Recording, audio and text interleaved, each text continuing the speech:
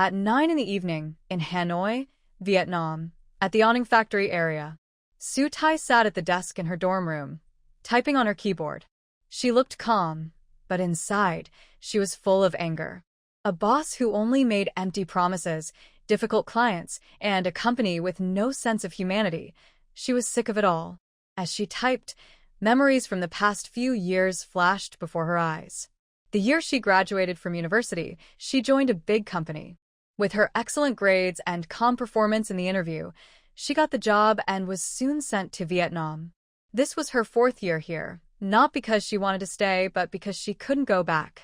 She had already applied to transfer back to the headquarters last year. The manager of the Vietnam branch had promised to arrange it soon. But what happened? 3 employees had already gone back, yet her turn never came. Each time she hoped, and each time she was disappointed. When the names of the returning employees were announced that morning, she was the only one who didn't offer congratulations.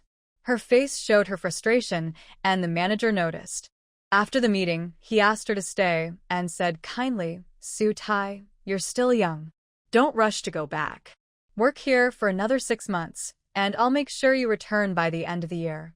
Nonsense. All nonsense. She had heard the same words too many times, and not once had they come true. She had endured it because the company paid well. But now, she didn't need to endure it anymore. She had saved enough. During her years in Vietnam, she had lived frugally and even earned extra money by quietly running a social media account. She had saved more than 200,000 yuan. It wasn't much for rich people, but she had done the math. Life back home wasn't expensive, and with her savings and online income, she could live comfortably. She had wanted to write her resignation letter for a long time, and that night, the words came easily. After finishing it, she slept soundly. The next morning, she felt refreshed. When she handed the letter to her manager, he replied right away, "You can leave after finishing this month, but make sure to hand over your work properly." He didn't even try to keep her. Of course not. The person taking over her job was his young girlfriend, fresh out of college. Sue Tai felt nothing but disdain, but she didn't want anything to delay her return home. So she kept quiet and let his words go in one ear and out the other. Time is a magical thing. When she first started working here, every day felt hard to get through. But now that she was about to return home, time seemed to fly. Before she even realized it, the end of the month had arrived. On her last night before going home, she invited her coworkers for dinner. They cooked and ate together in the dorm, and everyone who could come showed up. The manager didn't come. He went out with his young girlfriend. Sue Tai thought that was even better. Without him, everyone could relax and enjoy themselves. Sure enough, many people started complaining about the manager at the table. Things they didn't dare say in front of him were all said tonight.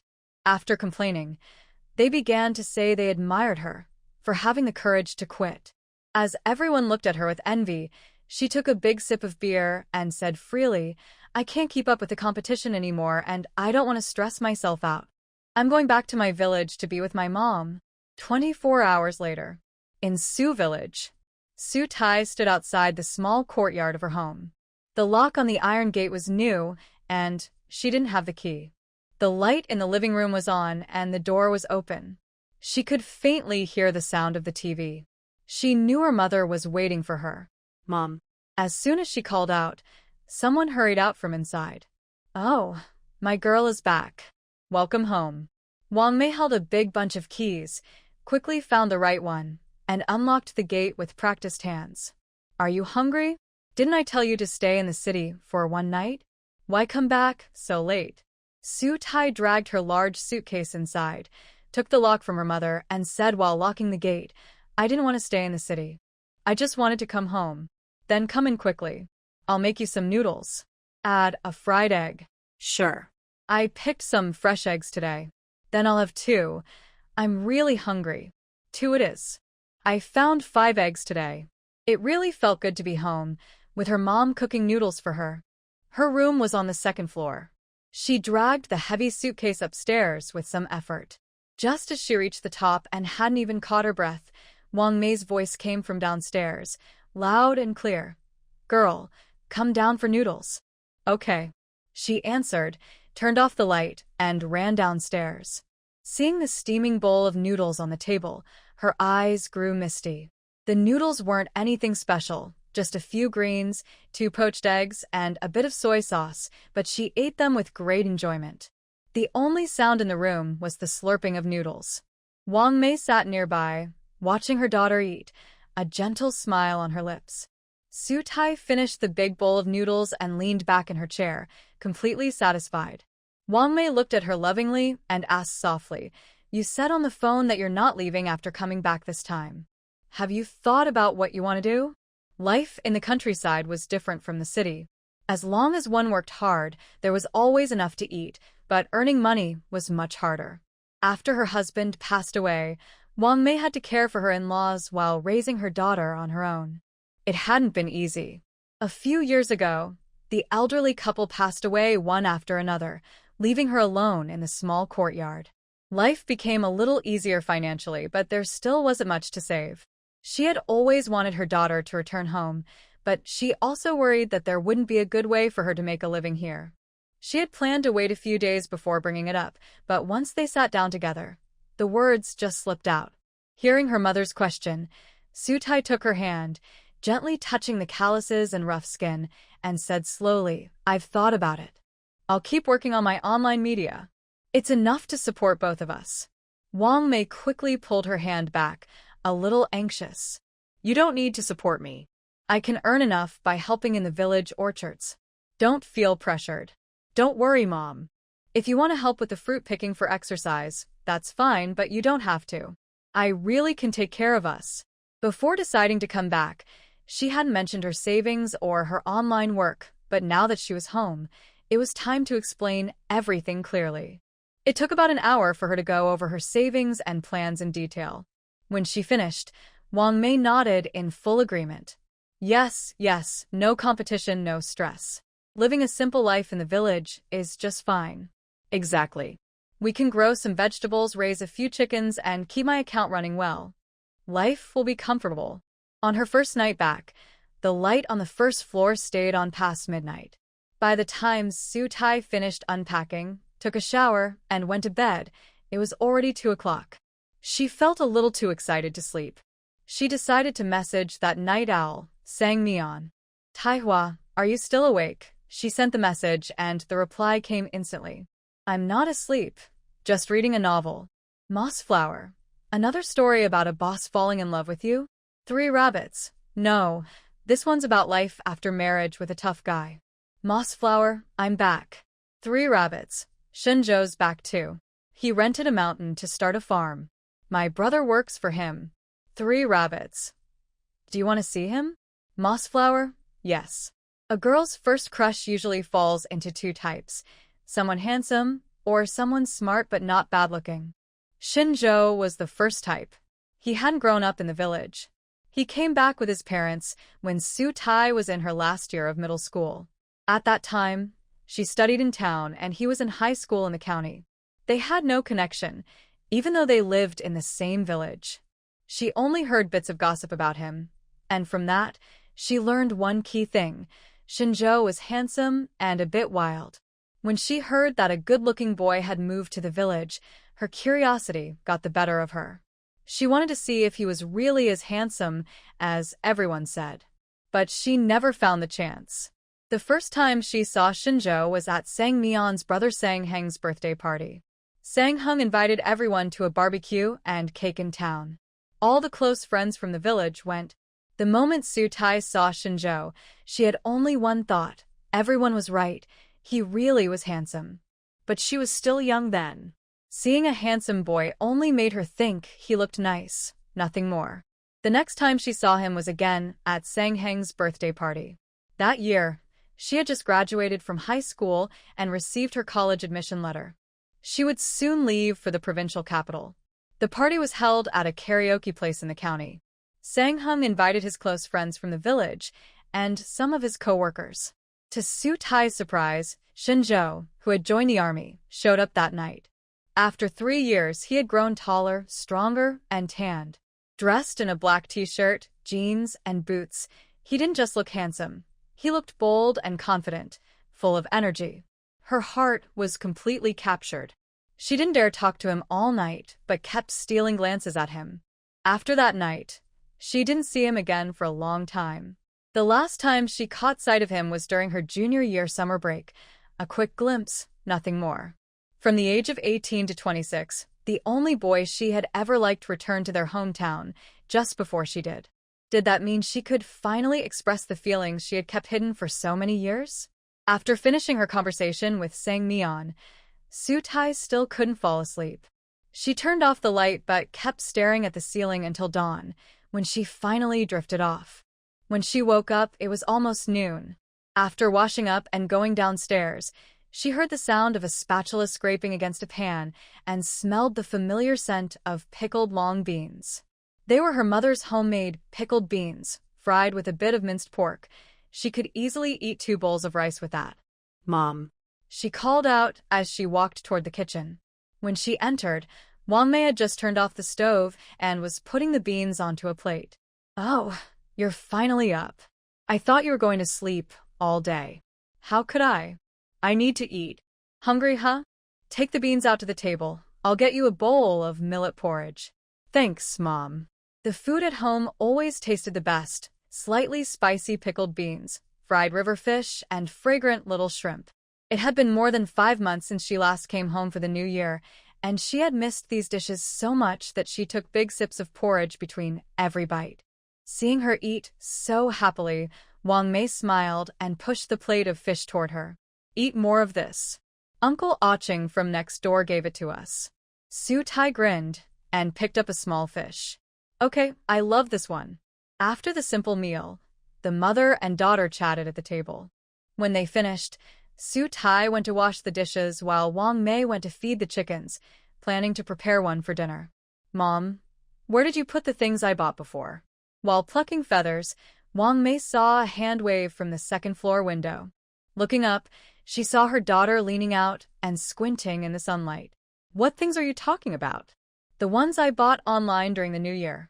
After I opened the packages, you helped me put them away. Where did you put them?" "Oh, you mean those pots? They're under the bed in the room next to yours." No wonder I couldn't find them." "Well, you didn't ask." After learning where the pots were, Sutai hurried over, knelt down, and pulled them out from under the bed. These weren't just any pots. They were her tools for cooking. As a food blogger with tens of thousands of followers who never shows her face, losing her cooking tools would be like losing her way to make money. Of course, she could buy new ones, but that would take time. The videos she had already filmed would only last a few more days. If she wanted to keep posting regularly, she would have to start filming again the day after tomorrow. While planning her work for the next few days, she carried a few pots downstairs, went into the kitchen, cleaned up, and made space for her cookware. Only then did she feel satisfied enough to rest.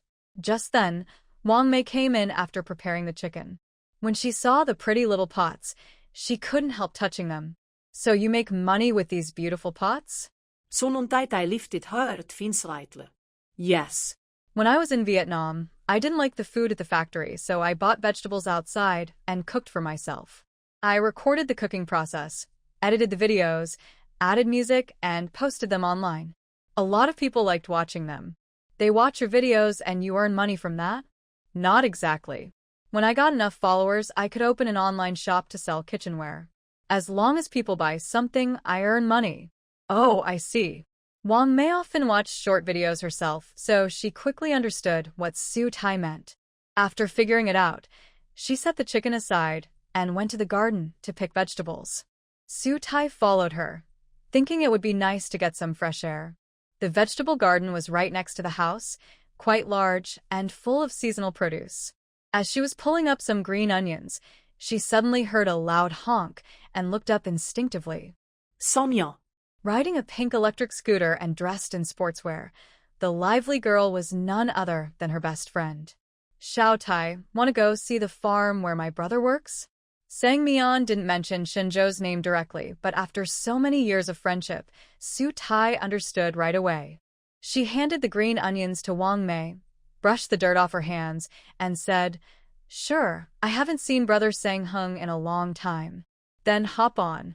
Sang Meon patted the back seat and called out to Wang Mei in the field, "Annie, I'm taking Xiao Tai out for a bit. I'll bring her back before dinner." "All right, come back and eat with us," Wang Mei replied. "Okay." As soon as she finished speaking, Sang Meon felt Su Tai settle in behind her. She twisted the handle slightly, and the scooter slowly rolled away. In July, the sun burned hot over Disu village, but Sang Meon was well prepared. She parked the car under a big tree by the road, took a sun-protective jacket from the storage compartment under the seat, and handed it to Su Tai. "Aren't you wearing one?" Su Tai took it, but didn't put it on right away. She frowned at Sang Meon, whose arms and legs were bare. Sang Meon smiled and showed off her arm muscles. "I'm different from you. I don't mind getting tanned." "All right then."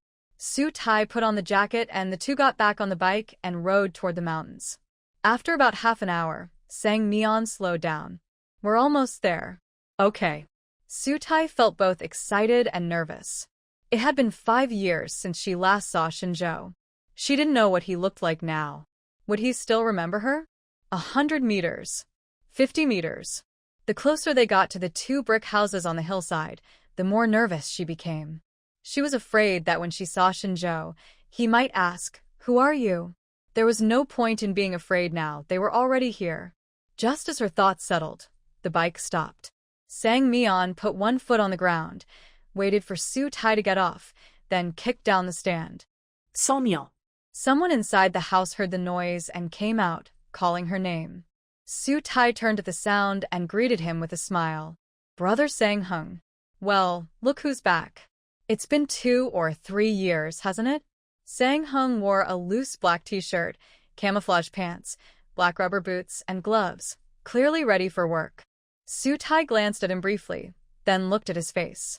"Yes, you were working in the county before, and you always had to be on duty during the holidays. I never got the chance to see you when I came back." "Yeah, that's how jobs are. You do what the boss says."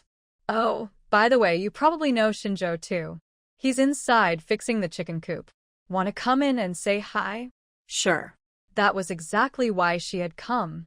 Sang Hung didn't notice her nervousness. He just smiled and walked ahead.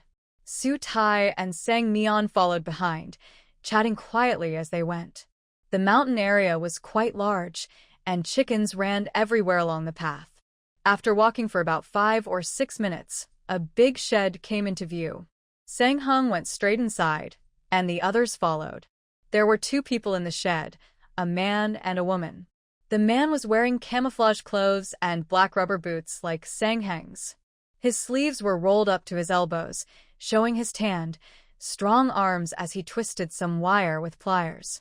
The woman wore a simple t-shirt and jeans, with green rubber boots and gloves, handing tools to the man. "Shen Zhou." When Sang Hung called out, both of them turned their heads. Seeing the woman's pretty face beside Shen Zhou's firm features, Su Tai suddenly felt a little sad. Was that his girlfriend? Why hadn't Sang Meon told her about this? The brother Shen Zhou she had prepared to say got stuck in her throat and wouldn't come out. The moment froze for a few seconds until Shen Zhou's voice broke the silence. "Su Tai, you're back." Hearing his voice, Su Tai finally came to her senses and softly said, "Brother Shen Zhou." Her earlier excitement and nervousness turned into a quiet sadness. She forced a small smile and looked around, pretending to be just observing the place.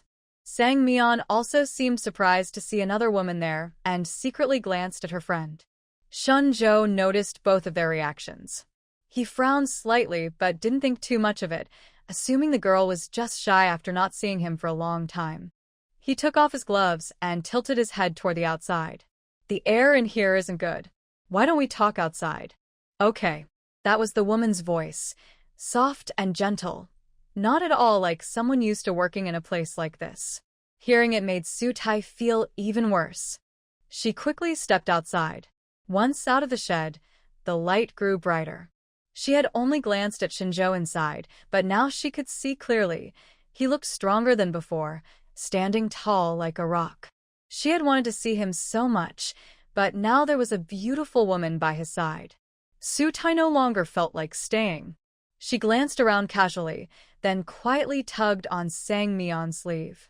Sang Meon understood her right away and smiled, asking lightly, "Brother Shen Zhou, am I interrupting your work?" "No, not at all. I was just about to take a break." Oh. "And this pretty lady, why haven't I seen her before?" Shen Zhou laughed and asked in return, "You think she's pretty? Am I not pretty?" The beautiful woman that Sang Meon mentioned playfully hit Shen Zhou on the arm. They spoke so naturally that it was clear they were close. Their easy conversation confirmed Su Tai's guess, making her heart ache even more. She admitted to herself that she wasn't strong enough. She could endure unfairness at work, but she couldn't stand seeing the man she liked laughing and talking with another woman right in front of her. If she stayed any longer, it would only hurt more. She tugged at Sang Meon's sleeve again. This time, Shen Zhou noticed her movement. The smile on his face faded as his eyes turned to her. "Su Tai, what's wrong?" "Oh no," he noticed. Su Tai forced a small smile, made herself meet his eyes, and said lightly, "It's too warm here. I feel a little itchy." Shen Zhou's dark eyes flickered. He pointed toward the door. "There's some cold soda in the small room by the entrance. Do you want one?" That meant she'd have to stay longer. Su Tai shook her head and held Sang Meon's hand. "No, thanks. "I'm just a bit bored. I think I'll head home." "You're leaving already?" That was Sang Hung speaking. "I need to help my mom cook," Su Tai said, making up an excuse. "Oh, then I'll walk you out," Sang Hung replied, then turned to Shen Zhou. "You go ahead with your work. But really, when did you bring such a lovely lady here without telling me?" Shen Zhou rolled his eyes. "What do you mean, bring?" "She came here openly." All right. I'll take them out. You do your thing." With that, he walked ahead. Sang Meon and Su Tai quickly said goodbye and followed him.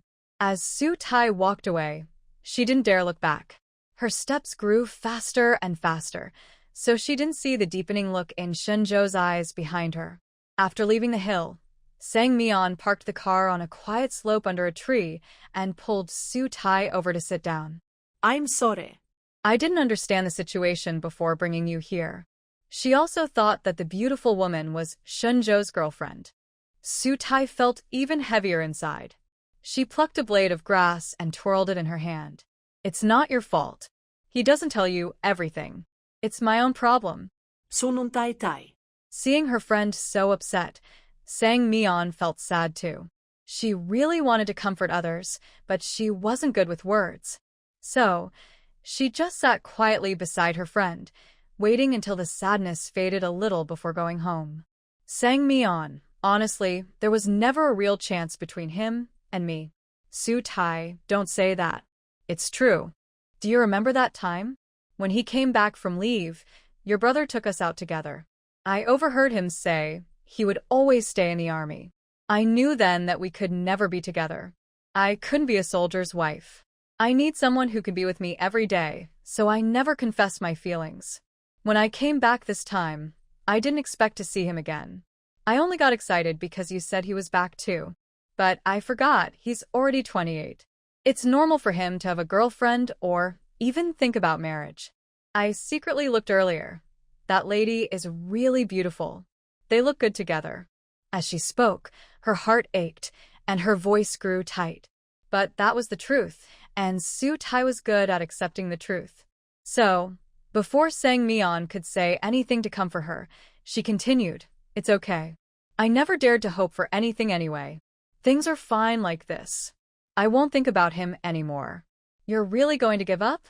What else can I do?" But Sang Meon said quickly, trying to find a bit of hope, "Maybe that lady isn't Brother Shen Zhou's girlfriend?" "No, you saw how they talked. Friends don't act like that." "True." Sang Meon lowered her head again, feeling sad for her friend. "Su Tai, you've liked him for so many years. Can you really let go?" "Yes, I can." She said it firmly, though her heart was breaking inside. Shen Zhou, the man she had loved for 8 years. She had tried to let go before, but never truly forgotten. This time, she had to forget.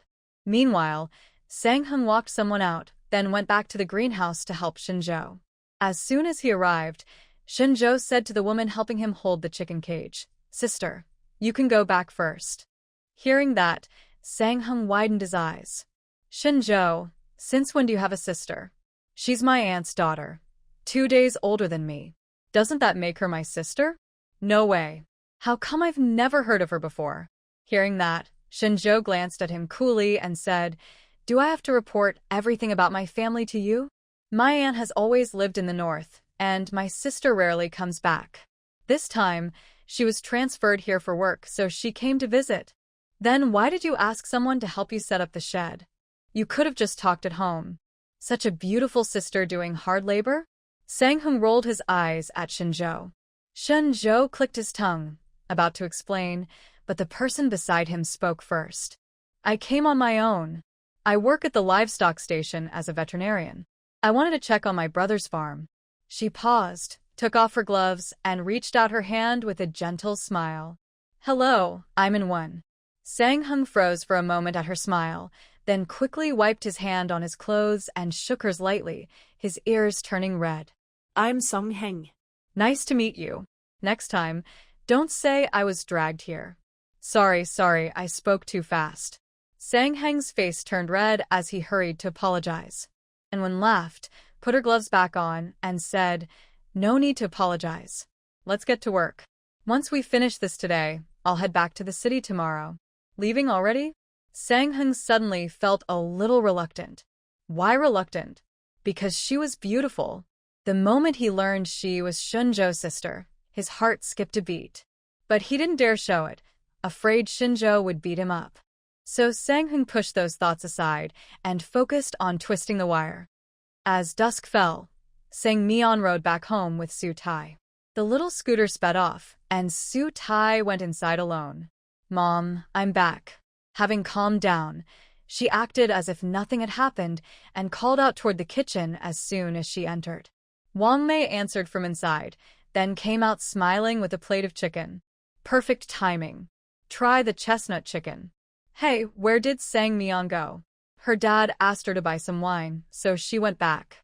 Honestly, that old Sang just loves his little drinks. That's how he's always been. True. The mother and daughter ate dinner, chatting and laughing. Later, when they talked about recording videos, Su Tai reminded her mother not to mention it to anyone for now. Why not? Wang Mei asked, puzzled. Su Tai patiently explained, I'm a blogger who doesn't show my face because I don't want people to recognize me and cause unnecessary trouble. We can just record that video quietly and post it quietly. Hearing this, Wang Mei understood and nodded right away. There was a plate of chestnut chicken, a plate of stir-fried cured meat, and a plate of vegetables. The portions were generous, and in the end, there was still some chicken and cured meat left. They put the leftovers in the fridge to heat up the next day. After cleaning the kitchen, Wang Mei watched TV while Su Tai went upstairs to read comments and answer some questions from her followers. Around 9:30, her phone rang. It was Sang Meon calling. She pressed the green button to answer. We just met earlier today, and you already miss me? Yes. Want to go for some barbecue? My brother's treating. Your brother's usually so stingy. Why is he treating all of a sudden? No idea. He just said we're going to the town for barbecue and told me to invite you. Barbecue was always more fun with the group. Sang Hung was the kind of person who loved lively gatherings. Since he was treating this time, he would definitely invite a bunch of friends. Invite friends. Something crossed Su Tai's mind, and her cheerful mood suddenly faded. Will he be there? Sang Meon knew exactly who she meant. After thinking about what her brother had said, she decided to repeat it to Su Tai and let her decide for herself. My brother said he might not have time. Oh, he must be spending time with his girlfriend. Su Tai felt a small pang in her heart, and her voice wasn't as bright as when she first answered the call. I'll go anyway. It's rare for Hung to treat. Exactly. That's what I thought. If he's paying, we shouldn't miss out. After deciding, Su Tai picked out an outfit, changed, and went downstairs to wait for Sang Meon's scooter. Just then, Wang Mei came out of the shower and paused when she saw her wearing a short-sleeved t-shirt and denim shorts. Where are you going dressed like that? Going for barbecue with Hung and Meon. Did you spray mosquito repellent?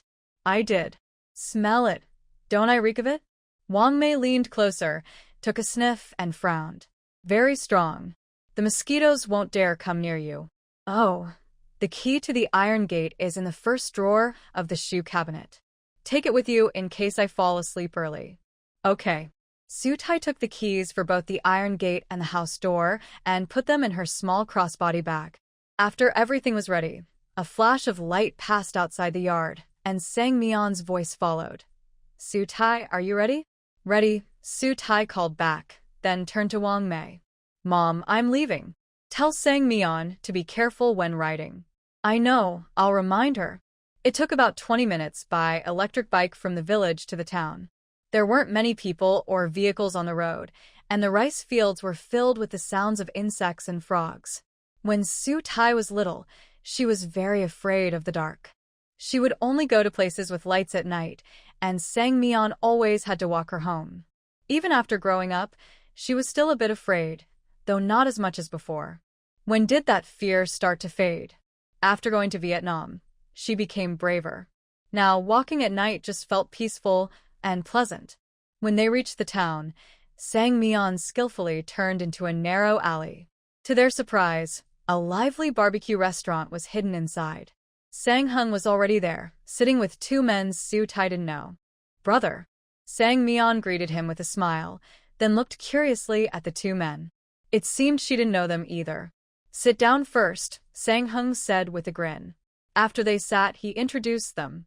These two are my old workmates from the county, Zhang Hua and Chen Guokuan. You can call them Brother Hua and Brother Kuan. Sutai and Sang Meon smiled and greeted them. Brother Hua, Brother Kuan.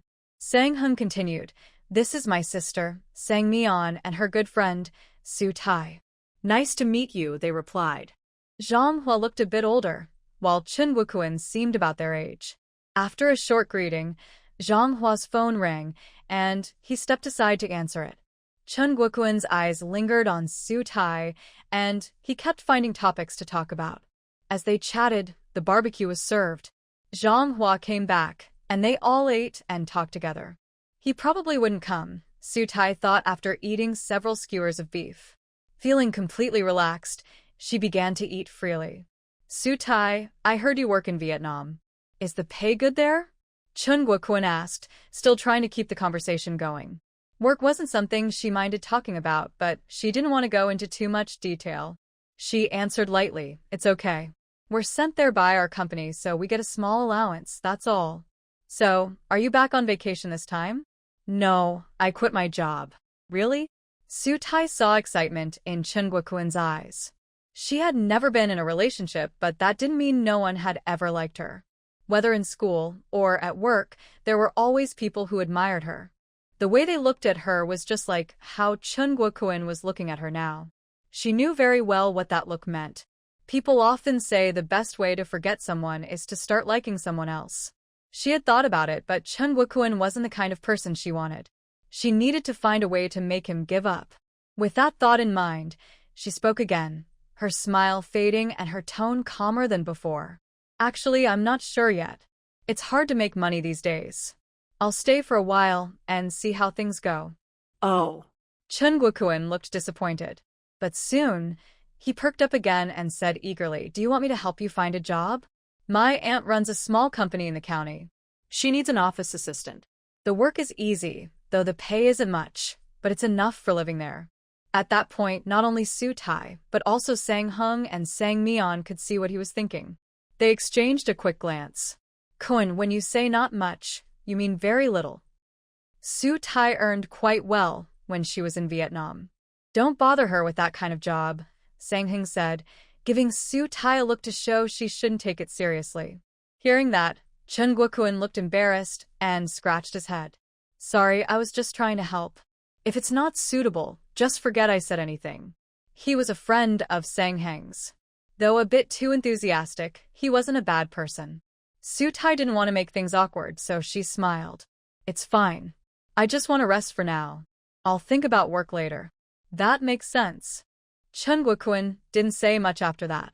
He lowered his head and focused on eating, though his eyes still drifted towards Sutai from time to time. Feeling uncomfortable under his gaze, Sutai kept talking to Sang Meon so she wouldn't notice him. They had almost finished the first round of barbecue when the owner brought another plate. Sang Meon's eyes widened. Brother, there's still so much? That's not like you at all. Sang Hung rolled his eyes. Are you saying I'm stingy? Aren't you? Hey. Forget it, I won't argue with you. Someone else is coming.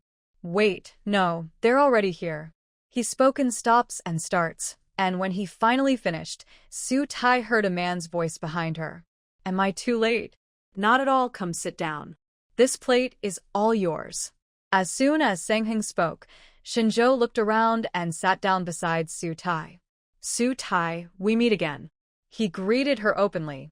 Su Tai couldn't ignore him, so she quickly glanced up and said, Brother Shen Zhou, like a shy little rabbit. Shen Zhou's eyes lingered on the side of her face, then on her fair neck. He swallowed and quickly looked away. Where's she? Sang Hung, sitting across from him, asked. Shen Zhou smiled slightly, grabbed a skewer, and said while eating, I just took her home. So soon? Sang Heng's face darkened a little. No choice, she has work tomorrow. Oh. Su Tai could guess who they were talking about. She had already decided to forget him, but hearing him mention that girl still made her heart ache. Ah, how disappointing. She tried not to listen, but her ears caught every word. He had taken his girlfriend home first, then came here for barbecue. How thoughtful. He belonged to someone else now. Thinking about him again would be wrong. Su Tai didn't want to be that kind of person. She steadied herself and quietly said to Sang Meon, I want to get a bottle of AD calcium milk. They don't have it here, so I'll go buy one on the main street. She just wanted to step away for a bit, to hide her feelings. Sang Meon guessed what she was thinking and whispered, I'll go with you. No need, it's just a few steps away, and the lights are bright. I'll go myself. You eat more. Well. Okay. The place she mentioned was visible from where they sat, so Sang Meon felt reassured. After explaining, Su Tai slowly stood up. When everyone looked at her, she smiled and said, I'm going to buy some AD calcium milk. Does anyone else want one? It was a drink kids liked, so everyone shook their heads. Then I'll just get one for Sang Meon. With that, she turned and walked toward the small convenience store. The others kept eating their barbecue. After finishing his beef skewer, Shen Zhou also stood up. Everyone looked at him again. I'm going to buy a pack of cigarettes. I have some here, Sang Hing said, taking a pack from his pocket. Shen Zhou glanced at it and said, I smoke a different kind. After speaking, he walked toward the small convenience store nearby. The store was only about 10 meters from the barbecue place. When he went in, Su Tai was squatting down, looking at the shelves. There were milk drinks, juice boxes, and some brands she hadn't seen before. Suddenly, a shadow fell over her.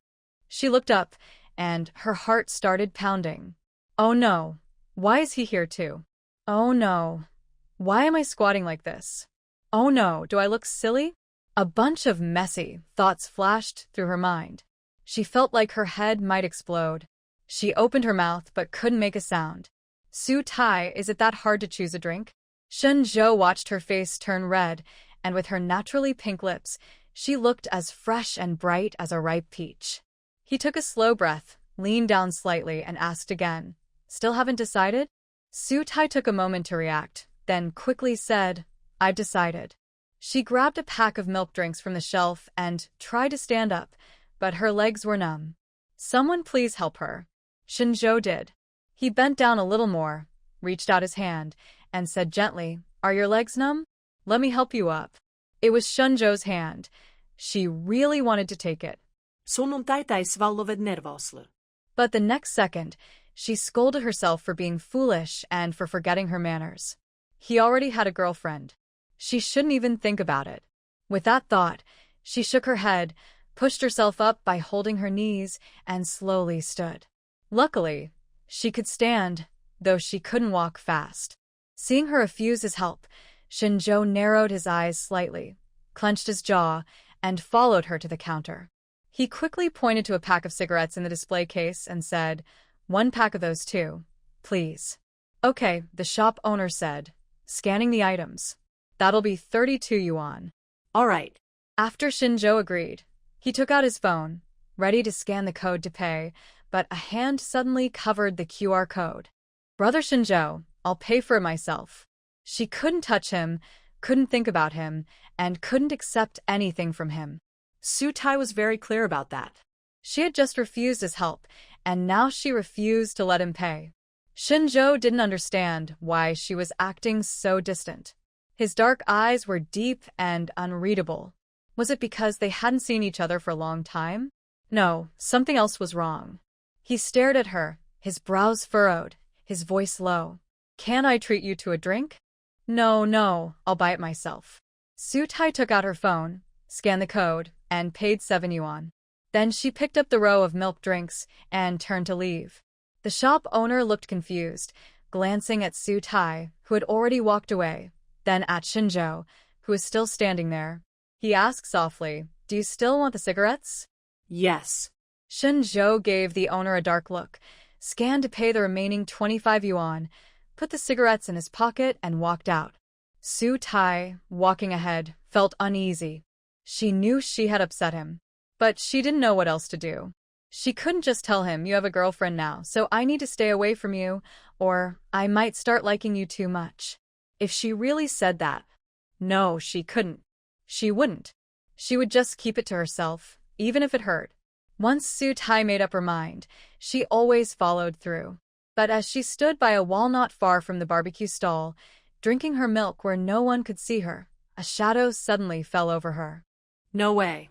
She stiffly looked up and forced a small smile. "Brother Shen Zhou, why didn't you go back to eat? Why didn't you go back?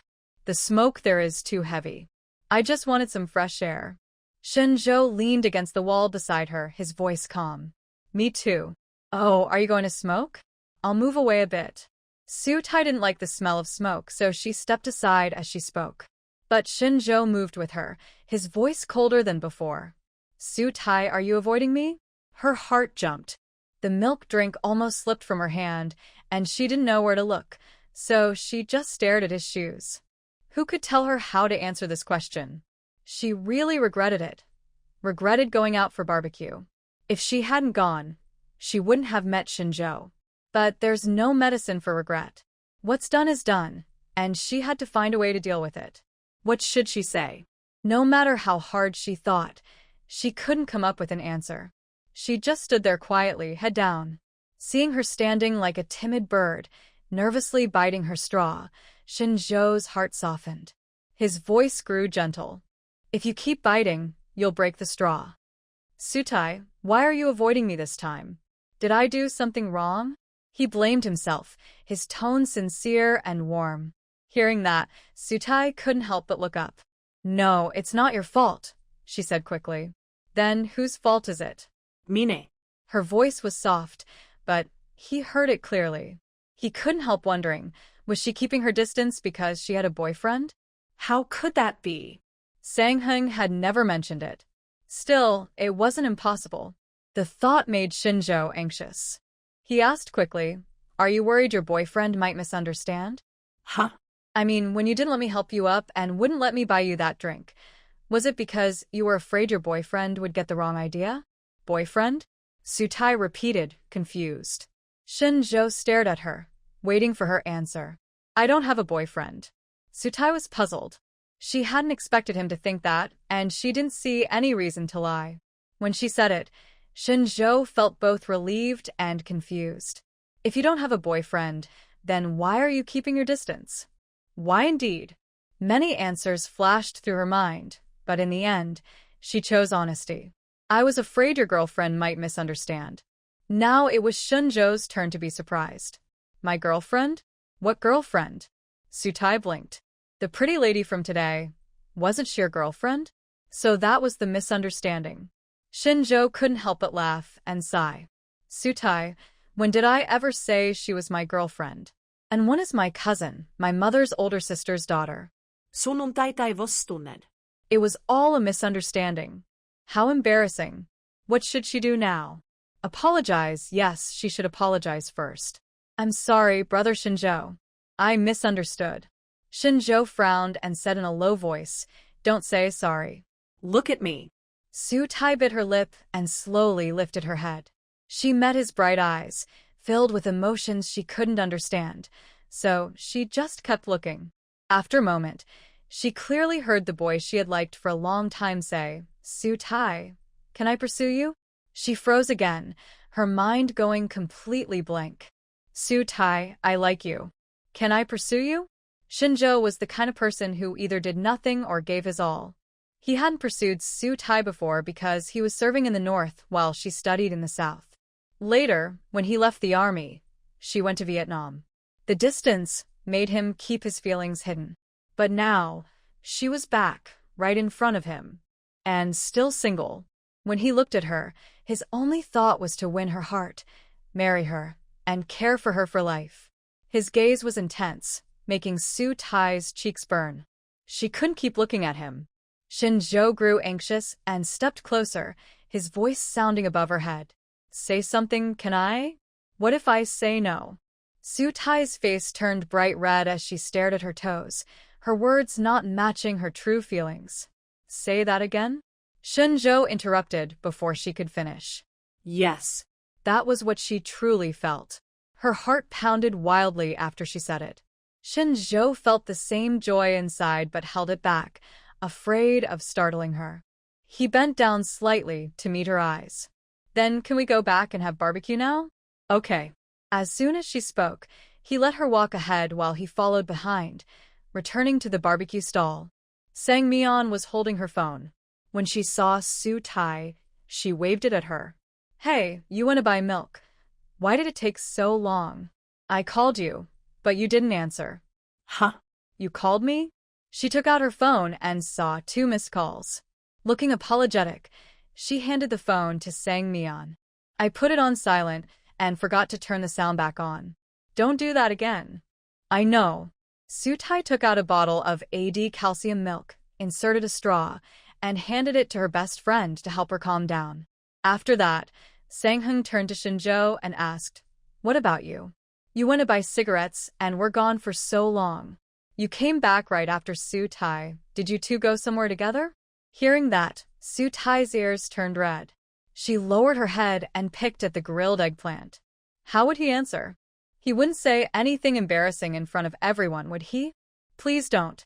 Her thoughts were all over the place, and she felt hotter and hotter. After a while, she still hadn't managed to pick up any food. Shen Zhou looked at her for a couple of seconds. Seeing her flushed face, he realized she was shy and said, "I went out for a smoke and happened to see Su Tai watching some cats, so I joined her." "Cats?" "Stray cats. They ran away later." "Oh, I thought it was something interesting." "Just cats, huh?"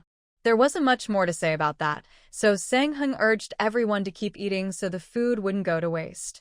Hearing the topic change, Su Tai quietly sighed in relief, finally managed to pick up some eggplant and took a bite. "Do you want some chicken wings?" Just as she swallowed, Shen Zhou's voice came again. He wasn't speaking loudly, but he was close.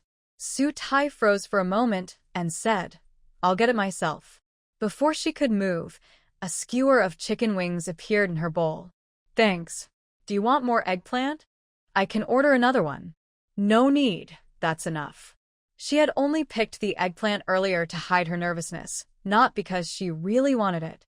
Hearing that, Shen Zhou didn't ask again and started eating some mushrooms instead. While the two of them quietly ate, Chen Guokuan finished talking with Sang Heng, glanced over, and asked Su Tai, "How long has it been since you last visited the county?" She was biting into a chicken wing, turned her head, and replied, "About 3 or 4 years." She had been working in Vietnam for the past few years. Each year, she only came back for the Spring Festival. She would take a bus from Hanoi straight to the provincial city, then transfer to the county, and from there go directly to her village. She rarely stayed in the county town. Hearing that, Chen Guokuan smiled and said warmly, "How about coming to the county for a visit sometime?" He sounded very enthusiastic. Su Tai didn't really want to go, but she didn't want to seem rude, so she said, "I just got back and want to spend some time with my mom. Maybe later." "All right." Chen Guokuan looked a little disappointed, but not hopeless. His expression stayed calm. "Let me know when you want to go. I live in the county and know the place well."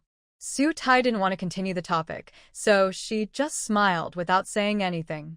Near midnight, Sang asked if everyone had finished eating. Everyone said they were completely full. He paid the bill, and Chen Wukuan and Zhang Hua said goodbye before driving their Baojun back to the county. Sang Heng and Sang Meon both rode electric scooters. Since Su Tai had come with Sang Meon, she naturally went back with her. Shen Zhou followed behind. Just as Su Tai was about to get on the scooter, he called out, "Su Tai, it's dark and the road isn't easy to ride. How about I give you a ride?" He pointed ahead, where a Land Rover was parked. Su Tai had seen that car before on the hill where he raised chickens, so she knew it was his. Her eyes paused on it. Before seeing Shen Zhou again, she had thought that if they met and he was still single, she would confess her feelings. But after seeing him, she realized she wasn't as brave as she had imagined. Even when he hinted that he liked her, she didn't know how to respond. She silently scolded herself for being such a coward. Shaking her head, she said, "No need, I'll just go with Sang Meon." Hearing that, Sang Meon remembered what her brother had said earlier at the small shop. She quickly shook her head. No, my eyes aren't great at night. You should go with Shen Zhou. It's safer." Sunnuntai tai blinker. What? Her best friend had night blindness? Since when? Go on, take Shen Zhou's car. Oh, she understood now. Her friend was making it up. She didn't have night blindness, at least not until tonight. All right then. It would be silly to refuse again, so Su Tai followed Shen Zhou. Sang Heng rốt búp bê sai sang Meon. Are you and Su Tai hiding something from me? Something fell off. Sang Meon twisted the handle and let the wind carry her voice away. Of course not. You're just overthinking. She would never tell him that Su Tai liked Shen Zhou. Still, her brother had been helpful. If he hadn't mentioned that the pretty woman earlier was Shen Zhou's cousin, she wouldn't have dared to push her friend toward her crush. Come on, girl. I've set the stage for you, Sang Meon thought as she rode away. Meanwhile, Su Tai sat properly in Shen Zhou's car. He rolled down the window to let in some air, but didn't start the engine yet. They sat quietly in the car. She looked out the window, and he looked straight ahead. No one spoke, and the air felt a little awkward. After a short while, Shen Zhou finally said, "We just had barbecue. Mind if I open the window?" Sure. The car's left signal blinked, and it slowly turned onto the road. Nights in small towns were cooler, much cooler than the factory area in Vietnam. Su Tai felt the evening breeze and slowly began to relax. Shen Zhou kept his eyes on the road, driving steadily. After a while, he spoke gently. "I didn't have time earlier, so I didn't get to ask, how long do you plan to stay this time?" He wanted to pursue her without even knowing her plans? That didn't sound like him. Su Tai thought to herself, surprised, then answered honestly, "I'm not leaving." Good. "Can I stop for a bit and talk with you?" "It won't take long." "Okay." She also wanted to make things clear. The black SUV pulled over under a large tree. Shen Zhou didn't speak right away. He touched his pack of cigarettes but didn't take one out. He never smoked in front of her. "Su Tai," he said, "when I said I wanted to be with you, it wasn't on a whim. I've liked you for many years. I never said anything because we were too far apart and I couldn't bring myself to say it. But seeing you this time, I just couldn't hold it in anymore. I had to tell you." He stopped and turned to look at her. Su Tai turned to meet his gaze. "Even without knowing if I'd go back to Vietnam, you still wanted to tell me?" Yes. "I've held it in for 8 years. I can't anymore." 8 years, the same as her. And for the same reason, neither of them had dared to speak. She wanted to say something, but Shen Zhou spoke first. "I've thought about reality too. If you can stay, that's great. But if you have to go back to work in Vietnam, I'll still support you. After all, it's just an overseas assignment. You won't be there forever. I can wait for you." He had thought things through even more carefully than she had. That touched her deeply, and she blurted out, "I'm not going back. I can't stay there any longer." "Did something happen?" Shen Zhou's heart tightened. "I started applying to return home last year. The manager said yes, but he was just lying. I waited a whole year, and even though 3 others went back, it was never my turn. So I quit." "You did the right thing. You'll still be fine back here." Yeah. Even if you don't find a job, I can take care of you. What? Huh? Sunnuntai tai protse. Shen Zhou smiled and said, just kidding. I know you have your own plans. I just wanted you to know that I could support you if needed. He really could. Shen Zhou's parents had worked in another province when they were young, saved money, started their own factory, and made a fortune before returning to the village to retire. Everyone knew his family was the richest in town. But wasn't it a bit early for him to say something like that? Sunnuntai tai speskre varm. She looked down, avoiding his eyes. You're moving too fast. I haven't even agreed to anything yet. Shen Zhou was taken aback, then quickly apologized. Sorry. I said I wanted to win you over, but here I am already talking about the future. That's not right. But that's just how I am. If I say something, I mean it. Don't be upset. If I ever say something wrong, just tell me and I'll change. I'm not upset. She actually liked his straightforwardness. She wished she could be like that too, but sometimes she just couldn't. Like now, she wanted to tell him what she really felt, but the words wouldn't come out. Not knowing what was on her mind, Shen Zhou relaxed when he heard she wasn't upset. It's getting late. I'll take you home. Tomorrow I need to go to the county to buy a few things. Want to come along? Would that be okay? I'm trying to win you over. Everything's okay. He was so direct that Su Tai was caught off guard. When she looked up and met his deep gaze, she forgot what she wanted to say. The silence lasted for about 5 seconds before she came back to herself and said softly, I was actually planning to buy some plants. Great. What time should I pick you up tomorrow? 8:30. Let's add each other on WeChat first. Okay. After they made plans and exchanged contacts, Shen Zhou drove Su Tai home. Before bed, he sent her a message. Rest early. Good night. She replied, good night. That night, she turned over again and again before finally falling asleep. At 7 in the morning, the alarm rang. She hadn't expected to still need an alarm after quitting her job. But she had to set one. She had promised to meet Shen Zhou at this time, and if she didn't get up now, she would definitely be late. When Wang Mei saw her coming downstairs neatly dressed, she looked her up and down. Going out? Yes, I'm heading to the county to buy some green plants. The house will look nicer in photos with them. Buying plants? That might be hard to carry on the bus. I'm not taking the bus. I'm going with a friend. Soeng? No, it's Shen Zhou, the one from the east end of the village. He and brother Sang Hung were classmates. We all know each other. When Wang Mei heard Shen Zhou's name, she nodded. Oh, him. He's the one who rented a mountain to raise chickens. Quite impressive. But it's strange. He's tall, good-looking, yet still doesn't have a girlfriend. I ran into his mother at the market last time, and she was really worried about it. Hearing some gossip about him, Su Tai completely forgot that he had confessed to her the night before. She looked curious. Didn't his mother try to introduce someone to him? Of course she did. She found several girls for him, but he refused to meet any of them. It made her so angry. She couldn't persuade him? No. Ever since he came back from the army, he's been the one making decisions at home. That's impressive. It is. But he's a good person. Very polite to us elders. I just don't know how he manages to upset his mother so much. Her mother thought highly of him. Su Tai felt a little excited and asked, Mom, in your opinion, would he make a good son-in-law? Of course. If you could date someone like him, I'd be at ease. Oh. Su Tai couldn't hide her smile. After saying that, Wang Mei suddenly seemed to realize something. She looked closely at her daughter. Wait a minute. Why didn't I think of this before? Tai, you're back now and don't have a boyfriend. Do you think there's a chance with him? You mean dating him? Yes, could it happen? Sunnuntai tai smiled lightly.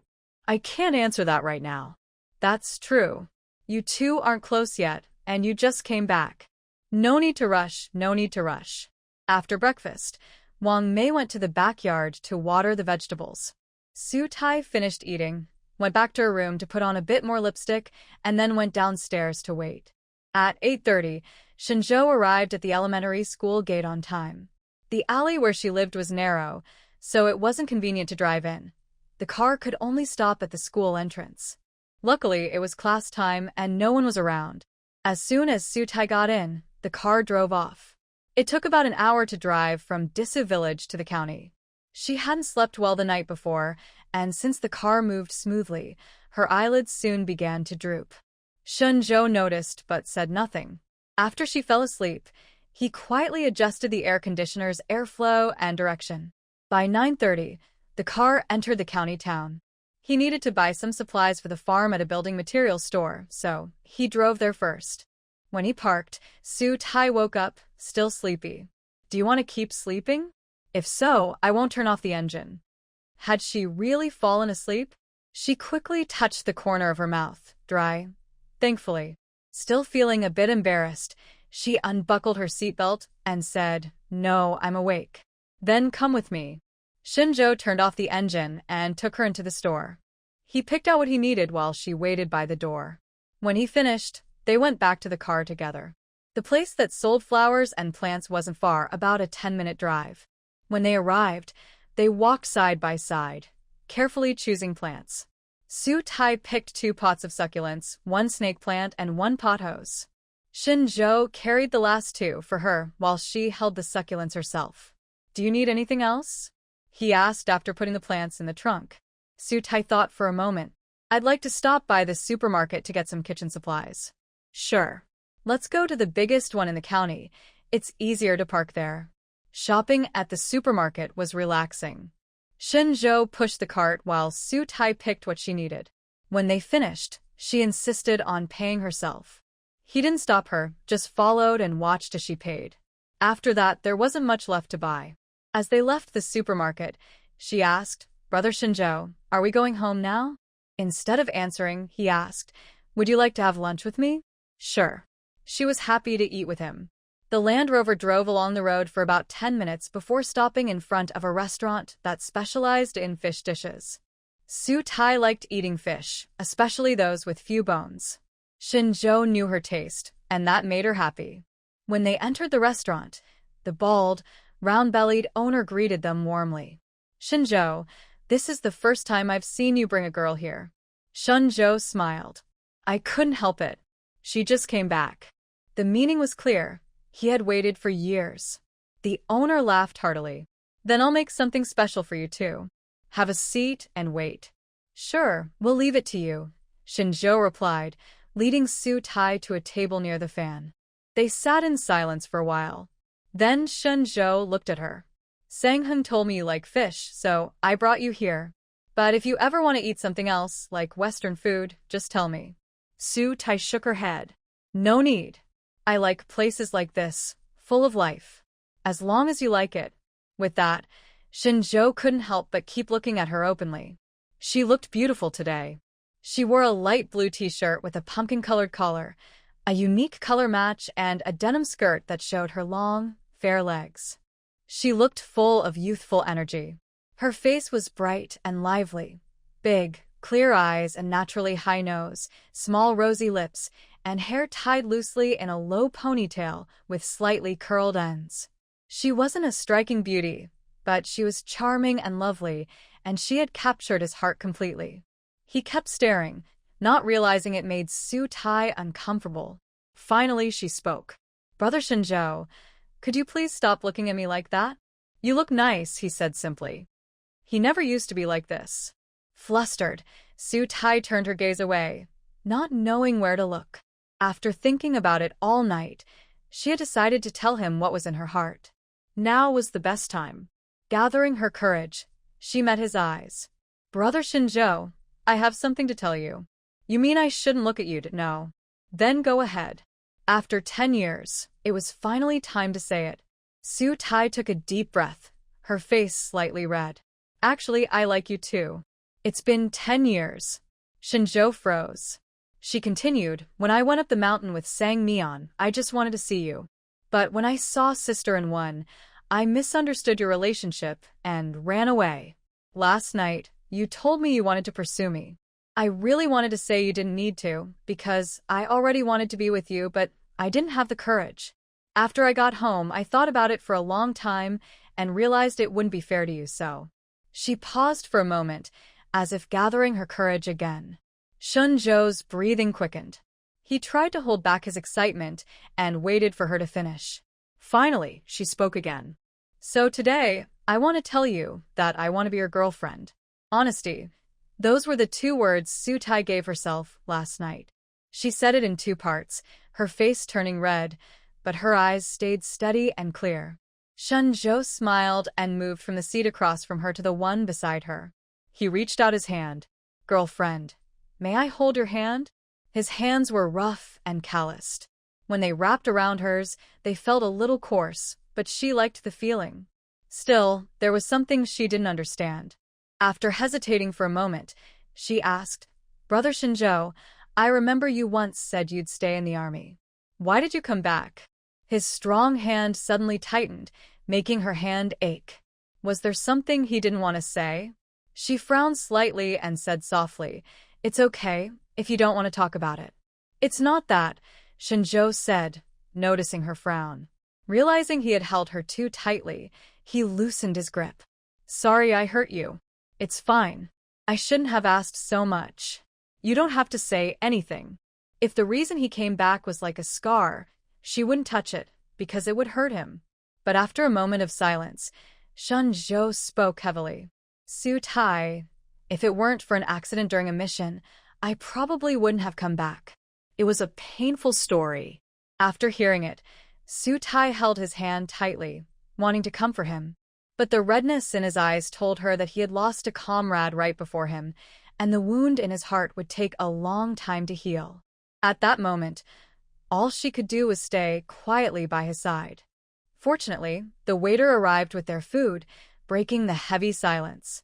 Shen Zhou slowly calmed down and returned to his usual self. Here, have some fish, he said, picking out a piece without bones and placing it in her bowl. Sutai thanked him softly and took a bite. Do you like it? He asked, his tone much lighter now. The fish is delicious, so tender. Have some more. Okay. Sutai really loved eating fish. Boiled fish, pickled fish, steamed fish, fried fish. She liked them all. The fish at this restaurant was especially good and very fresh. She even added half a bowl of rice, which she rarely did. Sutai, why do you like fish so much? Shen Zhou asked as he kept putting food on her plate. She smiled and said, My mom says eating fish makes you smart. Your mom is right. You eat a lot of fish, and you really are smart. He wasn't just flattering her. Sutai had always done well in school. According to Sangheng, she was always among the top students in her class. Unlike him, his grades were average, though he was great at sports.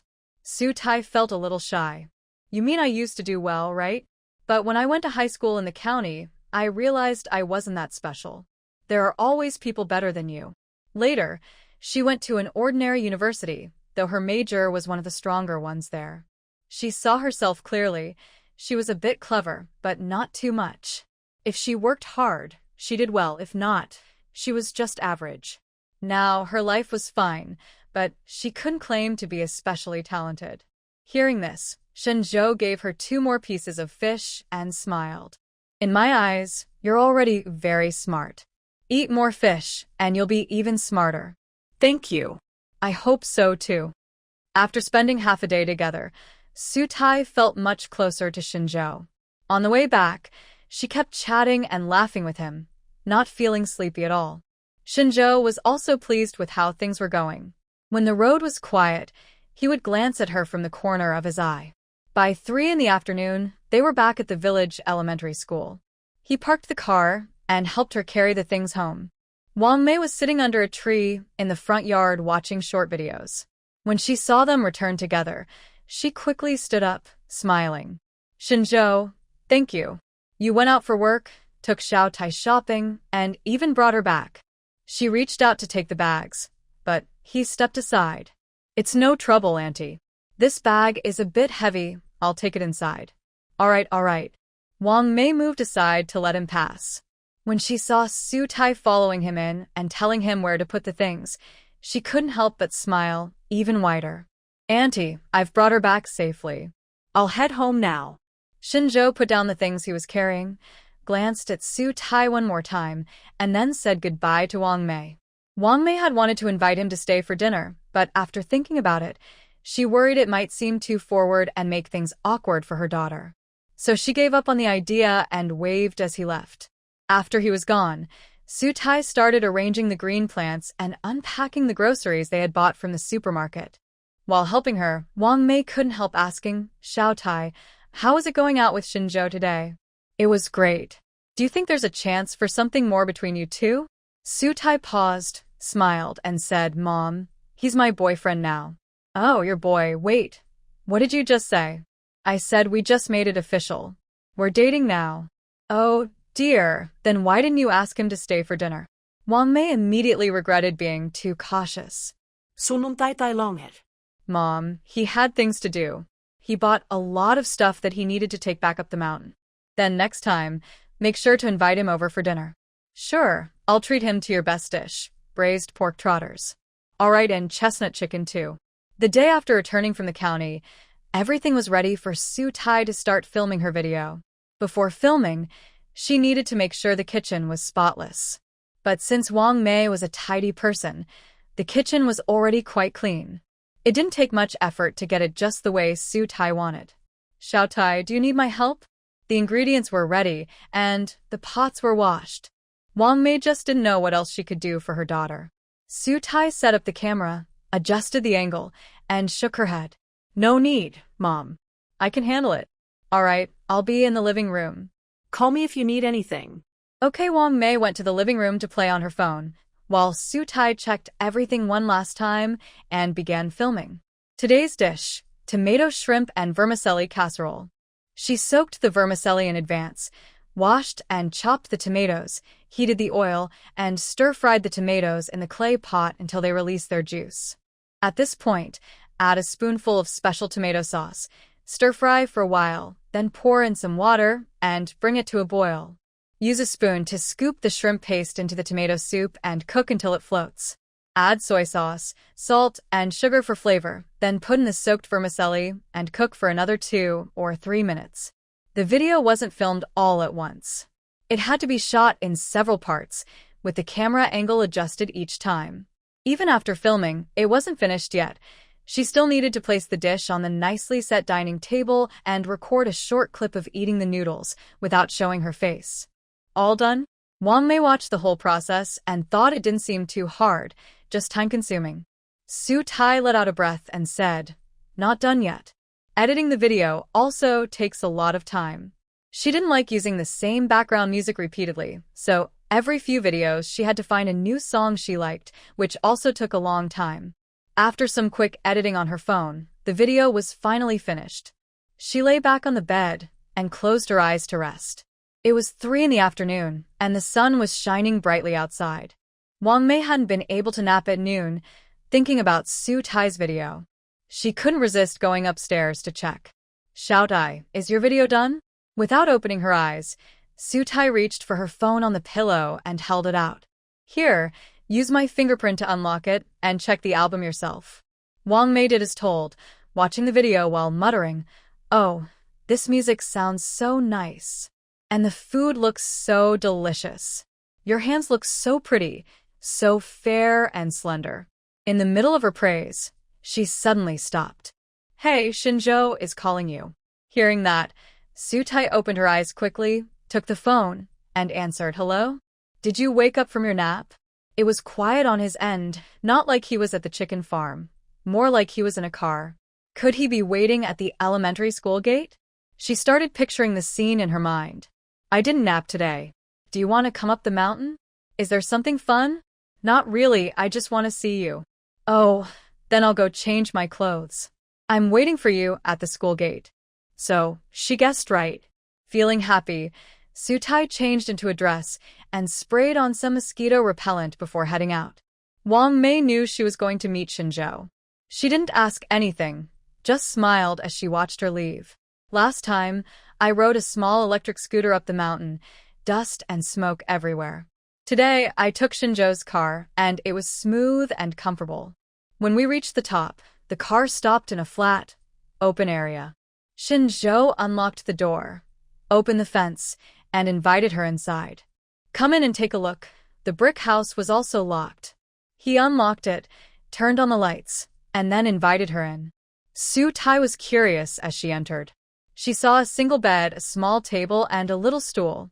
It was simple, but there was a small vase on the table with a few branches of bougainvillea, bright red. It's true that even a small place can be well equipped. Inside, there was even a shower room. Brother Shen Zhou, your place is simple, but quite charming. A grown man keeping such a clean space is quite rare. Shen Zhou smiled and said, it looks charming because you're here. Before, it was just a single man's small house, very messy. Do you sleep here? Su Tai also smiled. Sometimes, and the room next door. That's Sangheng's, such a small house, you can see everything at a glance. Su Tai sat on the small stool, feeling a bit awkward. Shen Zhou saw her long, slender legs under her skirt, swallowed hard, and looked away to pour water. Here, the water was boiled this morning. Thanks. Yesterday, she went out with him and felt relaxed, but today, staying in this small house with him made her a little nervous. Especially seeing him today in a tight-fitting black short-sleeve shirt, jeans, and combat boots, which made him look broad-shouldered and slim-hipped. Not to mention his bulging muscles, as if he could easily. She shook her head, trying to clear her mind. The quietness in the house felt a bit strange. Shen Zhou tilted his head and looked at the girl silently staring at her toes. Su Tai, are you nervous? Yeah, a little. Are you afraid I might do something to you in this small house? No, Su Tai finally looked up from the ground and met his gaze. Actually, I kind of want you to do something to me. Shen Zhou? He was stunned. Su Tai looked around, wishing she could find a shovel to dig a hole and hide inside. Unfortunately, the place was very clean with no tools around. What should she do? Should she leave? She felt her face growing hotter and finally couldn't hold back. Just as she was about to stand up, Shen Zhou grabbed her hand. Su Tai, I want to kiss you. They had just confirmed their relationship yesterday, and today he already wanted to kiss her. Shen Zhou scolded himself for being so shameless, but Su Tai's words gave him confidence. Kissing his girlfriend wasn't too much. As he finished speaking, he took her by surprise, using his other hand to hold the back of her neck, forcing her to look into his eyes. Su Tai, is this really okay? His eyes burned with passion. Su Tai was nervous, but hopeful. She softly replied, yes. The man's lips pressed against hers, warm, soft, a little sweet, and a bit fragrant, like she had just eaten candy. She was glad she had also popped a mint before leaving home. Their first kiss was unpracticed, but Shen Zhou was gentle and controlled. He quickly pulled back, but she felt it wasn't enough. Su Tai's eyes looked a little dreamy. Her fingers unconsciously reached for his shoulder, her lips slightly parted, and she whispered like a tiny insect, "Can we kiss a little longer?" Bang! The string of control inside Shen Zhou snapped. He pressed his lips back onto hers, eager and passionate. She didn't know how long they kissed, but she felt she couldn't breathe. She pushed at his shoulder, whimpering softly. Their lips parted, connected by a silvery thread. His rough fingertips gently wiped her lips clean. "Did I hurt you?" He moved softly, full of tenderness. Su Tai shook her head, breathing unevenly. "No, I just can't breathe." Her face was flushed. Shen Zhou suddenly remembered how she looked like a peach that day, wanting to take a bite. Without thinking, he bit her lip. Ugh. No, just a kiss. Why did he bite her? Pain made Su Tai cover her mouth after he pulled away, looking at him with wide eyes. "Why did you bite me?" Shen Zhou looked at her wide, surprised eyes and couldn't help but gently pinch her cheek. He whispered in her ear, "I really want to do something to you, but it's not just that, Su Tai. I want more." A huge stone dropped into a calm lake, stirring up big splashes. Su Tai felt like her heart was a battlefield, chaos everywhere. She panicked, and Shen Zhou could see it. Yes, she was too eager. Worried she might run away, he suppressed his initial urge, patted her head, and said, "Don't be afraid. I won't do anything you haven't agreed to." Su Tai knew he misunderstood again. She wasn't unprepared mentally, just very nervous. But in this situation, she couldn't say she had been thinking about him for a long time. Besides, that would be too fast. She didn't speak, only shyly nodded. Seeing her blushing face, Shen Zhou's blood started to boil again. He knew they couldn't stay in this small room any longer. He quietly adjusted his breathing and said, "Would you like to go outside for a walk? To see my fruit trees?" Yes. The romantic atmosphere inside was too strong. Without thinking, she agreed. When they stepped out of the small room, the sunlight was intense. Her eyes involuntarily closed, trying to avoid the blinding light. The next moment, a straw hat shielded her from the sun, but it wasn't on her head. He was holding the brim, stopping it a few centimeters above her head. "I'll wear this hat when I work. It's not clean, and I don't have an umbrella here, so I can only help shade you like this." After saying that, Shen Zhou naturally moved to her side, using his height to block the sun. "Thank you. I just came out, and am not used to the sunlight. I'll be fine in a little while." The light inside the small room was really dim, very different from the bright outside. Shen Zhou started to think, is the light in my house too dim? I should install a brighter one later. Yes, make it brighter, she agreed. A brighter light would help people not overthink so much. Su Tai approved of changing the lamp. As they spoke, her eyes adjusted to the sunlight outside. She walked forward, all the way to the large shed. "Brother Shen Zhou, how did you think of raising chickens?" He looked at the relaxed chickens wandering around, and then at the fruit trees. "When I just returned, I took over this orchard. Later, my sister came back to work at the local livestock station. She told me I could try raising orchard chickens. She has a sales channel, so I started doing it. You're so impressive. Such a big hill, so many fruit trees, and so many chickens." She didn't know how much it cost, but she didn't plan to ask about money. It was his family's money, and it had nothing to do with her.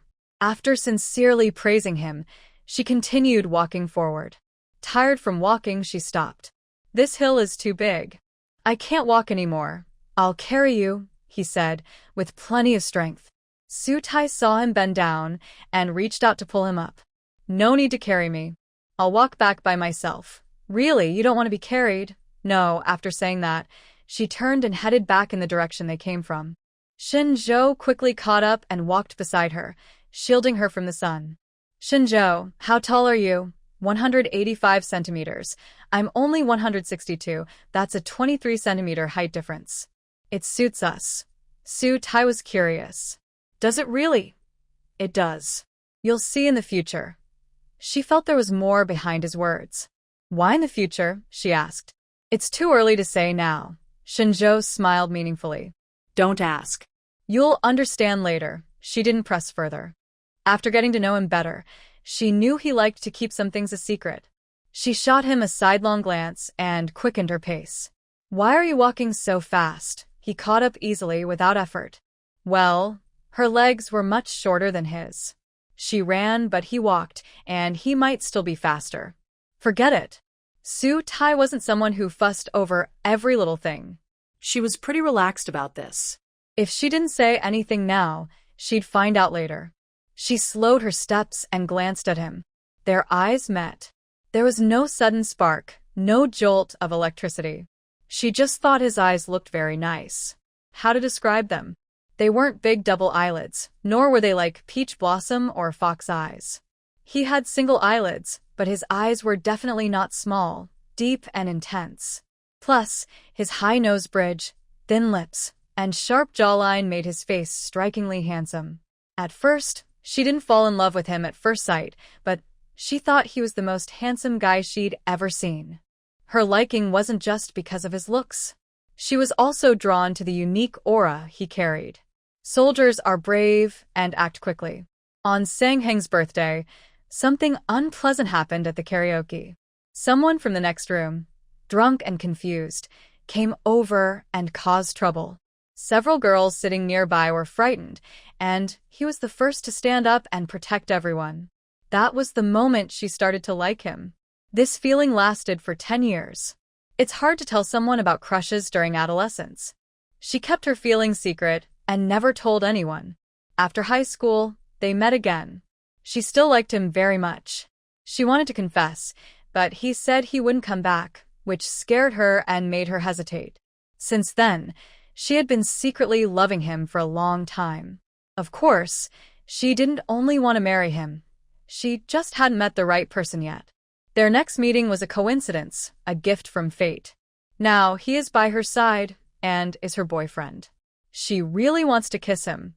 Brother Shen Zhou looked down. Huh. Shen Zhou was confused but lowered his head. Bend a little. This time he seemed to understand. Su Tai, do you want to kiss me? Yes. Her voice was clear and confident. Shen Zhou bent down. The girl tiptoed and, under his watchful eyes, kissed his lips. It wasn't a quick peck, but a deep kiss, she had just learned. She wrapped her arms around his neck, and he held her waist. The spot was perfect. The tall dragon-eye trees shaded them from the sun, making it less hot. They kissed for a long time. She pulled back first. Shen Zhou looked at her slightly red lips with deep eyes and said softly, Su Tai, from now on, call me by my name, not brother. Why? You're my girlfriend, not my sister. It feels strange when you call me brother. Hearing this, Su Tai smiled and said softly, Brother, isn't that what everyone likes to call you? Shen Zhou froze, his mouth twitching. Who told you that? Some bloggers online. Don't listen to them. I don't like it. I want you to call me by my name. Just say it for me, okay? Her boyfriend asked, and she naturally agreed. She bit her lip and whispered, Shen Zhou, say it again. Shen Zhou. A sudden kiss arrived just before the final note, like a gust of wind, wild and urgent. Su Tai felt dizzy from the kiss, her body being held so tightly that it hurt. She whimpered softly, but didn't resist. She liked gentle affection, but she also liked rougher touches. There was no medicine to fix this. Her mind was short of oxygen, her breathing quick. She almost forgot they were under the shade of a tree and that she was trying to pull at his clothes. Fortunately, she was still somewhat clear-minded. She managed to control her restless hands. Finally, he stopped. She took deep breaths, burying her face in his chest, listening to his heartbeat to see if it matched hers. It was the same, maybe even faster. Shen Zhou, I told my mom that we're dating. Do you mind? No, I don't mind. That's good. I'll tell my mom tonight, so she won't keep bothering me. Having parental support for their relationship was the best thing. They hugged under the fruit tree for a while. Su Tai looked up at the full branches of longan fruit and smiled happily. You have so many fruit trees here. Shen Zhou looked up too. The previous owner planted them. There are longan, mango, yellow skin fruit, and also guava and star fruit. Does that mean I can eat fruit freely here? Of course. You can eat all the fruit you want. It's really good to be back. It wasn't that there were no fruits in Vietnam. They had plenty, and the prices were affordable. Sometimes she made fruit salads herself. But it wasn't her hometown, so eating fruit there felt different. Here, she felt safe, and her breathing was free. The chickens nearby, also very free. Feeling free enough, Shen Zhou took her home, dropping her off at the elementary school gate. As she got out of the car, Wang Mei was just returning from the small supermarket, carrying a box of milk in her left hand and a big bag in her right. Mom, why didn't you wait for me to go to the supermarket? She took the things from her mother and carried them herself. Shen Zhou reacted quickly, turned off the engine, took the things, and said to Wang Mei, Auntie, I'll help you carry these home. Okay. Wang Mei smiled, her eyes crinkling with wrinkles. From the elementary school gate to their home, it was a 3 or 4 minute walk. Shen Zhou carried the things behind her. Su Tai turned her head and looked at him, their eyes meeting, and they shared a smile. Shen Zhou, come to my house for a meal when you're free. Wang Mei caught a glimpse of her daughter interacting with someone behind her and felt very happy. She took the initiative to invite the person. Shen Zhou didn't dare to agree directly. He looked at Su Tai first. Seeing her smile with pursed lips and nodding, he said, Okay, I'll bring a cooked chicken then. No need. I have chickens at home too. Just come over. Thank you, Auntie. You're welcome. Wang Mei looked at her future son-in-law and liked him more and more. The most handsome young man in Sioux Village, with good family conditions. The most important thing is that his parents are very kind.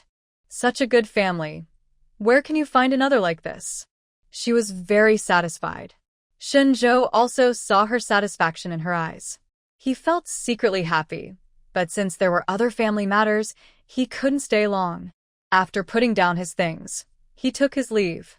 Sutai saw him off to the yard, watching his back disappear around the corner. The Land Rover wound through the village road, passing through an iron gate, and stopped on the flat, cement ground. Shen Zhou, I have something to ask you. Yufin was lying on a rocking chair under the longan tree at home, fanning herself with a bamboo fan, her eyes slightly squinted. She was in a neutral mood, which Shen Zhou could tell. She was trying to behave well in front of her mother. Mom, just say it. I'll listen. Yufin sat up, waving the fan at him. Someone said they saw you walking with a girl to the county town. Who is it? Shen Zhou opened his mouth but didn't get to speak before the fan fell on him again. Do you like someone? If you do, just say so. Don't make me worry at my age. Mom, Shen Zhou grabbed the fan, trying to get a chance to speak. Let me talk. Yufin was much weaker and simply put down the fan and raised her hand but didn't hit him. Hurry up, I have a girlfriend. From our village? Yes, Sutai, that is. Yufin raised her voice. Wang Mei's daughter? Yes. Shen Zhou saw her excited, but he couldn't tell if she was happy or upset. He was unsure and waited silently for her next words. Good job, that was happiness. Shen Zhou handed her the fan back. Are you happy? I'm so happy. Sutai is so wonderful, beautiful, smart, and successful at work. Even though she's back now, she has a good head on her shoulders, so she won't go hungry. When it comes to love, you must take it seriously. Don't drag it out. Just marry her quickly. In the past, when Sutai came home for the new year, I would see her once and think about her often. Oh, such a good girl. Who is lucky enough to marry her? Oh, it's my son. The more I thought about it, the happier I felt. Yufin stood up and walked into the room. Come in. Oh. Shen Zhou followed closely all the way to her room. Help me get a box from up there, she said, opening the wardrobe and pointing to the top shelf. Are you going to pass me some treasure? Shen Zhou, tall and able to reach with a tiptoe, reached for the box, which was a bit heavy. Yufin watched him carefully. As soon as the box was within reach, she quickly snatched it away. There's nothing for you to have. It's for Sutai, a jade bracelet. Shen Zhou looked as if he knew everything. Yufin glared at him, but said nothing. She slowly placed the box on the table and carefully opened the lid. It wasn't a jade bracelet, but small gold bars. Mom, where did you get so many gold bars? This is my hobby. Since we became wealthy, I buy some every year, 2 sets. One for myself, and one for my future daughter-in-law. So half of these gold bars belong to Sutai. They gleamed golden and heavy. Shen Zhou looked at the box of gold bars and found it a bit funny. Mom, are you going to give me this to give to someone? It seemed a bit tacky. Yufin saw what he was thinking and snapped at him. Isn't this better than giving flowers, bags, or clothes? You don't understand anything. I don't understand. I won't give it now. It's not the right time. When do you think it will be the right time? At least when we talk about marriage, or it will look like I came from a wealthy family. Our family is just a wealthy family, she said with clear self-awareness. Shen Zhou refused stubbornly. I won't listen to you. I'll put this back first. When the time is right, I'll take it out. Pretend that I don't care. I finally have someone back, and you can't interfere. If you scare her away, I'll be mad at you. Hey? You are such a naughty boy. You're always polite in front of others, but this is how you behave around me. You also know, and you should think about who I really follow. Yufin didn't react immediately. Shen Zhou put away his things and went back to his room. Meanwhile, Sutai and Wang Mei were watching her previous videos together. Mom, do you think I should add clips of harvesting vegetables and planting? Wang Mei, hearing this, thought of something. She took out her phone, opened a short video app, scrolled a few times, and handed it to her. Look, many people are watching these kinds of videos lately. I think we should add some. Our rural scenes look really nice. Sutai watched the video carefully and then returned the phone. Okay, tomorrow we'll add more scenes to that video. I saw it yesterday. Our vegetable garden is very neat. It will look good. Of course. Your mom is the best at growing vegetables. Wang Mei puffed up with pride. Sutai praised her even more. You not only grow vegetables well, but you also take good care of the flowers outside. I'll film that too. Yes, yes, yes. And the backyard. You can also go film the rice fields. Exactly. Let's include all the beautiful places in our village. Su Tai is a very proactive person. Once she says she will do something, she immediately gets started. Because she added more content, filming took 3 times longer than usual, and editing also took much more time. Most of the day, she was working on this. After finishing editing and checking everything carefully, she uploaded the video to the platform. She let out a long sigh and switched to WeChat to reply to Shen Zhou. His message was sent in the morning, when she was filming. She replied, "Busy right now, talk later," and didn't think about it again. Now that she was free, she could chat with him. His profile picture was a big, strong tree under a blue sky. Su Tai thought it suited him well. She tapped on his profile and the chat window opened. "Shen Zhou, last night I told my mom about us." She was very happy. Su Tai's cheeks turned slightly red and her heart beat faster. "Auntie is very nice," Shen Zhou quickly replied. "It's not that my mom is nice, it's that you are. Which mother-in-law wouldn't want a daughter-in-law like you?" Since he praised her, she had to return the compliment. "Yesterday you came to my house and I think you could feel how happy my mom was with you.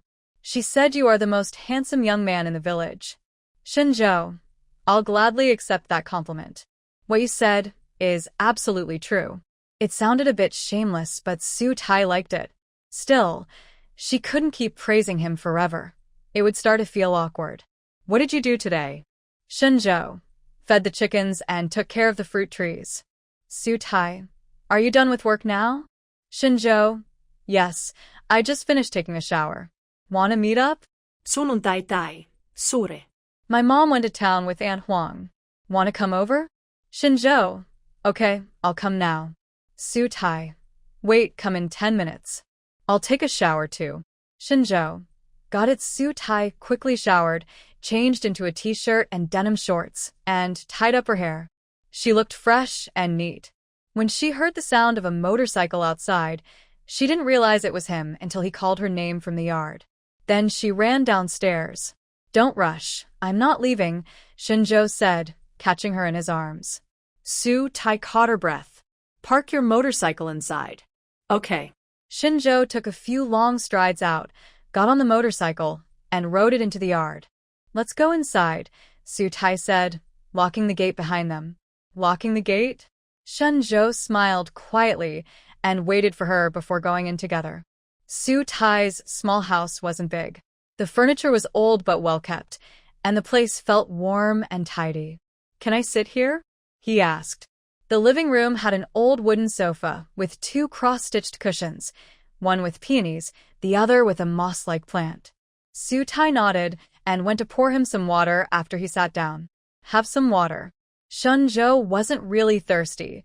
He just wanted to be close to her. But he thanked her, took the glass, and drank a few sips before setting it on the glass table. "Wanna watch TV?" she asked. In the countryside, if you're not working or going out, there's not much else to do besides watching TV or using your phone. It's hard to just chat for long. Shen Zhou noticed she seemed a bit nervous, more than when they were in the orchard. Realizing it was because they were at her house, he agreed. "Sure. I have a membership for Pants TV." "I have one for Penguin TV," she said. They looked at each other and laughed, saying at the same time, "I got it for my mom." "Which one should we watch?" Su Tai asked. "Any. Just pick the one that looks good. Actually, when you're just starting to date, who really wants to watch TV seriously? It's mostly to avoid awkward moments." So, when choosing a TV show, the two of them didn't argue. They casually clicked on a recommended show on the homepage. Honestly, it wasn't very good. Su Tai forced herself to watch for about 10 minutes, thinking, should I change it? But he seemed to like it a lot. "Forget it. I'll endure it." Not long after, Shen Zhou spoke up. "Su Tai, do you think this is good?" "Not really. I think so too. Want to switch to another one?" "Sure." They went back to the homepage and picked a mystery drama. This one was easier to watch. But as they watched, Shen Zhou's body gradually moved closer. By the time Su Tai noticed, his arm was already touching hers. Shen Zhou's dark eyes flickered. "Actually, I want to kiss you. This is your home. I should ask first. Is that okay?" Su Tai softly responded with a meeting his gaze. He lightly touched her lips with his, like a gentle brush. Shen Zhou pulled back a little to look into her eyes. Feeling him move away, she opened her eyes too. Their eyes met, and time seemed to freeze for a few seconds. When Shen Zhou leaned in again, his breath was quick, as if he wanted to swallow her whole. They had just kissed for the first time yesterday, and today it was so deep. Su Tai felt a bit uncomfortable and pushed his shoulder gently. Her strength was small, but he understood her signal. He slowed down, kissing her in a way she could handle.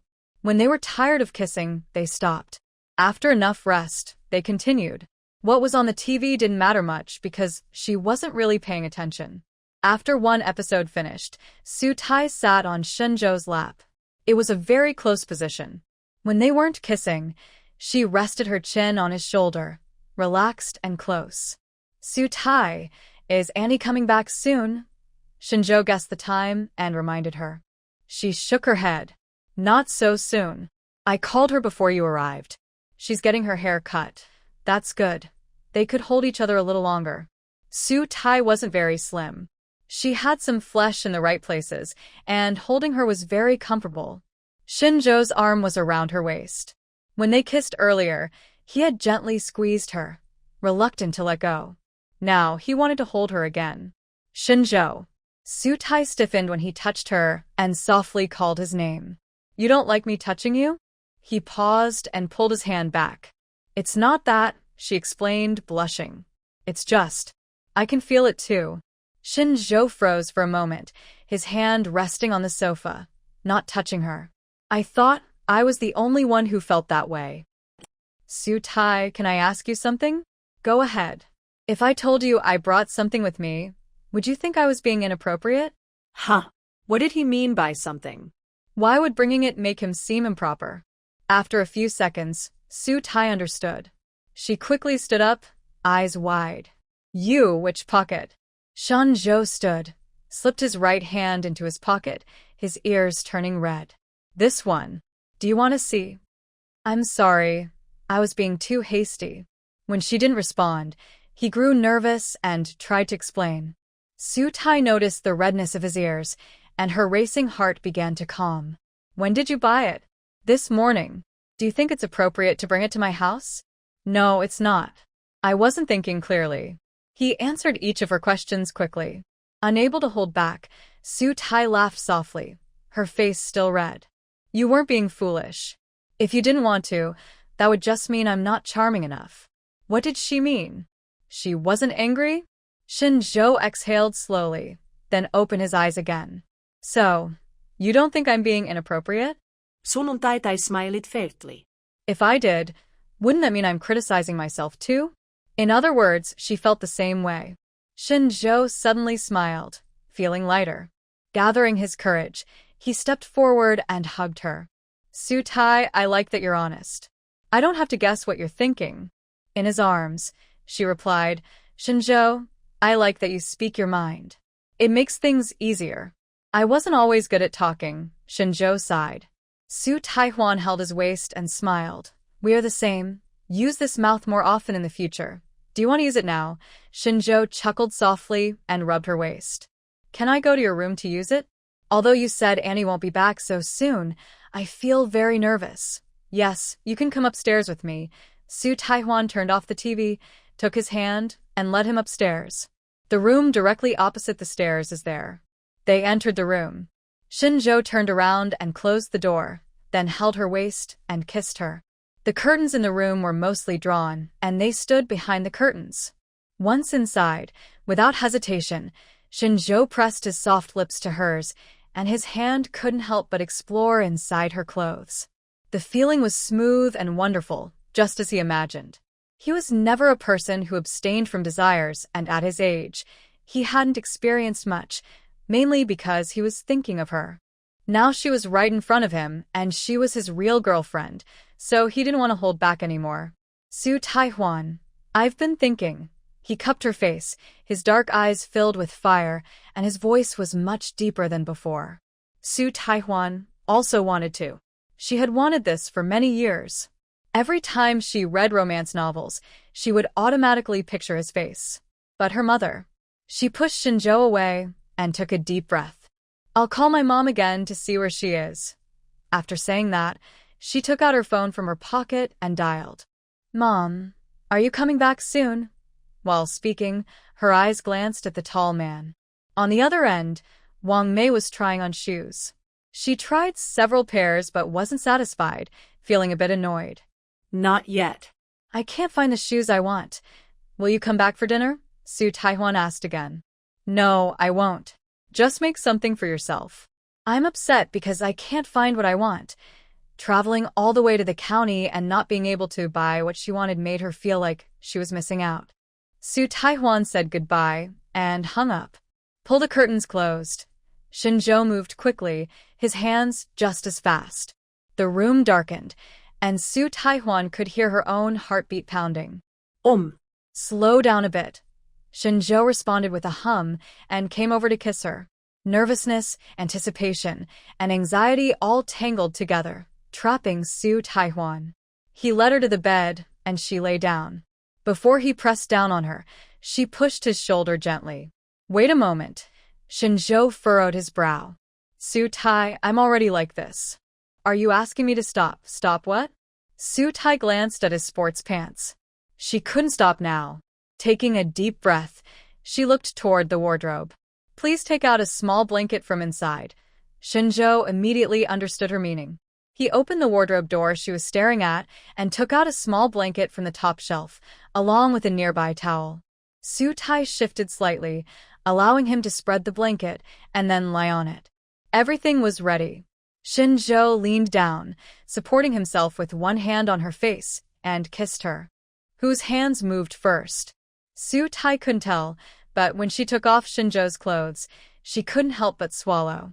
His bronze-colored skin, well-defined six-pack abs, and his handsome, confident face, he looked like a hero from a romance novel. Shen Zhou also looked at the person below him. Her skin was fair, curves in the right places, and her face, whether from kissing or shyness, was tinged with a light pink. She looked very tempting. He couldn't wait any longer. He removed all his restraints and the last piece of cloth on her. Getting ready, he pressed down again. It might hurt a little. I'll try to go slow, okay? Su Tai trusted him and completely surrendered herself to him. It was indeed painful, to the point that tears started to fall uncontrollably. Shen Zhou felt distressed and kissed away her tears. Is it okay now? Stopping at this moment was a kind of torture for him, but if she was in too much pain, he would rather suffer himself. He looked at her, waiting for her decision. Su Tai sniffed, then gently shook her head while hooking her arm around his neck. Shen Zhou tenderly kissed her eyes, cheeks, and finally her lips, swallowing her muffled sobs. They couldn't tell how much time passed, but when he stopped, Su Tai's mouth was very dry. There was a large glass of water on the table. She reached for it, but Shen Zhou was faster. He wrapped a towel around himself and headed toward the table. His body was covered in sweat, and his back muscles looked shinier, but there were several red scratch marks, which looked quite striking. Shen Zhou, Su Tai said as he turned back, holding a thin blanket to cover her chest, slowly sitting up. I think I might have hurt you. There are 2 items that look darker in color. Shen Zhou sat down by the bed holding a water cup and said, It's okay, I don't hurt. Are you? All right, I'm fine. The heat on Su Tai's body had just gone down but started to rise again. She took the cup from his hand and tilted her head back to drink half of it. I didn't prepare a cup for you. If you're thirsty, you can take a disposable cup from the cardboard box under the table. Her room has a kettle with cooled water from the morning, but there is only 1 cup. Hearing this, Shen Zhou looked at the cup in her hand and asked, Can I drink yours? There was still half a cup of water left in the cup. Su Tai paused for a moment, blushing, and handed the cup to him. You can drink it, since she had already eaten the saliva. What's the big deal? Shen Zhou drank the remaining half in 1 gulp, placed the cup on the table, then looked down at himself and said a little awkwardly, Can I take a shower here? That place needs to be cleaned, after all. Su Tai's face heated up quickly, as if steam was about to come out. She said, Yes, you can shower first, then I will. Thank you. Shen Zhou grabbed the clothes he had just taken off and went to the bathroom outside to shower. Su-tai covered her face with her hand and took a while before slowly getting out of bed. She put on a sleep dress and then took out the small blanket she had used earlier. She moved slowly. Just as she was about to pick up the blanket, Shen Zhou returned, quickly walking over and taking the blanket from her hand. I'll take care of it. How about I hold you to take a shower? No need, I can walk by myself. My legs aren't broken. She picked up her clothes slowly and moved toward the bathroom. Although Shen Zhou didn't insist on carrying her, he followed behind until she entered the bathroom. The girl he had liked for many years was now his. That kind of joy was beyond words. Standing outside the bathroom with the blanket in his arms, Su-tai came out, and he was still standing there. Why? Are you standing here? I'm waiting for you to come out. I will wash the blanket. No need, just put it in the washing machine. I'm worried it won't be clean. Shen Zhou went into the bathroom with the blanket, slowly rubbing it with the laundry detergent from under the sink. Seeing his serious expression, Su-tai felt like her heart was filled with honey water. Looking at this rough man, her heart was surprisingly delicate. Shen Zhou washed the small blanket thoroughly and asked Su-tai where she was drying clothes. She chose between the first floor and the rooftop, saying, "The rooftop, I usually go up there to dry." In the past, the houses in Su village were made of wood, with animals kept downstairs and people living upstairs. Later, when everyone had a little money, they all rebuilt new houses. Su-tai's family originally didn't have a yard, but their house was quite wide, and there was an empty space next to it that also belonged to the family. Her grandfather saw others building new houses and kept mentioning it whenever her father came back. Her father had an older brother who passed away early, before he could get married, so all the money for building the house had to come from her father's efforts. He worked outside to earn some money, but it wasn't enough to build the house. They borrowed from relatives and pieced things together until the house was finally built. But they only built the house. Everything inside was done on the cheap. The small yard was enclosed by the whole family, who worked together to build the wall themselves. Unlike other families, her family had a front yard, a backyard, and an additional yard on the side, which looked quite strange. The front yard was narrow, too small for a car, and the backyard was also small, just enough for a simple stove and a few chickens. The side yard was wide, where they grew vegetables. In the years after the house was built, her father's earnings went toward supporting the family and paying off debts. Finally, when the debts were paid, her father fell ill. Doctors said he didn't have long to live, so they gave him conservative treatment, hoping he could hold on for a few more days. There were no miracles in this world, and her father passed away quickly. Fortunately, the debts were paid off. The top floor was originally off-limits, but after Su-tai started working, she gave Wang Mei some money to fix up the rooftop, which is now used for drying clothes. Shen Zhou went up, shook out the small blanket, hung it on a bamboo pole, and patted it, making a cracking sound. Su-tai watched from the side and caught sight of his arm muscles. For some reason, she suddenly remembered how passionate he had been earlier. Her face turned hot, and she looked away. At that moment, she saw her bra. Feeling even more embarrassed, her face grew hotter. "Shen Zhou, let's go downstairs," she said, starting to urge him. Shen Zhou came over, saw her face flushed, and reached out to touch her forehead. "Is it too hot? Why is your face so red?" Su-tai hurriedly replied, "Yes, the sun is really strong. Let's go down quickly." After saying that, she grabbed his hand and started to walk. She was in a hurry. When she's anxious, she forgets that she's feeling unwell. She walks faster, and her legs start to ache faintly. Shen Zhou noticed something was wrong when she frowned. He gently held her shoulder to stop her and asked with concern, "Are you feeling unwell?" She blinked and whispered softly, "My legs hurt a little." His heart tightened. He softly asked, "Would you like a hug?" Yes. He was strong and easily picked her up, carrying her gently to the outside of the second-floor bedroom. "Should we go back to the bedroom or go downstairs?" He asked for her opinion. "Let's go back to the bedroom. I want to show you something." "Photos?" His army buddy once said that the first time they visit a girl's room, they usually look at photos together. So, when Su Tai mentioned it, his first thought was to look at an album. Hearing this, Su Tai smiled. No, it's something else, but you might not understand it. Something I wouldn't understand? Yeah. Just as she finished speaking, Shen Zhou had set her down. She opened a drawer on the left side of her desk and took out a paper crane, handing it to him. Did you fold this? Shen Zhou took it and examined it carefully. I folded it when I was in college. I wanted to give it to you, but I never did. Didn't give it to me because I didn't come back? Yes. I heard everything you said. Shen Zhou didn't know how to respond. At that time, he hadn't planned to come back, even though he liked her. But as he said before, he no longer dwelled on the past. He focused on the present and future. So, he quickly adjusted his mood and looked again at the paper crane. You said I wouldn't understand this paper crane. What's there to not understand? Look carefully, Su Tai said with a slight smile. Seems like there are words on it. The words were folded up, so they weren't clear. He unfolded it again and confirmed. Did you write on this paper? Yeah. Open it and see. Shen Zhou carefully unfolded the paper crane. When the creased paper was fully spread out, he saw some strange letters. What's this? It looked like Pinyin or English. But combined together, it didn't look like either. Su Tai sat him down by the bed and pointed to the letters above, saying, This is your name. My name? Yes, and %.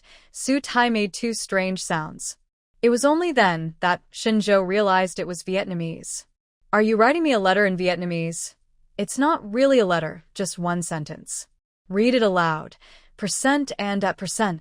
What does it mean? He tilted his head, a certain answer coming to him that made his heart beat faster.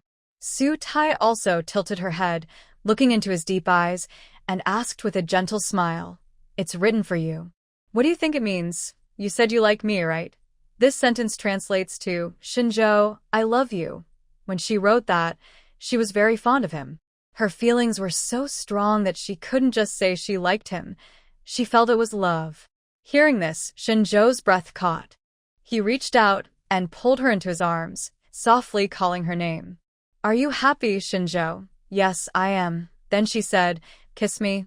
Shen Zhou didn't speak. He simply held her neck and kissed her. He put the paper aside and wrapped his arms around her waist. Su Tai, what should I do? I still want more. He pressed his forehead to hers, breathing quickly. Su Tai's breathing was also uneven. She looked down and asked, What do you want? You. But just now. Yes, maybe if they did it again, she might not be able to handle it.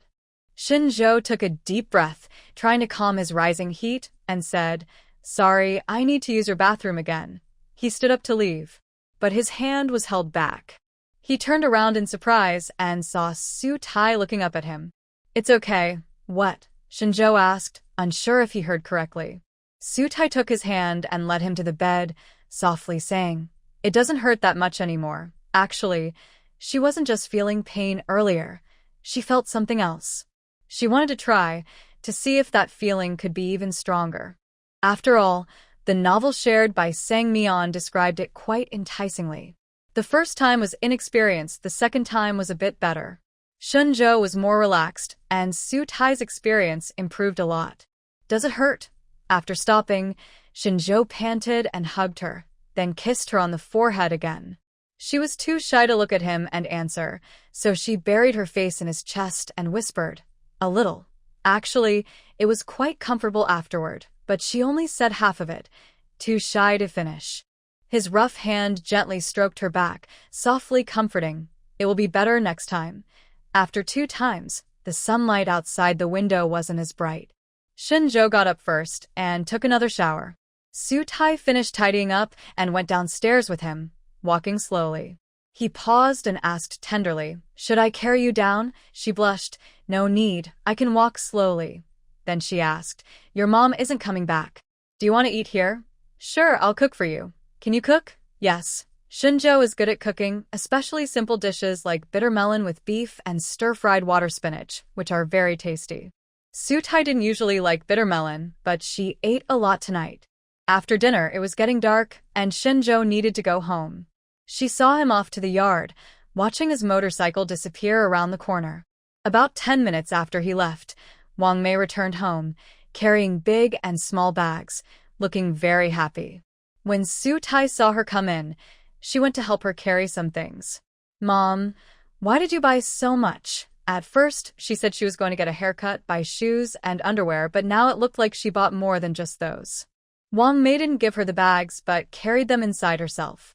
After setting them down, she poured a glass of water and drank it all in one go before speaking.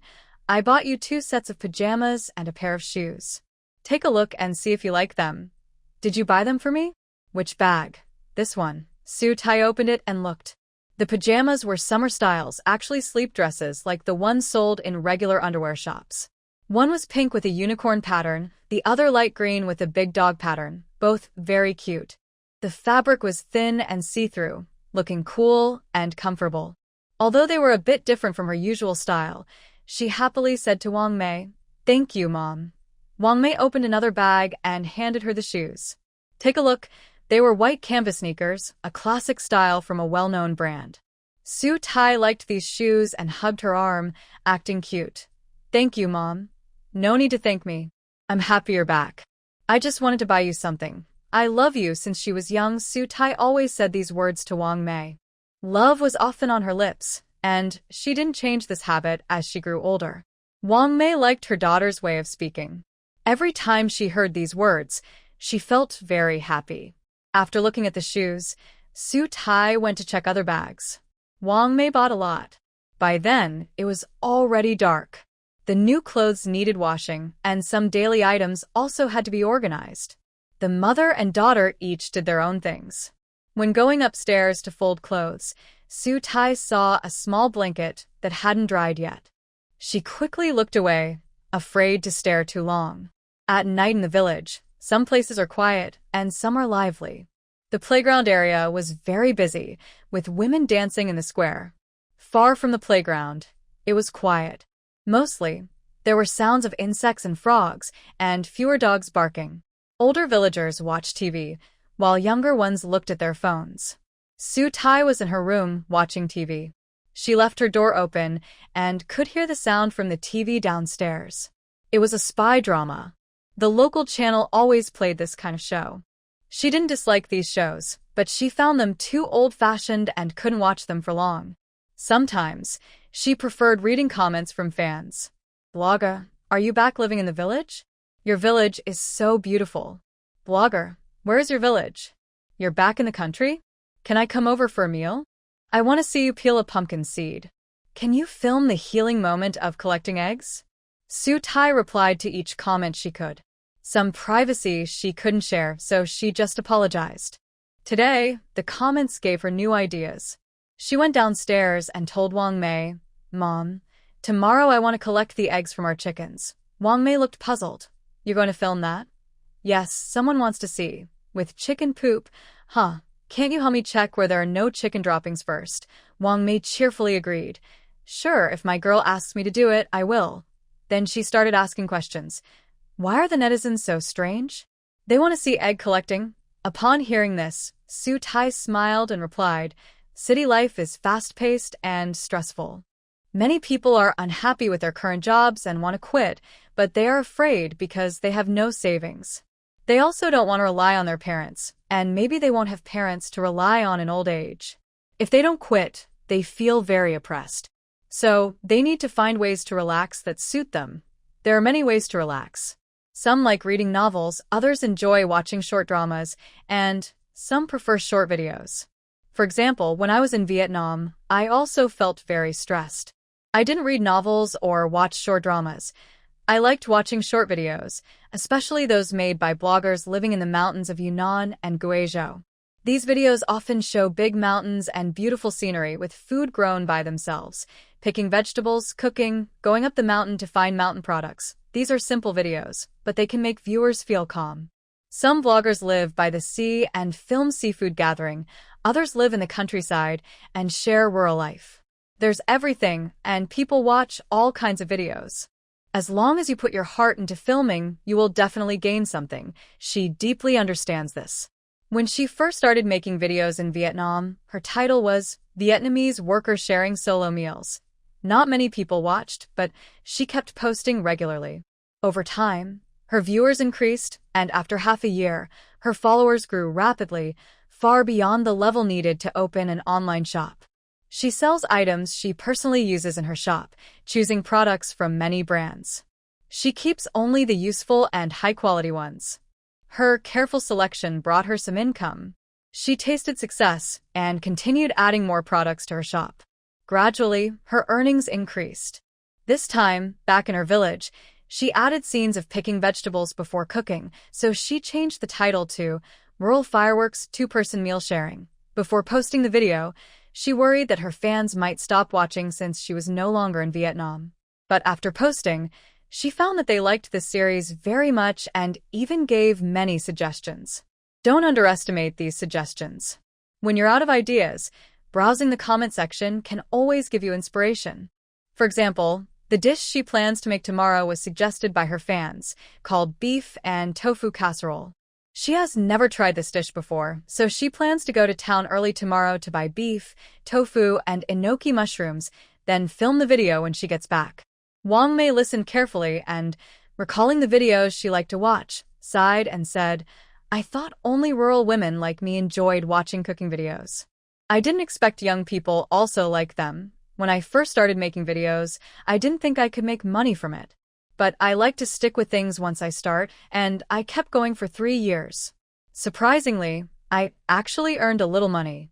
She says a little, not to be modest, but because it's true. Her main job pays well and is her main source of savings, while social media is only a small part. Wang Mei feels very proud of her. She puts her arm around her shoulder and says, "You're doing really well. You paid for the roof repair, and that electric bike outside is also bought by you last year. Girl, in my heart, you're the best." Her mother is from the countryside. The farthest she has traveled is the provincial city, when she went to college. But even though she has always lived in the countryside, she is very good at providing emotional support. She is never gloomy or dismissive. Su Tai feels lucky to have such a mother, and even more grateful that she chose to come back and stay with her. After their warm moment, she went upstairs to rest, and Wang Mei went to her room to sleep. The next morning, Su Tai got up early to buy groceries.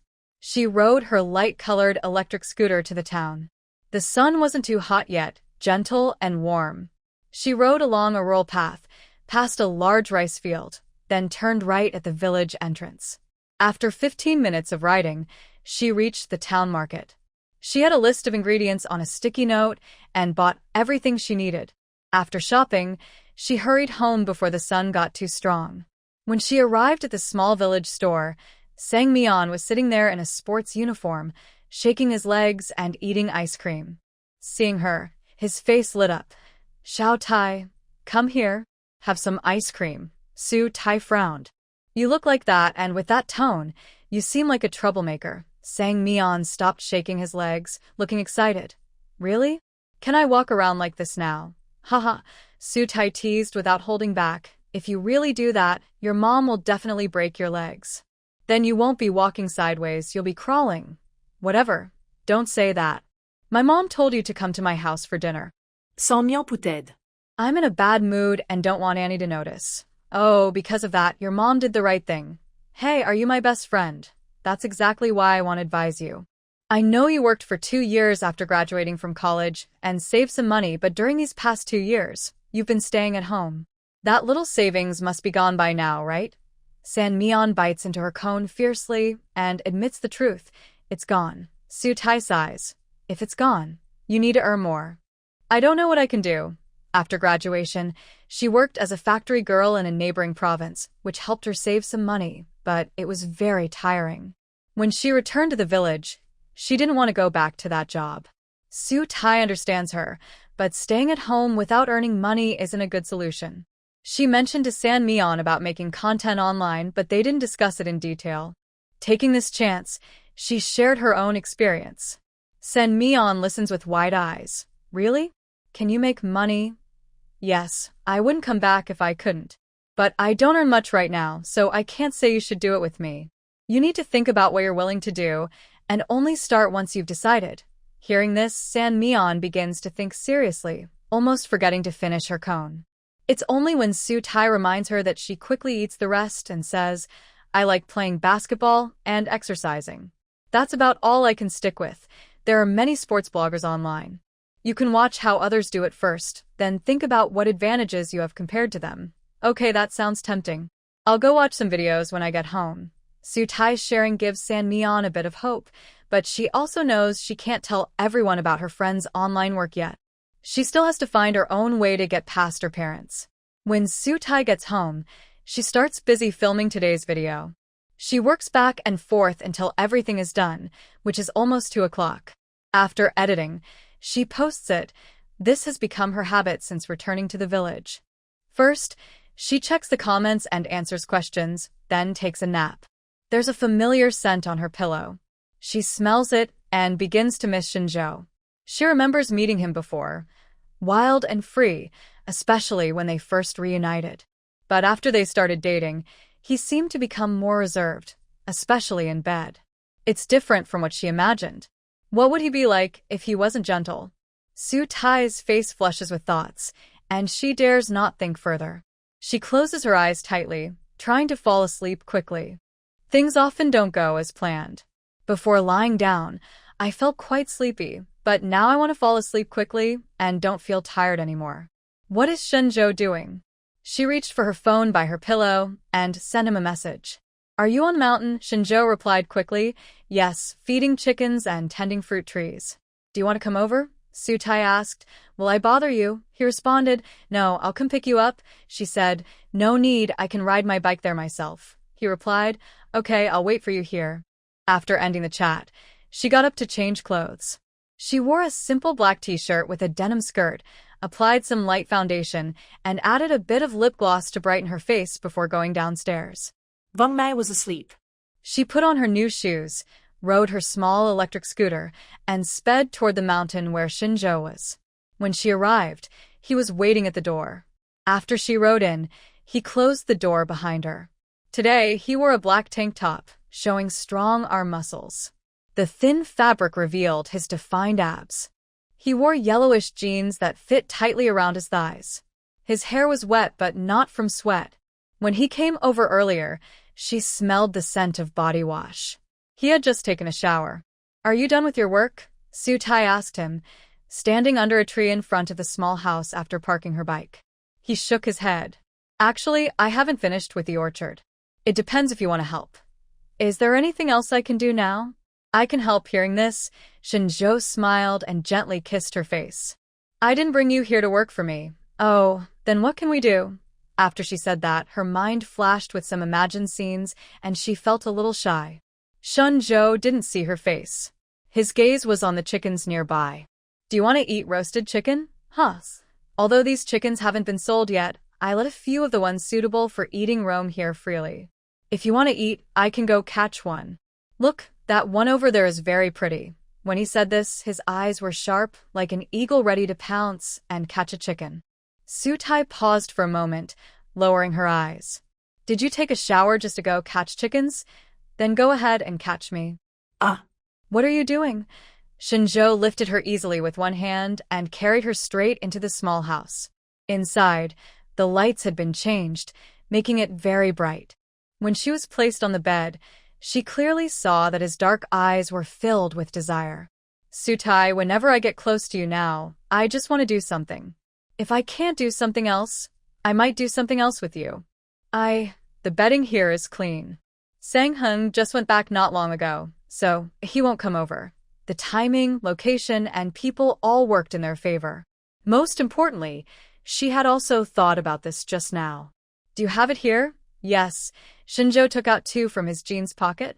Shen Zhou's kiss was quick and intense. It matched exactly what Su-tai had imagined earlier. The description from the novel became real. She experienced what it felt like to have her mind go blank, and also what it was like to be spoiled and unable to stop. After they finished, Shen Zhou held her gently to calm his breathing. Does it hurt? He kissed the corner of her eye. She made no sound, just nodded slightly. So, does it feel good? His voice sounded like a kitten meowing, making him feel itchy and more excited. Su-tai nodded in response. She had heard that men could become addicted after indulging, and now she thought that if women had a good experience, they might also become addicted. They embraced for a moment. Shen Zhou put on his clothes, got up to boil water, and after it was ready, added cold water for her to wash. After a simple wash, she looked at the wilted flowers on the small table and asked, "Are there any flowers nearby?" He pulled out the wilted flowers and threw them into the trash, smiling. "No, I cut the ones in front of my house. Triangular hibiscus is pretty and blooms all year round. Yes, my plant has been there for many years, and its flowering season is surprisingly long." Thinking of the flowers at home, she felt a bit regretful. "My front yard has too little space. Otherwise, I could plant a osmanthus tree." "You like osmanthus? Then I'll plant one at my place. Anyway, you'll be staying here in the future." As soon as he finished speaking, Sutai's already red face turned even redder and she pouted. "Who said I want to stay at your place?" Shen Zhou smiled, leaning close and pulling her into his arms, pressing her tightly. "Where do you want to stay if not at my place?" "At my own home." Sutai was stubborn. "Now you live at your house, and later you'll live at mine," Shen Zhou said, loosening his grip slightly. He gently ruffled her hair, like comforting a child. The child was unhappy and pushed her hair back. "Don't mess with my hair. It's all messy now," he chuckled softly. "Wasn't it already messy when you were downstairs?" "Your face is so red. Seeing that makes me feel itchy inside." "Come on, let's go out for a bit." Sutai was pulled out of the small room and got into his Land Rover. "Where to?" After the car drove away, she remembered to ask. Shen Zhou smiled slightly. "Just to buy some things." There was a small supermarket in the village, well-stocked. Sunnon taitai-klicket Heartthrob. "Can I just ride my little electric scooter to buy stuff? I'm worried you'd feel embarrassed." At first, she didn't understand. What's there to be embarrassed about when buying something? But then she thought about it carefully. Maybe he was worried she wouldn't want to face the villagers. That made sense. She was more shy in front of strangers. In that way, Shen Zhou was very considerate. She didn't ask more and looked out the window, not thinking about anything. Soon, the car stopped. When Sutai came back to her senses, Shen Zhou had already opened her car door. "Get out." His hand was on her head. "Thanks." "Thanks for what?" "It's what a boyfriend should do." Shen Zhou closed the door, took her hand, and they went into the supermarket. They stopped at the checkout. Sutai was really curious about what they could buy here. She saw him pick up a box from a nearby shelf, look at it carefully, then pick up another. "Wait, why are you buying this?" They were at the same supermarket where she had bought the calcium milk before. Although the owner might not recognize her, she had been here several times, so she was definitely familiar. She felt her face flush with embarrassment, burning hot. But Shen Zhou just replied lightly, "We're both adults and serious boyfriend and girlfriend. What's wrong with buying this? Do you want to see which one you like?" The owner was nearby, looking at her phone. She didn't react much while choosing, but when she heard him speak, she turned to look. Her eyes clearly said, "Hey, it's you guys." Sunnon taitai. Look. She now desperately wants to throw calcium milk at him, but she can't. She can only glare at him with a face as red as pig liver. Shen Zhou glanced at the boss, who immediately turned away. The atmosphere was a bit awkward. Knowing she was shy, he stopped talking, quickly picked out a few boxes, paid, and left. Back in the car, Sutai's face was still very hot. She put her hand near the air conditioner vent to cool it down, then pressed it against her face. Shen Zhou fastened his seatbelt, but didn't start driving right away. He looked at her for a moment before speaking. "Are you angry? Embarrassed?" She shot him a quick look, then turned to look ahead. He thought for a moment and said, "From now on, I'll buy it myself. You can also buy it online." "Huh, I'll show you." Sutai unlocked her phone, tapped a few times, and found a product on an orange app, then showed it to him. Shen Zhou was worried earlier, afraid she was really angry, but now he relaxed a little, smiling as he looked at the screen. "Do you want to try this? It's recommended by someone online." "Okay, I'll buy it and try." He quickly searched for the same item on his phone, added a few, then showed her the order. "Is this enough?" Sutai, "Maybe not so many. What if it doesn't work?" "Oh, then I'll change the quantity." He reduced the number of boxes, placed the order, and held his phone out to her. "All set." If you want to try something else next time, just tell me. Sutai bit her lip and explained her earlier behavior. I didn't mean to look into it. I just saw it by chance, was curious, and clicked to see. Later, the platform kept recommending it to me, so I remembered. Hearing this, Shen Zhou said seriously, "You don't need to explain to me. It's normal for an adult woman to look at things like that. Don't you think I'm too naive?" "No, you can be more naive in front of me." "Really not?" "Really?" "Wait, are you thinking of trying some weird positions?" Well, that's normal too. If you want to try something, just say. I'll support you." Shen Zhou, huh? Sutai reached out and hit him lightly. He was trying hard, but his eyebrows didn't move at all. He just couldn't understand why he was being hit. "I wasn't thinking about those things," she argued. "Oh, I was just reading some descriptions in a novel. That's all, not what I was thinking." Shen Zhou's eyes hid a smile. "If you see something in writing, send me a screenshot." "I can try." Sutai hit him again. "Drive." The car shifted gears and slowly moved onto the road. The driver was in a good mood, with a constant smile on his face. Back on the mountain, it was getting darker.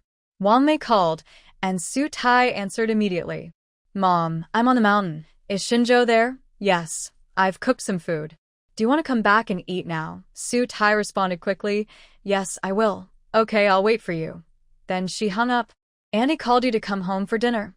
Shen Zhou went to push her electric scooter over and adjusted the direction. She nodded. "Then I'll follow behind you." "Okay." The Land Rover followed the small electric scooter, its lights illuminating the road ahead, all the way to the school gate. "I'm leaving now," Sutai said as he rolled down his window. He leaned his head out, with a slight smile. It meant, "I'll watch you walk away." He meant well, thinking about Wang Mei's hard work in previous years and considering Shen Zhou's family background and character. He believed that Sutai and Shen Zhou getting married was a very good thing, so he spoke up a little. Sutai understood the old man's feelings and smiled, saying, "Uncle, we are dating with marriage in mind, but we just started dating. Plus, his farm just opened recently, and he's very busy. We can talk about marriage later. No need to rush." "Got it," the old man said, flicking his nearly finished cigarette to the ground and stepping on it. He clasped his hands behind his back, slightly raised his head, and looked at the distant mountains painted faintly in ink. His voice was low. "You've been sensible since you were young, and always planned ahead. I'm getting old, and lately I keep thinking about your grandfather. He must really want to see you happy." "I understand, Uncle. Don't worry, Shen Zhou and I will plan everything carefully." The old man continued to look into the distance. Sutai knew he was reminiscing about the past and the people he once knew. She understood he had finished talking, so she didn't say more and slipped into the alley beside her home. At the door, there was a brand new tricycle she had never seen before. She looked at it suspiciously, then walked around to the yard, hearing voices inside. "Ah Chung, why are you giving me so much fish again? And shrimp too." That was her mother's voice.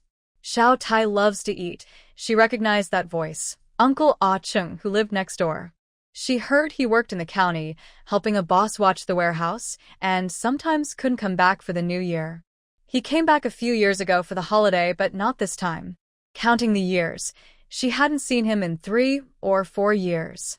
Her mother often said on the phone that Uncle Ah Chung was kind-hearted. Even though he didn't come back often, whenever he did, he would buy things for the neighbors. Today, he brought fish and shrimp again. Sutai smiled and called out before entering. "Uncle Ah Chung, you're back?" Someone inside responded immediately. "Yes, come in quickly and see the fish I brought for you." Chin Chin carried a bucket of fish, and there was a basin of live shrimp beside him. That many, the family's fridge would probably be full. "Not many. It's all your favorite. We'll finish it soon. I'll go to the backyard and help kill the fish." After bringing the fish and shrimp, he helped kill the fish. Sutai thought about giving him a banner that read, "Good Neighbor of China." As she finished speaking, Chin Ching took the bucket and went to the backyard. Wang Mei carried a basin into the kitchen, muttering, "The shrimp arrived late. I'll cook them right away to enjoy fresh. But there are so many, we can't eat them all at once. Save some for tomorrow. I'll make a dish with shrimp and record a video. Okay, you pick the best ones. The rest will cook in oil and soy sauce." I was about to call Uncle Chung to eat with us. Oh, you were with Shen Zhou earlier. Why didn't you invite him to join us? Such a good chance, what a pity. Su Tai sighed helplessly. You didn't tell him to come, nor did you say what dish we were making, so I didn't ask. Since her boyfriend was visiting for the first time, she wanted to prepare some good food. She couldn't just send him away casually. Wang Mei thought about it and stopped talking, helping her daughter pick out the shrimp. The selected shrimp were put in the fridge. The rest were washed and prepared for cooking. Su Tai also knew how to make oil-braised shrimp. She had cooked it a few times with colleagues at the factory, and everyone liked it. Tonight, she decided to make this dish. She grabbed the spatula from Wang Mei confidently, saying, Mom, I'll cook. You go help Uncle Chung with the fish. There are so many. Yes, there were many. It would take a long time for one person to handle all of them. Wang Mei nodded and said, okay, then went to the backyard to help. Oil-braised shrimp is tasty and quick to prepare. Su Tai prepared green onions, ginger, and garlic before heating the oil. Once the oil was hot, she added the shrimp and cooked until they turned red. Then she added ginger and garlic to stir-fry, poured in a splash of cooking wine, and added soy sauce, oyster sauce, salt, and sugar to taste. Just before finishing, she added chopped green onions, gave it a quick stir, and served. This dish was very fragrant and one of Su Tai's favorites. Whenever she was unsure what to eat, she often thought of this dish. Mom, Uncle Chung, the shrimp is ready. Let's eat first, then we'll cook the fish. The kitchen window and the backyard water tap were on the same wall. She looked out the window and saw two people squatting on the ground, working on a whole fish. Chun Chung heard her voice and looked up, replying, It's almost done. Great, I'll serve the rice first. The family kept chickens, so Wang Mei often cooked extra rice to feed them leftovers. Chun Chung arrived unexpectedly, but there was enough food for everyone. There were 3 more dishes on the table: tomato and egg, celery with cured meat, and braised pork trotters. With the shrimp, the meal was hearty enough to host guests comfortably. In the backyard, water was splashing. After the sound stopped, Wang Mei and Chun Chung came inside together. My hands were still wet. Chun Chung originally wanted to wipe them on his clothes, but when he touched his shirt, he stopped abruptly and grabbed some tissues to wipe his hands instead. Wang Mei glanced at him, holding back a laugh, and said nothing.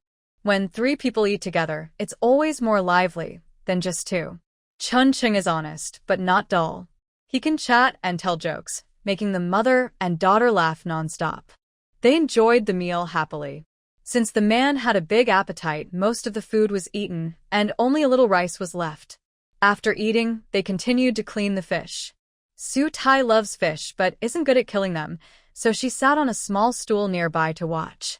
Uncle Aching, your holiday schedule is really strange. You can rest now, but during the new year, you can't, she said. If it were her, she wouldn't want to work. Chun Chung heard this and smiled. Who doesn't want to go home during the new year? The boss knows that, but someone has to guard the warehouse. He pays triple wages, and I volunteered to stay for the money. Oh, and there's also a 200 yuan red envelope. Not just 200 yuan, she thought about asking for 500, but didn't say it out loud. Everyone's family situation is different. If they need to work overtime, they choose to do so. There's nothing to complain about. She wanted to change the subject, but hadn't thought of what to say. Chun Chung continued, I only finished middle school, so my education isn't high. But I believe in repaying kindness. When the boss was in trouble, he gave me a job. I'm very grateful. I've been working with him all these years, and he's never treated me unfairly. So I help him with the dirty and tiring jobs that others don't want to do. I also earn some money. Don't underestimate these small amounts. I've saved some over the past 2 years. When he said this last part, he looked a bit proud and deliberately glanced at Wang Mei. That glance made Su Tai pretty sure of one thing: Uncle Aching likes Mom. Su Tai felt a little nervous, but kept her expression calm. She held back her words until Chun Chung left. Mom, Uncle Chung is really kind, she said tentatively. Wang Mei washed her hands twice with hand soap, but still smelled the fishy odor. She frowned and replied, Yes, he's known as a good person in the village. Uncle Cheng's wife also left years ago. Yeah, about 2 or 3 years after your dad passed away. Sigh. Poor people can't afford to get sick. At that time, Aunt Chung was sick. Uncle Chung borrowed everything he could to save her, even thinking about selling his kidneys in desperation. Aunt Chung held on to him and cried for a long time. They both cried in the living room. Su Tai was still young then. When she came home from school and passed by their house, she stood outside the door and listened for a while. Then she also started crying. She felt so sad. She thought about her own father. Later, Aunt Chung held on for about a year, longer than her father, but she also passed away. During that time, Uncle Chung seemed like he had lost his soul. This event hit him very hard. It wasn't until Su Tai started middle school that he began to recover. He only got better after working for that boss in the county, which Su Tai also knew. Uncle Chung is quite good-looking. He is about 1.75 meters tall, which is pretty tall, but he is a bit thin. Today, when she saw him, he looked a bit stronger, not as thin as before and more handsome. If her mother were with him, she would be happy. Thinking of this, she said, "Mom, Uncle Chung is actually not even 50 yet. He still looks quite young." Wang Mei brought her hand to her nose to smell, frowned, and casually replied, "Young? At 48, can you still call that young?" Why not? "You're 47. I think that's pretty young." Really? "Does Mom look really not old?" Wang Mei suddenly smiled, as if she couldn't smell the fishy smell anymore. "Not old," Su Tai said, blowing on her hand.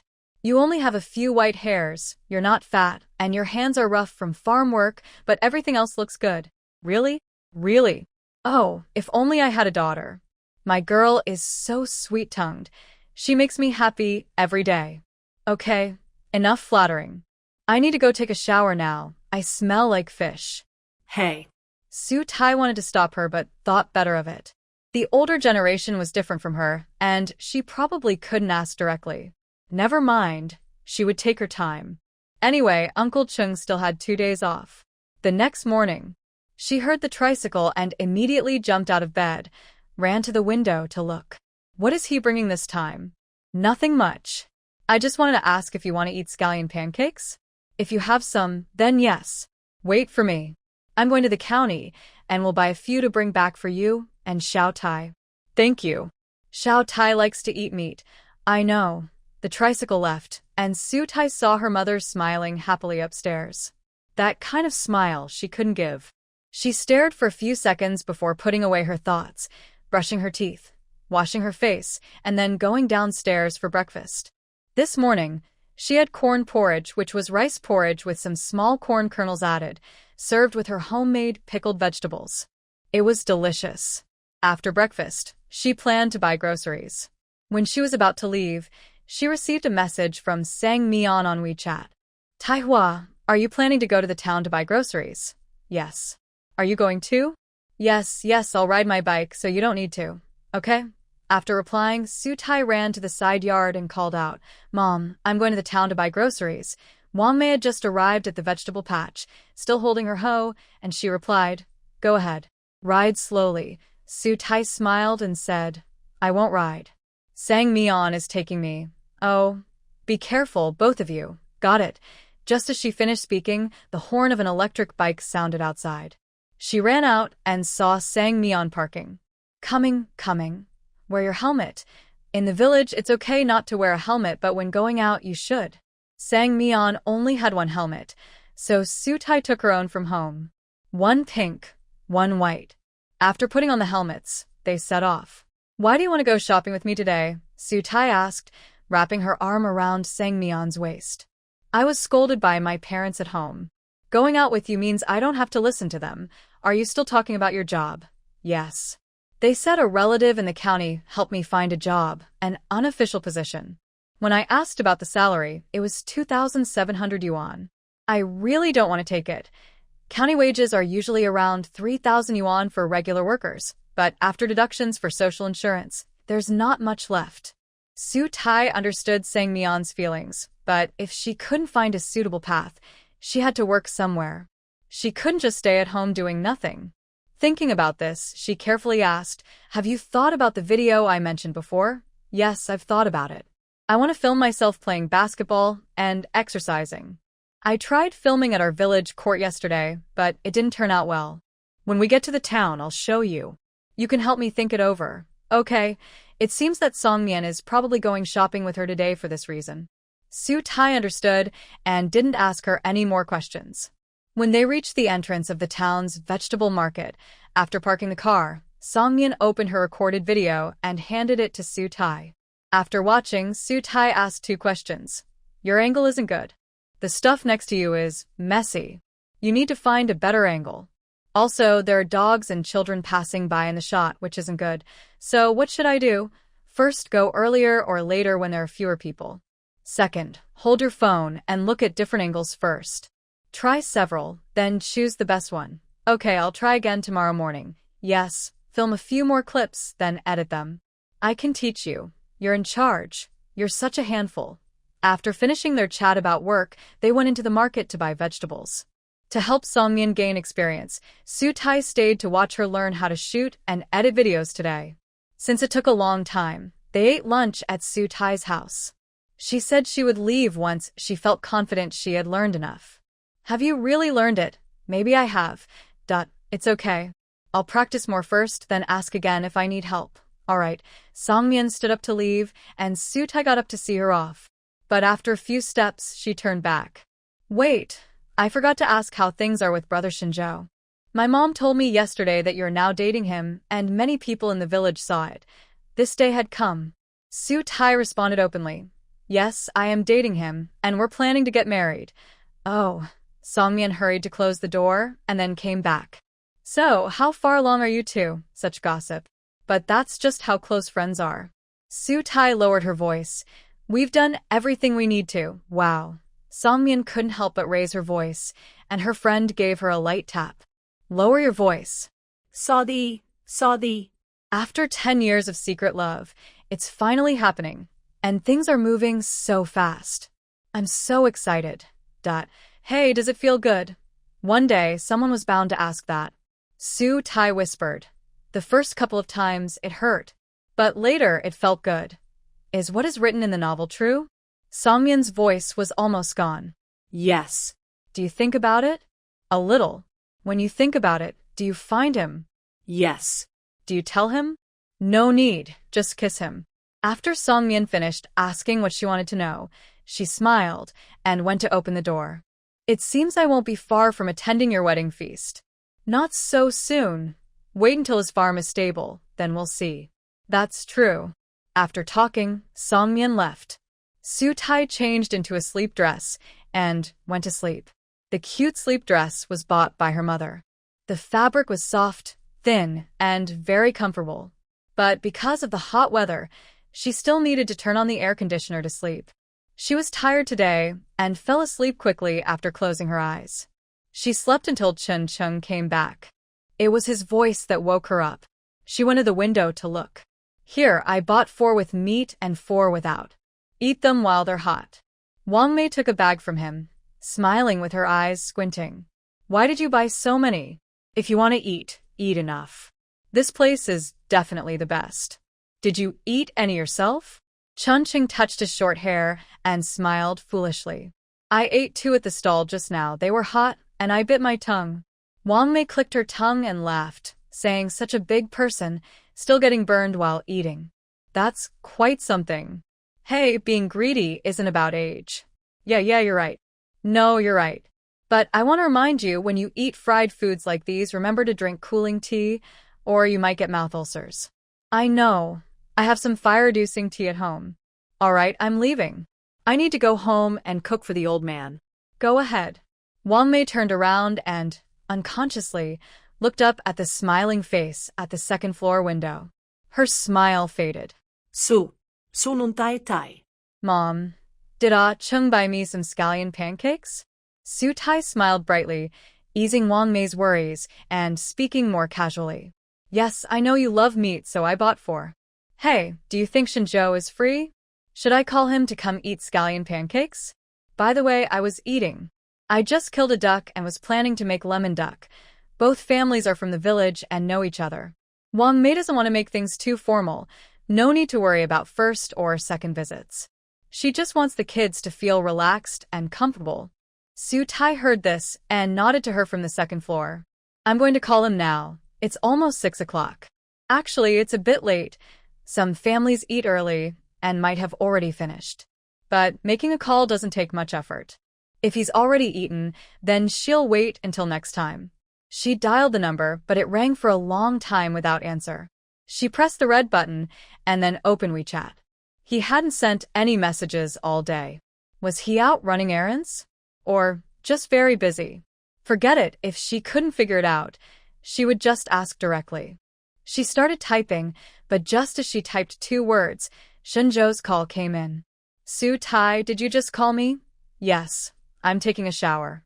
I just got back. He had just returned home, so he hadn't eaten yet. Su Tai quickly asked. Uncle from next door bought some scallion pancakes. My mom called you to come eat, and also for dinner. She's making lemon duck. Are you coming? Yes, of course. My mother-in-law called me, so I'll definitely come. Just wait a moment. I'll get dressed and then head over. Oh. After hanging up, Su Tai only remembered that he said to get dressed. That means just now he called her without wearing any clothes. Naked. 6-pack abs. And chest muscles quite big. Girl, did you call him? Wang Mei's voice interrupted her daydream.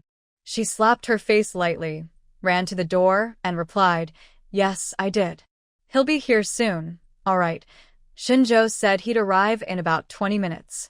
He rode his motorcycle over, parked it, and brought in 2 bags of things. Su Tai looked down at the bags. What's this? He smiled shyly. I guess this is my first real visit to your house for dinner, right? I can't come empty-handed. I brought some health supplements for Annie and some fruit. Since it was sudden, I brought the mangoes and dragon fruits my mom bought yesterday. Seeing that smile, Su Tai realized she had never seen him smile like that before. It was quite fresh and cute. She couldn't help but reach out and pinch his arm. What are you doing? He dodged her hand. She glared and asked, Can I pinch you? Uncle is here. He mouthed these words while pointing to the kitchen. Coincidentally, Wang Mei was carrying a duck out and saw him, smiling. Hello, Andy. He responded quickly with a quick change of expression on his face. Su Tai was amused by his rapid facial change, covering her mouth to stop herself from laughing out loud. Wang Mei put down the duck, turned around, and saw 2 bags of things. She exclaimed, Oh, didn't I tell you to tell Shen Zhou not to bring anything? How did you forget? She really forgot. Seeing her speechless, Shen Zhou quickly explained, No, Auntie. Today is my first time visiting your home. Not bringing anything would be rude. Please don't blame Su Tai. No blame.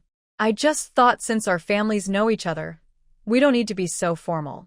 Feel free to come over any time for a meal. No need to bring anything. Okay, I understand. All right, you 2 chat. I still have 2 more dishes inside. Annie, let me help you. Shen Zhou wanted to go inside. Wang Mei stopped him at the door. No need. You and Xiao Tai can play inside. I'll just cook 2 simple vegetable dishes quickly. Shen Zhou hesitated. Su Tai pulled him away. Let's go. Come to the side yard with me. The side yard has 2 gates. One outside, a simple door, and another in the backyard, an iron gate. When sleeping or going out, it gets locked. They went out through the iron gate. Outside, they saw a neat vegetable garden with white and yellow butterflies flying above. Look, is our vegetable garden big? Su Tai was a little proud. Yes. The yard at Shen Zhou's home only had a small patch of land for planting scallions, garlic, and chili peppers. The rest was paved with cement. But even without cement, it wasn't as big as Su Tai's garden. It seemed no other family in the whole village had such a large garden. Hearing her confident, big, Su Tai felt even more proud. Look at the vegetables my mom grows. Aren't they the best? Yes, better than my mom's. Of course. You see, my mom has spent her whole life in the countryside, working with the land. Your family only moved here when I was in 3rd grade. Annie isn't as skilled at this, which is normal. Yes, Shen Zhou nodded, but then he raised an eyebrow and looked at Su Tai. You remember things from before very clearly, even knowing when my family moved here. He did it on purpose. Just to tease her. Su Tai understood this well. She smiled softly and replied, I heard about you the year you moved in. Back then, everyone said a handsome guy had come to the village. I wanted to see how handsome you really were, but I couldn't because you were studying in the county. When I finally saw you in person, I understood people's eyes are sharp. Being called the village grass is well-deserved. At first, Su Tai's compliment about his looks made Shen Zhou happy. But when she called him village grass, his smile froze. Village Grass? That sounds strange. It's not strange, Su Tai explained. The most handsome boy in class is called class grass. The most handsome in school is called school grass. So, the most handsome in the village is called village grass. No matter what Su Tai said, Shen Zhou couldn't accept the nickname, village grass. He frowned and asked her, please don't mention that again. Su Tai didn't insist. She continued to lead him to see the vegetable garden. Shen Zhou, my mom grows a lot of vegetables. If there's too much, you can feed the chickens. Do you feed those chickens with greens? Yes, but only a little. My mom grows less. Then if my family has extra vegetables, I'll bring some up the mountain to feed your chickens. Okay. Just as she finished speaking, Wang Mei's voice came from the iron gate. Shen Zhou, Xiao Tai, dinner is ready. Coming, they responded and started walking back. This wasn't Shen Zhou's first time eating at Su Tai's house, but it was the first time eating with Wang Mei. The dinner table felt a bit cramped and awkward. Wang Mei saw that Shen Zhou wasn't taking many dishes and pushed the duck toward him. Eat more. Thank you, Annie. After thanking her, Shen Zhou quickly picked up a piece of duck and took a big bite. Wang Mei didn't ask how it tasted. Asking wouldn't change anything, so it was pointless. She tried to make the conversation lighter. Shen Zhou, I heard recently that you asked someone to help watch the chickens at night. Did you find anyone? Yes, I found Uncle Ahai who lives near my place. Ahai? That's perfect for watching them. Yes, at night he stays on the mountain watching over things. There's nothing much to do, so he can sleep. During the day, he can do his own work if he wants. This kind of job suits him, especially since he's single and doesn't need to worry about a family. Wang Mei isn't the type to gossip. Everyone knows about Dong Hai's situation. He's famous in the village for being a lifelong bachelor. People have many opinions about why he never married. Some say he was hurt in love when he was young. Others say he's stingy and doesn't like to spend money, so others don't want to be with him. Some say he got married and had children when he worked in another place long ago. There are many stories. Some people even ask him directly, but each time they do, he just glares and smokes without saying a word. He looks unhappy, so people stop asking. Being single is fine as long as he's happy. Of course, although he's a bit strange, he's honest and very serious about his work. Anything given to him, he makes sure it's done well. That's why Shen Zhou asked him to watch the mountain. Since they were talking about the mountain, Wang Mei continued, now it's just you and Sang Heng there. Can you handle everything? It's okay. My dad comes to help sometimes. I don't have many chickens yet, so I can manage. She asked, and Shen Zhou answered clearly. That's good. I see Sang Meon has nothing to do all day. I thought you might call her to help too. No, her brother wouldn't let her work with us. When I first came back, I was busy building a shed and she helped out twice. I paid her fully. No debts or dues. Really? You paid her the same day? Wang Mei hadn't heard about this before. She was surprised to hear that someone helped and was paid right away. Shen Zhou put down his chopsticks and said seriously, Annie, Sang Meon is Sang Heng's sister. But why should she work for free? I pay her for each day she helps. He's honest, and Wang Mei felt she hadn't misjudged him. She said, there aren't many bosses like you. Keep it up. I believe in you. Thank you, Auntie. Hearing the praise, Shen Zhou felt relieved. When he looked at Su Tai, his eyes showed a clear smile. From then on, he was more relaxed. He ate more food and enjoyed himself more. As a chef, I enjoy watching others eat heartily. Wang Mei was very happy seeing him enjoy his food. Shen Zhou, how tall are you? 185 centimeters. Shen Zhou took another big bite of rice. You should be the tallest in our village.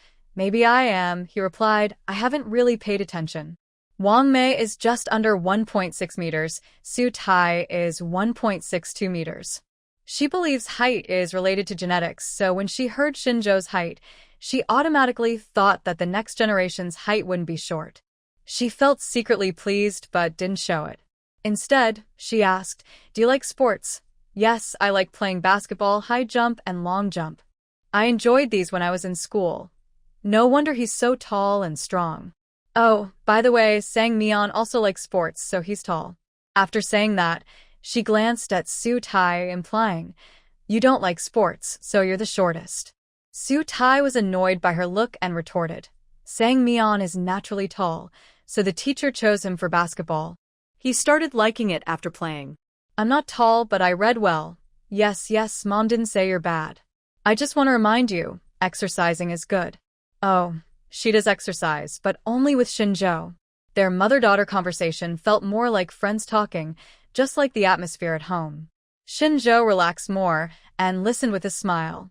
When they finished eating and chatting, Su Tai wanted to wash the dishes, but was stopped by Wang Mei. "Mom will wash the dishes. You and Shen Zhou go for a walk and get to know each other better."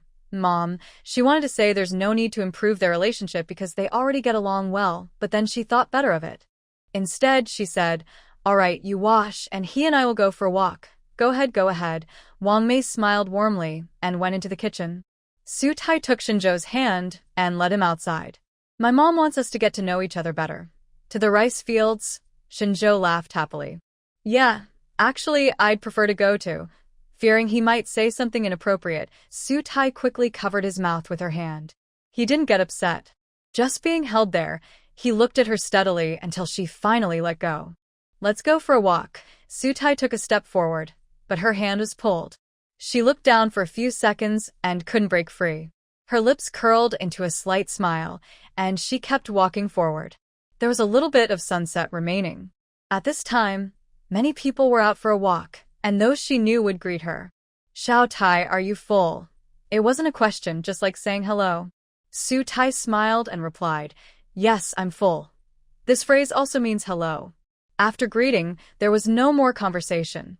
People she knew just looked at her, and then at Shen Zhou with a smile. Their eyes seemed to say, "Are you two dating?" "That's great." No need to respond, just smile. From Su Tai's home to the small supermarket, more people appeared. At the entrance, someone was sitting and eating ice cream. San Meon, she saw the person first and spoke. San Meon was biting a pudding and smiled playfully. Oh, holding hands, huh? Yeah, holding hands. Why not? Since I have a boyfriend. San Meon shivered, as if she was feeling goosebumps. Brother Shen Zhou, I used to think you were tough, but not anymore. Shen Zhou raised an eyebrow, with a slight smile. What do you mean? Am I soft now? No, not exactly soft, but I think you're much kinder now. Hearing this, Shen Zhou raised his eyebrows higher. Was I not kind before? Well, you didn't seem very approachable before. San Meon finished her ice cream and threw the small wooden stick precisely into a distant cardboard trash bin. She was telling the truth, and Shen Zhou understood. He didn't ask further, just smiled and subtly squeezed Su Tai's hand. It meant, let's go and get closer. Su Tai wanted to keep walking. She asked San Meon if she wanted to join, but she shook her head. I don't want to be a third wheel. Then we'll go. Okay, they strolled along the cement path in the middle of the rice fields. Most people were elderly or parents with small children. Older kids didn't want to come out and stayed home playing on their phones. By now, the sunset had completely disappeared, and only dim yellow streetlights lit the road. On summer nights, swarms of dark mosquitoes often hovered overhead. Su Tai waved her hand to shoo them away. Shen Zhou smiled and helped her chase the mosquitoes. After a while, they gathered again, so he stopped trying. They let the mosquitoes fly around as long as they didn't bite her. My mom said it's time to harvest the rice. Su Tai looked at the golden rice in the field and the gentle flowing water in the small stream. She felt a strange sense of happiness. Shen Zhou's gaze fell on a nearby rice paddy and said, "There are bugs this year, so we need to harvest early. Otherwise, we can wait until mid-month. I really dislike bugs. I dislike every kind equally. Mosquitoes, flies, spiders, cockroaches, ladybugs." She didn't like any of them. Shen Zhou listened and asked with a smile, "You don't like butterflies either?" That's an exception. And antlions? Didn't you say they are cute, huh? How do you know? After I was in the army and came back one year, you and Sang Meon talked about bugs in the sand. You said they are chubby and cute, and you even played with them in your hand. Seems like it.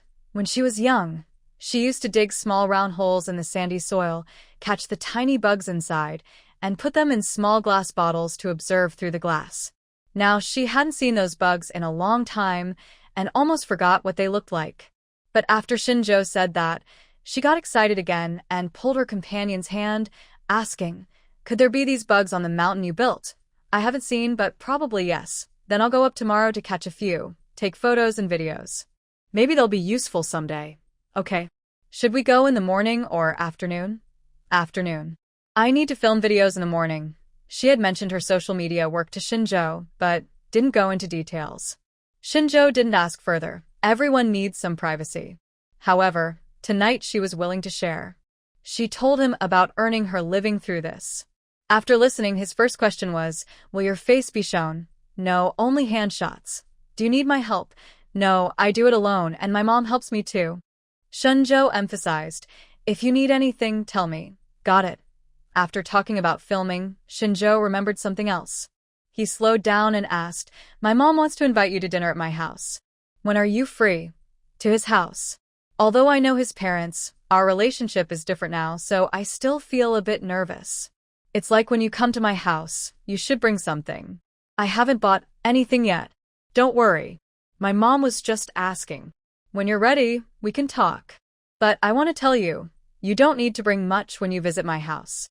Just coming is enough to make my mom happy. It's the same when you come to my house. My mom will be very happy." Yes. As we talked, we were almost at the village entrance. Su Tai looked back at the village behind her, feeling very happy. Shen Zhou felt the same and held her hand as they walked back.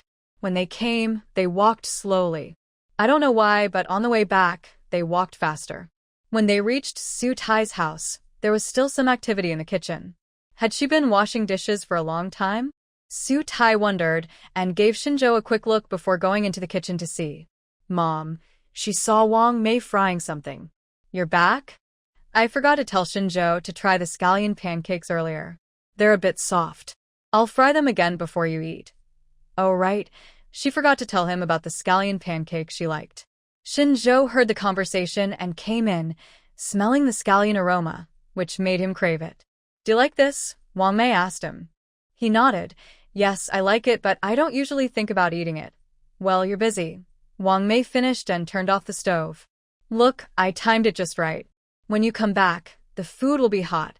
My mom is so clever." Su Tai looked at the plate of pancakes, drooling. It's been a long time since she last ate them. "Here, take it outside. Let it cool a bit before eating." "Okay." Su Tai carried the plate outside, then went to wash her hands. All three washed their hands and sat down to wait. These things taste best when hot. Before long, Wang Mei pushed the plate in front of Shen Zhou and smiled. "You go ahead and take some. There's meat on the left, eat the ones with meat." "Thank you, Annie." He took one and found it still quite hot, so he warned, "It's hot. Maybe you should use chopsticks." Su Tai shook her head. Eating with chopsticks doesn't feel the same. "Let's wait a little longer."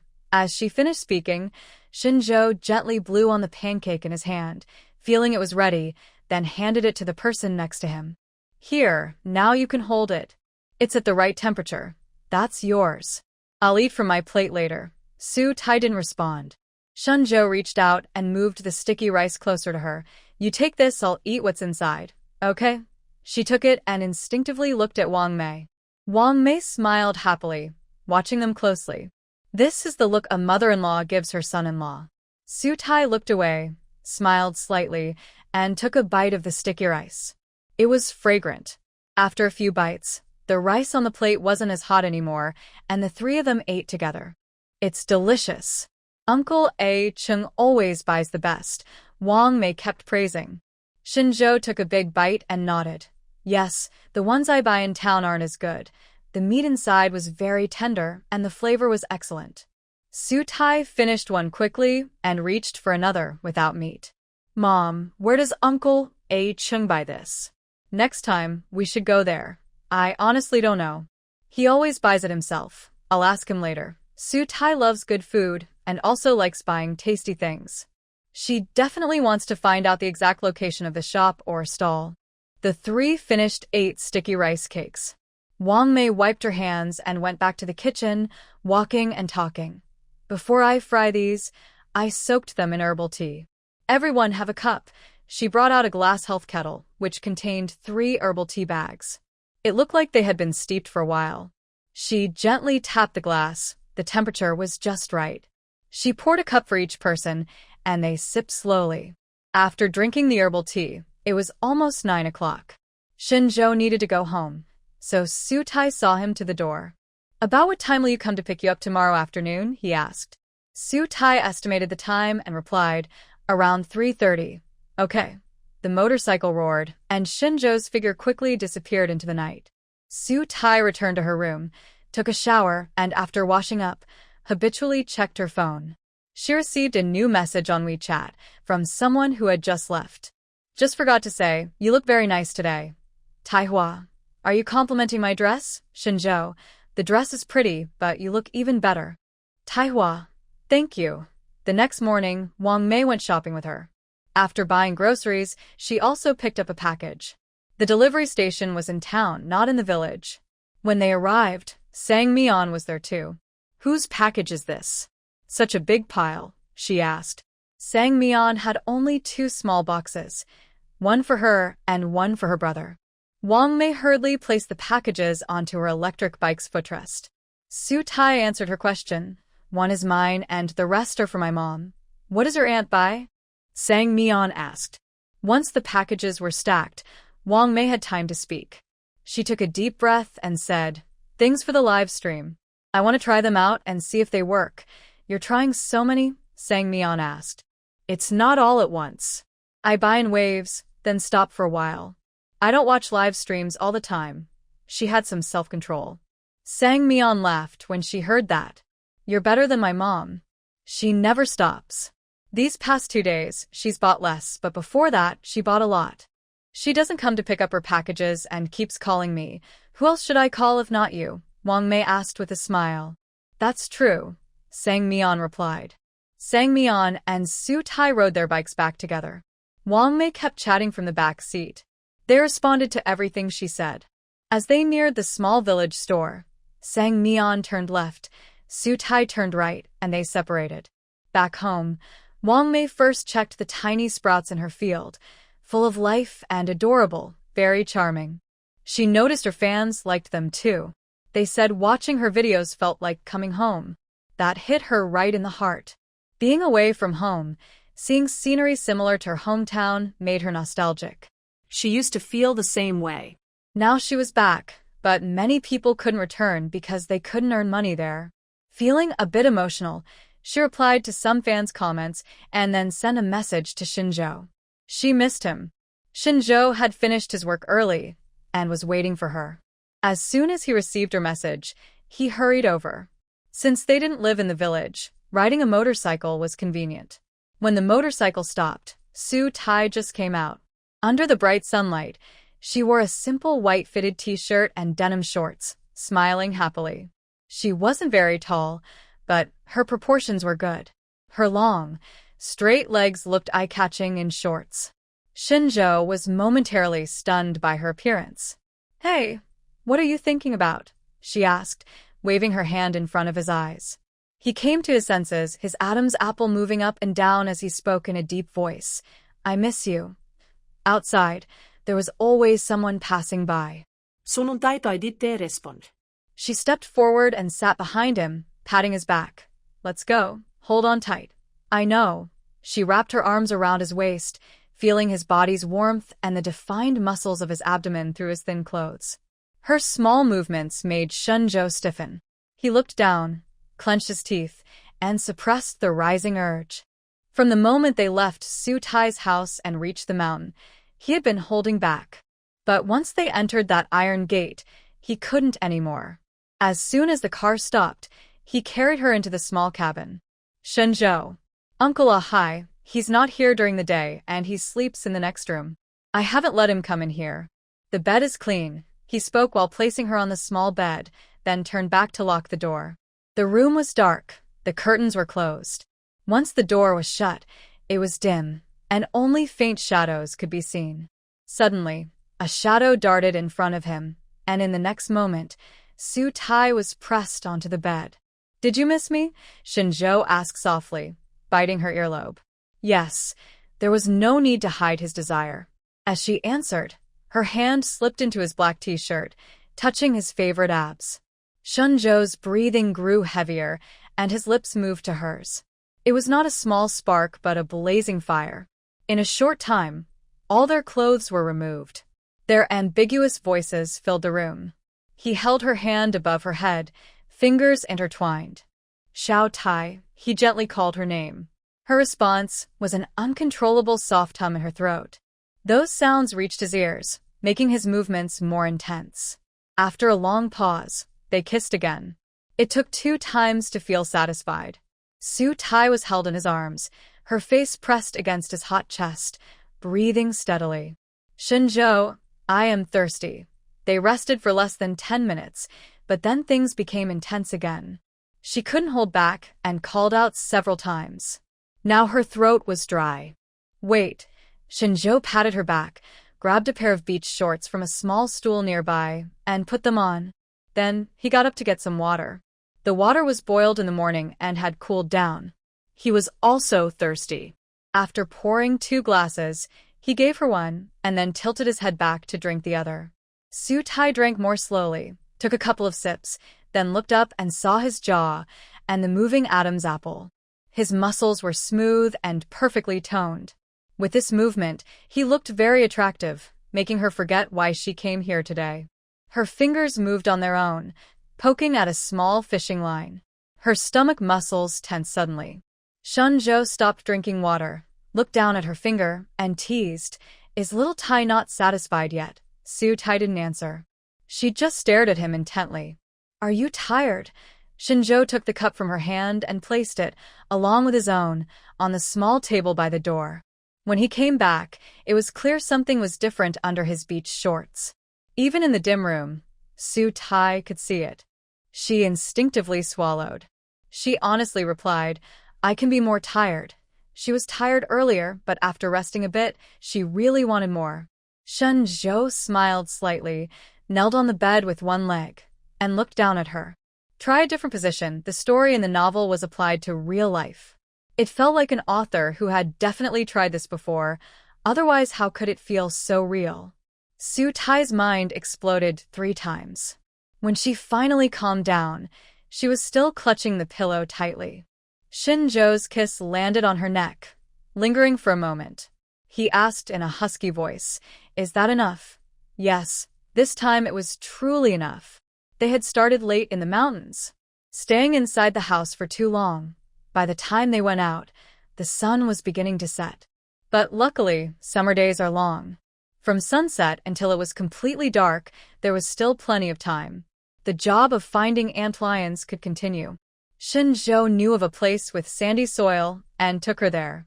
As soon as she saw the small whirlpools on the ground, Su Tai excitedly looked for sticks. "Here you go." Shen Zhou picked up a stick from his feet, broke it in half, and handed one half to her while holding the other. "Start digging," he said. "I'll record a video. Don't worry, I won't show your face." Su Tai took out her phone and adjusted the angle.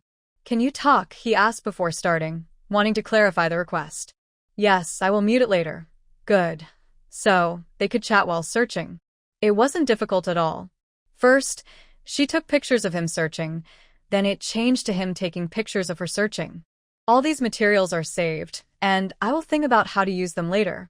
Based on your idea, could I also film the chickens on the mountain?" Su Tai's eyes lit up. "Why didn't I think of that? And your full tree of longan fruits, those can be filmed too. Today is late, so I'll go home first and come back another day to film more things on the mountain." Before going home, some of the large longan fruits growing low on the tree were picked by Shen Zhou for Su Tai. She held them in her hand, planning to go home and share them sweetly with Wang Mei. Motorcycles are more convenient than cars and can be parked right at the door. As long as someone is at home, the iron gate in the yard is always open. After getting off the motorcycle, Su Tai waved goodbye to Shen Zhou. He didn't get off, he just drove away again. Someone inside was talking, so she walked quietly. May, aren't you going to tell Xiao Tai yet? It was Uncle A Cheng's voice. It seems she already knows something, then just tell her directly. We're not involved in any messy stuff. I'm worried she might not accept it. Su Tai slowly backed away without disturbing anyone inside. She entered the vegetable garden through a simple gate by the roadside. Inside, there's a small bench that's been there for years. She dusted it off and sat down to wait. The sunset was bright red on the other side of the mountain. She took out her phone to take a picture. After taking the photo, she saw a WeChat message. Shen Zhou, I just got home and was about to come find you again. She smiled and replied, what do you want to find me for? Do you want to continue? Shen Zhou, maybe I really am a bit abnormal. He didn't finish the message, probably because the content was too explicit. Su Tai could imagine what he wanted to say, and her heart beat faster. That little house isn't suitable for us to live in. That was probably the answer. Shen Zhou sent 2 more messages. It's okay to visit that place sometimes, but I don't want you to always be there. My parents are going to stay at my cousin's house for a few days after harvesting rice. Can you come stay at my house? How should she tell her mom? Su Tai felt shy to speak. But actually, she also wanted to live with Shen Zhou. She liked being held in his arms and felt close to him. She decided to leave it for now and reply later. Thinking this, she stood up to listen to the sounds in the front yard. Heavy footsteps came out. Probably Uncle A Cheng was leaving. She waited until the person was far away before leaving the vegetable garden and entering through the front door. Mom, do you want to eat longan? Wang Mei was in a bad mood and was not good at hiding her feelings. Su Tai saw her difficulty clearly and peeled a longan, then put it into her mouth. Is it sweet? The local longan had big pits but was very sweet. Wang Mei spat out the pit and forced a smile, saying, yes, it's sweet. Su Tai sat beside her. It was so hot today. They faced each other with a fan blowing air, making their hair messy, but she didn't mind. She just wanted to clarify Uncle A Cheng's situation. Mom, I just want to play with Shen Zhou earlier. His mom wants me to have dinner at their house. Wang Mei's face changed from gloomy to bright. Really? I haven't seen her these days. I don't know what her family thinks. Really, Shen Zhou told his family about me. His parents like me. We've only been dating a short time, but we're planning to get married. Mom, if I marry him and move to his house, you'll be alone. She knew her daughter well. Her words clearly expressed her meaning. Wang Mei looked a little nervous. Girl, do you know something? I'm not sure, but I can feel that Uncle A Cheng treats you differently from others. Are you? Are you worried that I don't like him? Mom, I told you before, Uncle A Cheng is a decent man. He treats me well. How could I not like him? He doesn't have much money.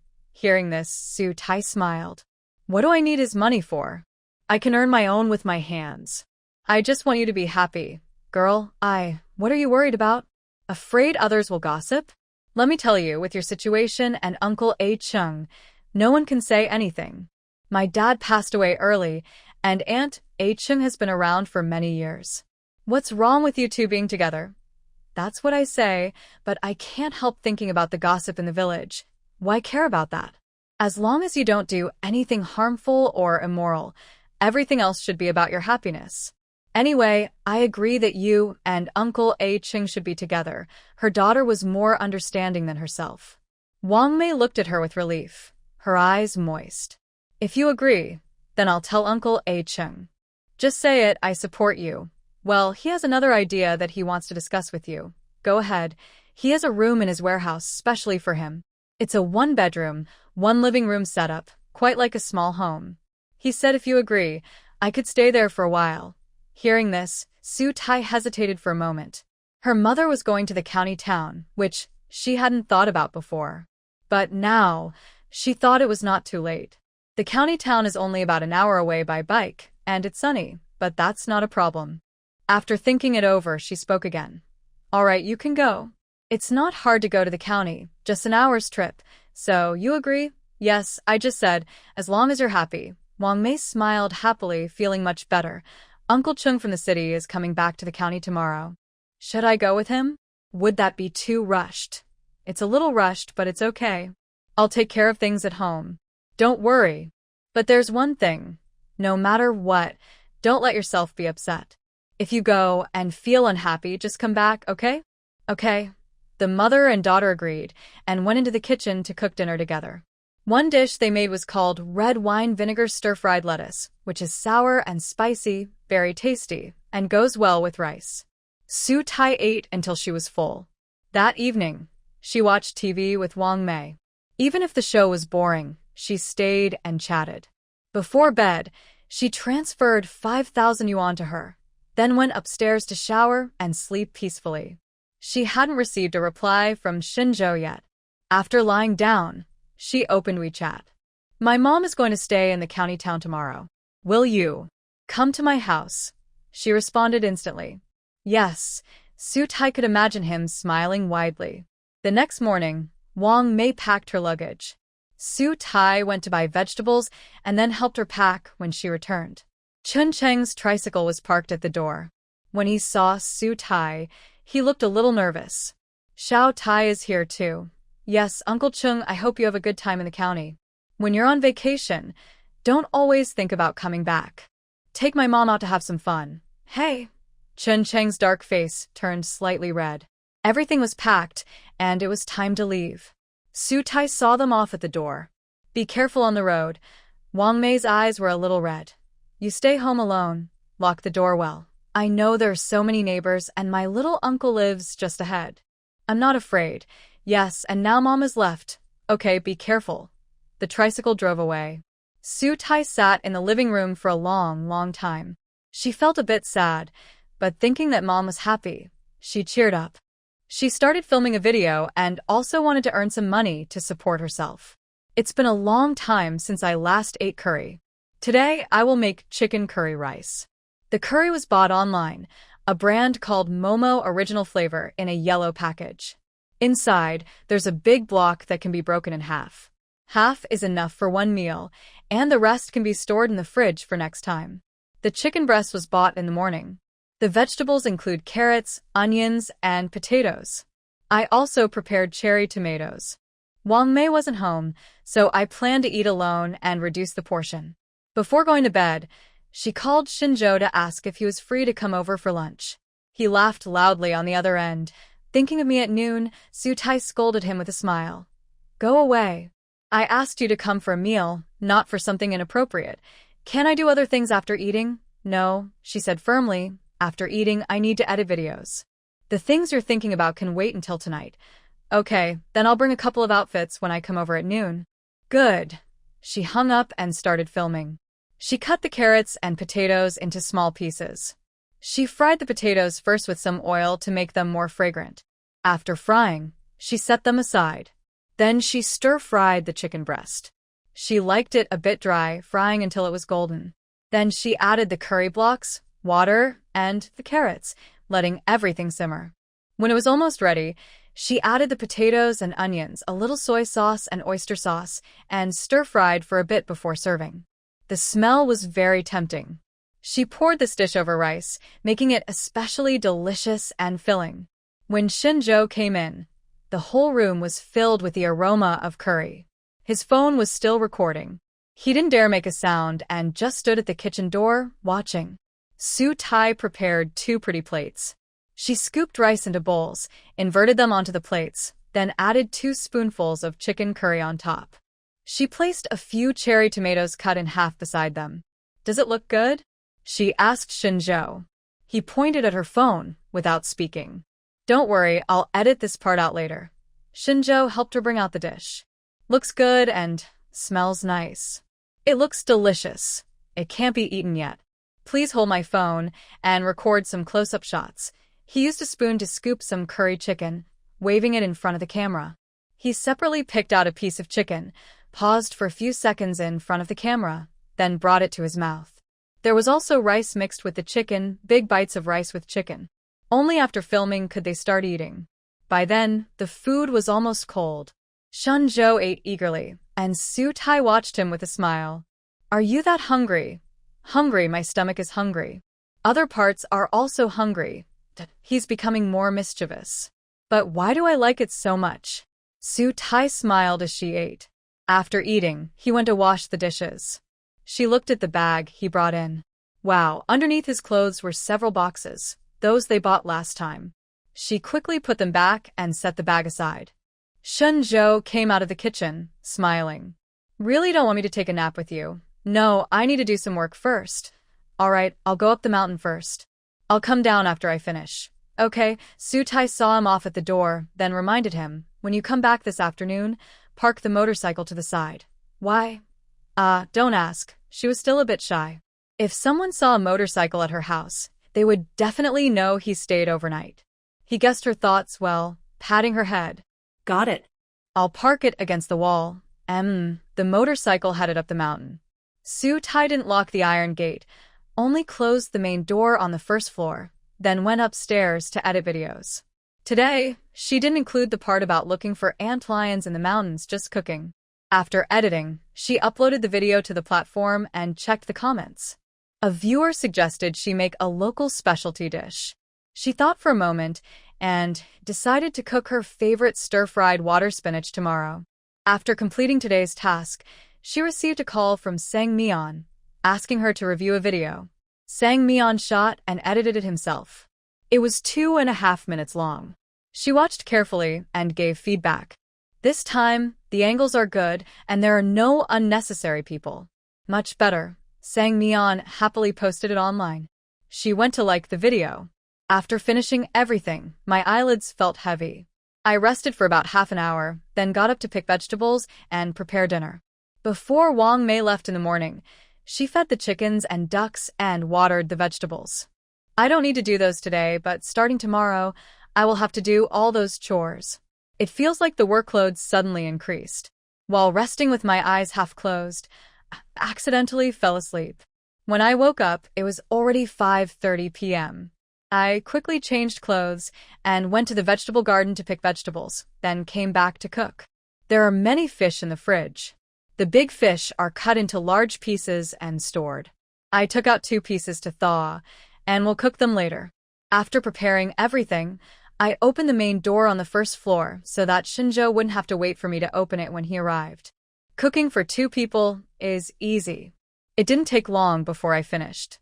Shen Zhou returned home while I was bringing out the fish. Following her instructions, he parked his motorcycle close to the wall. Dinner is ready. I saw that his clothes were wet, so I poured him a glass of cold boiled water. He drank it all in one go, then went to the kitchen to wash his face before coming out again. What did you do this afternoon? Why are you so sweaty? I went to fix a broken internet connection with Sangheng. How come you guys know how to do everything? If I don't know, I learn. I asked someone. The old ceiling fan above the dining table at Su Tai's house was broken. She carried over a standing fan, plugged it in, and turned it on to oscillate, blowing toward the dining table. Is it cooler now? Still hot. I want to take a shower first. That won't help. If you shower now, you'll just get sweaty again when you eat. Why don't you take off your clothes? I'll close the door and we can eat like this. In the countryside, this is common. Some men take off their shirts when it's hot, but they put them back on before going out. Shen Zhou watched her close the door, then immediately took off his clothes. He was covered in sweat, which made his muscles look even better, like in TV shows where they apply oil. His muscles looked more defined when he was sweaty. His hormones were really high. Sunnuntai taisi vallovet hard. Shen Zhou smiled at her. You wouldn't be thinking about that here, would you? If you don't mind, I don't either. Su Tai kicked him lightly under the table. Am I that flirtatious? That little force was like tickling to Shen Zhou. He didn't care and continued teasing her. That look you gave me just now. Eat dinner. All right. After finishing dinner, I went to the rooftop to collect the clothes. There are mosquitoes on the roof, but the wind is strong, so standing outside for a while feels quite nice. But I can only stay a short time, or Shen Zhou might get bitten badly. After collecting the clothes, I locked the door to the roof and went downstairs to fold the laundry. My underwear and small shorts were just sitting there, exposed in front of him. I felt a bit shy, so I urged him to take a shower. Once he grabbed his clothes and went into the bathroom, I started tidying up slowly. He finished his shower quickly, and when he came out, I had just finished cleaning up. It was his turn to go in, and he sat in her room, looking at her award certificates on the wall. First place in Chinese language exams, first prize in the math competition, excellence in Chinese, math, and English. There was a whole wall of awards, from elementary school to high school. When Su Tai came out, he was looking at a certificate from her high school. "You're so impressive," he said sincerely. He thought the girl he liked was very outstanding. Most of the awards on the wall were from elementary school, fewer from middle school, and even fewer from high school. Su Tai recalled her past, her voice soft. "I was in the top few in elementary and middle school, but I didn't do as well in high school. The top high schools are full of talented students, and I was just above average. I won 2 awards in 3 years. But luckily, I still managed to get into university. When I was in college, I was quite lucky, earning scholarships every year, which helped lighten my mom's burden."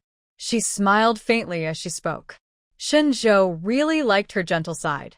He pulled her into his arms and sniffed her scent. "It's not just luck. All your awards are because of your hard work.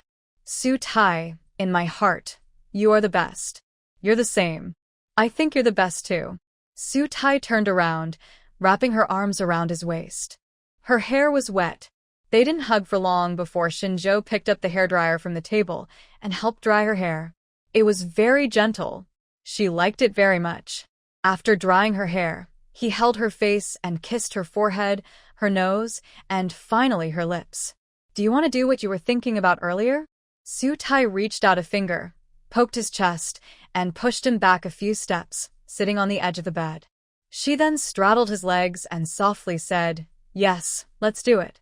She hugged his neck and kissed him. When their feelings grew intense, she even bit his Adam's apple. Shen Zhou's breathing sounded heavy, though it was hard to tell if it was a sigh or a quiet hum. Su Tai had her own little thoughts.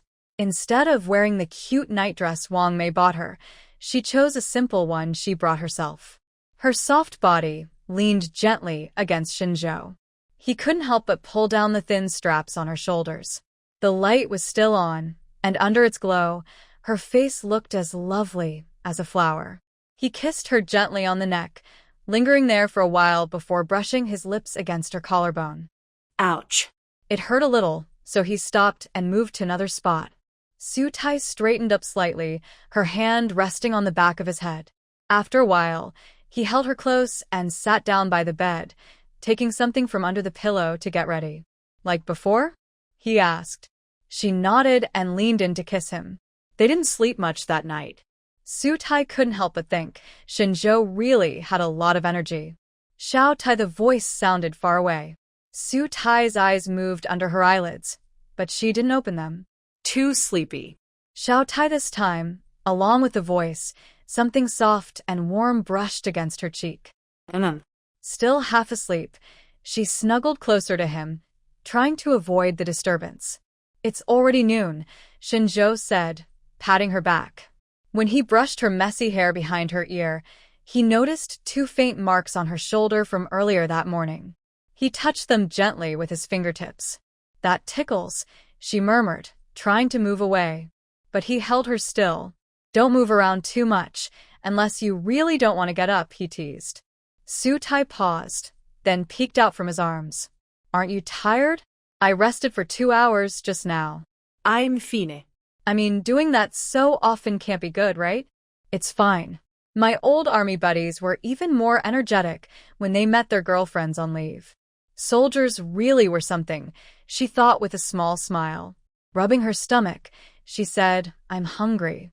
The vegetables aren't watered, the chickens and ducks aren't fed, and I haven't filmed my video yet. So many things left undone." Shen Zhou kissed her forehead and chuckled softly. "I'll help you with those. I'll get up first, you can take your time." After speaking, he turned over and got out of bed, putting on a t-shirt and work pants in front of Su Tai. Su Tai didn't look away, just admired him. "He's really impressive." "Still watching?" Shen Zhou finished getting ready, walked to the bedside, and patted her head. Of course I am. "I've wanted to see this for years. You're such a naughty girl. Are you one too?" Yes, I'm even naughtier. After enough teasing, Shen Zhou was about to leave, but Su Tai stopped him. Is there anything else you want me to do? He asked, a little helpless. The person lying there said there was a lot of work, but kept delaying so he wouldn't go. Su Tai sat up and spread her arms. Hold me and take me out. I'm too tired. Her heart skipped a beat. Shen Zhou listened to her soft voice and felt his body go numb. Are you acting cute? He leaned down to look at her. Yes, they say a woman who acts cute has the best luck. I want to try. He really wanted to make her cry. Shen Zhou's dark eyes flickered, but remembering her red eyes this morning, he suppressed his restless feelings, picked her up, and carefully carried her to the bathroom outside. Brush your teeth and wash your face first. I'll go do some work. Okay. There are leftovers in the kitchen in a basin. Got it. This time he could go downstairs and work efficiently. Su Tai finished washing up, changed into a loose t-shirt and denim shorts, and went outside. She saw him watering the vegetables in the side yard. Just as she was about to call him, someone's voice arrived before she could. Shen Zhou? What are you doing here? It was Aunt He, the village's well-known loudspeaker. Su Tai instinctively tried to hide and listened secretly to their conversation. Shen Zhou was holding a soft water hose, watering the vegetables, but looked up at the simple small door and answered naturally, Aunt He, I'm Xiao Tai's boyfriend. Isn't it normal for me to help her with chores? Oh, so you're really dating? Of course. I'm pursuing her. That's great. You're both not young anymore. Don't wait too long. Get married soon. I know. We have plans. The small door had big gaps, and Aunt He peeked inside. Hey, where's Xiao Tai's mom? I don't see her? Su Tai listened in the backyard, her heart pounding. She was mentally prepared, but hearing others ask still made her nervous. No wonder her mom was so worried. However, this matter couldn't be kept secret, and there was no need to hide it. Yesterday, Mom went out with Uncle A Cheng's car, and surely someone in the village saw her. After thinking for a while, she sneaked into the vegetable garden from the backyard and said to the person standing at the door, Aunt He, my mom went to the county. Do you want to chat with her? The person at the door looked away and cheerfully replied, No, I was just passing by and saw Shen Zhou here, so I asked. Su Tai responded with an, oh, smiled and didn't say anything more. She picked a few green vegetables, then went to turn off the water tap and called Shen Zhou, Go back and eat something. We'll go to the town later. Okay. Shen Zhou cooperated smoothly, put the hose aside, nodded at the door, and went to the backyard. To leave, the iron gate to the backyard had to be locked. Since no one was in the vegetable garden, the person at the door naturally left. Back inside the house, Su Tai went to the kitchen to cook noodles. Shen Zhou followed and hugged her from behind. Did you hear me talking to Aunt He just now? Are you worried? A little, but it's noon now, so it's normal for you to be here. Shen Zhou gently pinched her waist and chuckled. Then you should thank me for waking you up at noon. Yes, thank you. That's just being polite. How can I not be polite? Turn around and give me a kiss. Su Tai slapped his hand and said, I'm cooking noodles. Just cook them. It doesn't interfere with us kissing. Is this the real life of living together? Sunnuntai tai pelot sviititsaid. She turned around, tiptoed, and kissed his face. Kiss. He bent down and closed his eyes. So beautiful. She also wanted to kiss him. She leaned in and pressed her lips to his. This time, she was satisfied. Su Tai smiled softly and continued cooking the noodles. The simplest way was boiling water with a few green vegetables and 2 eggs. The eggs weren't beaten, so the whites surrounded the yolks, making whole eggs. She dripped a few drops of soy sauce, then took the noodles off the stove. This is the first time we've had breakfast together. I need to take a photo. Su Tai picked up her phone, ready to take a selfie. Shen Zhou carefully held the bowl of noodles, and just as she pressed the shutter button, he kissed her. A photo that wasn't posed felt more lively. She looked at the person in the photo on her phone, feeling full of happiness. We are a perfect match. Shen Zhou also looked and drew a conclusion. She pressed the lock button, put her phone aside, and prepared to listen carefully. What do you mean by the perfect match? Shen Zhou looked into her eyes, a slight smile on his lips, and his voice was deep and gentle. I have dark skin, you have fair skin, so we match well.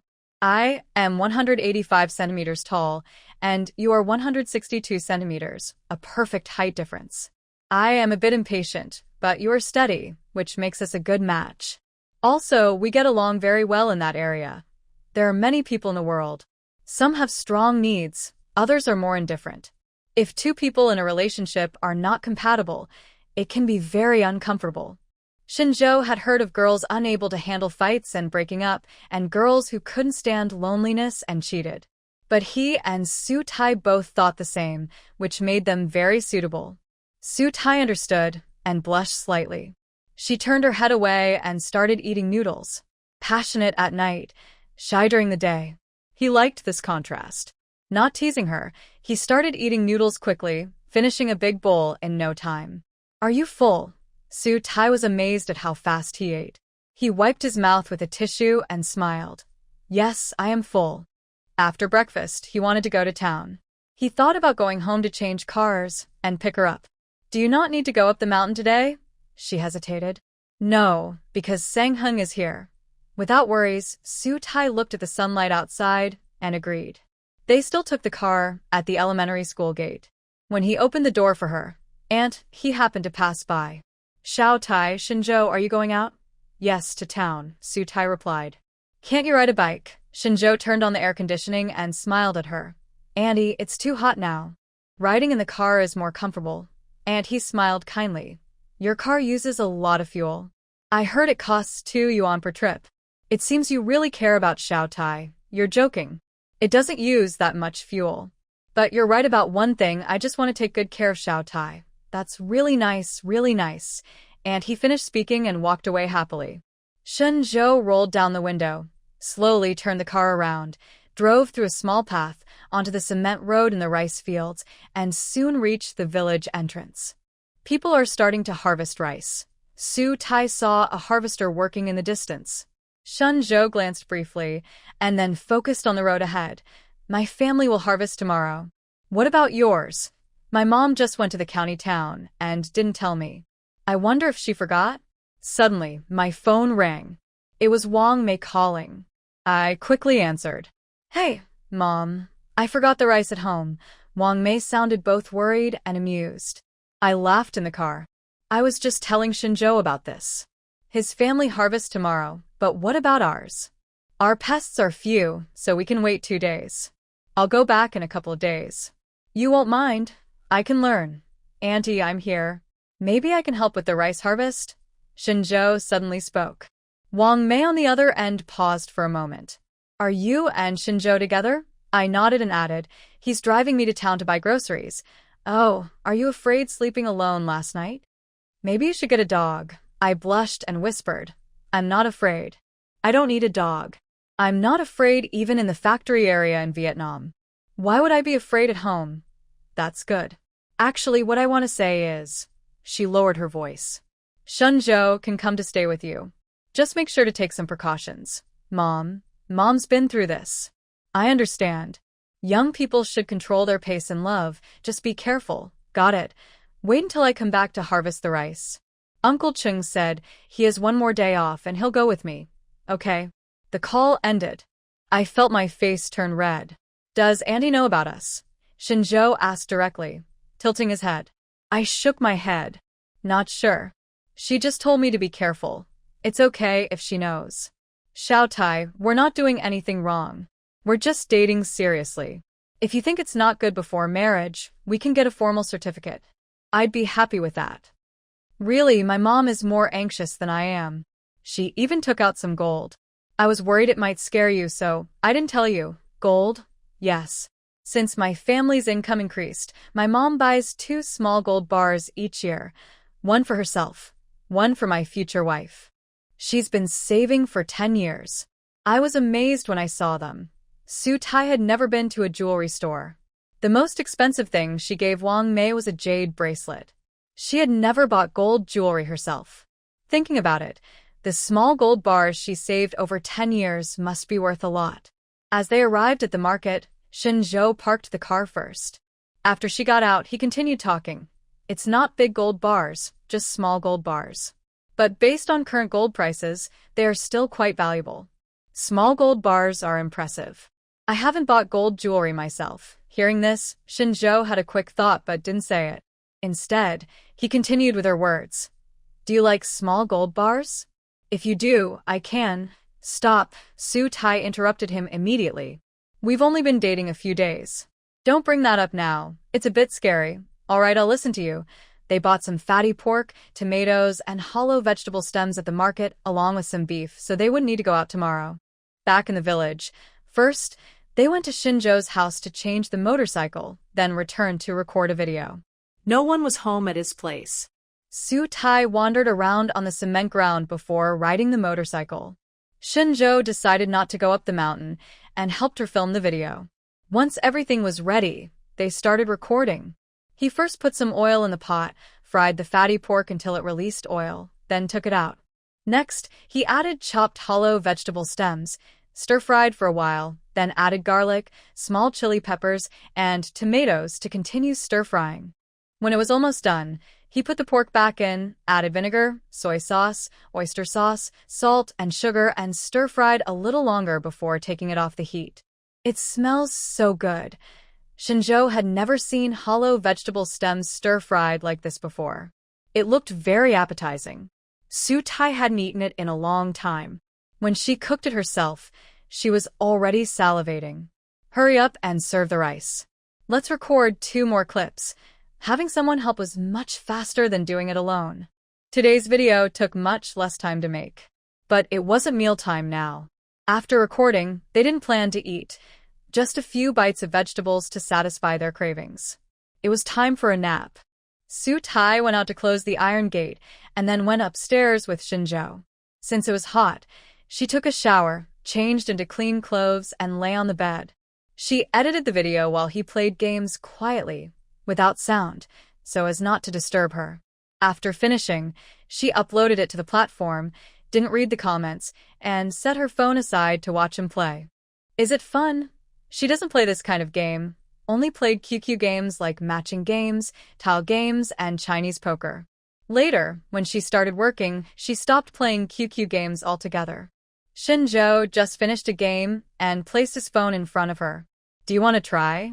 I can teach you. Forget it, my mind isn't suited for these. Then what is your mind good at? Su Tai took his phone away and looked into his eyes. It's good at thinking about you. Of course, Shen Zhou also thought of her and hugged her to kiss her. Do you still have energy? He asked. Su Tai felt weak from the kiss and whispered, No, I don't. Then let's rest and we can do more tonight. They slept for a long nap, and when she woke up, it was already dark outside. Want to go for a walk before cooking? Shen Zhou asked. Where to? Climb the mountain and pick some longan to eat. Okay. It's more comfortable to go out at this time. No sun, cool breeze, especially in the back mountain, it's even cooler. Feels good. Su Tai raised her hand behind him. He smiled in front of her. Is it more comfortable now? Or was last night more comfortable? Both are good. Then I'll drive faster. Hold on tight. Okay, on flat ground, he can go fast, but on uneven roads, he slows down. When they reached the hill Shen Zhou had reserved, Uncle Hai was sitting at the door smoking. Hey, Shen Zhou and Xiao Tai are here. He quickly threw a cigarette on the ground and stomped on it. Shen Zhou also smoked, but he had a rule. He only smokes at the door. Uncle Hai followed his request, so Shen Zhou didn't say anything and just greeted him before going inside. Pick some longan. Uncle Hai, can you bring me a pair of scissors? Sure. There was a wooden bench in front of the small house. He moved a step stool onto it, took Uncle Hai's scissors, and carefully selected ripe longan. That bunch looks good. Su Tai pointed at it from below. That one, he saw it and reached out to grab it. Yes, very full. He cut it and handed it to Su Tai. Uncle Hai handed over a bag from beside him. Here, use this to carry it. Thanks, Uncle Hai. Su Tai carried a bag while Shen Zhou cut longan fruit. She put the fruit into the bag. Soon she had about half a bag of longan. That's enough. That's enough. Longan is tasty, but eating too much can cause discomfort. Su Tai is sensitive and easily gets a sore throat. Shen Zhou stopped, jumped off the stool, handed the scissors to Uncle Hai, and said, We're leaving, then took Su Tai away. On the way home, she thought of something. She patted his shoulder and asked, "You haven't been home to sleep these past 2 nights. How did you tell Uncle and Auntie?" "You're just asking now." "Yes, what did you say?" She had initially thought he would say he was staying in the mountains, but when she saw Uncle Ahai earlier, she wondered if it might be too easy to find out. So, what exactly did he say? Su Tai was anxious, waiting for his answer. When he didn't respond, she patted him again. "What did you say?" "Just that I went to your house." "Oh, don't be shy. It will happen sooner or later." "That's too soon." They were approaching the small pond in the village. It was usually crowded there. Shen Zhou slowed down and lowered his voice. "Xiao Tai, as long as we're happy, it doesn't matter how soon." Su Tai didn't know what to say. Overthinking would make her seem petty. She wanted both, but maybe it was better to be more relaxed. Thinking this, she hugged him a little tighter, as if to respond to his words. They parked the motorcycle by the side, locked the iron gate, and went inside to cook. Tonight he would cook. She went to the backyard to pick eggs, as she forgot to do so in the morning. There were 5 eggs. 2 were dirty, and 3 were clean. She collected them and put them in a woven basket. Since their chickens laid eggs regularly, they usually ate them after 2 or 3 days, so they didn't store them in the fridge. Shen Zhou fried fish, given by Uncle A Chung, and stir-fried hollow vegetable stems for lunch. The meal was ready. There was quite a lot of hollow vegetable stems, but they finished it all. "Do you like this?" Su Tai was very happy. He nodded. "Yes, I like it. We never made it at my house. I'll make it for you often if you like." Shen Zhou pulled her hand and sat her on his lap. "I really want to get married to you right now. Do you really want that?" "Yes, I do. Let's wait a bit longer. My account isn't popular yet. I need some time."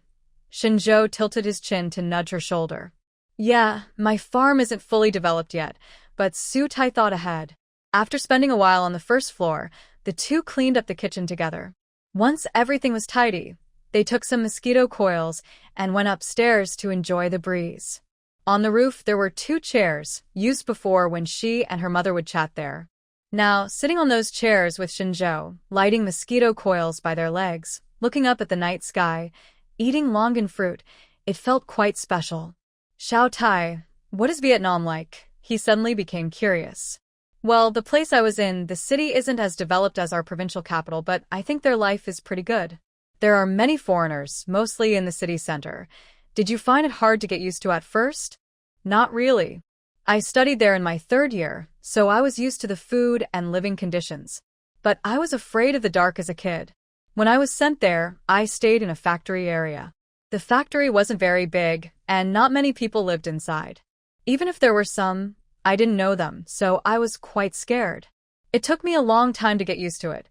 Shen Zhou reached out and gently squeezed her hand. "No wonder Annie was worried about you being scared at home. That was in the past. I trained there for a few years, so I'm not afraid anymore. What about you? I heard from Brother Sang Hung that you went to Inner Mongolia."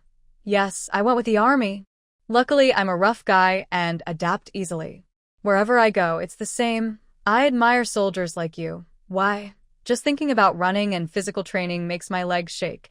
No joke, during high school, running 800 meters felt like it almost took my life." Shen Zhou chuckled, moved his chair closer so she could lean on his shoulder, and slowly said, "It might be even harder than you think."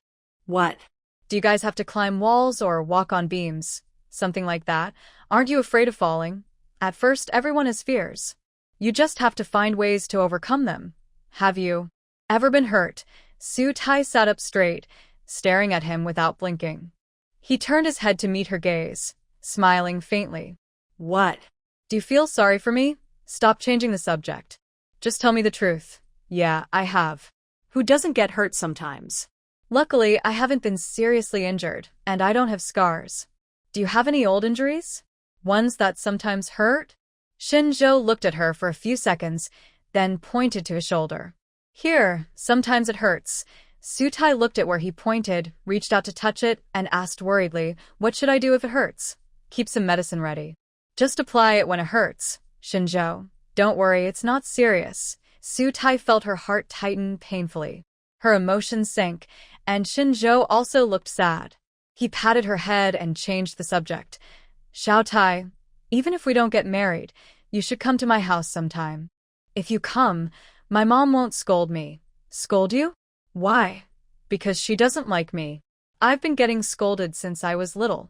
Sang-Hung never told you. No, is it because you look a bit wild that she hit you? Yeah, she wants a daughter like you, beautiful and sensible. So she uses a stick to discipline her wild son. All right, he's trying to flatter her in a roundabout way. Su-Tai smiled, her eyes shining. Then tomorrow, come with me to the county to buy some things. After that, we can go to your house. Really? Shen Zhou said it casually, not daring to believe she would agree. Sunnuntai smiled brightly. Really? When have I ever lied to you? Is that a promise? No backing out. No backing out. Xiao Tai, I want to kiss you. Shen Zhou's eyes looked strange. It wasn't just a kiss. It seemed like he wanted to tease her. That's why being in sync is important. They looked at each other for a while, both wanting him to tease her. Let's go downstairs. She took his hand and led him down, locking the rooftop door first. When they reached the second floor, he pushed her into the bathroom. They brushed their teeth together and hugged under the shower. Shen Zhou, I didn't bring my stuff, she whispered as he kissed her so hard she almost lost her balance. He stopped, pressed his forehead to hers, and gasped, I know. Not here. They only kissed enough, then dried off with a towel before he carried her out. When did you draw the curtains? Su-Tai was placed on the bed in the dark room. He pressed down on her, kissed her eyes, and his voice was hoarse. I said I needed to go to the bathroom before. I drew the curtains then. At that time, she was already on the rooftop. This person really is quite thoughtful. What are you thinking about? He asked, annoyed that she was distracted, signaling her to pay attention. Su-Tai hummed softly and grabbed his arm. Nothing. I wasn't thinking anything. Focus, hold me tight, he said. She replied. That night, Shen Zhou didn't bother her too much, only twice, then she went asleep. The next morning, around 8 or 9, he woke her up, finished the household chores, took a video, then changed cars and headed to the county town. Since it was her first time visiting his home, she didn't know what to buy. She searched online, found some options, and bought what the internet recommended. After shopping and returning to the village, they arrived at Shen's house, where Shen Zhou's parents were busy in the kitchen. She entered and greeted them. Hello, uncle and aunt. He Yufan quickly nudged Shen Zhou with her elbow, signaling him to put down his work and go outside with her. Xiao Tai is here. Why are you carrying so many things? She asked. Not many, just some snacks for you and uncle, she replied. Shen Zhou smiled warmly, took the things from her hands, placed them on the coffee table, and then invited her. Xiao Tai, come sit over here. Okay, she said, and she and Shen Zhou sat down together. Shen Zhou and He Yufan also sat down, both watching her closely. Shen Zhou noticed her face turning red and reminded her, Mom, aren't you going to cook? Yes, I am. Do you think Xiao Tai can't see that? She replied. You've been looking at her for 20 eyes, he said. He Yufan was speechless. Su-Tai quietly glared at him. He continued, Dad, what are you cooking in the pot? If you don't go check, it might burn. Shen Zhou shot him a look. I just put it in. Then watch, I'll go cook, she offered. He Yufan held back her frustration, but didn't move to cook. She just stood up with her husband. Let's go cook now. Su-Tai quickly said, I'll help you. No need. You don't have to worry about household chores. We can handle it now, and later Shen Zhou will do it. Okay, I planted flowers on the rooftop at home. Go take a look. When the food is ready, I'll call you down, Shen Zhou said. All right, just waiting for your word. He Yufan was speechless. Up on the rooftop, Su-Tai looked worried. Now I understand why Annie wanted to scold you. Shen Zhou asked, Why? You're really asking for it. Have you always talked to uncle and aunt like that? I'm a bit more controlled now. Su-Tai widened her eyes. It's good you haven't been scolded to death by aunt. Well, that's how I am. You tell me what to do. Xiao Tai, I really admire how you get along with your mom, but my mom isn't like that. She often scolds me, and I've been hit so many times that my skin is thick. Su-Tai, don't you try to find the reason within yourself. Yes, I have. That's why I joined the army. So, you're still the same after coming back. I've improved a lot. You don't like it? I'll change. Just tell me what to do. Really, listening to my wife will bring good luck. Sunnuntai pote pleetolle. Who's your wife? You are. It'll be soon. Don't be so proud. Shen Zhou kisses her in front of the flower stand. I'm serious. I listen to you, then talk nicely later. Okay? No arguing. Okay? The rooftop is full of flowers, mostly red. It's clear he put a lot of effort into caring for them. His house has 4 floors. When he just came up, he looked around. The first floor has 2 rooms and the second, third, and fourth floors each have 4 rooms. There are many rooms. From the rooftop, looking down, there's a wide cement yard. Next to it is a big longan tree. In the middle, there are 2 cars parked, 1 Land Rover and 1 Nissan. On the other side, there's a small shed with a motorcycle and an electric bike underneath. Walking around to the back, the yard is also wide. Half of it is covered with a shed, and the other half is open. The open part is a vegetable garden. She doesn't know what's under the shed. Your house is so big. This is probably the largest yard in the village. Shen Zhou looked at her shoulder and smiled. It will be your house someday. All my things are yours. Your farm is also yours. By the way, I haven't told you about that mountain. I invested a lot of money in the orchard and the farm. Most of my transition funds are there. My dad helped me cover what was missing. I didn't take out a loan. I don't have much money now, but I don't worry about food or drink. I have discussed with Sang-hung. Selling this batch of fruit around November or December will bring in a good amount of money. Plus, when these chickens are sold, I can earn a little more. Once I receive these 2 payments, I will be able to marry you happily. Hearing this, Su Tai felt warm inside. She turned her head to look at him and said, I don't care about your money, as long as you're not heavily in debt. Also, I don't need a fancy wedding. I just want the person to be you. I know. I understand what kind of person you are. My parents know too. But I want to give you the best and make you the happiest bride. Talking about these topics felt a bit emotional. Shen Zhou couldn't hold back and slowly moved his face closer to her. Xiao Tai, I want to kiss you. Su Tai closed her eyes. She felt his lips on hers. She responded to him, and they shared a kiss on the rooftop. After the kiss, they stopped talking for a moment, then continued kissing as they talked, until the sunset disappeared. Xiao Tai, Shen Zhou, dinner time. Heufan called from the last step of the stairs before reaching the rooftop. At that moment, Shen Zhou and Su Tai were deeply kissing.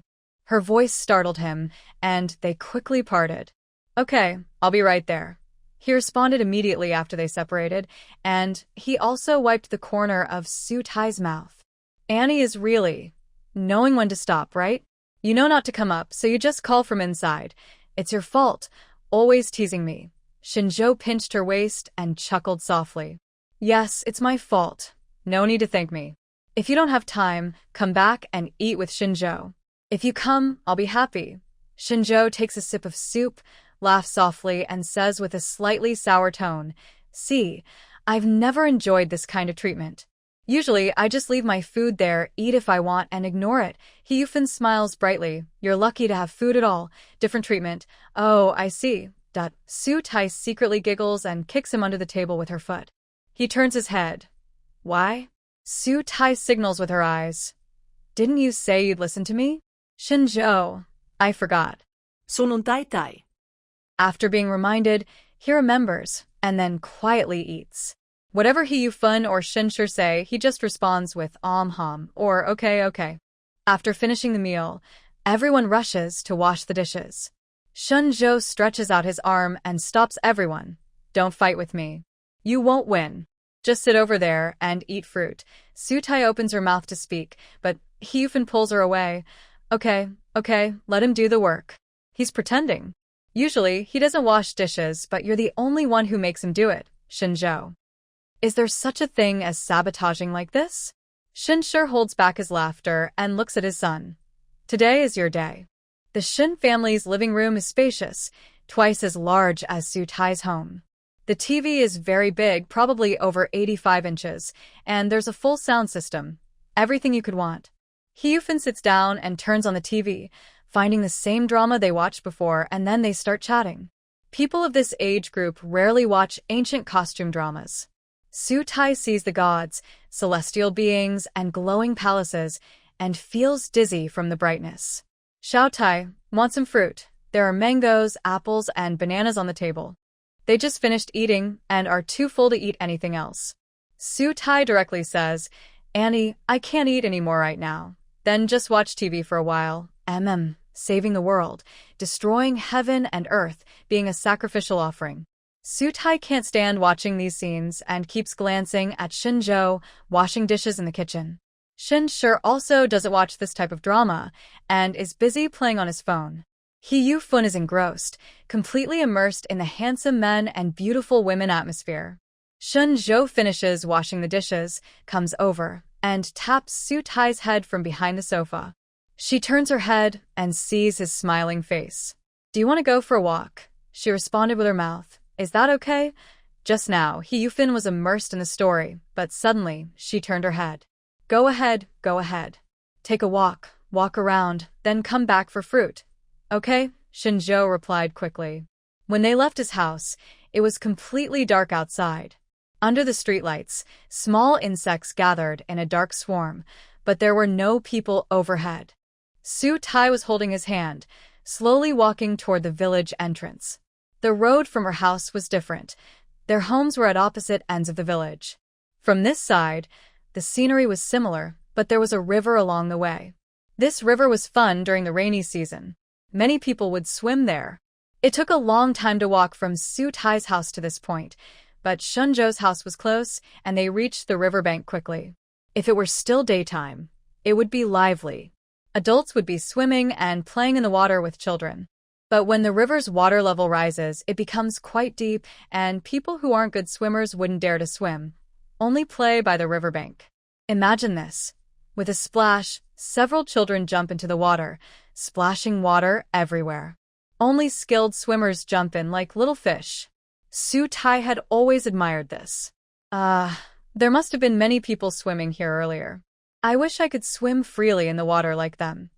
Shen Zhou had just picked a wildflower and stood up, placing it at an angle in her hair near her ear, admiring her beauty. If you want to learn to swim, I can teach you. I'm afraid.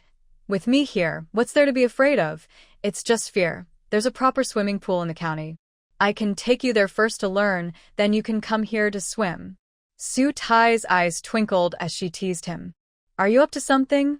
Shen Zhou looked confused. What do you mean? You want to see me in a swimsuit? You didn't say. I hadn't thought of that. When I imagine it. Su Tai covered his mouth. Don't think about it. He couldn't speak, but his eyes kept smiling. When she finally let go, he bent down to look at her eye to eye. It's obviously your choice to wear that top. Think about it. What's wrong? You don't want to wear it. Her mouth was covered again. Su Tai blushed, her ears turning red, and she glared at him. They couldn't tease each other outside. He was too strong for her. Men's skin is thick. Even a knife couldn't cut through it. Shen Zhou looked at her, almost ready to burst into smoke, so kindly took her hand and held it in his palm. Don't tease you anymore. Let's walk a bit further and then head back. Okay. The evening breeze blew gently. In the places without streetlights, the moonlight shone on them, making everything look hazy. Little toad brother Shen Zhou, with such a lively voice. Who else but Sang Meon could it be? Hey, Shen Zhou, I saw you holding hands and Sang Hung. The voice came from behind, and the people taking a walk turned to look. Sang Hung leaned on Sang Meon, and his electric scooter stopped right in front of them. What are you doing? Drifting in front of me. The brake sound was very loud. Sang Heng's mouth was almost up to his ears, and his eyes shone in the night. My driving skills are good, just showing off. Hey, when will your cousin come back? Not soon, too busy. Can I go find her? Shen Zhou shook his head. No, she's too busy to recognize her family. Wait until National Day. Auntie will definitely bring her back then. Sang Heng looked sad. That's so long to wait. Shen Zhou shrugged. There's nothing we can do, just have to wait. Sigh. My love. Sang Heng didn't know what his love life would be like, but Su Tai and Shen Zhou had fallen into a state where they always wanted to be close. Is this what they call falling in love deeply? After the walk, just after chatting briefly with his parents and eating 2 mangoes, he started hinting, Dad, Mom, little Toad still has things to do. I'm going back with her, he used with instead of sending. Hyufin immediately understood and smiled, her wrinkles deepening. Go ahead, go ahead. They still rode the motorcycle back. The village's streetlights were really dim. The road was bumpy, and at night, it was hard to see the potholes, so Su-tai had to hold him tightly. It was soft, and her back went numb. Shen Zhou sped up, and she held him even tighter behind. When they got home, he parked the bike, locked the iron gate, then locked the main door on the first floor before going upstairs. From the ride, he already felt it. Once home, he started moving quickly. Su-tai was pressed against the wall on the second floor, kissed so dizzy she almost lost her mind, but she pushed him. Shen Zhou, I want to take a shower first. Together, no, my bathroom is too small. Then wash quickly. Okay. How fast can I be? Girls just want to smell nice, so it can't take too long. He stood outside the door and asked, Are you done? She giggled inside, Not yet. Hurry up. I can't. If you don't hurry, I'll come in. I've locked the door. Ha. Thinking about his face, it must be very funny. Zonul taitai giggled inside. Later, he didn't rush her and waited quietly for her to come out. It's your turn to wash now. She watched him and saw he looked very calm. His reply was soft, okay. But Su-tai felt something was wrong. However, as soon as she returned to her room and played on her phone, she forgot about it, lost in the happiness the short drama gave her. She didn't watch for long. Creak, the door was closed. She looked up from her phone and looked at the door. The person coming in wasn't wearing a shirt, and his hair was wet. Water droplets on his hair dripped onto his chest muscles and then slid down to his waist. Xiao-tai, why did you lock the door earlier? It was time for her to pay the price. Su-tai swallowed and blinked at him. The short drama was still playing, with the male lead about to force the female lead. Oh, you like it that way? Shen Zhou's eyes were on her phone screen, and his smile was a little dangerous. Su-tai realized what was happening and started tapping randomly on her phone until she exited the app. Just bored. Wanted to take a look. Wanna try? Shen Zhou moved closer step by step. She saw his six-pack abs and, feeling a bit nervous, swallowed again. I kind of want to. Sometimes she thought she was surprisingly brave. Shen Zhou was too. After squinting at her for a few seconds, he pulled her up and made her stand against the wall. He pressed against her back and kissed her neck. In the evening, imagining her in a swimsuit by the river, her heart started to itch. Now she was wearing a camisole sleepwear, which was quite similar. And this way was also very nice. Su-tai felt weak all over after he did this, experiencing something completely new. Do you like it this way? He started biting her ear. I like it. Her mouth is as honest as her body. The things she bought at the town supermarket last time are running out quickly, and only one box is left. Su-tai is held in his arms, breathing still fast. Xiao-tai, we need to go shopping again tomorrow. Will you go with me? No, not long after, the boss will definitely remember, so she feels shy about going. Shen Zhou is just asking. If she doesn't go, he'll go alone. After resting for a while, Su-tai remembers the rice harvest.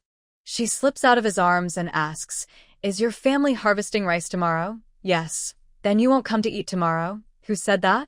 I'll come after I finish my work. Okay, I'll cook for you. As she speaks, Shen Zhou's hand quietly climbs up her waist. Are you coming again? She stops that wandering hand. That hand is strong, and it holds her hand, pressing it above her head. Have you rested enough? If you don't say anything, I'll assume you're rested enough. Su-tai thinks, whether I say it or not, he'll do what he wants. But today, he wasn't as wild as the first day. After using 3, he stopped. After helping her clean up, he cuddled her to sleep. Although it was a long time of fussing since they started early, it wasn't very late when they finished. Going to bed early means waking up on time. By around 7 in the morning, she was fully rested. After helping with the house chores, Shen Zhou went to harvest rice, and she went to town to buy groceries. When she got back, she did her own things.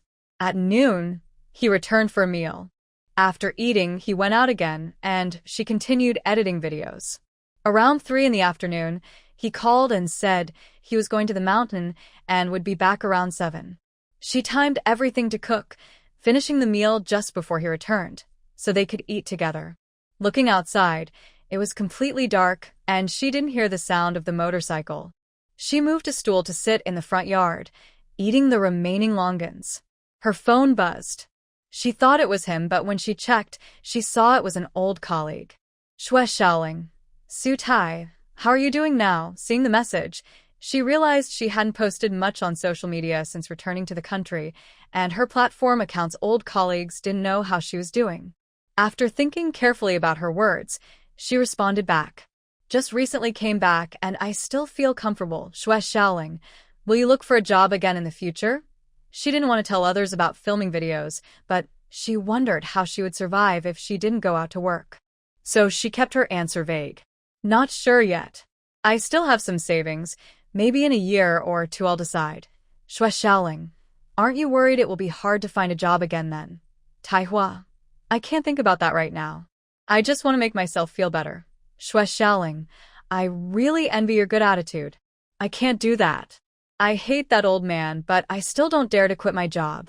Taihua, what did he do wrong this time? Xue Xiaoling sent a voice message.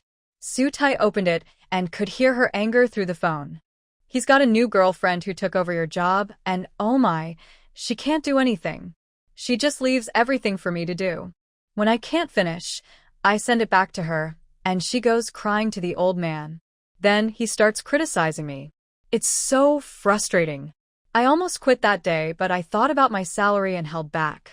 Do you think I lack courage? After listening to that, she sent another message. There's something even more disgusting.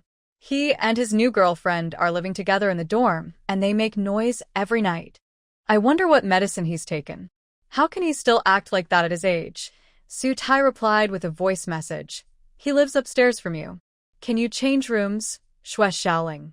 Only the room on my right is empty. Changing rooms won't help because Asen in the room on my left said she can hear everything too. What should I do then?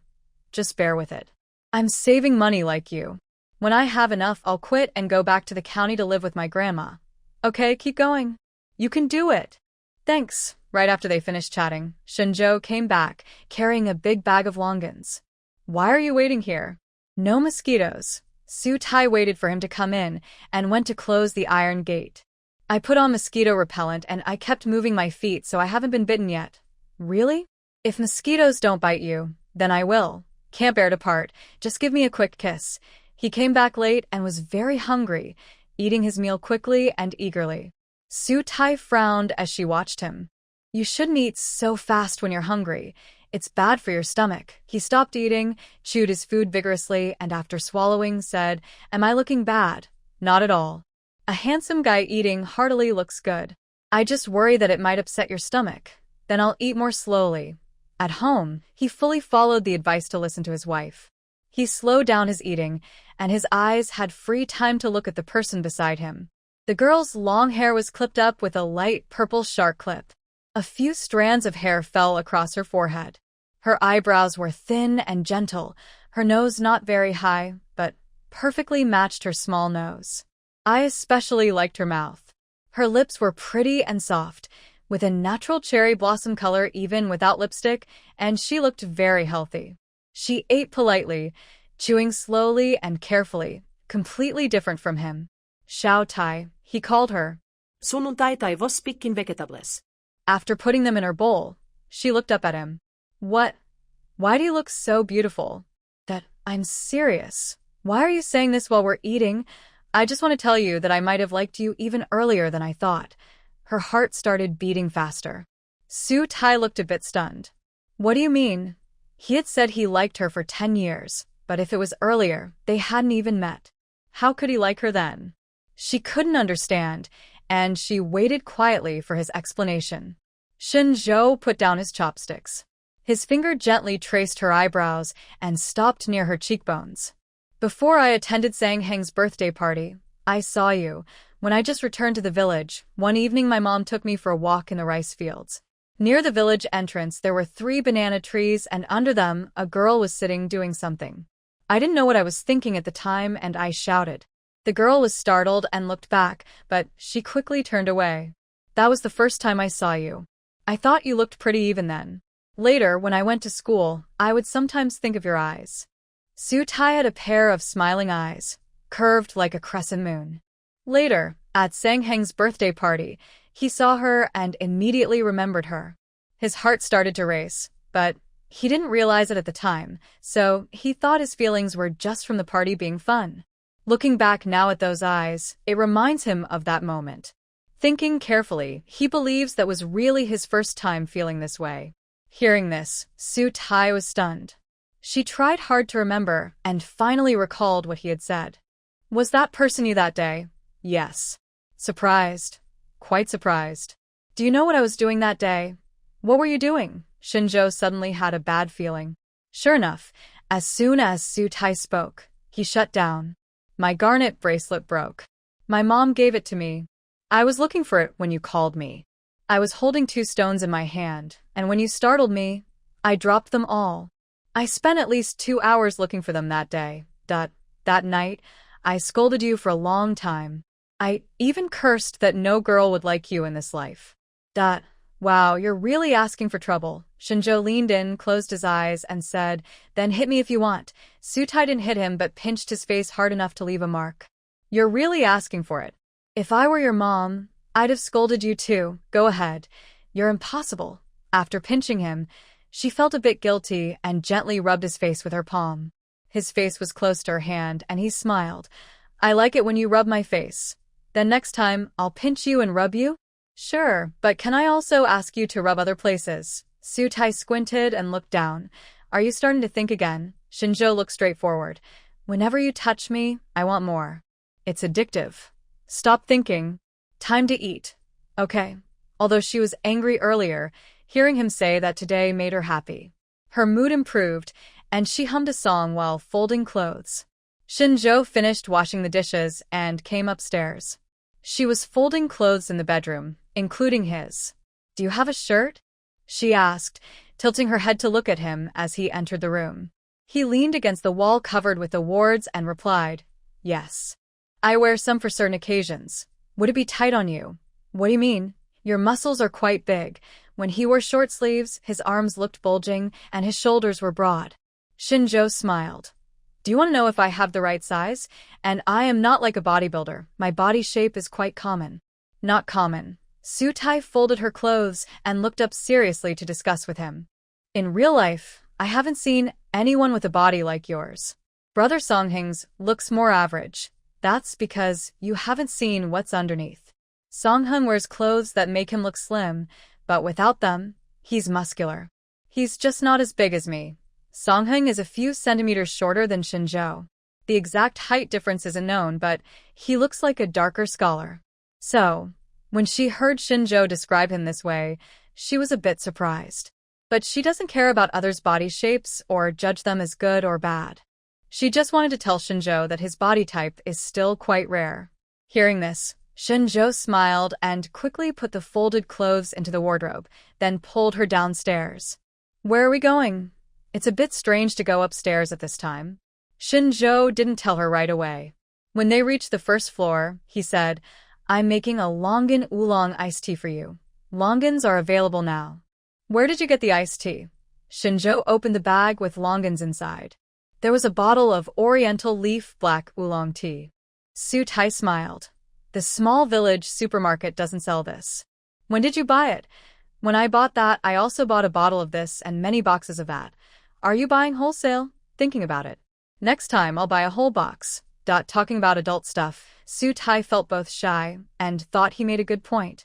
After all, she's not the only one addicted now. The Longan Oolong iced tea is made by crushing the longans to extract juice, adding ice cubes, and pouring in black oolong tea to finish. He handed the prepared iced tea to Su Tai, letting her taste it first. It's really good. Glad you like it. I learned it from a book.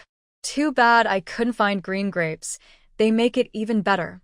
But this is good enough. Who says you can't enjoy drinks freely in the village? Now, isn't it free? It all depends on whether you put effort into making it. The main door on the first floor is locked, but the window is open. Because of the wall from outside the yard, you can't see the window, so naturally, you can't see inside the living room. This Longan Oolong tea kiss was voluntarily given by Su Tai. Both of them held their cups with one hand and embraced each other with the other, sharing a tender, lingering kiss. Next time, let's try mango coconut and dragon fruit coconut. We can make use of local ingredients. Life here isn't much different from the city. Su Tai looked at him with a gentle smile and said, "You've given me a new idea. I'll buy a bottle of black oolong tea tomorrow and make a drink to go with a nice meal. It will definitely make things better." "Really? Well, since you got a new idea, can you unlock a new way for us to have fun? Shen Zhou, your mind is very creative." "Yes, I am like that in front of you," he said confidently. Su Tai then tiptoed to kiss him again. She liked him like this. Wang Mei returned from the county after a week, and Shen Zhou came back with her. That day, several families in the village were harvesting rice. It was probably in the afternoon when it was her turn. "Hey, look what I bought for you." She came in carrying a big bag. Su Tai looked behind her, but didn't see Chen Cheng. "Where's Uncle Cheng? He went home first to put things away." After saying that, she opened the big bag. Su Tai looked inside and saw a set of bedding. On closer inspection, it wasn't a complete set. There were sheets, a thin blanket, and pillowcases, but no duvet cover. "Mom, why did you buy this again?" Wang Mei took out the thin blanket, unfolded it slightly, and said, "Your little blanket was too old. Used since you were a child. I saw this pink one and thought it looked nice, so I bought it. The pillowcases are the same. I like how they looked, so I bought them." The small blanket Wang Mei mentioned was rarely used by Su Tai. She only took it out during her first time with Shen Zhou. After that, she never used it again. Now, it was neatly folded and stored in the wardrobe. Thinking of it, she recalled that moment, and her face couldn't help but flush with heat. Fortunately, the weather was hot, so even if her face was red, she could blame it on the temperature. Shen Zhou's clothes, toothbrush, and towel were also packed and placed at the back of the cabinet before her mother returned. Her mind was busy, so her responses seemed a bit distracted. Wang Mei looked at her suspiciously, then waved the blanket in front of her face. "Hey, girl, do you not like it?" "I like it," she answered quickly. "But I feel like you're a little distracted. It is even harder to force things." Su Tai told her about the conversation she had with her colleague that day. "Mom, a colleague I worked with in Vietnam sent me a message a couple of days ago. She said it's been really tough." Wang Mei listened, quickly put her things back into her bag, and sat down with her daughter. "What happened?" "It's that manager I told you about. She's really unpleasant. Can she keep working there? She doesn't dare to quit now. She wants to save some money, but she might have to go back to her hometown later." Hearing this, Wang Mei sighed deeply and said, "People in your generation have too much pressure." Su Tai didn't think so and replied, "Every generation has its own pressures. The best thing is to find a way to live that suits you. Some classmates of ours have settled in big cities. They're used to it and don't think it's too stressful. They're doing well." "That's true. Everyone has different ideas." After a few days apart, mother and daughter talked for a long time before washing the new bedding and taking it to the rooftop to dry. I still prefer life in the village." Wang Mei stood on the rooftop, shielding her eyes with her hand, looking at the distant scenery. Su Tai, who was half a head taller, stood beside her, putting her arm around her shoulder and asked, "Have you been happy living in the county these days?" "Yes, it's been good. Uncle Cheng's work isn't too busy, but he has to stay there. Besides his tricycle, he also has an electric bike.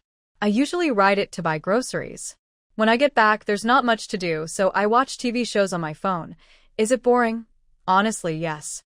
I miss the chickens, ducks, and vegetable garden at home." "Oh, I need to go see how the vegetables are doing." Wang Mei quickly went downstairs, walking fast. Su Tai smiled and followed her. In the vegetable garden, there were no weeds, and the vegetables looked lush. The newly planted seedlings and seeds were growing well. She smiled and said to the person who came in behind her, "Not bad, everything looks good." Shen Zhou helped out. "He came to help with the garden." "Yes, he helped with the garden, feeding the chickens and ducks. He's been a big help. Hearing this, Wang Mei's face lit up with happiness. My girl found the right person. Su Tai slightly lifted her chin, feeling a bit proud. Well, I do have good taste, but I still need to keep observing. Just joking, she was very satisfied with Shen Zhou. Wang Mei was quite serious and gently advised her. Don't be too strict. When two people are together, there will always be disagreements. You need to learn to compromise. Yes, I know. Don't you understand my temper yet? I understand, but I still need to remind you. Okay, the vegetable garden was good and Wang Mei felt relieved. She went to the backyard to check on the chickens and ducks, and to see if there were any eggs. There were no chicken eggs, but she found 2 duck eggs, which she took home. When she returned, she took responsibility for the household chores, while Su Tai focused on her account. In the evening, Chen Chen came over for dinner, and the 3 of them enjoyed a happy time together. The next day, they harvested rice. Their house was almost at the end of the village. Around 3 p.m., under the blazing sun, mother and daughter were fully dressed, wearing straw hats, sun-protective clothes, and long pants tucked into water shoes, waiting by the field. They collected the rice directly into woven bags, with a total of 12 bags. It was a bit less than last year, but since there were fewer family members, it was enough to eat, with some leftover. Chen Cheng also helped. After harvesting, he loaded the rice onto his tricycle to take home. On the way back, Shen Zhou just finished his work. Wang Mei sat on the tricycle, and Su Tai rode his motorcycle, heading home together. By about 6 p.m., it was time for dinner. All 12 bags of rice were unloaded by the 2 men, while mother and daughter prepared the meal. They unloaded the rice quickly, but the cooking took longer. After finishing, they went to the front yard to smoke. Shen Zhou, you're really capable. Coming back from the army, you took over the orchard and started a breeding farm. Chen Qing took a deep drag and exhaled the smoke. Shen Zhou held a cigarette in his right hand, but didn't smoke. Our family helped me with the money. Without that, I couldn't have managed with just my retirement pay. No matter who contributed, you're the only one in your family. You're doing well, and when you get rich, find ways to help your neighbors so everyone can have a good life. Yes, Shen Zhou took another puff and slowly exhaled. I'm just starting out, but I've thought about what you said. My sister has resources, and with good quality orchard chickens, sales are not a problem. It just depends on how well I raise them. The same old advice. Young people have many options and clever ideas, and they can definitely succeed. Thank you, Uncle Chung, for having so much confidence in me. Chen Chung had only a cigarette but left. He stomped it out on the ground, then went under the eaves to get a broom and dustpan, sweeping away the cigarette butt and some small trash on the ground. Dinner is ready. The timing was just right. Shen Zhou also put out his cigarette and waited until he finished sweeping before going inside. Smoking? Su Tai came past him and asked. He took a step back.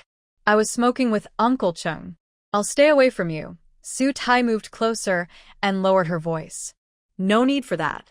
If Uncle Chung sees, it might make him uncomfortable. You're always so thoughtful. After speaking, the 4 of them sat down. The joy of a good harvest was all in the wine, which was homemade rice wine brought by Chen Chung.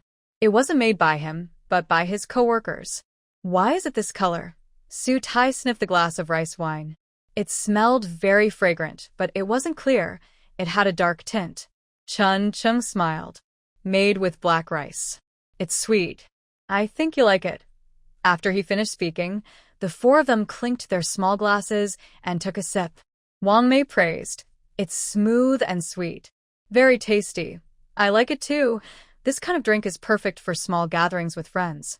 It's not harsh at all and feels very comfortable. Su Tai was drinking this kind of wine for the first time. After 2 or 3 sips, she finished the small glass. More. Chen Chung poured her another. There's a small jar here. I'll leave it for you to drink. There's another jar in the county. My mom and I will drink that one. Thank you, Uncle Chung. This rice wine doesn't make you feel dizzy, but it's still alcohol. Drinking too much can make your face turn red. After a few glasses, everyone at the table was blushing. It would be even more comfortable to drink this in winter. Chen Qing poured himself another glass and also poured one for Shen Zhou. Shen Zhou looked at the small jar and smiled. That amount won't last through winter. It's okay. You guys drink. I'll buy more for my coworkers later. As they drank, chatted, and ate, the laughter grew louder. When they talked about the story at the village basketball court, Sutai couldn't help but laugh so hard she almost cried. Really? People from other places come to our village to rent the court for games? She couldn't believe it. Wang Mei said, yes, they came several times last year. They came twice in the first half of this year. Some are from our city and some from neighboring cities. Is there a fee? Yes, and he told me that the boss wants to set up a basketball club here, mainly to teach kids how to play. But it hasn't started yet. Basketball club? Shen Zhou, you came back earlier than me.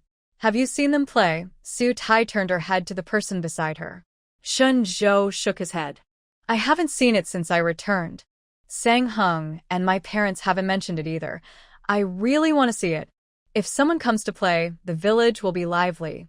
Lively? Sometimes there are even fans coming to watch.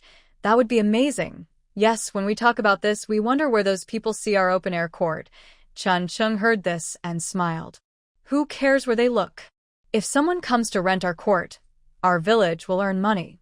More visitors can also boost the local economy. Wang Mei looked at him with a smile. You really understand these things boosting the economy.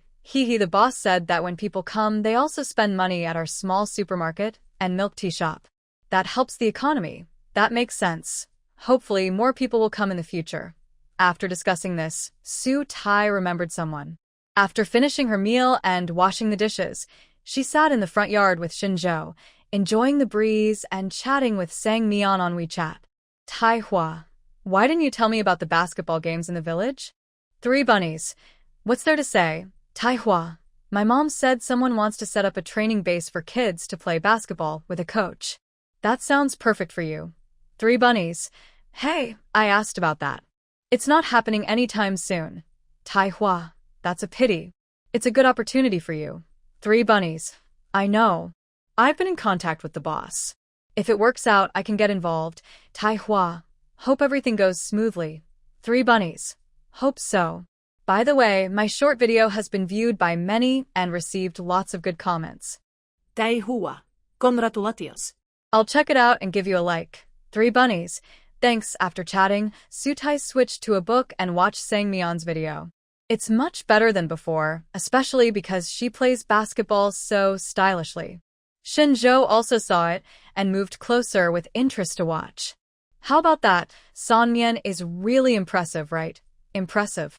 It's great that a girl can fight like that, but the scene only shows her, with no comparison. He made a good point. Su Tai remembered something and opened WeChat to message San Mian. San, can you ask Brother Songheng if he can join you in filming a video? 3 rabbits. Why does he need to join? Tai Hua, someone is fighting with you, and you beat them quickly. It would be even better. 3 rabbits. Oh, I didn't think of that. Oh well, I'll ask him now. Thanks. Tai Hua, Shen Zhou reminded me. 3 rabbits. Thanks, Brother Shen Zhou.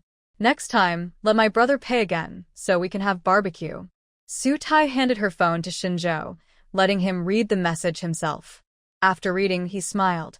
Forget it, I'll pay for them to eat. I can pay too. Are you a little rich girl? Not exactly, but not poor either.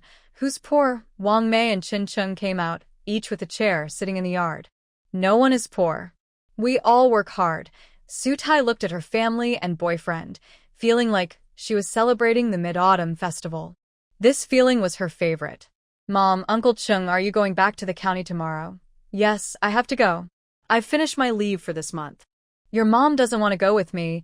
She wants to stay home for a few days. Yes. Wang Mei continued, there are some chores I need to do at home, like drying the grains and preparing to plant a new batch of rice.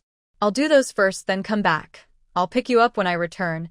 Shen Zhou and Su Tai looked at each other and said, Uncle Chung, you don't have to come back. Shen Zhou, and I can take Annie there. That's too much trouble for you, Wang Mei said, but she was happy inside, giving her future son-in-law a thumbs up. No trouble. It's settled then.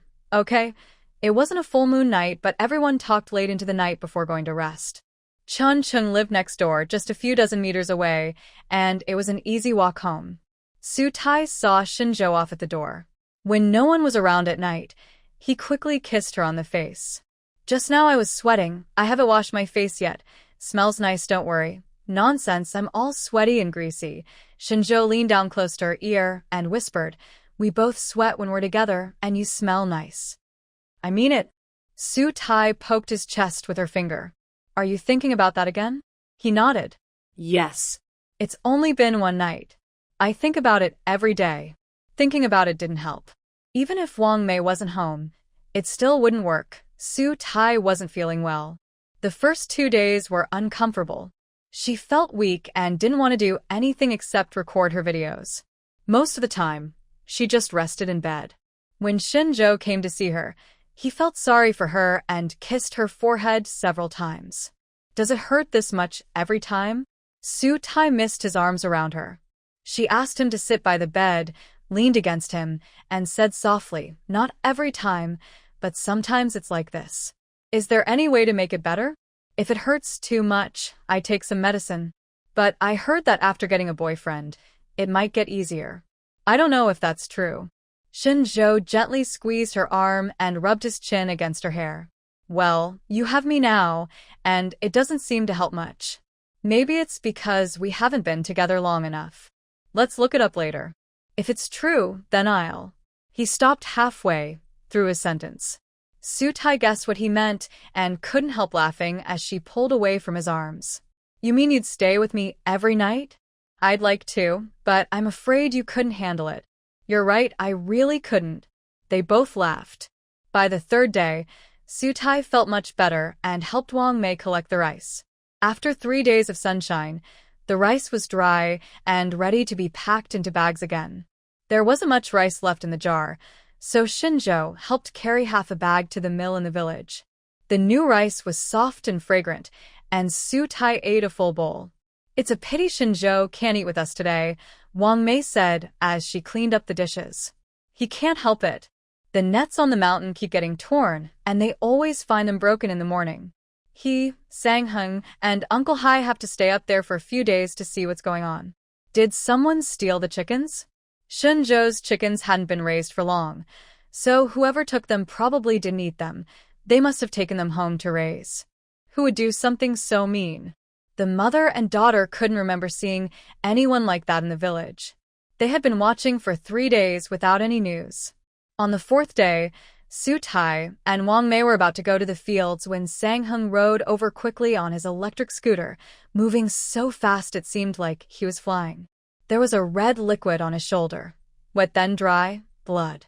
Brother Sang Heng, what's going on? Seeing that Shen Zhou was not there, Sang Heng came in this state again, making Su Tai's heart race.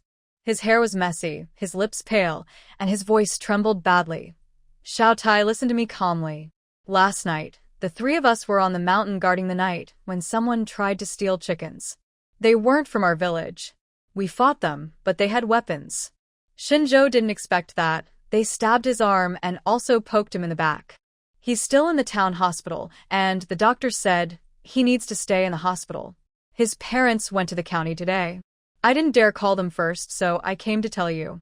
Her heart almost stopped, and she found it hard to breathe.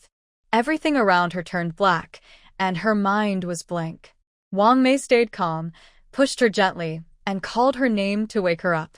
Taking deep breaths to control her fear, Su Tai said rationally, the town hospital? I'll go see him. Send me the room number, or I might forget later. Brother Sang Heng, your clothes are too noticeable. Since it's still early and not many people are around, go home and change quickly. Sang Heng nodded with a pale face. Okay, you go first. I'll change my clothes and come right away. All right, thank you for telling me. Why are you telling me this? I'll go home and change first. Be careful riding your bike. Got it. After explaining everything, Sang Heng left. Su Tai quickly packed her things and rode her scooter to the town hospital. When she saw Shen Zhou in the ward, her eyes turned red. But since there were other patients and family members in nearby beds, she forced herself to hold back and only softly called out, Shen Zhou. The person in the bed was wearing hospital clothes and had his eyes closed. He opened them when he heard her voice. You're here. Sit over there. His tone was relaxed, not like someone injured, just a little quiet. Su Tai put down her bag, pulled a stool closer to his bed, and sat down. His hospital gown covered his injuries. She only remembered Sang Hung pointing to his right arm, which was the side closest to her. Does it hurt? She wanted to see his injuries through his clothes, but she couldn't see anything. Shen Zhou's right hand was weak and couldn't lift, so he could only move his fingers. Put your hand here. Hearing this, she held his hand, and tears fell as she looked down. Fool, I'm not dead, he said softly. Su Tai was anxious and squeezed his hand. Don't talk nonsense. Okay, I won't. But I'm really fine. I'll be better in a few days. Really, don't worry. Su Tai wiped her tears, her voice muffled with a nasal tone. What about those people? We reported it to the police right away, at the station. Brother Songheng just said there were a few people. How many exactly? 5. I think they are repeat offenders. How did they find your place? Shen Zhou shook his head. Not sure yet. I hope the police will have news soon. He had just returned from the army, so making enemies was unlikely. And he didn't know any of those people. Based on the current situation, it seems that trouble attracts more trouble. Someone is watching him. None of those people looked like the leader. Probably there are others behind them. Whether these people will be deterred now that they've been caught, or if they will seek revenge, is hard to say. If it's the former, that's best. Just wait for the police to catch them. If it's the latter, then it's worrying. While lying in the hospital bed, he kept thinking about these things, even when his eyes were closed. Seeing Su Tai made him think even more. But he couldn't show it, so he kept it inside. Su Tai sat quietly for a moment, her mind racing with many thoughts. Finally, she chose one and lowered her voice to ask, Do you think they might have accomplices? Hard to say. Could their accomplices retaliate like gangsters? Also hard to say. Su Tai didn't speak anymore, her face dark and heavy. Shen Zhou wanted to comfort her, but he couldn't. He was worried himself. As they sat in silence, 2 people entered the room. Sang Hung and Sang Meon. Sang Meon was carrying apples, probably bought just now. Brother Shen Zhou, are you okay? She placed the fruit on the cabinet beside the bed, stood behind Su Tai, rested her hand on her shoulder, and bent down to talk to the person on the hospital bed. Shen Zhou blinked instead of nodding and softly replied, It's okay, no serious injuries. I'm so angry. If I had been there, I would have fought them with you. Sang Hung patted her gently. Don't talk nonsense. When something like this happens, just run away. Don't try to be brave. She was stubborn. I've trained before. Do you think I'm afraid of them? Miss, now is not the time to talk about that. Got it. I won't say anything else. Her mouth closed, but her eyes looked fierce. The hospital can't have too many people around, as it would disturb the patients. The Sang siblings stayed for a little while and then left. Su Tai stayed behind to take care of him, feeding him water, helping him to the bathroom, and stayed at the hospital all day. At night, he didn't need anyone to look after him, so he told her to go back. Really, you don't need me to stay? She asked, reluctant to leave the hospital room door. Shen Zhou made a sound of disapproval. Only those who can't get out of bed need care. I just lost some blood, I'm fine. That's not being fine. You're just being stubborn. I'm really fine. When I leave the hospital and go home, I'll prove it to you. How will he prove it? Su Tai didn't ask. She glanced at him sideways and gave him a few more instructions before leaving. The hospital corridor was empty. Shen Zhou let out a sigh of relief. He pressed his left hand on his right arm where he was hurt and slowly walked back to the ward. He surprisingly slept very well that night. The next morning, he was awakened by a family member of a patient next door. It was still early, less than 7 o'clock. He slowly sat up and looked at his phone. Meanwhile, Su Tai got up early and cooked lean meat porridge for him. Wang Mei hadn't woken up yet. When she left her room, Su Tai had already packed the porridge in a thermos and was ready to go to the hospital. Xiao Tai, are you coming back today to film a video? Not yet. I have other footage on my phone. I'll edit it at the hospital later and upload it first. Fans don't necessarily want to see cooking videos. They also like lifestyle sharing videos. She kept a video on her phone of the boat trip to visit the Buddha in Vietnam. The scenery along the way was unique, and she thought her fans would like that kind of video too. After saying that, she rode her small electric scooter and headed to the hospital. The sun wasn't too hot yet at this time. Riding on the road, the breeze was cool. There are people planting rice in the fields, and the second batch of rice has started to be planted. She went to the hospital, parked her car, and headed straight to the ward. When she arrived, she just happened to meet the doctor doing rounds. She stood aside, listening carefully to what the doctor was saying. Fortunately, after the checkup, they said her recovery was good. She just needed to observe for 2 or 3 more days. If everything went well, she could be discharged. When checking on other patients, they would pull the curtains. Su Tai waited until the curtain next to her was closed before walking to Shen Zhou's bed. She put down her thermos and leaned over to ask him, "Should I raise the bed?" No need, I can sit up by myself. Okay, I'll help you. After sitting up, she unscrewed the thermos lid, and a warm smell of porridge wafted out. Shen Zhou was very hungry. He sniffed and said, "It smells so good. Are you hungry? I'll put the porridge into a small bowl because it cools quickly." Good. Have you eaten yet? While serving the porridge, Su Tai shook her head. Not yet. I'm not hungry. I made a lot, so I'll eat after you're full. That's not right. Let's eat together. I only brought 1 bowl. She planned to wait until he was full and then eat directly from the thermos. Shen Zhou looked at the thermos and the small bowl, smiling. I'll use the small bowl, and you can eat slowly from the thermos. When I finish, you can serve me some. That doesn't sound right. What's wrong with that? Trust me. Su Tai shot him a quick glance, said nothing, and silently served the porridge. After it was ready, she stirred it, blew on it, and then placed it near the cabinet close to him. His right hand was inconvenient, so he ate with his left hand, taking big bites. Soon, he finished a bowl. Su Tai filled another bowl for him, letting it cool before he ate. During this time, he watched her eat from the side, noticing a strand of hair falling down again. He quickly used his uninjured hand to help her tuck it behind her ear. I think this bowl tastes better than the last one. Huh? You're especially good at making it. By noon, Sang Hung brought food and left to go home with Su Tai. Shen Zhou repeated at least 5 times, "Be careful riding your bike." After he left, Sang Hung couldn't help but laugh. How come I never noticed before that you're so caring? A faint hint of disappointment flickered in his eyes. That's because when I was young, I was too eager to chase my dreams and didn't dare to confess. Yes, one is in the south and the other in the north. The distance is too great, and it's very hard to keep going. I have seen too many breakups caused by long-distance relationships. I don't dare to try. It's okay. You didn't get what you wanted, but now you do. I just don't know when you started liking Xiao Tai. Sang Hung thought he knew his brother well, but when he heard from his sister that her brother had secretly liked Su Tai for many years, he was shocked. How could someone hide their feelings so well, and for so many years? Oh, that sister is very tight-lipped. She knew about it long ago but kept it to herself. Thinking about this made him angry. But when he saw his brother with a girl he had liked since childhood, his anger disappeared, and he felt happy. Asking Shen Zhou this question was just out of curiosity.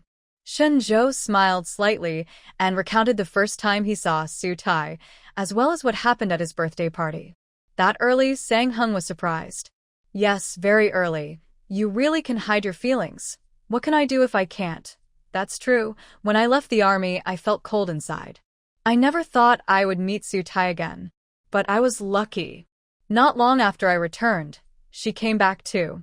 Do you want to know what I was thinking when I saw her on the mountain? What? Shen Zhou simply said, "Marry her." Sang Hung stared wide-eyed. What if she has a boyfriend? Would you fight for her? No, I would keep an eye on her secretly and wait for the right moment. What if she goes back to Vietnam? I would advise her not to go back. If she really can't be convinced, I would consider a long-distance relationship. Although we are in different countries, the distance is much closer than before. It's not hard to see her. That's true. Hey, you seem happy now. When will you help me find happiness too? Shen Zhou looked at him sideways. Do you really like my cousin? Just so you know, she's not easy to pursue. Sang Hung was helping him arrange the food and said, I know she probably has many suitors, but I won't give up without trying. Then you should try. With your conditions, you're not bad either. He knew his brother's situation well. Although Sang Hung is working with him now, he went out early to earn money and save some himself. He didn't invest money in the chicken farm and orchard, but he contributed a lot of effort. If he earns money, he won't get less than his share. Calculating this way, his conditions are better than many people in the county who only earn a fixed salary. Hearing this, Sang Hung became more confident. Shen Zhou, how about you take me with you to the city someday? Find an excuse to invite her to dinner. Not now. She has a lot of work and needs to go to the countryside to guide farmers. Let's wait a bit longer. I'll find a chance to take you, but I must say first, you need to pursue her on your own. If it works out, great. If not, then not. Got it? Just help me create some opportunities. I'll do my best. After talking, the two had lunch together. Sang Hung ate happily and even felt a bit proud. Shen Zhou couldn't make big gestures, but he occasionally glanced at him sideways, and Sang Hung would tone it down. Shen Zhou stayed in the hospital for 2 days. The details about those people were clarified, and as he guessed, they were indeed a small group. The remaining 2 were minor leaders and had escaped. Although they didn't catch anyone, the police judged from their movements that they were probably no longer in the city. He finally let out a breath and could sleep well. His parents went to the county for 2 days, then visited his aunt. Wang Mei asked Su Tai to come to his house every day to take care of him, going back and forth during the day and night. Xiao Tai, can you stay here tonight? Every time she left his house, he felt reluctant. Su Tai smiled and said, your injury isn't healed yet. If I stay here, you can't do much. Still, a little kiss and hug are okay. Would that be enough? At least to satisfy my craving. She laughed even more. Don't you kiss and hug me plenty during the day? Not enough. I want to hold you to sleep. Be patient a little longer. My mom has planted the rice, and in 2 more days, she'll go back to the county. Shen Zhou couldn't smile anymore. Annie is going back so soon? I had promised to send her. No need. Your injury isn't healed yet. She can take the bus herself, and Uncle Chun will pick her up at the station. That's not good. I said I would take her. He always kept his promises. Su Tai gently touched the bandage on his injured area and comforted him, saying, you got hurt suddenly, and no one expected it. My mom understands, or she wouldn't make so many delicious foods for me to bring over every day. Annie is so kind. I think so too. Her resilience and kindness were qualities she learned from her mother since she was young. Shen Zhou sighed, holding her in his arms and gently embracing her. Both you and Auntie are so good. You're also good. I just want you to get better soon. Otherwise, when his parents come back, they might worry too much. After staying at the door for a while, Su Tai rode her small electric scooter home. She locked the door and went inside. A few days of rest, and her family finished the work in the fields. Wang Mei killed 2 chickens and took them to the county. That evening, Shen Zhou went to stay at Su Tai's house. After so many days apart, he went upstairs and pressed her against the door, kissing her. He kissed her hard, and she reached out to push him away, but after a moment, she grabbed his clothes instead. She missed him very much, but his injuries weren't fully healed yet. When their kiss almost got out of control, she pushed him again. Don't do anything reckless. If the wound opens again, it will be more trouble, but I want to, he said. He wanted to so badly that it hurt his bones. However, the doctor's advice when she was discharged still echoed in her mind, and Su Tai didn't dare take that risk. Just be patient, okay? It's all ready. Su Tai knew he exhaled a breath in her arms. I'll help you. Huh. I'll help you. Su Tai was tired, but seeing Shen Zhou feel better made her feel it was worth it. Are you feeling better now? A bit better, but I still prefer another way. Me too. Shen Zhou hated this side of himself, feeling so restricted and not free at all. After enduring some more time and resting, he finally recovered completely. Just then, the dragon eye fruit on the mountain was ready to be picked. One day, he took Su Tai up the mountain, and together with Sang Hung and Sang Meon, they used the new dragon eye picking tool to harvest the fruit. Wow, this thing is pretty good. I don't have to climb trees anymore, Sang Hung said happily. Sang Meon rolled his eyes. It's faster for me to just climb and cut them myself. Sang Hung challenged, then you do it. Fine, I will. Sang Meon grabbed the scissors, and climbed up like a monkey. She also carried a bag and cut everything she could reach, putting it into the bag. San Mian, how will you get down later with the bag? I have a way. After picking most of the fruit, she tied the bag to her belt loop, which locals call pansier. Then she climbed down like a monkey, using her hands and feet, though not as gracefully as when she went up. San Mian, you're amazing. Su Tai helped her open the bag. She proudly said, climbing trees, setting off firecrackers, playing ball, wrestling. There's nothing I can't do. Sang Heng walked over and sighed. You do look a bit like a girl. What does a girl look like? Who says girls have to be gentle and proper? That, exactly, Su Tai agreed, just like handsome guys. Some are gentle gentlemen, some are full of energy, and some are incredibly handsome. That makes sense, Sang Heng said. Beauty isn't limited to one type. Everyone has their own kind of beauty. Yes, everyone has their own beauty. Where's my beauty? Sang Heng hummed a song and looked toward Shen Zhou. Shen Zhou pretended not to see and focused on picking longan. After working for a while, he picked all he could. He ended up with 2 woven bags of longan. One bag was taken home by Sang Heng, another part was given to Uncle Hai, and the rest was taken home. Shen Zhou's parents came back, and they left half a bag at his house. The other half was divided into 2 parts. One stayed at Su Tai's house, and the other was saved to be delivered to her mother in the county the next day. That evening, they made longan coconut drink at home, watching their favorite TV shows and drinking soda. So happy. Shen Zhou, I saw your chicken has grown a lot today. When can you sell it? Not yet. I plan to sell them at the end of the year. If I don't sell all of them, I'll keep some for the new year. Raising them for so long costs a lot. Yes, I discussed this with my sister. Good quality orchard chickens are already expensive in the market, so a higher cost is okay. The most important thing is to have buyers. As long as someone wants them, I'm not worried. My sister has already helped me find buyers who will take all my chickens. Your sister is really impressive. Shen Zhou clinked his drink with her and said, she's been in this business for many years and has built a lot of connections. Now is the perfect time to use them. If everything goes well, the orchard and those chickens will earn quite a bit. I feel like I can see gold calling out to me. No need to imagine. My mom's room still hides gold bars for you, all yours. Besides the gold bars, he also gave her other gifts. Tomorrow, they will go to the county town together to choose more. After drinking longan coconut milk on the first floor, the 2 of them hugged again. Little Toad, do you want to go upstairs? He was already fully prepared. Su Toad nodded softly, turned off the TV, and was pulled upstairs by him. August is still very hot, so she needs to take a shower first. After showering and brushing her teeth, she went back to her room and turned off the light. It's too dark. Can I turn on the light?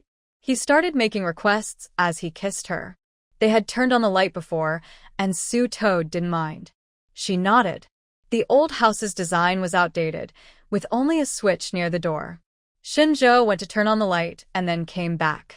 He was in a hurry, so he quickly undressed her in a few moves. He gently bit the sensitive skin on her neck, then kissed downward, stopping at her favorite spot.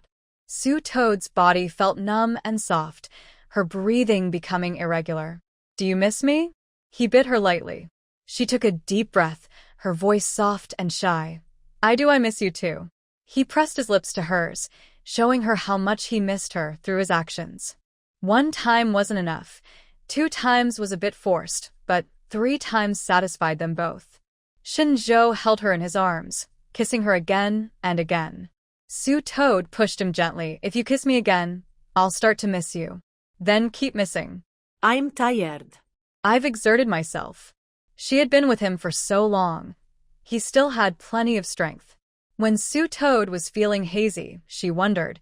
He hadn't exercised much lately, so how was he keeping in shape? It didn't require her effort, but her throat was dry. Drinking a glass of water all at once was the only way to relieve that dry, sore feeling. The next day, when she took the longan to the county, she fell asleep on the car and only woke up when they reached Chin Cheng's warehouse. Are we there? She just opened her eyes, her vision still blurry, everything in front of her fuzzy. Shen Zhou helped her undo her seatbelt and got out to open the door for her. They had called Chun Ching beforehand, so the car went straight into the warehouse and stopped outside the storage area. The boss was also there, smoking and talking with the workers. When he saw the visitors, he said a few words to introduce himself and then came over to greet them. "Are you friends of Brother Chun?" Chun Ching shook his head. "This is Wang Mei's daughter and her boyfriend. Good-looking guy and pretty girl. Thank you for the compliment, boss." Chun Ching smiled broadly.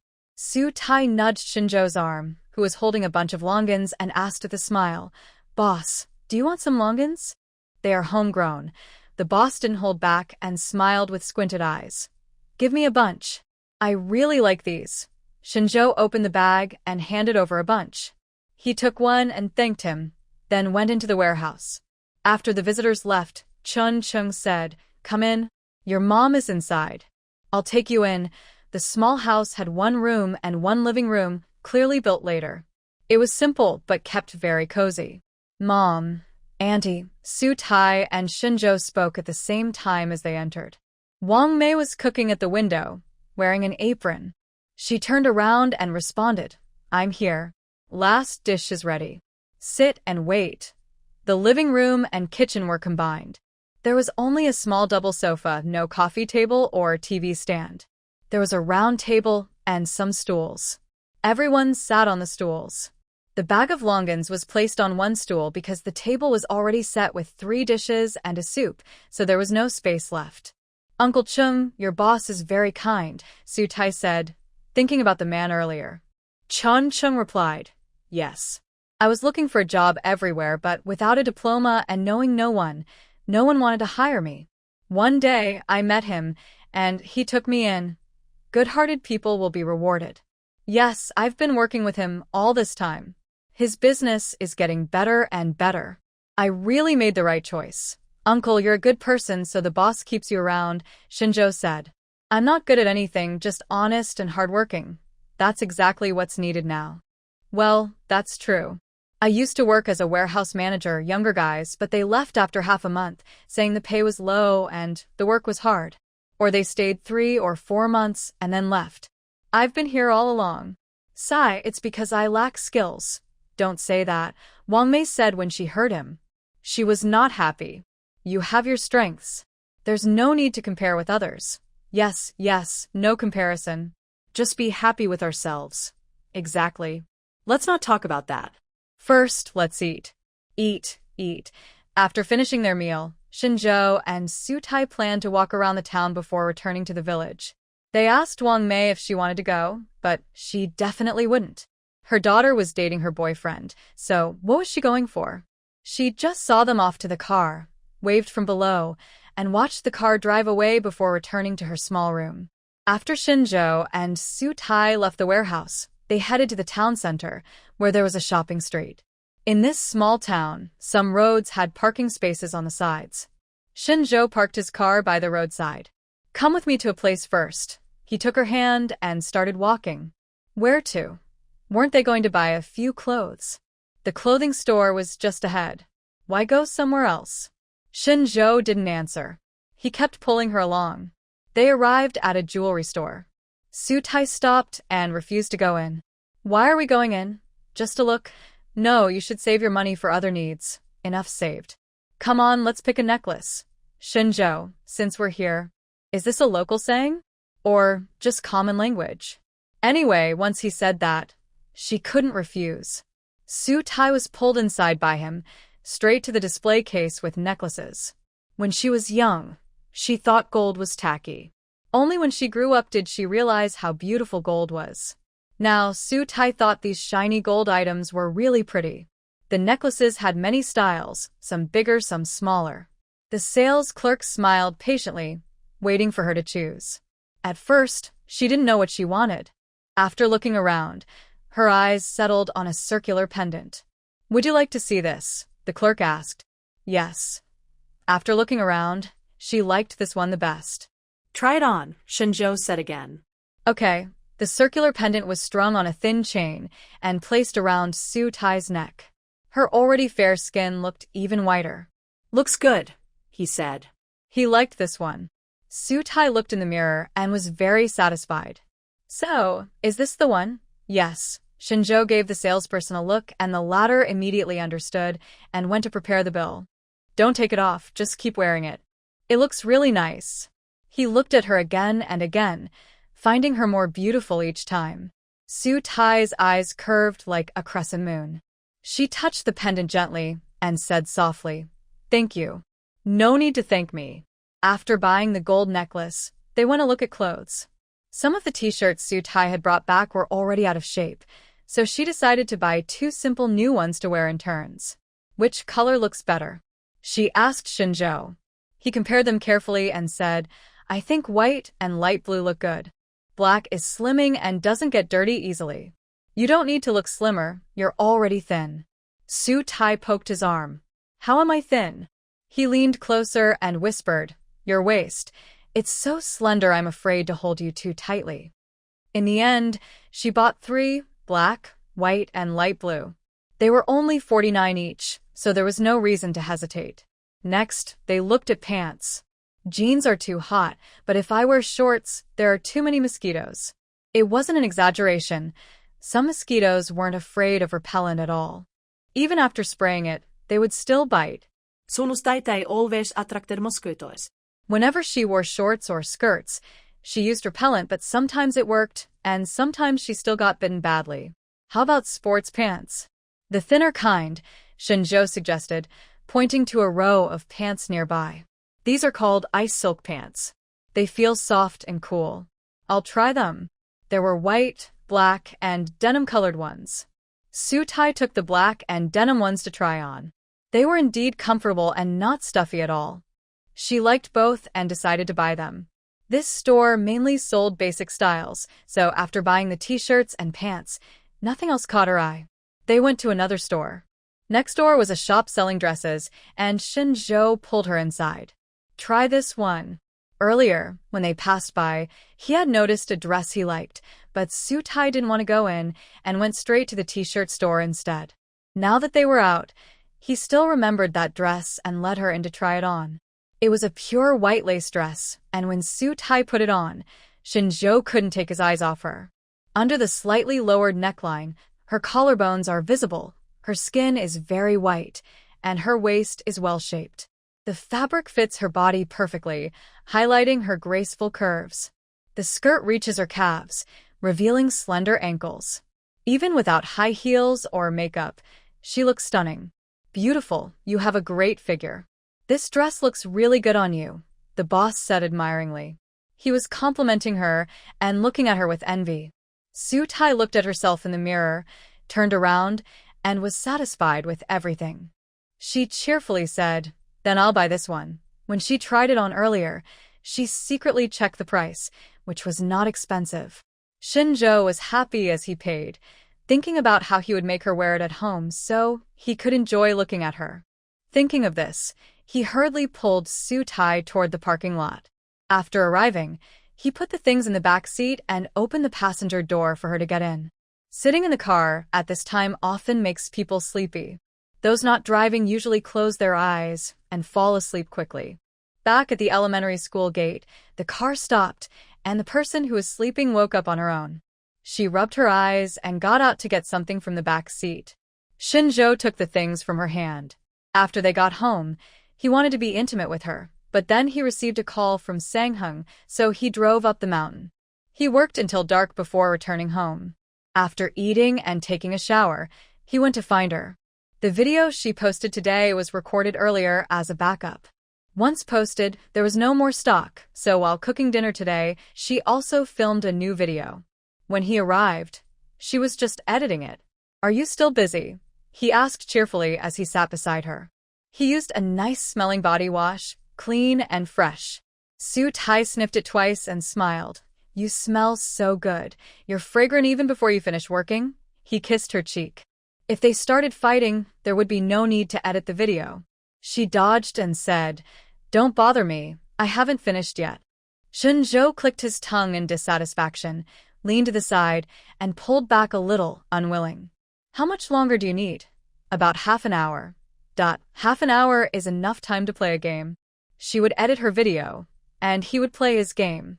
In less than 10 minutes, there was a cough at the door.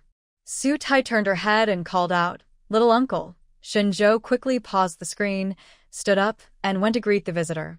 Grandpa Su. The old man entered the house and sat on the sofa.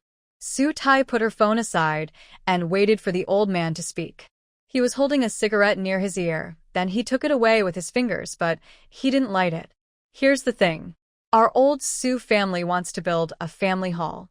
Originally, girls' names weren't on the family tree, but as society changes, we need to change too. Girls, along with their husbands and children, can now be included in the family tree. At this point, the old man's cloudy eyes glanced at Shen Zhou, then returned to Su Tai's face. He continued, "I asked someone to look at the place with your seventh uncle. It's just across the village, not far in. But building this family hall costs money. I want to ask if you'd like to donate. Building a family hall is a big deal." Su Tai thought about how her and her mother's names could be added to the family tree. She asked seriously, "How do other families usually donate?" "We've roughly estimated it. Each woman donates 500 yuan, each man 1,000 yuan. Okay, we'll donate too. My mother and I will add up to 1,000 yuan. Right? When will you collect the money? Cash or WeChat?" "Either is fine." Su Tai quickly took out her phone and said, "Uncle, scan your WeChat QR code." "I'll do it right now." The old man smiled and took out his phone from his pocket. He quickly opened WeChat's QR code and handed it over. The scan was quick, and the money was transferred fast. "Xiao Tai, you're really generous. This is a good thing.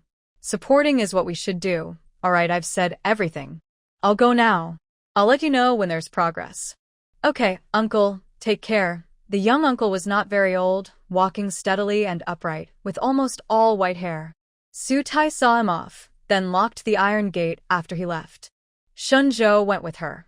On the way back, he hugged her waist, feeling very soft. "Xiao Tai, have you finished that video?" "Not yet." "Wait a bit longer." They continued playing games. It was almost 9:30 p.m. when Su Tai finally put down her phone and smiled at him. "Want to go upstairs?" "Yes." The game wasn't a team game. It was single player. He decided not to play anymore, exited directly, and pulled her upstairs. She hadn't taken a shower yet. She went into the bathroom first, washed her hair, then came out to blow-dry it. Shen Zhou smelled the fresh scent of her hair. His body grew more restless, but he held back. First, he helped her blow-dry her hair. She was sitting while he stood, and when he looked down, he could see a bit of her cleavage. It made him feel more excited. After finally drying her hair, he placed the blow-dryer on the table, then turned and pushed her onto the bed. "Where's the dress you bought today?" "I washed it and hung it on the rooftop." "Do you want to see me wear it?" "Is it dry?" "I washed it as soon as I got home." "It should be dry. Wait until I go up and get it." "Let's have another look first." He quickly took off her thin slip dress and tossed it onto a nearby chair. Under the light, her skin looked bright and glowing. He leaned down, kissed her lips, and placed his hand on her. He was getting better at this. Su Tai felt a tingling sensation starting from her tailbone and spreading upward, her breathing becoming more uneven. The item was on the bedside table. He took a moment to suck gently on her lips before getting up to grab it. When he returned, her eyes were fixed on his strong body. She reached out and rubbed her hand over his chest muscles, feeling very satisfied. "Do you like it?" Shen Zhou pressed down on her, hooking her leg with his arm. She reached out again, swallowed hard, and said, "I like it very much. If you like it, keep touching." The sound she made from her nose turned into a contented sigh. Shen Zhou held her hand firmly and pressed it on her head. He liked watching her facial expressions at such moments. The more he looked, the more excited he became. Sometimes her eyebrows would furrow, and whenever that happened, he would lower his head to cover her mouth. When her fingers clenched tighter and tighter, he worked even harder until she called his name with a trembling voice. "Is it comfortable?" Then keep going." After a long while it was over. He held her gently, softly stroking her back. "Should I go upstairs and get the dress? Are you really going to wear it?" "Yes, it's very pretty." Shen Zhou put on his pants and went upstairs. In less than 2 minutes, he brought back the white dress. Su Tai waited for him to turn around before putting on the dress. For that surprise feeling, she listened, and did as he was told. All set, she finished dressing and told him. Turning around, she liked it even more than when she saw it in the store during the day. Having just experienced an intimate moment, her neck and chest had a faint pink hue, and her face was naturally red, like a tempting cherry. He wanted to take a bite. In summer, he didn't dare leave marks on her neck. He gently pulled her collar down a little and took a deep, heavy breath at her chest. It was a little painful, a little numb, but mostly it made her body feel restless. Su-tai closed her eyes and let him do as he pleased. He didn't rush to take off her dress, but instead kissed her gently and tenderly, kissing until her lips were red and swollen before starting to unzip her dress. The beautiful gift box was opened, revealing an even more tempting gift inside. Shen Zhou pushed her onto the bed and leaned over her. His heavy breathing brushed against her neck, making her shiver. In the next moment, his lips pressed against hers, lingering for a long time. Her neck was sensitive and soft, and with his kiss, she became even softer. Shen Zhou, she called his name. He responded, still kissing her. Su-tai pinched his back with her fingers, her voice playful. I've thought about it, he smiled happily. For you. She was like a ripe, juicy peach, sweet and tempting. He wanted to swallow her whole, but also wanted to savor her slowly. After repeating this a few times and exhausting their energy, the room finally quieted down when the rooster crowed. It was another day of sleeping in. When she opened her eyes, the person beside her was gone. Su-tai rubbed her sore legs and slowly got out of bed. As she left the room, she heard sounds downstairs, coming from the kitchen. She went to check. Leaning against the kitchen doorframe, she smiled as she watched the man busy in the kitchen, cooking something delicious. Her voice was a little hoarse from a night of indulgence. Shen Zhou looked over with a frown and said, "Why is your throat like that? Drink some warm water first. Is it because you don't know how to control yourself?" Su-tai laughed more happily. Can't control it. In the future, drink more water or buy some throat lozenges. That only treats the symptoms, not the cause. He snapped off the stove and untied his apron, walking over. It can't be cured. You need to learn to adapt. Got it. I don't plan to cure it. The man she imagined was someone like him, strong, powerful, with incredible stamina, and capable of caring. Hearing this, Shen Zhou hung his apron on the wall beside her and wrapped his arm around her waist, leading her to the dining room. Sit and wait. I'll serve the noodles. He went into the kitchen and she poured herself a glass of water. The water in the teapot at the dining table was warm, clearly cooled down after boiling in the morning. After drinking, her throat no longer felt dry, but her voice still hadn't fully recovered. Shen Zhou, what time did you get up? About 8 o'clock. Here, eat the noodles. Be careful, it's hot. In the countryside, roosters usually crow around 4 in the morning. Getting up at 8 means he only slept a little over 3 hours. The noodles were steaming and fragrant. But Su-tai didn't pick up her chopsticks. She propped her chin with her hand and looked at him. You only slept for a little while. Aren't you tired? Sometimes like this, I'm not tired. Not sometimes. Since your mom and your parents aren't home, you often do this. I think it's not good. That's true. Next time, I'll finish my work on the mountain and come back. We can change to visiting during the day. I'm just joking. I'm not only thinking about that. I know what I'm doing. But what about you? Do you think I'm going too far? Su-tai held up 3 fingers and told him seriously, this number is okay. If it exceeds last night's, my throat will feel uncomfortable and my back and legs will hurt. Shen Zhou reached out and held her 3 fingers, promising, from now on, I won't go over this number, unless I've been holding it in for a long time. Let's eat breakfast. The bowls were large, but Shen Zhou's was full, and Su-tai's was half full.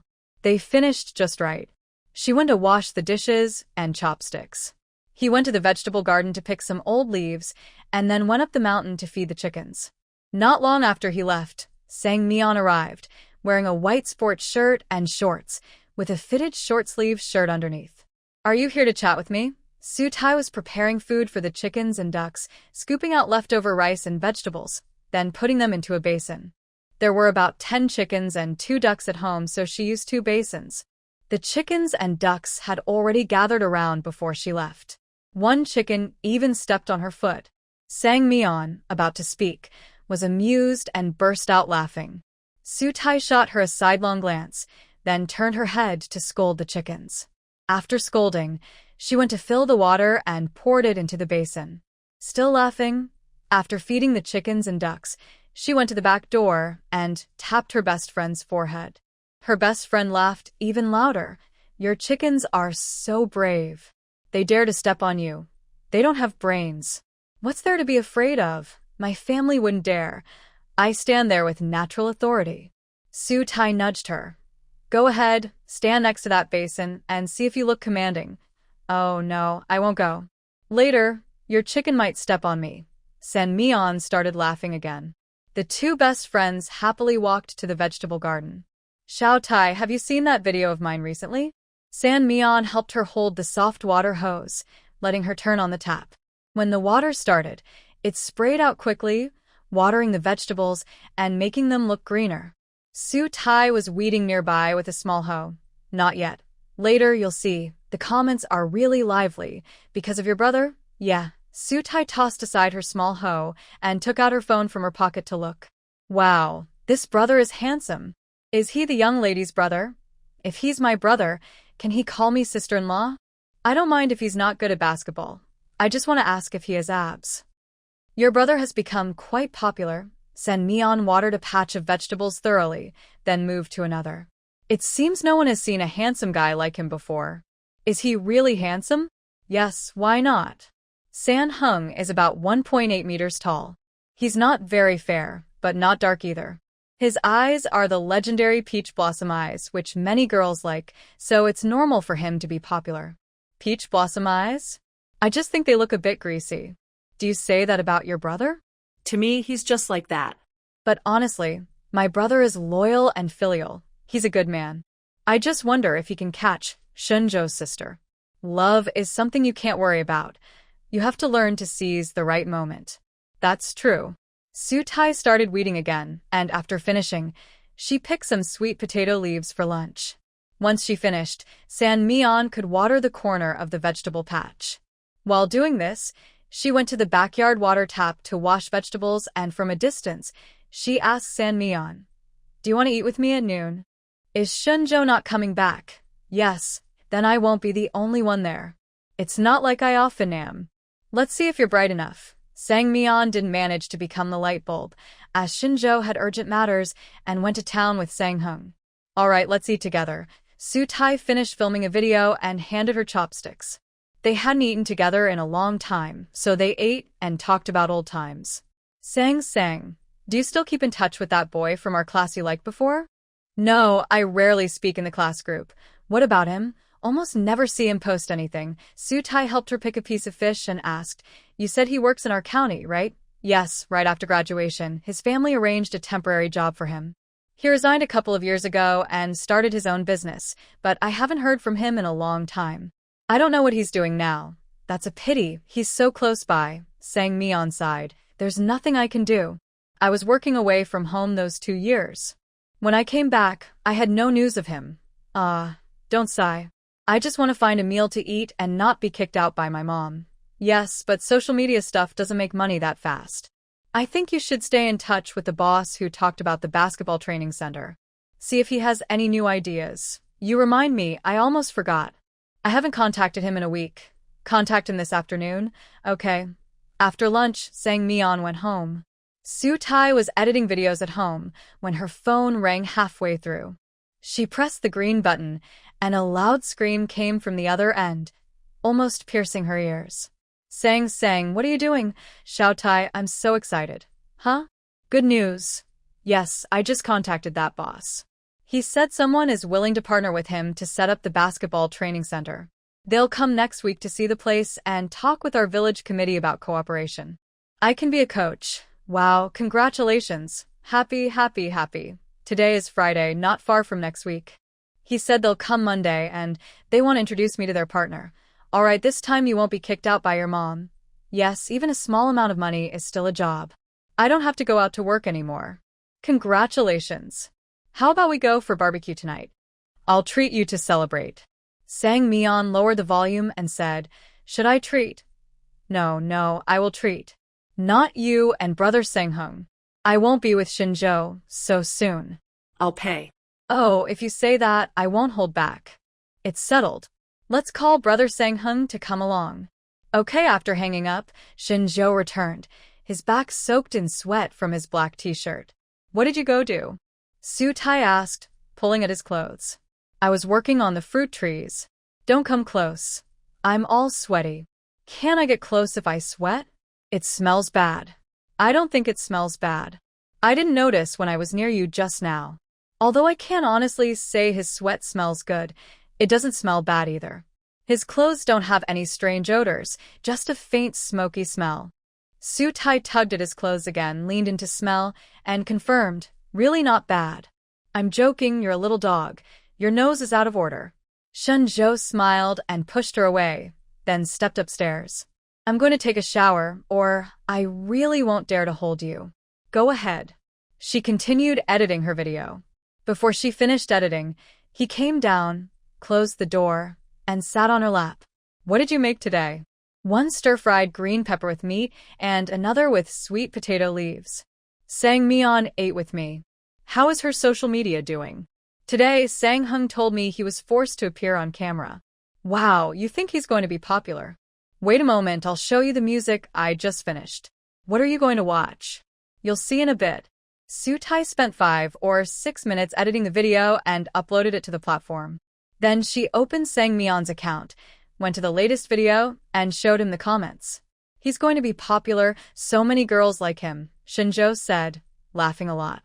He seems unaware of this. Take a screenshot and send it to me, I'll show him. Okay. Su Tai's phone easily took a screenshot with 3 fingers swiping down the screen, then she sent the picture to Shen Zhou. He forwarded it directly to Sang-hung. In less than 3 seconds, a bunch of reaction emojis flooded in.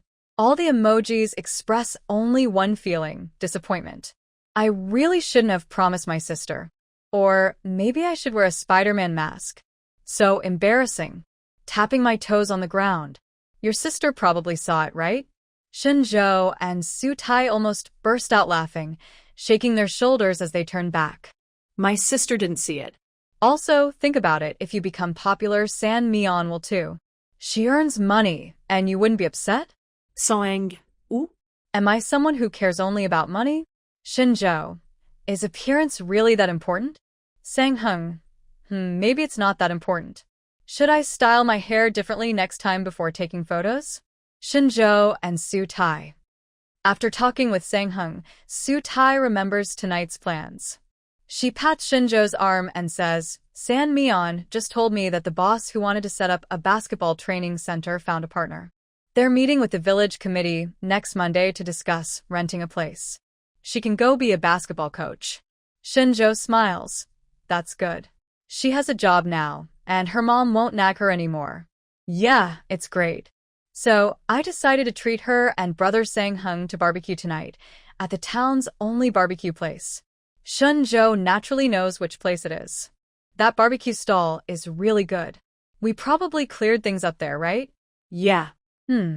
I just remembered, that night, Sang-hang's friend kept talking to you. And he invited you to visit the county. Said you'd go find him there. I think he really likes you. Su Tai pokes his chest, a slight smile on her lips. What exactly do you want to say? Shen Zhou holds her finger, his eyes narrowing slightly. I want to ask, if I hadn't looked for you that night, would you have developed feelings for him? No. Are you so sure? Definitely. He's a good person, but not the type I like. I prefer to wait for the right one. Before returning to the village, she had already decided if she didn't meet someone suitable, she'd just stay with her mom. Reuniting with Shen Zhou was a happy surprise. Hearing this, Shen Zhou's eyes flickered. He gently held her neck and said, You really like my type, huh? Yes. Su Tai lowered her eyelids, her gaze falling on his lips. Shen Zhou, everything about you matches my taste. I like your face, your figure, and even the sound of your breath when you bite my ear. Can you hear my heartbeat now? Shen Zhou kissed her on the lips, then pressed his face against her chest. I can hear it. It was beating very fast. He was the same. They were on the sofa, kissing passionately. As they kissed, he picked her up and they went upstairs. Tonight, they planned to have barbecue, so some things couldn't be done. During the day, they kept the lights off, letting natural sunlight shine through the curtains and brighten the room. First, they turned on the air conditioner, or they'd be all sweaty later. After a long kiss, the room cooled down, and everything naturally fell into place. Afterward, he didn't come back. Shen Zhou held her as they took a nap. For dinner, they ate casually, saving their appetite for the barbecue later. Before leaving, Su Tai sent a message to Sang Meon. "We're leaving now." The three rabbits replied, "We're heading out right away." Shen Zhou rode his motorcycle with Su Tai, and Sang Heng rode his electric scooter with Sang Meon. The four of them met at a small supermarket. "Let's go," Sang Heng called out, riding side by side with Shen Zhou. At night, with less traffic, they could ride like this. The person sitting behind started chatting. They didn't talk for long before reaching the town. Before going to the barbecue place, Su Tai went to buy some calcium milk. "Why do you like drinking this so much?" Shen Zhou saw her carrying a small bag with 2 rows of calcium milk bottles. Su Tai thought for a moment and replied, "I don't know, but every time I have barbecue, I just want to drink this." She didn't like orange juice, nutritional drinks, or herbal tea as much. She just liked this and would drink a whole bottle at once. Shen Zhou shook his head, affectionately taking the small bag from her hand, hanging it on the motorcycle handlebar, and said, "Come on, get on." Okay, the old motorcycle wasn't very stylish, but it was the right height, so she could easily step on. Once they started riding, the electric scooter followed behind. They reached the barbecue place after a short alley. They were regular customers, and the owner knew them well. After greeting them, he let them choose what they wanted. They ordered their usual: beef, ribs, chicken wings, enoki mushrooms, eggplant, and chicken gizzards. Sang Meon also added a piece of tofu skin. When she took the small basket to the owner, Sang Heng added a skewer of hot dog sausages. "Are you still eating this?" Shen Zhou looked at her with a hint of dislike. Sang Heng asked back, "What's wrong with eating this?" "It's for kids." "Huh, I want to eat it anyway." "Eat, eat, eat." They chose their skewers and sat down to wait.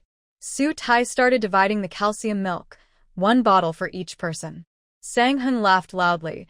"This is probably for babies to drink." "Who isn't a baby now?" Sang Meon patted him. "Yeah." Sang Heng paused, then smiled. "I'm a baby too." Except for Shen Zhou, everyone was happy to act like a baby. Shen Zhou didn't want to, so he refused the calcium milk. Su Tai attached the tube and held it near his mouth. "It's tasty, try it." He turned his head. "I drank it when I was a kid. Growing up, it tastes different." "What's different?" Su Tai leaned close to his ear and whispered, "I bought this." "I'm feeding you."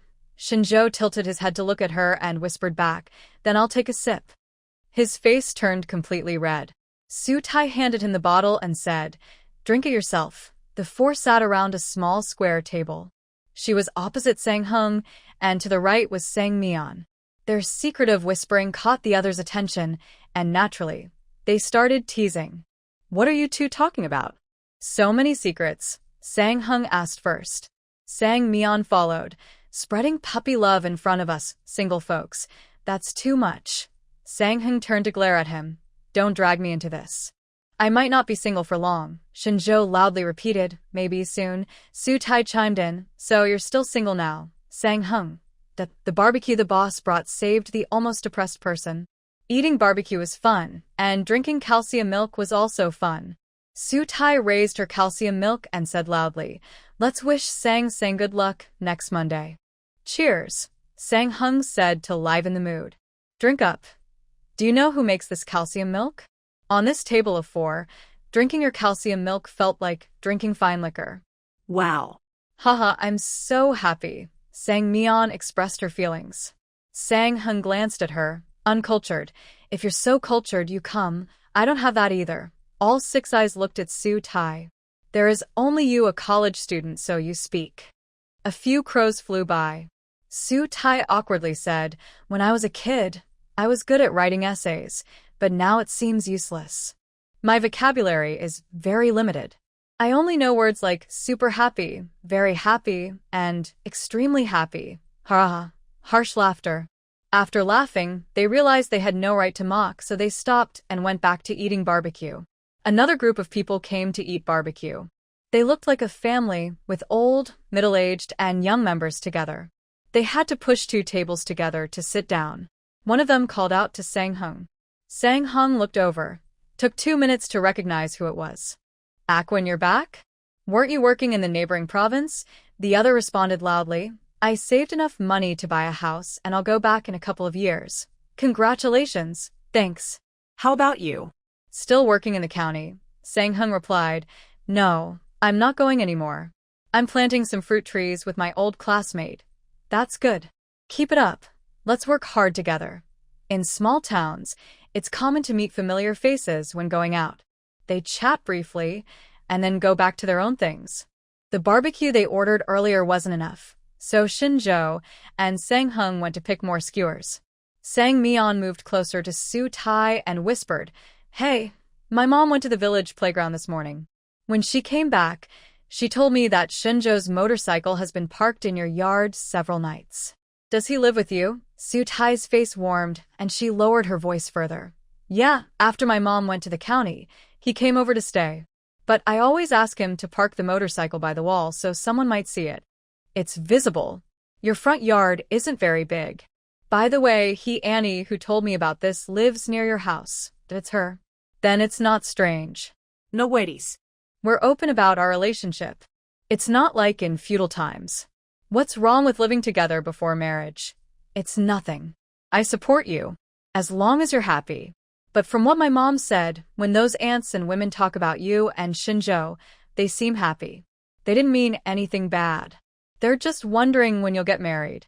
Hi, when someone's face is on display, I can't control what they say. Since I let him live with me, I am mentally prepared for that. But we've discussed marriage, and it's not happening soon. Let's wait until this year is over. Only when things are stable on his side will we consider it. Sun Meon listened and nodded, saying, Yes, there's no rush. As he finished speaking, the person choosing the skewer returned, and she moved back to her original spot to chat about other topics. How are those guys who stole chickens last time doing? Sun Meon suddenly asked while biting into a chicken wing. Shen Zhou's voice grew serious. They have criminal records and were released not long ago. Now they're caught up in other issues and are still in jail.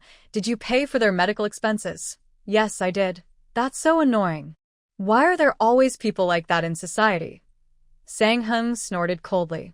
Where aren't there troublemakers? Some rely on their parents at home, and others, with no place to go, resort to stealing or robbing. He paused, leaning forward and lowering his voice.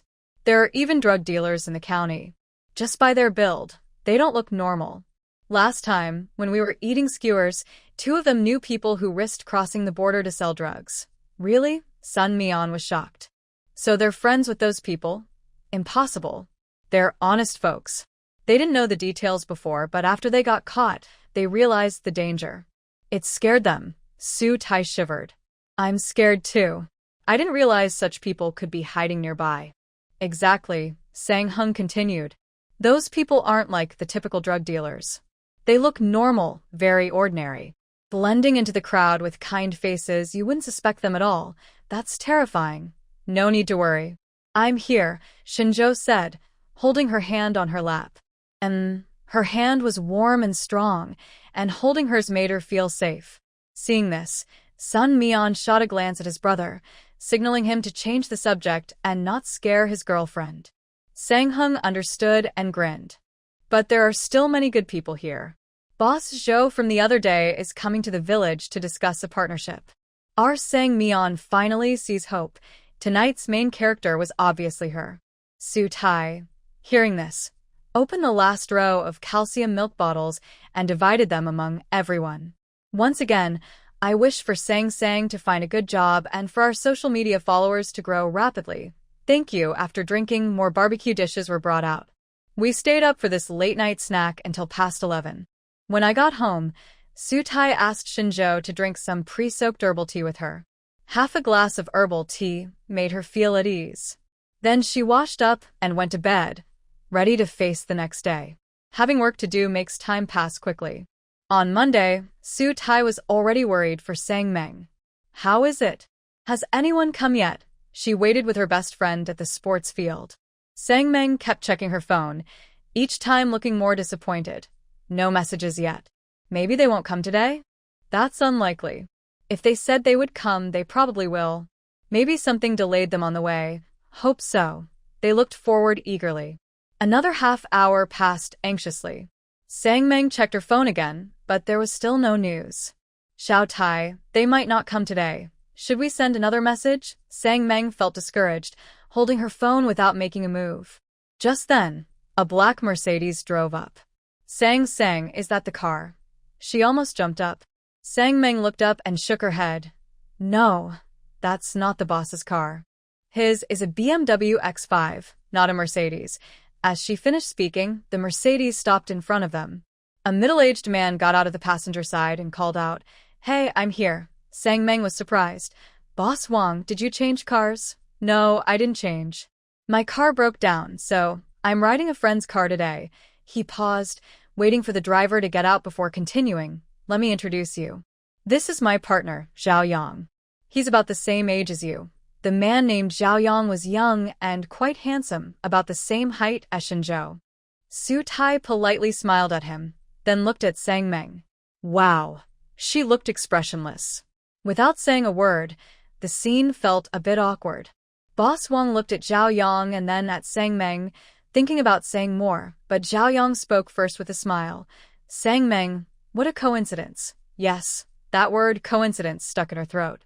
Su Tai immediately realized that Zhao Yang might be the boy her best friend secretly liked. But now is not the time to prove anything. She held Sang Meon's arm and said to the two people opposite, "Welcome to Daisu Village. I am Sang Meon's good friend. You can discuss renting the place now. Let's go inside. Uncle Lu is waiting for you inside." Zhao Yang glanced at Sang Meon and then nodded to Su Tai, saying, "Okay, let's go in first." The village committee office was just a few steps from the playground. They went inside. Su Tai asked while supporting Sang Meon's arm, Sang, is Zhao Yang the person you secretly like?" "Yes." "How can the world be so small?" Sang Meon was still in shock, looking blank. Both of them looked at the office door nearby at the same time. Sang, this is good news. Since you've seen him, maybe you'll get a chance later. I don't feel very good. Just now, he passed by me, and I smelled a nice scent, like perfume. Don't ask me how I know. I just can tell." Su Tai widened her eyes. "Does that mean my nose is bad?" "I didn't smell anything. Wasn't your nose often blocked because of your sinus problems?" "That was before. I got better now. Forget that. I'm not joking. He really had a perfume smell. Now I can't even secretly think about him." Sang. Her mood was the same as when she misunderstood Shen Zhou before. Misunderstanding? Something flashed in Su Tai's mind. She grabbed her best friend's shoulder and shook her. "You didn't ask how I knew? What if it's like when I misunderstood Shen Zhou before?" "Don't rush. Find a chance to ask him later." "How should I ask? How have you been recently?" "If he says he's okay, just ask if he's planning to get married." Come on, asking a classmate a couple of questions isn't a big deal. You know my personality. I tell you everything in front of you, but in front of him, I'm very timid. You also know you're timid." Su Tai was anxious. "Get yourself together. Work is important, but love also needs effort." "Okay, I will. You can come with me later." "Sure." They whispered outside. Inside the office, someone called out, "Sang Meon, come here." "Okay, Uncle Lu." Su Tai accompanied her inside. "Come, sit here." Uncle Lu brought 2 red plastic stools and they sat down. "Mr. Wang and Mr. Zhao just discussed renting the outdoor court with me. This is good news, and I fully agree. They also suggested that you become the coach. I told them I need to ask for your opinion." Everyone's eyes turned to Sang Meon. "I'm happy to do it. Having a job means my mom won't kick me out," Sang Meon said straightforwardly, making everyone laugh. "Your mom would kick you out to go to work? Where would you work?" Mr. Wang smiled with squinted eyes. Zhao Yang, standing nearby, was also looking at her, which made her a little nervous. 2. "To the county, anyway, she won't support me. Uncle Lu called out. Good. Sang Meon looked confused. Uncle Lu explained, I mean, you already have a job now, right? That's good. Also, Mr. Wang just mentioned that in the future, you'll manage this training ground. You'll coordinate with me. Do you agree? Yes, I agree. As long as I get paid. Mr. Wang laughed loudly. Of course you'll get paid. But we can discuss the salary details later. Okay. Sang Meon agreed happily. The decision to rent the place was made, and the contract was signed. After leaving the office, Mr. Wang said, Sang Meon, it's almost mealtime. Why don't you join us for lunch? We can chat while eating. There was no place to eat in the village, so they had to go to the town. Sang Meon looked at Su Tai. She added, All right, let's go to town for a meal. There's a small restaurant that's quite clean. You go ahead and I'll ride my bike with my friend. No need. You can sit in my car. I'll drive you back later. Xiaoyang finally spoke to her for the third time. A pleasant voice sounded again. Su Tai and Sang Meon exchanged glances and smiled as they walked inside. The small restaurant had round tables. The people who arrived first hadn't sat down yet. They only sat after Su Tai and Sang Meon took their seats. The seating was arranged cleverly. Zhao Yang sat to Sang Meon's right. What would you like to eat? There was a menu on the table. When they entered, the owner was helping another table order so they could look at the menu first. The menu was handed to Sang Meon. She moved it between herself and Su Tai. They looked at it together, discussed briefly, and then she said, We'll have some shredded potatoes and sweet and sour ribs. You guys order the rest. Zhao Yang took the menu. Just then, the owner came over with a big smile. What would you like to order? Vinegar-flavored shredded potatoes, sweet and sour ribs, mushroom beef, plain boiled chicken, and a soup. Mr. Wang, is that okay? Sure. You can tell by my figure that I don't mind eating anything. Mr. Wang straightened his stomach and smiled, his face squeezing together. Sang smiled politely. Mr. Wang, you're very funny. No choice. With my size, I have to be humorous. Everyone laughed at that. The small restaurant prepared hot tea.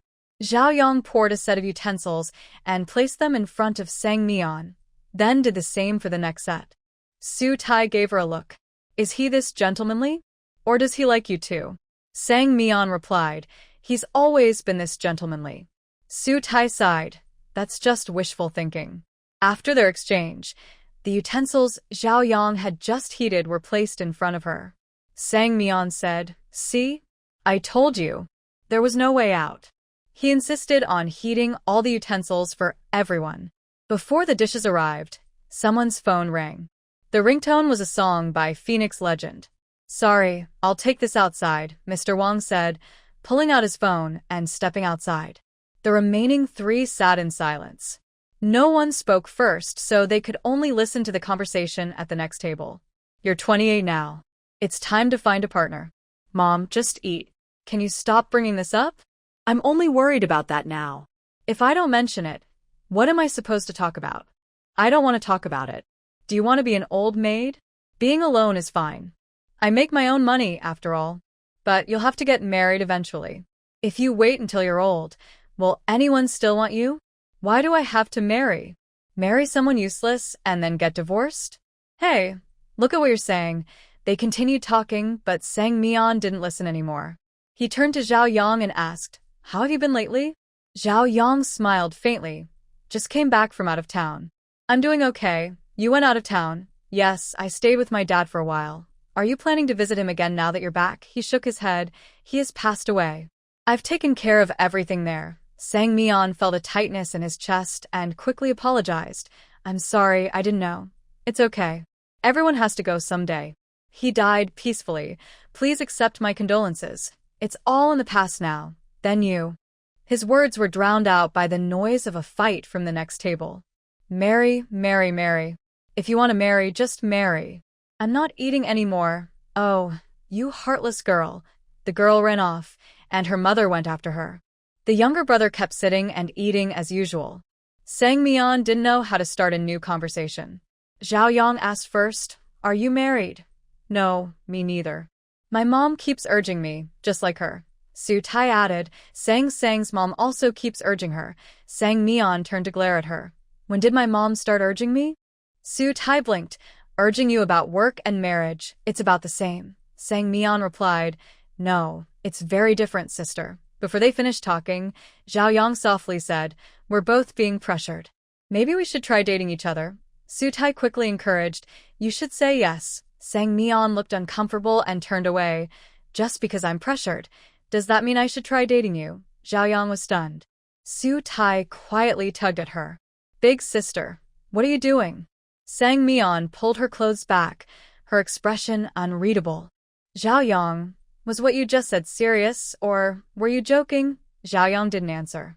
He didn't know how to respond. All four of them looked at him silently. After a long pause, he softly said, sorry, I wasn't thinking clearly. I said that because I thought if you agreed, I could go for it. If you said no, I was just joking. So honest. Su Tai bit her lip and watched her good friend's reaction carefully.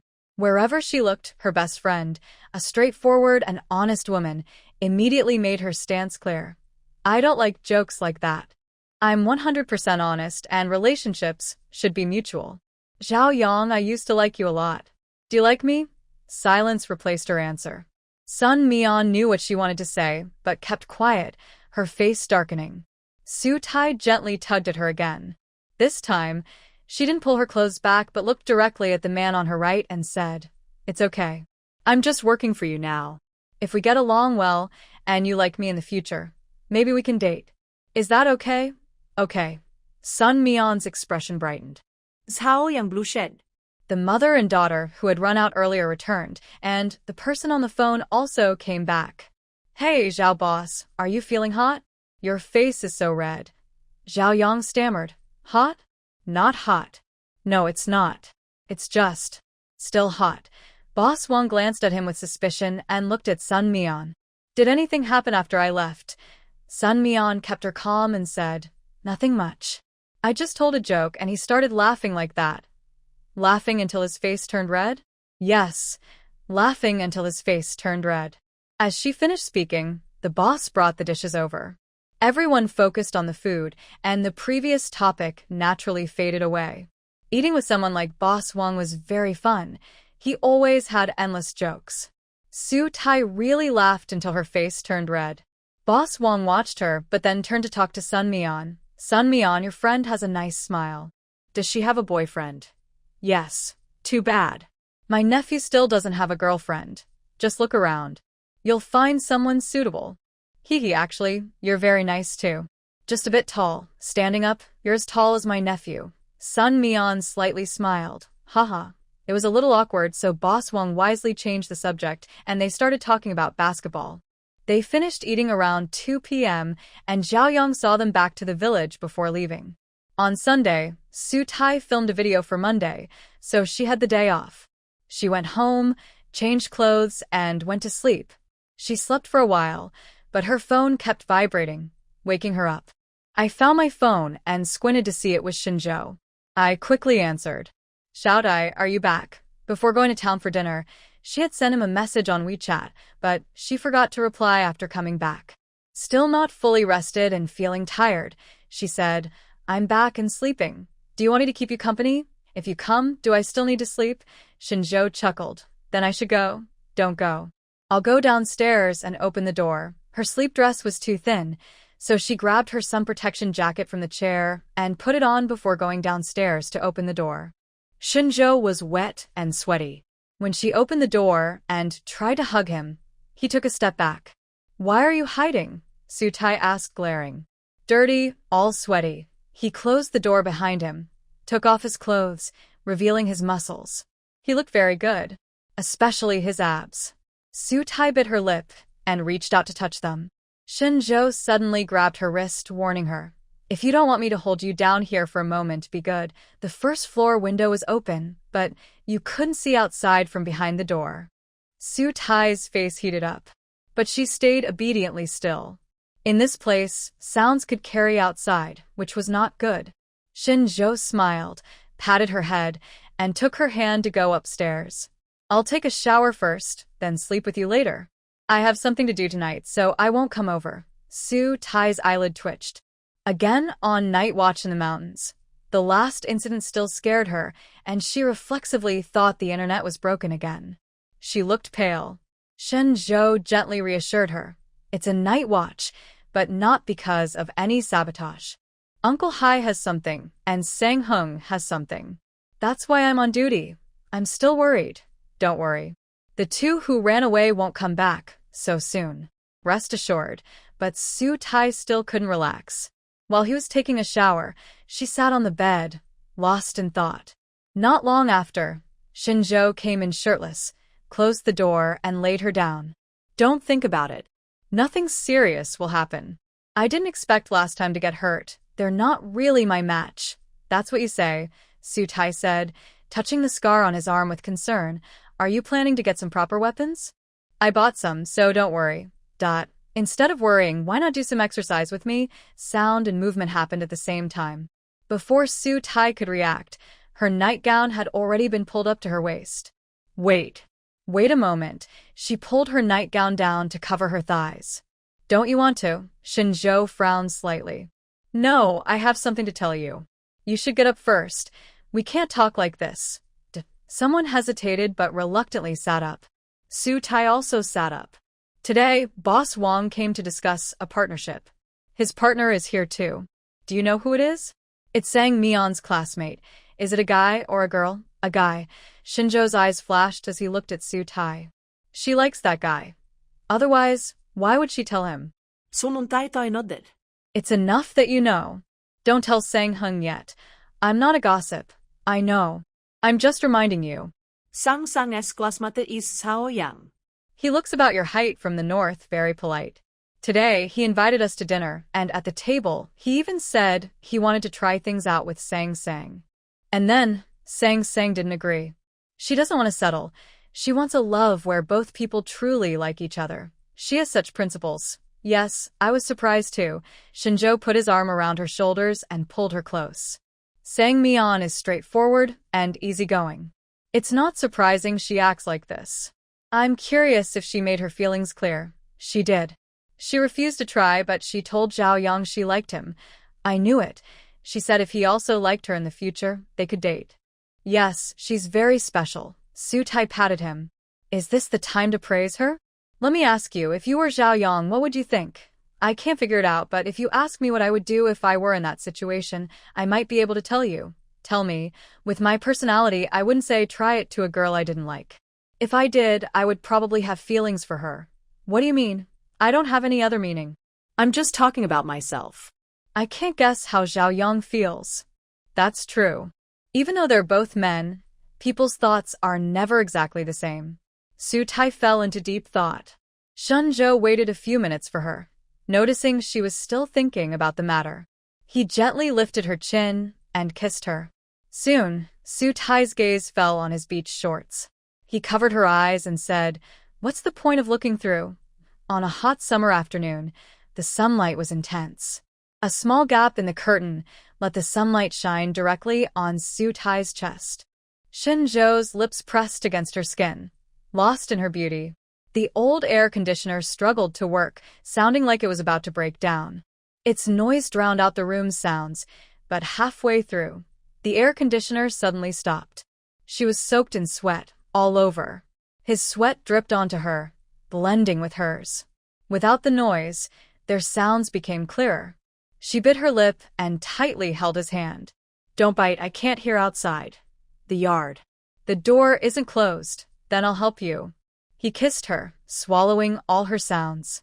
Su Tai felt like a fish, just jumped out of the water, slippery all over, her chest lacking oxygen. She lay on the pillow, breathing heavily. Shen Zhou poured her a glass of water and helped her sit up to drink. After drinking, she said, I want to buy an air conditioner. Buy it. It'll be hot for a long time. First, take a shower. When I come back, I'll check online. Shen Zhou's finger traced down her spine. Shower together? She trembled. Haven't you had enough? No, the bathroom was small, not much space to move, but it had two advantages. No fear of sound leaking outside, and water made it cooler. By the time they finished, it was already 5 o'clock. Shen Zhou put on his clothes and left. She decided to buy the air conditioner first, and then cook dinner. Evening fell. but she still worried. She video called him and only ended the call when her phone ran out of battery. Nighttime was easier to sleep than she expected. She woke up around 7. She first called him, feeling reassured after hearing his voice. She ate breakfast, fed the chickens and ducks, watered the vegetables, went to town to buy groceries, and after returning, washed and chopped vegetables to prepare for filming. Before finishing, Shen Zhou called her, saying he was busy on the mountain and wouldn't return until after 2. She thought quickly, finished filming, found some food containers, and took the meals up the mountain to eat with him. They packed 4 boxes, 2 with rice and 2 with vegetables. When they reached the mountain, the gate was not locked. She went straight in and saw a girl standing under a longan tree. She froze in place. The girl was facing away, looking up at the few remaining longan fruits in the tree, unaware of the person approaching from behind. Xiaotai. Why are you here? Shen Zhou came out of the small house, dressed in camouflage clothes with the collar open wide, sweat running down his muscles. Su Tai turned to look at him, and at the same time, the girl also turned to look at her. She took off her headphones, her expression asking who she was. Introduce yourself, Shen Zhou said, walking over a few steps and putting a hand on Su Tai's shoulder. My girlfriend, Su Tai. The girl smiled, dimples showing on her lips. Hello, I'm Chen Zhou. I came here on a business trip with Sister Anwen. Hello. She was confident and graceful, and Su Tai responded with a smile. Shen Zhou then noticed what she was holding and asked softly, What are you holding? Lunch. It was only enough for 2 people, so she didn't want to say it loudly. Chen Yu heard her and smiled. You eat first. Sister Anwen and I will take a quick walk inside, and then leave. After saying that, she knocked on another door. Soon the door opened from inside. Ugh, can't you prepare smaller water shoes here? Anwen complained loudly. Shen Zhou glanced at her and said, It's good enough that you have some to wear. If you don't like it, wear your own shoes. She rolled her eyes. I don't want to. They're full of chicken droppings. Then her gaze shifted to Su Tai's face. Are you Su Tai? We've met before. Su Tai smiled. Yes. How come you got together with him so quickly? You should have made him chase you longer before agreeing. Shen Zhou, are you my sister? Anwen. I'm a woman. The siblings argued playfully, and Su Tai held back her laughter as she watched. Across from them, Xinyu was also amused. She blurted out, I didn't expect Boss Shen to be like this in front of his girlfriend. I thought you were hard to talk to earlier. It's not that I thought so. I'm just not easy to talk to, except with her. They were openly showing affection. Xinyu covered her mouth to laugh. Anwen walked over and patted him. Calm down. I don't even have a boyfriend. Shen Zhou rubbed the spot where she patted him, teasing, with your constant practice of iron palm. Who would want you? Smack. He was slapped again. Before Shen Zhou could cry out in pain, a voice came through. Who dares to ask for something? Just then, an electric scooter entered the room. When Su Tai saw it, she was stunned. What does it mean to be overly dressed up? That's exactly what Sang Hung is now. He was wearing a fitted shirt and trousers, shiny leather shoes, his hair neatly combed, with not a single strand out of place. Su Tai suspected he used at least half a bottle of hair gel. His hair was too perfect. She was both shocked and amused. Unable to hold back, she and Shen Zhou both turned around and covered their mouths to laugh. Sang Heng's eyes were only on Anwen. He didn't notice their trembling shoulders. After getting off the scooter, he asked again, What did you just say you dared to ask for? Anwen blinked and honestly said, He said no one wants me.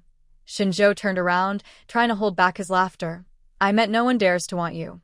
Is there a difference? Anwen asked back. Shen Zhou didn't reply. Sang Heng said, He's talking nonsense. Someone wants you. Suddenly, everyone's eyes turned to him. Sunnuntai toi grevnervaus. Is he going to say it? Is he brave enough like Sang Meon? He. You look so pretty. Surely many people are chasing you. He hasn't. Su Tai felt a bit disappointed. I just want to chase you. Huh? He does. He's as brave as Sang Meon. Everyone else, except Anwen, got excited and waited eagerly. Although Anwen is only a little older than Shen Zhou, She has worked in the system for many years and knows how to handle social situations well. She politely responded, "Sang-hung, stop joking with me. I'm too old for that kind of joke." She smiled, but her words were very polite. Sang-hung wasn't stupid. He naturally understood her rejection. Worried about scaring her, he didn't continue. He suppressed his sadness and forced a smile. "No more jokes. Aren't you curious about what's inside? I see Su Tai has brought food. Let Shen Zhou eat with her first. I'll go in with you. Anyone would be the same." And when nodded, Shen Zhou took Su Tai into the small room and turned on the light. Sang-hung changed his shoes in another room. His new leather shoes couldn't step on chicken droppings. He opened a food container, but Su Tai didn't move her chopsticks. She looked at Shen Zhou softly and said, "Sorry, I came without telling you.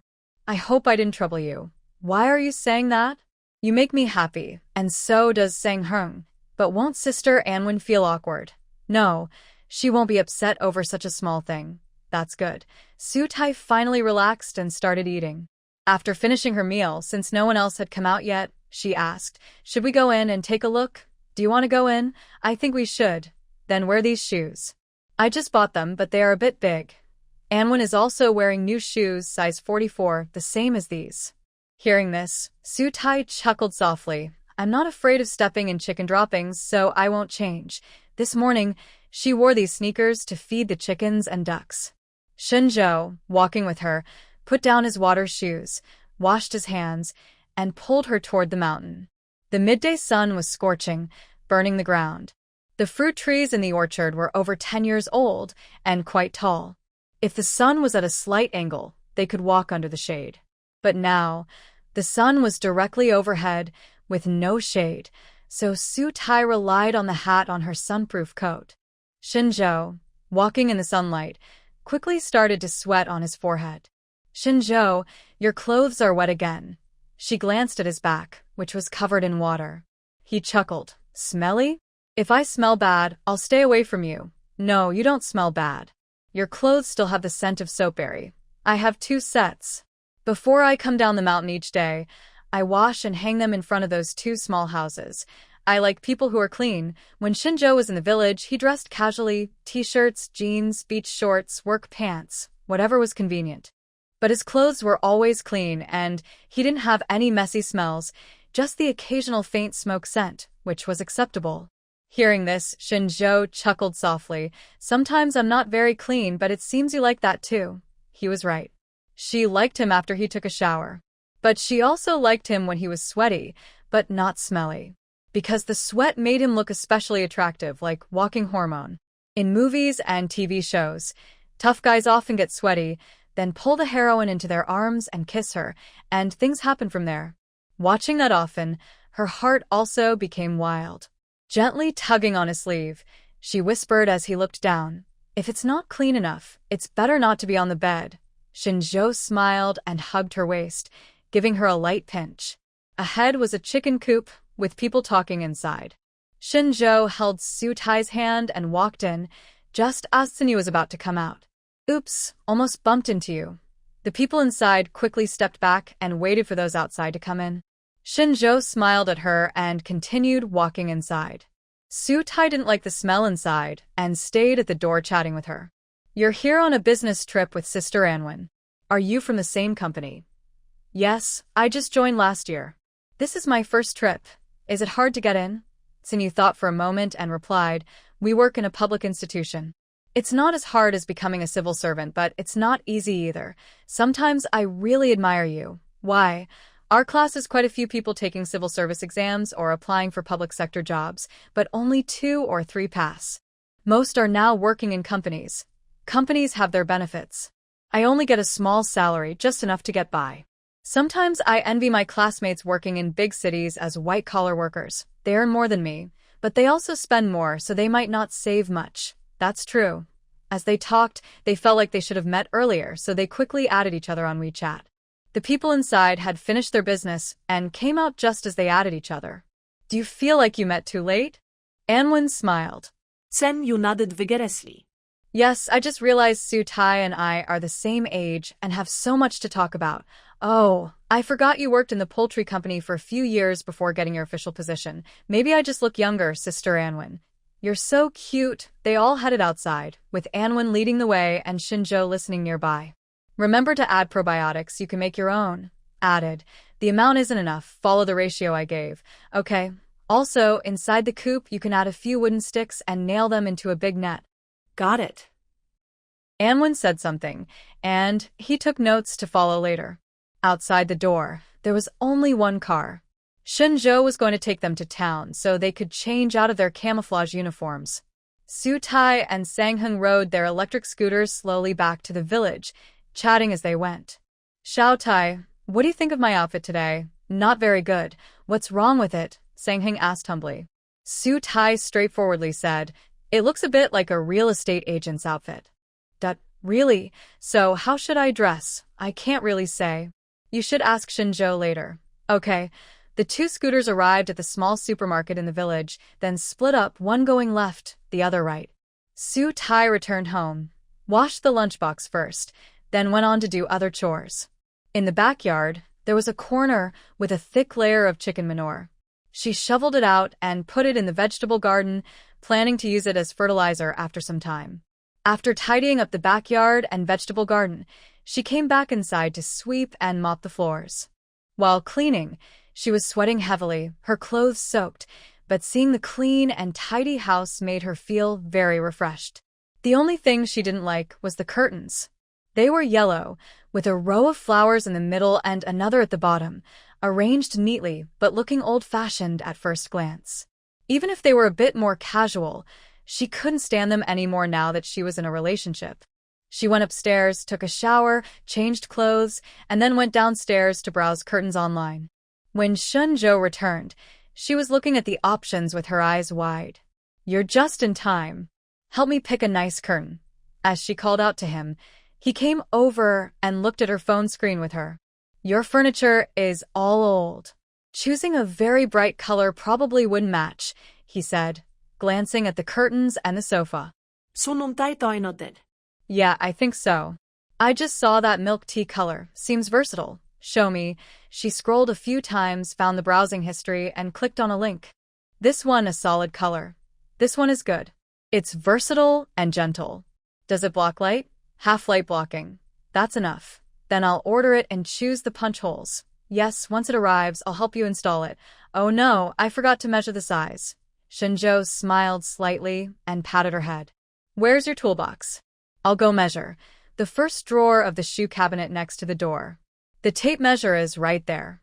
Shen Zhou found the tape measure at the place she mentioned and went to measure. 1.5 by 1.8. Okay, Su Tai placed the order and discussed with him what else could be improved.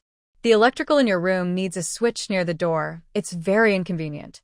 I'll help you install a double switch so you can turn off the light from the bed. That's a good idea. Your dining room fan isn't working well. Do you have any ideas? Maybe replace it with a fan light. Is it useful? Shen Zhou said, my fan is pretty good. I can buy the same model. I'll buy it myself. Last time, he spent over 2,000 yuan on a gold necklace. It wasn't a big amount, but his chickens hadn't been sold yet, and his crops hadn't been harvested. He still needed to save money. Su Tai was very determined. Shen Zhou looked at her with pursed lips but didn't insist further. Actually, I also want to change the sofa on the first floor. The fake rosewood is peeling, and it feels cold in winter. I want to get a fabric sofa, something more comfortable. Go ahead. I don't even dare to push you onto this sofa because it's so hard. That's the truth. Several times, he wanted to sit on the first floor sofa, but when he saw how stiff and hard the wooden sofa was, he gave up. It was too uncomfortable. Hearing this, Su Tai raised an eyebrow and looked at him. Oh, you agree to me changing the sofa just because you want to do something here? Not entirely. I just think the first floor should be more comfortable. Watching movies with you here would be nice. Alright, let's choose together. The fabric sofa from a regular brand wasn't expensive. They saw a beige four-seater for just over 2,000 yuan and ordered it immediately.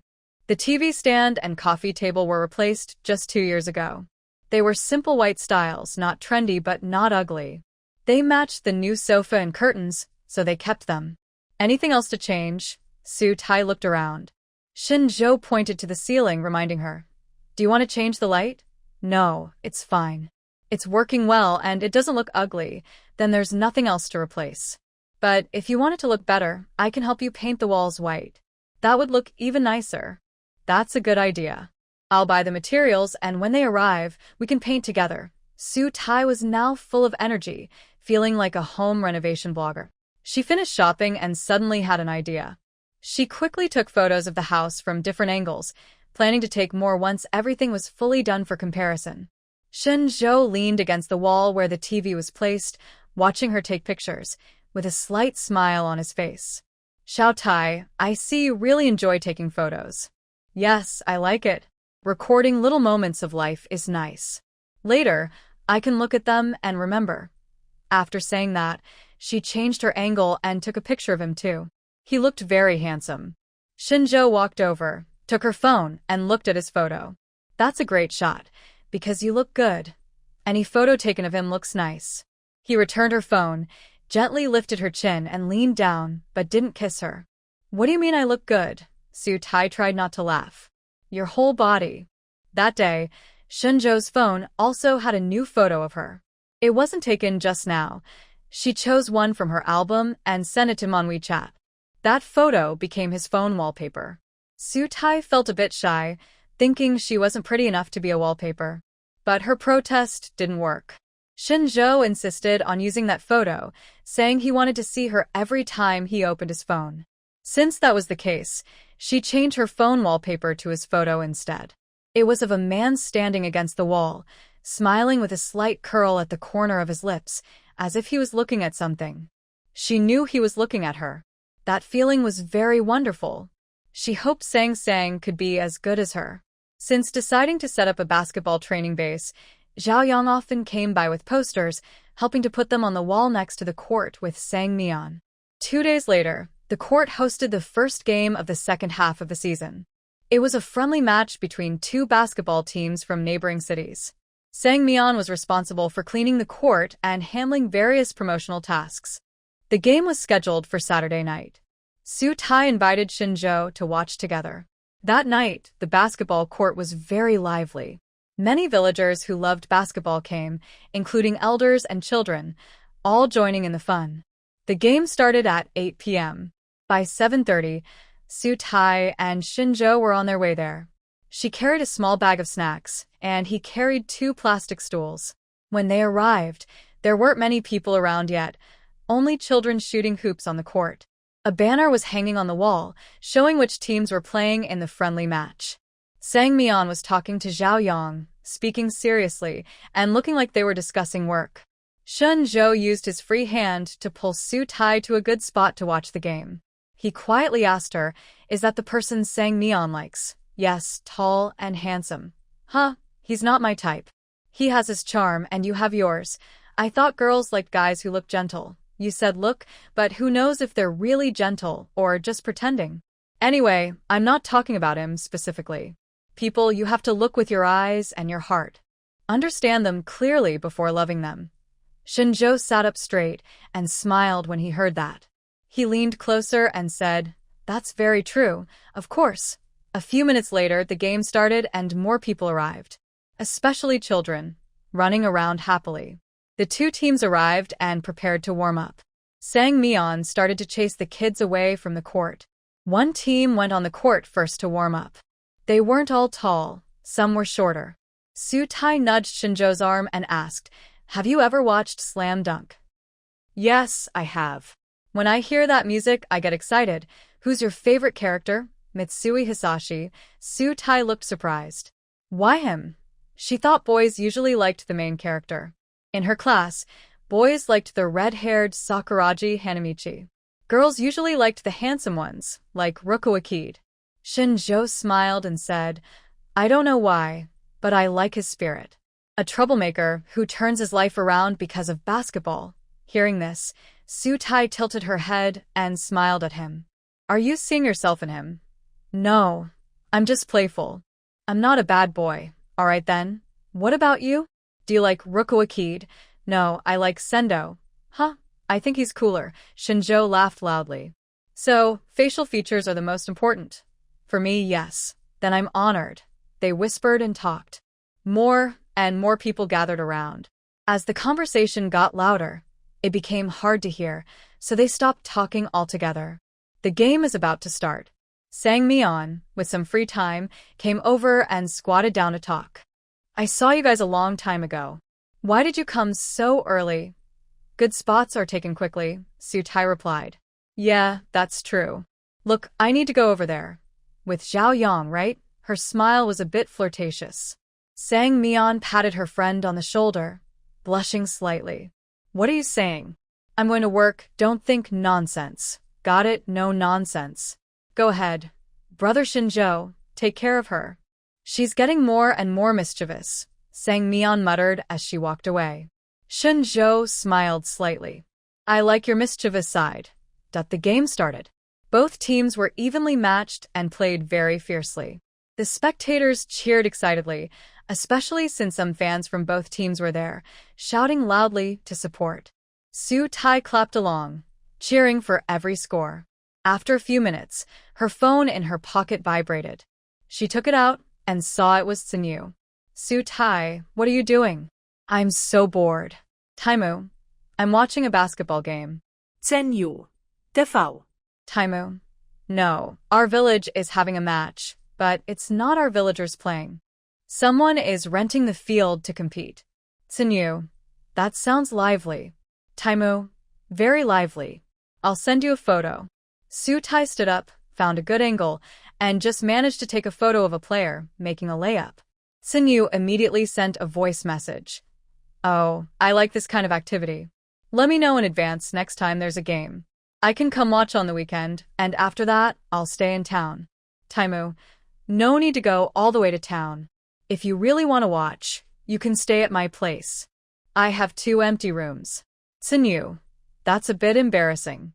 Taimu, no worries at all. No need to feel embarrassed. Tsinyu, thanks in advance. I feel a bit excited, like I found a place I can just go to on a weekend without planning too much.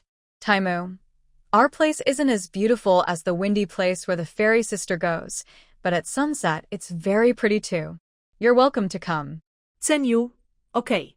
Watch the game first, and we'll chat later. I'm going to binge watch shows now. Taimu, alright. She turned off her screen and put the phone back in her pocket. Shen Zhou leaned over and asked, what were you talking about with Tsinyu? He could see her screen, glancing at her profile picture and name. The name used was her real name, but out of respect, he didn't read the text above.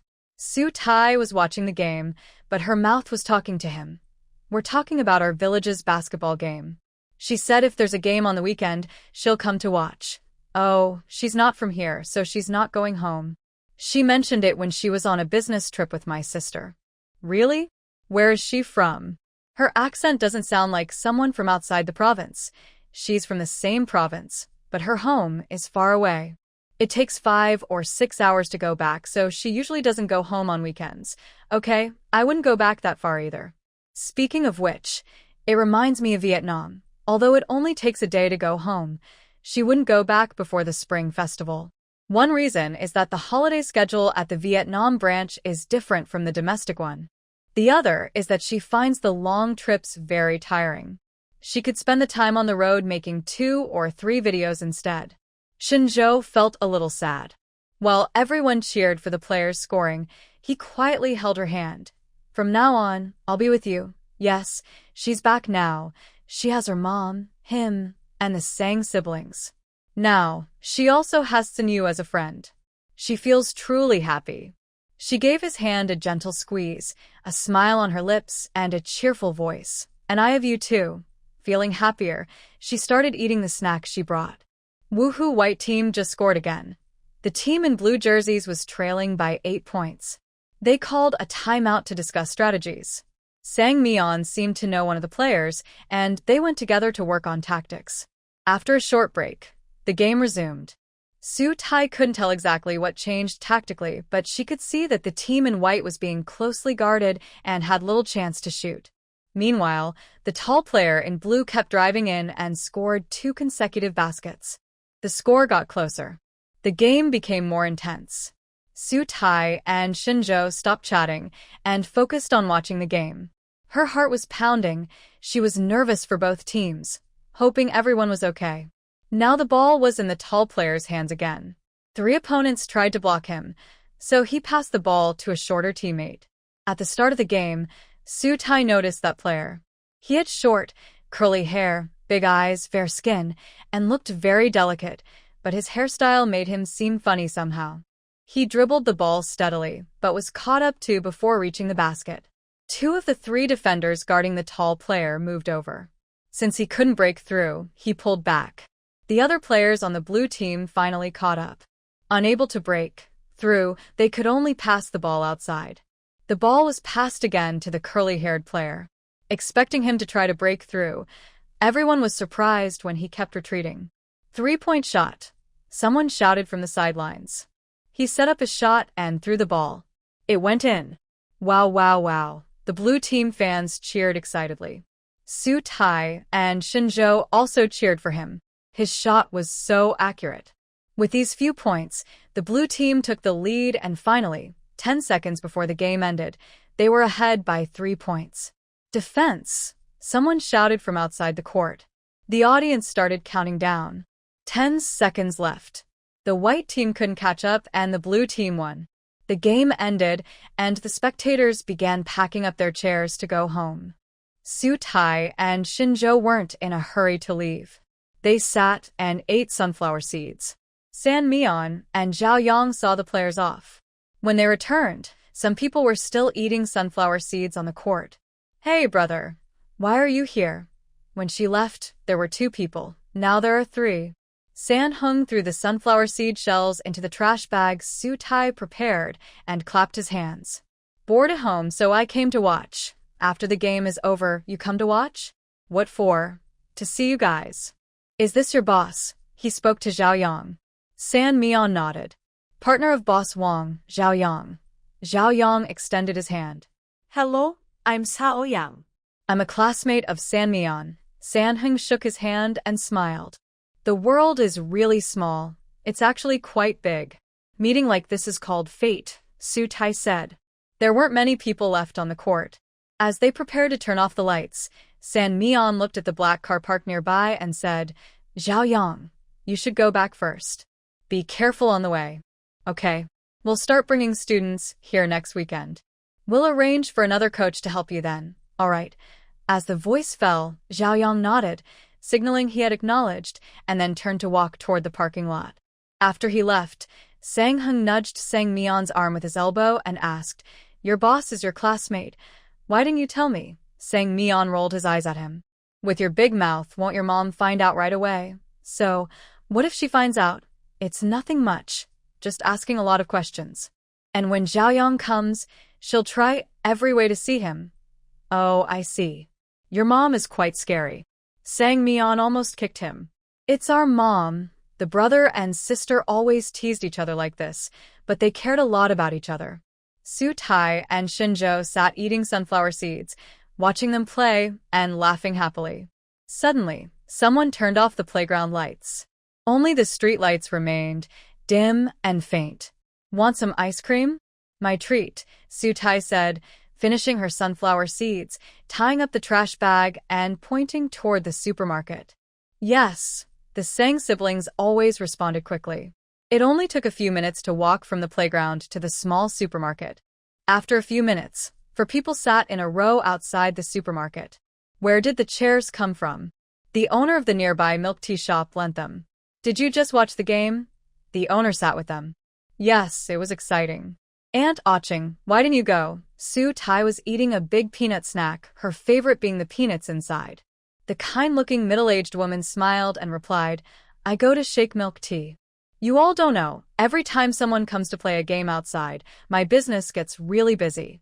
Not only do the fans who come to watch the game buy drinks, but the villagers also buy a cup to watch. Look, I've sold out of pearls today. Right just now, Aunt Feng from the supermarket also said today's goods sold really well. Many snacks were sold out. Shen Zhou listened and pointed at Su Tai. See, she's one of them. She bought sunflower seeds, preserved plums, and that thing, fava beans. Yes, fava beans. Eating these will make your throat sore again tomorrow. Sutai shot him a sidelong glance. I'll drink cold tea when I go back. Too much eating cold tea won't help. You ate some too. I'm not afraid of the heat. The heat is really strange. Some people can eat a lot of spicy or hot foods without any problem, but others get rashes or sore throats after just a little. Sutai does not get pimples, but she often has a sore throat. So whenever she eats spicy food, she immediately drinks herbal tea. When this was mentioned, Sang Hung said, "Spicy foods are so tasty. I suddenly want to eat the fried meatballs Aunt May makes. When she just finishes frying them, they smell so good. My goodness, I'm drooling just thinking about it. Do you want to eat them?" After finishing her last bit of ice cream, Sutai saw Shen Zhou throw away the paper wrapping the cone. Sang Hung nodded eagerly. "Yes, I want to eat them.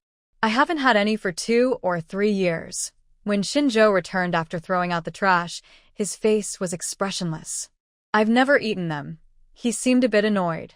Seeing his reaction, Sang Hung teased him further. "Oh, Aunt May makes lots of delicious things, red sugar rice cakes, radish cakes, homemade spicy strips. We've all tried them, Shen Zhou. And that thing, braised pork with preserved vegetables, oh my gosh, Shen Zhou." Sutai couldn't help but laugh and patted Shen Zhou's shoulder.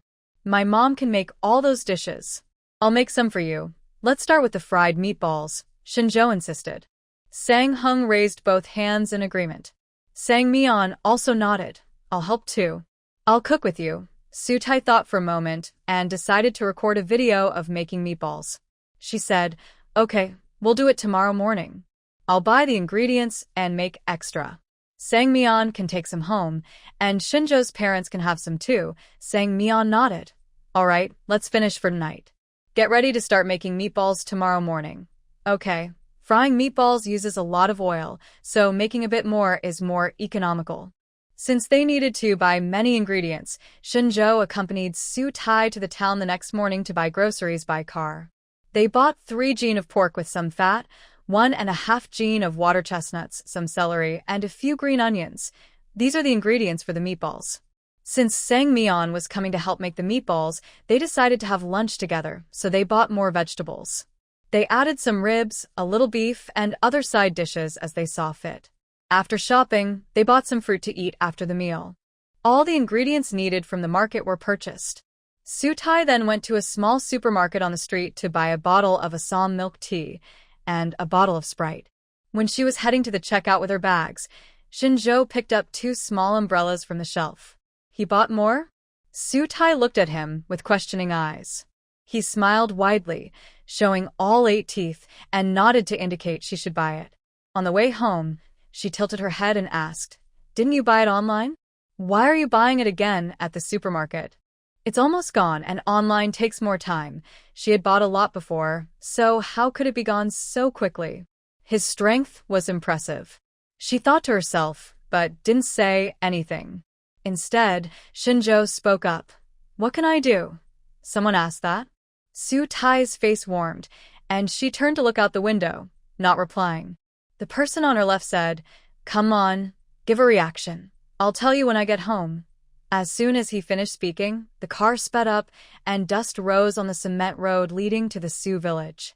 When they arrived home, he carried all the things alone, and Sutai was only responsible for opening the door. The fruits and drinks were placed on the dining table, and the dishes were taken to the kitchen. Once his hands were free, he suddenly wrapped his arms around her waist and pulled her close. "Now that we're home, can I get a kiss?" "The door isn't closed." Sutai pushed him away. "I'll close it." "Wait, your car is still at the school gate. It's Sunday today, I can park it here. Sang Meon is coming later." "You said it's later." After saying that, he went to close the door. Just as he reached the door, a pink electric scooter drove straight into the yard. "Hi, I'm here." Shen Zhou's smile froze. Sutai touched her burning face, pretending to stay calm. "Come on in. I just bought groceries. Let's get started." "Hey, Shen Zhou, aren't you going up the mountain today?" Shen Zhou looked annoyed and glanced at Sutai, saying, "I'm going now. Go ahead, go ahead. When you and my brother come back, there will be food." Shen Zhou left. Sang Meon happily worked with Sutai. What's the first thing we do? Su Tai pointed to a red bag and said, cut the meat into small pieces. Okay. She cut the meat while Su Tai chopped water chestnuts. During these tasks, she kept her phone ready, adjusting the angle to record. Cutting meat was quick, chopping water chestnuts was slow. Meon was confused. Aren't you going to grind the meat later? Why not grind the water chestnuts now? Su Tai used her kitchen knife to scrape the chopped water chestnuts a few times and explained, meat ground with a machine is too fine and that actually makes it less tasty. Let me help you chop it. I have strength and you can handle the mincing. That's fine. The family has a meat grinder which is used for making meatballs or dumplings. Once the meat is ground, Meon is also chopping the water chestnuts. Celery is cut into short pieces. The celery here isn't the Western kind but a leaner variety, which has a stronger aroma. There are also onions, which are chopped finely to prepare the seasoning. First, mix the meat, water chestnuts, celery, and onions. Then add a little cornstarch, some pepper, salt, and sugar. Amounts are based on experience, with no strict rules. After everything is mixed well, take a small amount, roll it into a ball about the size of a ping-pong ball. There's no need to wait until all the meatballs are prepared before frying. After making about 2 plates, you can start frying. Frying these smells really good, and they taste best right after frying. Meon ate 3 in one go. Isn't it hot? Su Tai asks, watching her take a big breath and grimace. She smiles brightly. I miss this flavor so much. Even if it's hot, I want to eat. Be careful not to burn your mouth. I won't. I blew on it. Once the meatballs are fried, Su Tai puts a full box into a plastic container and asks Meon to take it home for her parents to try. Meon leaves quickly and is back in less than 10 minutes, then continues making meatballs. With teamwork, all the meatballs are fried quickly and arranged in a golden pile on a plate, making mouths water. Smells so good. Sang Heng and Shen Zhou just came back. As soon as they enter, Sang Heng's eyes are fixed on the plate of meatballs.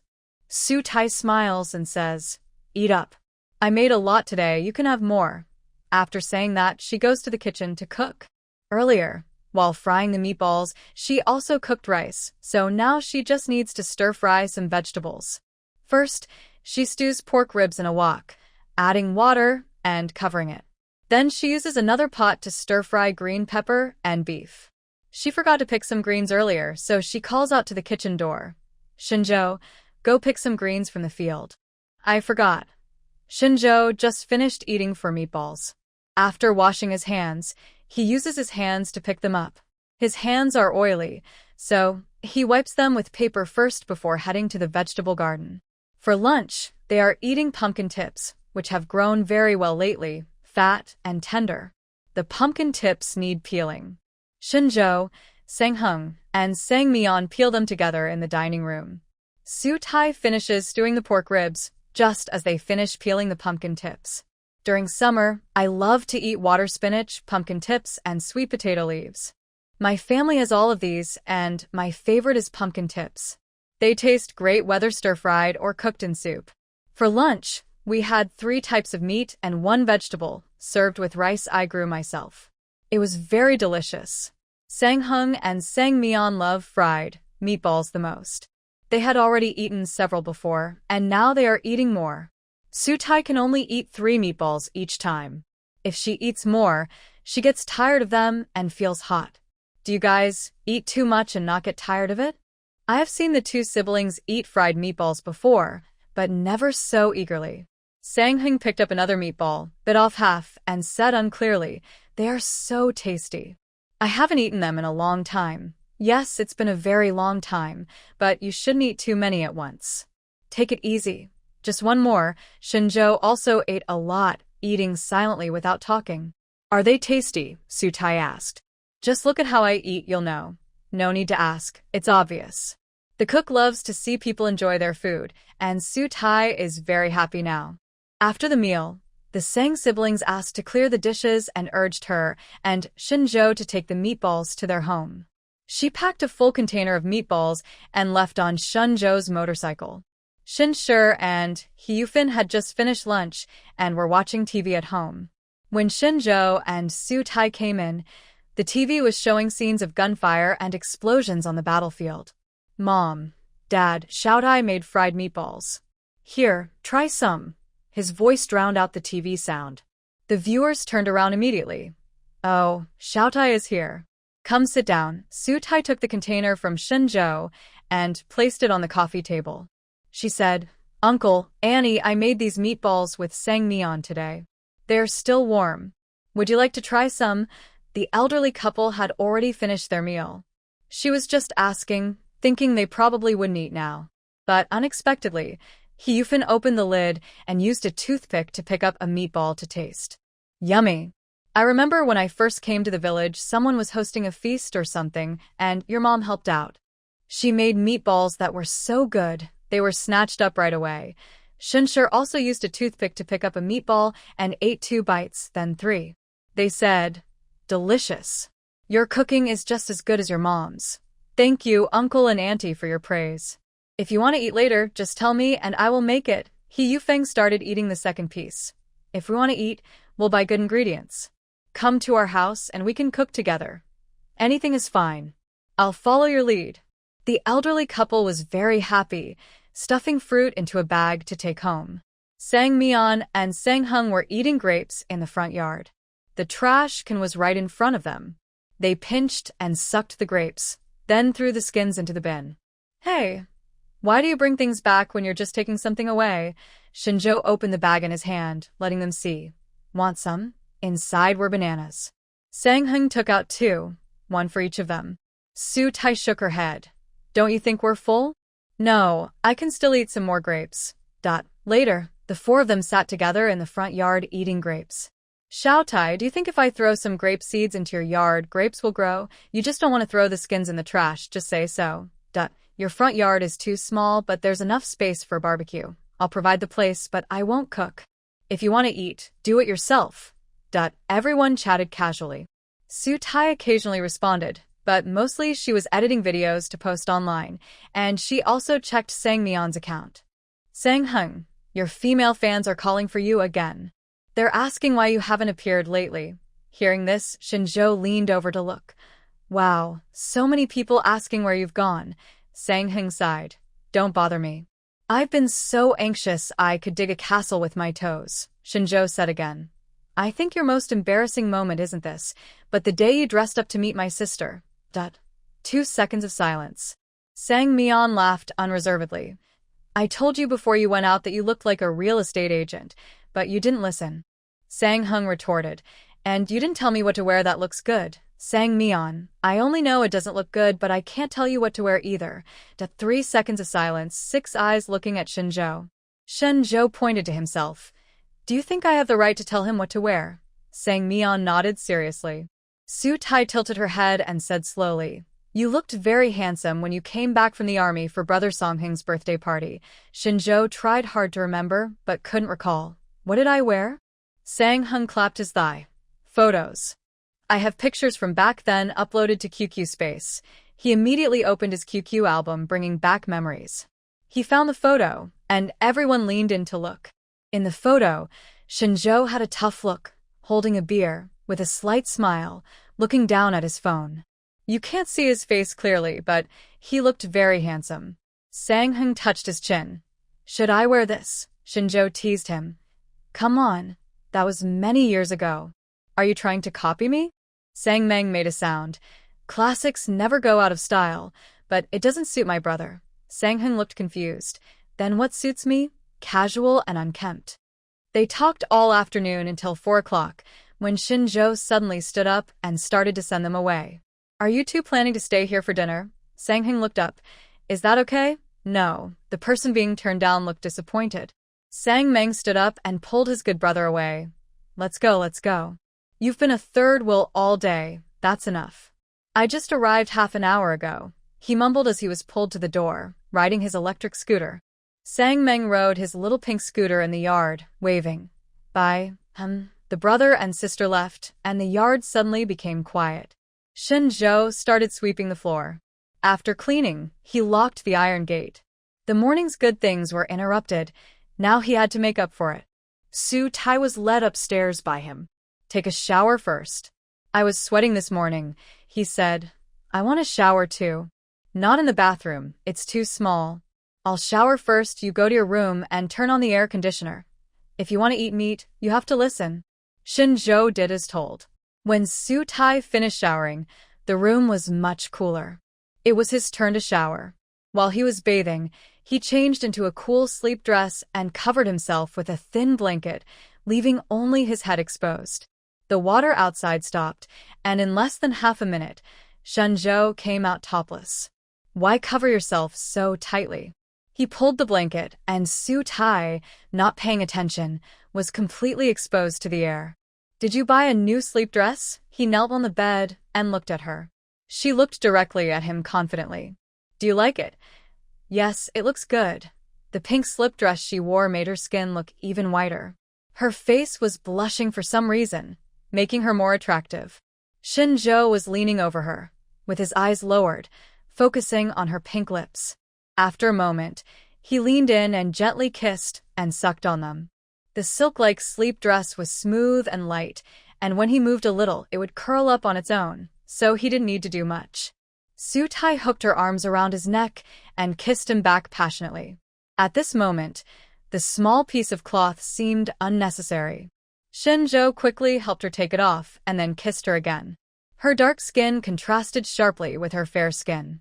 He sat on the edge of the bed, ready to come back later. Su Tai wrapped her legs around him and buried her face in his shoulder as he leaned down. You still haven't answered my question from this morning. Shen Zhou's lips lingered on her neck. She struggled to speak, words coming out one by one.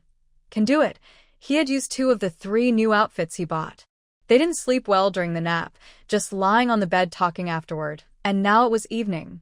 Some people find rural life boring and long, but Su Tai thought that there was always something fun or tasty in the countryside, so the day went by quickly. Looked out the window, and the sunlight was no longer so harsh. The sun at this time wasn't so fierce, making it more comfortable to go outside. Su Tai nudged Shen Zhou, urging him to get up and change clothes.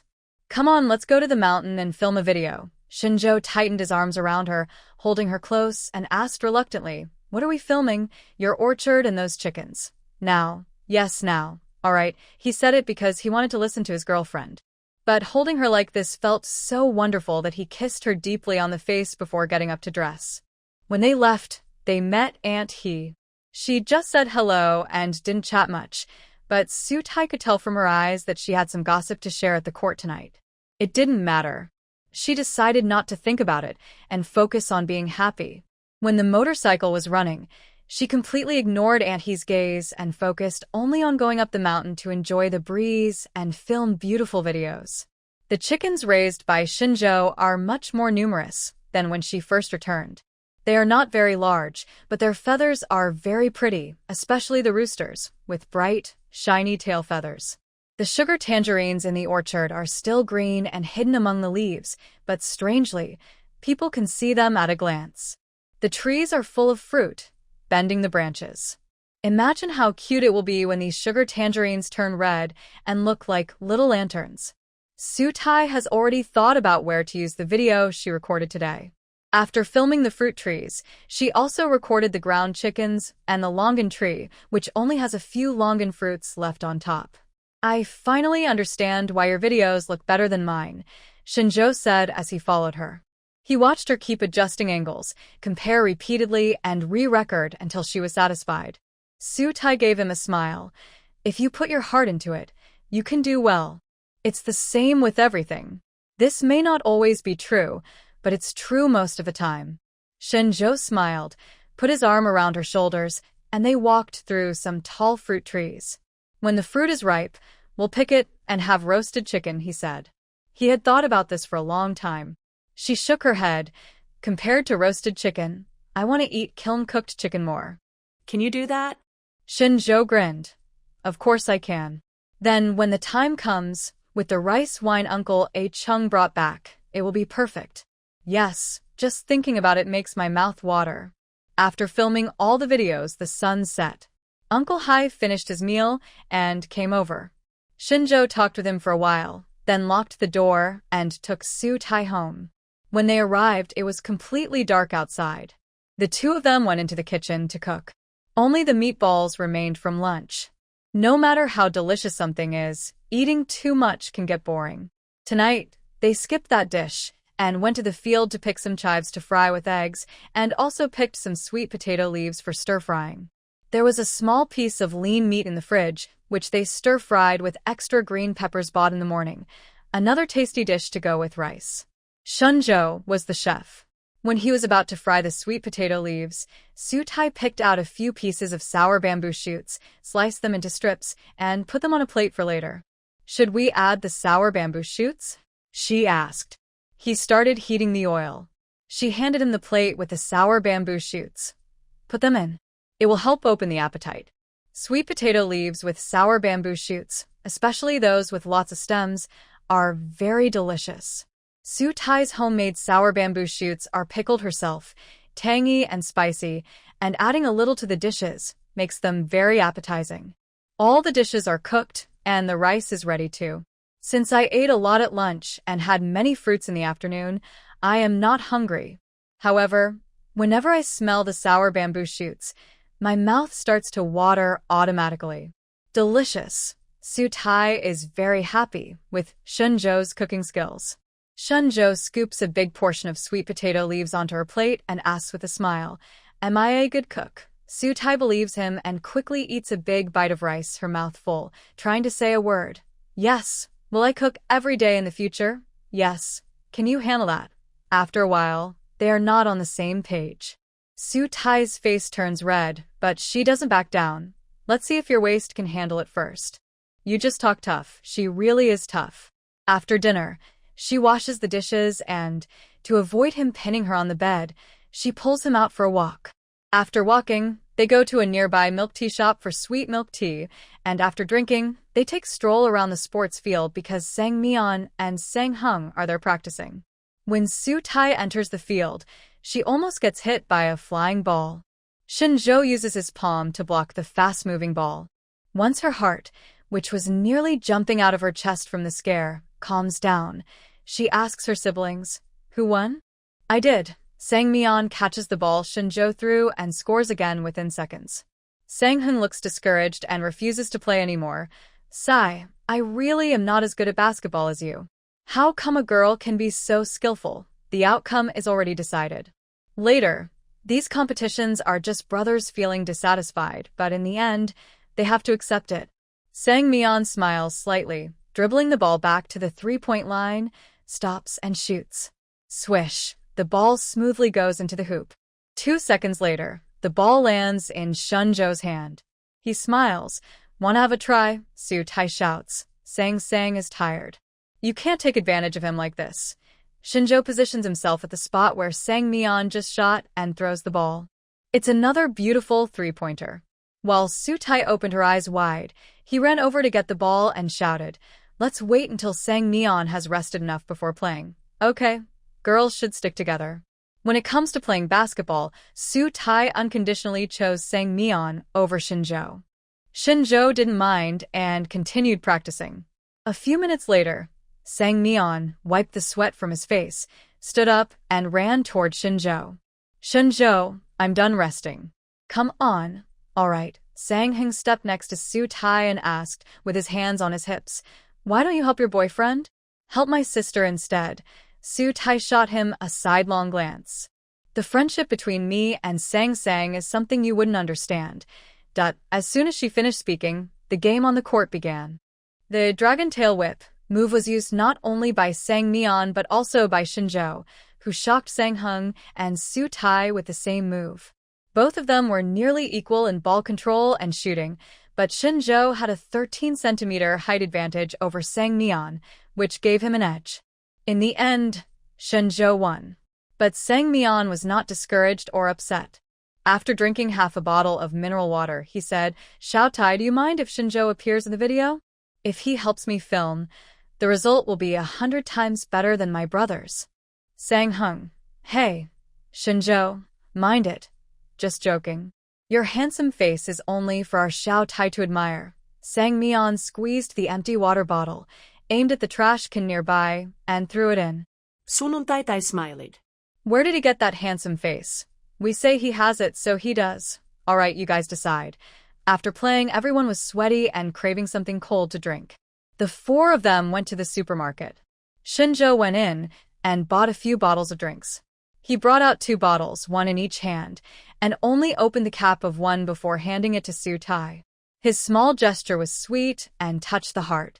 Sang Meon's Annie smiled and said, Shen Zhou, I didn't realize you were so gentle before. Shen Zhou glanced at her and said, I only do that for her. Sang Hung exclaimed, Hey, are you trying to keep single dogs from living? Who said that? Single dogs live long. I've only heard of disasters lasting for 1,000 years. Su Tai was very happy. He's just making things up. Some people enjoy being single. So what if they're single? Being single has its own benefits. I agree with that.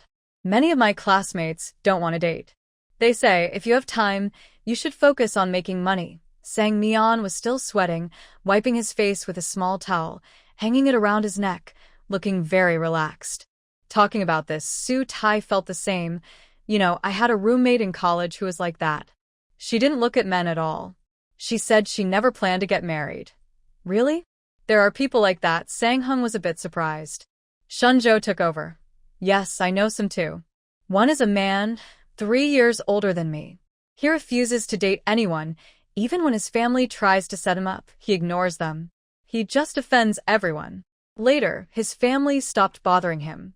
I heard he's become more and more withdrawn, and he doesn't even leave his house now. That's a problem, Sang Meon said with sympathy. Yes, at first he was normal, but now he's not. I heard from another friend that his father wanted to take him to see a doctor, but he refused.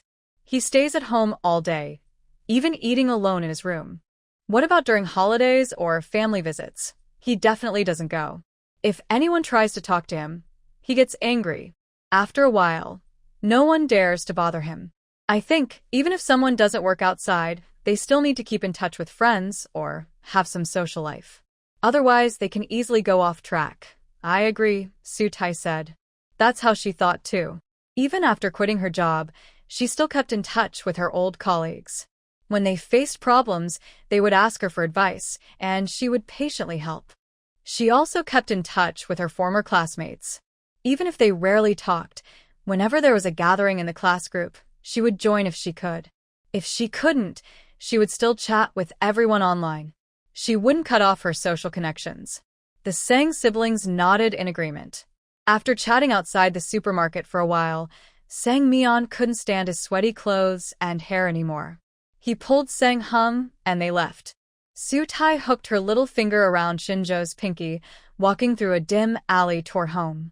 Part of the alley was too dark for the streetlights, and when they reached that spot, a shadow suddenly appeared beside them, moving very quickly. Su Tai was startled, shouted, and jumped back. There was a small hole behind her. When she stepped back, she happened to step into it, causing her to lose her balance and fall backward. Shen Zhou quickly moved behind her to catch her. Due to the momentum, he was pushed back a step before managing to support her. That was so scary. Although he's not an old man, falling backward and hitting his head could be dangerous. Su Tai was still shaken. Shen Zhou gently patted her head to comfort her. It's okay. I'm here. Even if you fall, I've got you. I don't want you to get hurt either.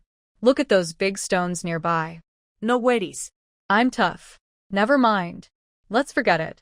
Hurry home, take a shower, and go to sleep. How can I sleep? Just close your eyes and sleep. After a busy afternoon, she was yawning after her shower in the evening. He didn't bother her anymore and just let her sleep with her eyes closed. The next day, Su Tai woke up early. Shen Zhou was still in the bathroom washing up, so she got up. She walked to the bathroom door with her eyes half closed. When he came out, she leaned on him.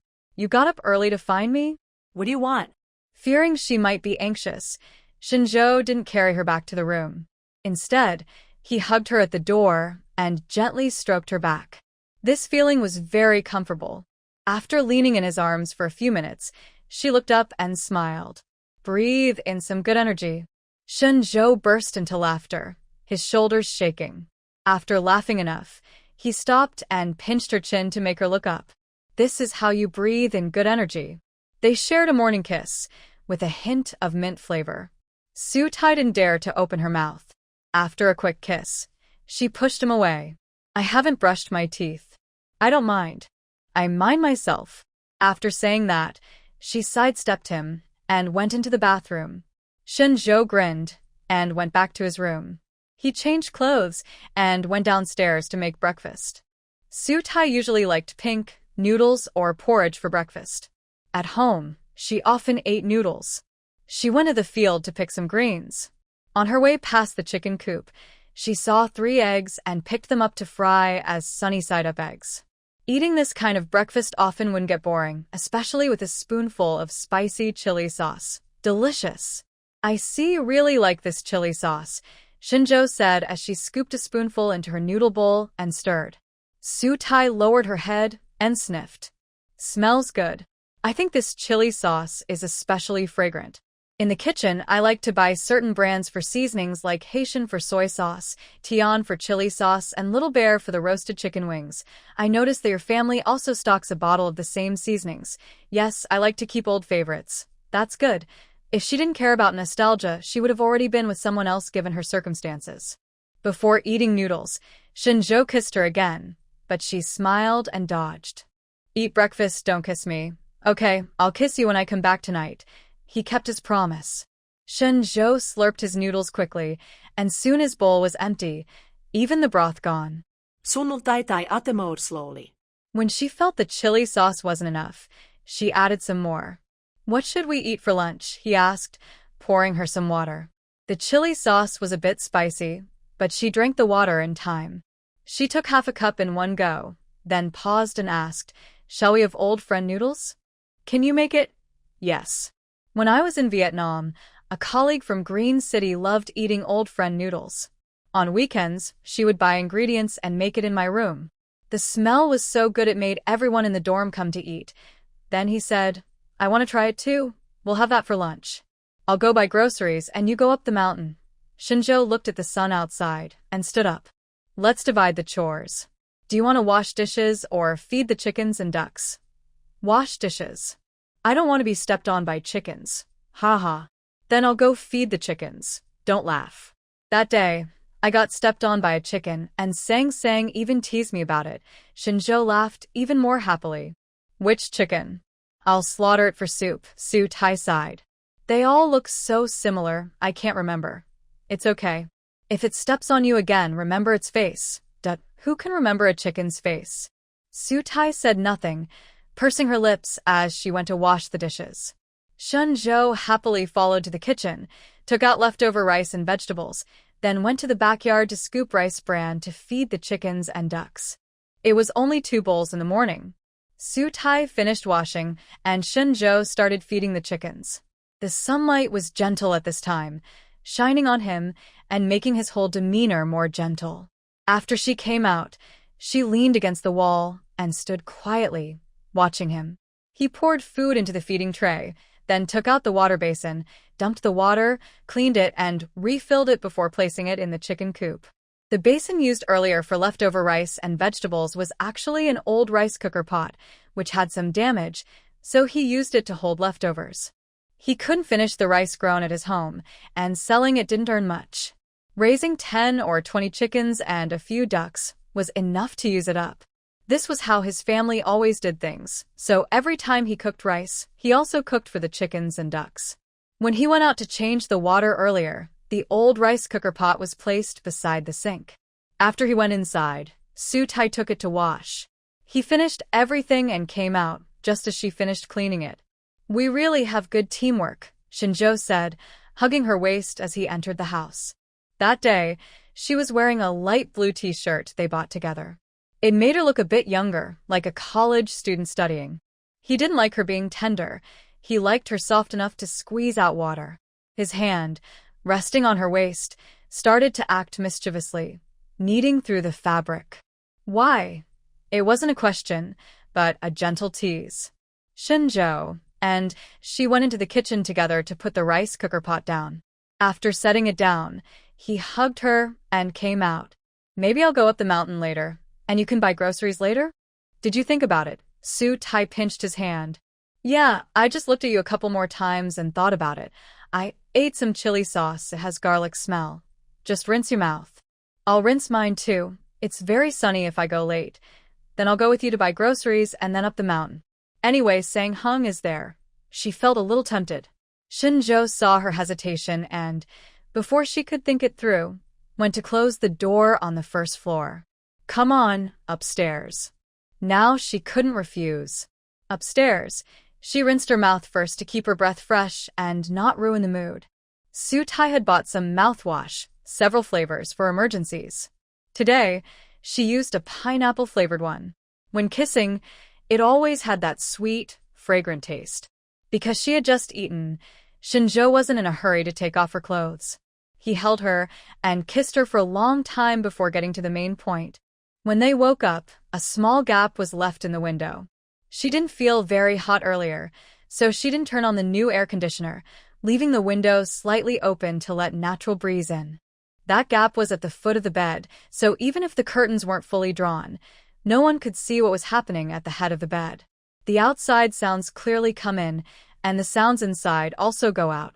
Without realizing it, Su Tai let out a small cry and then bit her lip to stop herself from making any noise. Shen Zhou leaned down to kiss her, blocking all her sounds in her throat.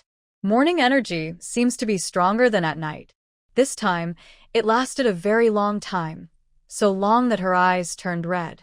Why did you almost cry just now? He asked, holding her and kissing her forehead. Su Tai responded softly in his arms. I can't take it anymore. Isn't it comfortable? He asked, kissing her again. Too many times, she replied.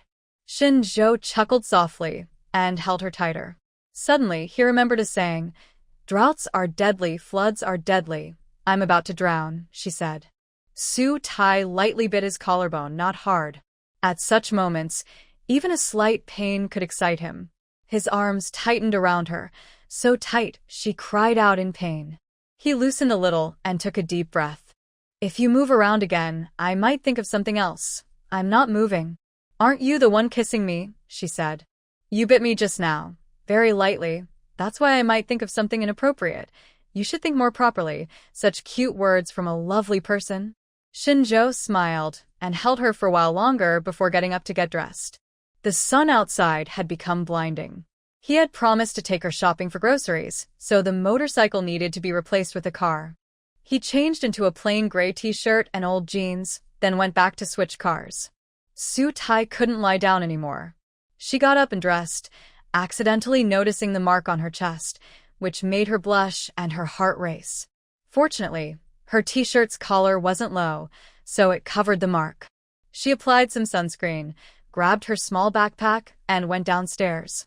She didn't linger on the first floor and locked the door before heading to the school gate to wait. There are teachers from other places at the school. They stay in the dorms, and most of them are not there during holidays. But one teacher didn't go home. He went on a short trip and would return in a few days. Because he was there, and quite strict, cars couldn't park at the school gate for too long. Otherwise, he might protest if he saw someone lingering outside when he came out for a walk.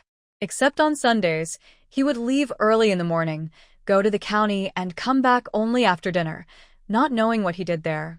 Su Tai often sees him. When it's hot, he usually wears a plain white shirt, jeans or dress pants, glasses, and his hair is neatly combed. Every time he returns from the county, he carries a few bags of things. She feels a bit nervous around him. Maybe it's not really fear, but seeing the teacher makes her feel uneasy, so she always greets him very politely, almost bowing. He is serious with others but treats her quite well, at least with a smile on his face. Today, she just happened to meet him. Hello, Teacher Huang. It seems he has gained a little weight this summer, with his belly slightly sticking out. Teacher Huang today doesn't look very happy. He is holding a bottle of vinegar, frowning as he says to her, Su Tai, Shen Zhou's car is parked at the school gate. That's not good, especially now that school is about to start. When the boarding teachers come back, parking there again might cause some trouble for us.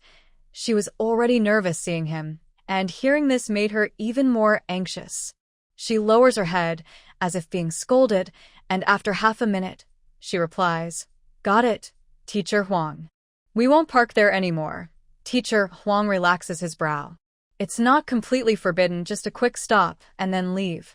But don't park for long. Understood. Good. He teaches math. People say that besides necessary words during class, he rarely speaks otherwise. He has a quiet personality. His students both fear and love him.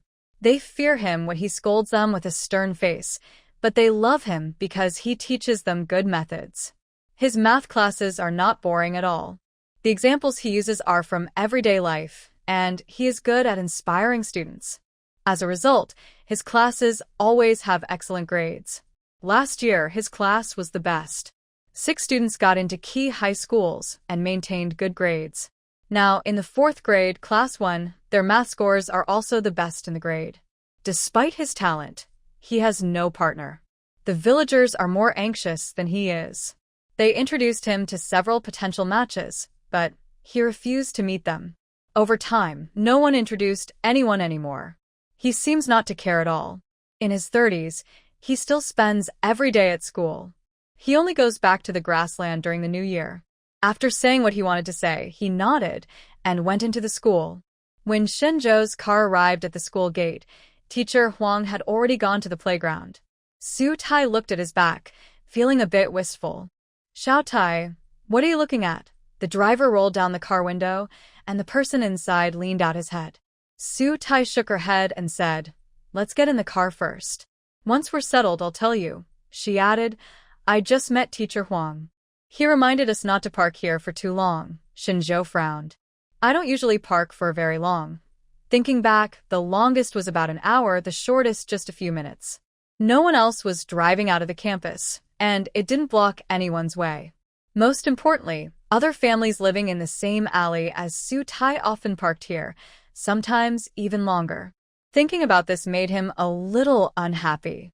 But Su Tai advised him, "Forget it. He lives here, so we'll listen to him." Shen Zhou turned the car around and drove onto the village road. "Do you think he's just warning you or everyone?" "Everyone. The day before yesterday, my uncle mentioned that some relatives came, and they parked their car at the school gate for a few hours." Teacher Huang also told him, "Sigh. When school is on holiday and no one is around, parking here doesn't bother anyone. Why can't we park? Don't think about it too much. We don't have to park here either." "That's true. When I came, I just rode my motorcycle. It's not worth stressing over small things. Though it's a bit troublesome, it helps avoid conflicts." When they reached the town's vegetable market, there were too many cars outside, so there was no place to park. Su Tai got out of the car herself, while Shen Zhou went to the furniture store ahead to turn the car around. Worried about parking outside, she hurried to buy vegetables. Once she finished, she went outside. She didn't see his car. She looked around and saw it was still parked at the furniture store entrance. Fortunately, she didn't buy many vegetables. She carried them and headed toward the furniture store. The furniture in the town was very simple and not pretty, just functional. Families in the village with a bit of money would hire carpenters to make furniture. Su Tai's furniture was very old. She had thought about replacing it that day, but never planned to come to town to buy new ones. What was he looking for? Su Tai hesitated, but went into the store. She saw him bending over, looking at a dressing table stool. It was a simple, pure white style, very common online. "Shen Zhou," she called him. He straightened up and saw her holding vegetables. He took them from her. "I was looking at this. I lost track of time." "It's okay. But what are you looking at this for? Your room is missing a dressing table. I've replaced it with a desk." She has only 2 books on her desk. She only reads them when she's very bored. She doesn't need to write, and she has few stationery items, just a black water-based pen and a pair of scissors, kept in a drawer and taken out when needed. On her desk, there is a small jewelry box and a makeup box. The jewelry box is very small, holding only a garnet bracelet that her mother gave her. After it broke, she found the garnets and took them to a shop in the county to have it restrung when she visited. There are also 2 pairs of earrings and a pair of earrings, bought from a small street stall at night. She rarely wears them now. Only a silver stud remains in her earlobe. The makeup box is also small, containing a set of skincare products, sunscreen, foundation, eyebrow pencil, lipstick, and lip gloss. It also has a pink shark clip and a hair tie, just these items. In the center, there is a square mirror, like the kind sold in shops that sell small girls' accessories. It can be folded or opened, usually kept folded and opened when needed. With so little, why would she need a dressing table? And her room has no space for one. Thinking of this, she tugged at Shen Zhou's hand and said, "Let's go. I can't fit this in my room." But Shen Zhou pulled her to the mirror and said, "Look, this mirror is much bigger than yours. You can move your desk to the next room and put the dressing table there. It's a bit troublesome." She was too lazy to bother. But Shen Zhou insisted, "You don't have to do anything. I'll help you. Remember, the sofa and curtains you bought are almost here? We also need to repaint the walls. When that's done, the first floor will look brand new, but the second floor will stay the same. Do you think that's okay?" No, it's not. I've checked, and your curtains, bed, and wardrobe are all bought later and don't match the style of the first floor. But they do go well with this dressing table. If you change it, you'll feel happier staying in your room every day, right? The more she listened, the more she felt tempted. She looked back at the boss, who was far away, playing on his phone, and quietly asked, "How much is this?" The boss said 680 yuan for the set. Online, it's only over 300 yuan. Things bought online can't guarantee quality. I looked at this carefully just now, and it's pretty good. Plus, it doesn't need to be assembled. Many small furniture items bought online require assembly, and she once spent 2 hours putting together a small storage cabinet for the kitchen. Buying this saves time and effort, so a higher price is okay. All right, I'll ask the seller if they can lower the price a bit. I'll ask. After Shen Zhou spoke, he called out, "Boss." The boss looked up from his phone and came over. He was watching a TV show, not pausing it, and there was a scene of a battle with gunfire and explosions. "Do you want to buy? This style doesn't sell well here. I only have this one. If you want it, I can give you a discount." Is he lowering the price proactively? Su Tai was secretly happy. Shen Zhou held up 5 fingers. 500 okay. He cut the price by 180 at once.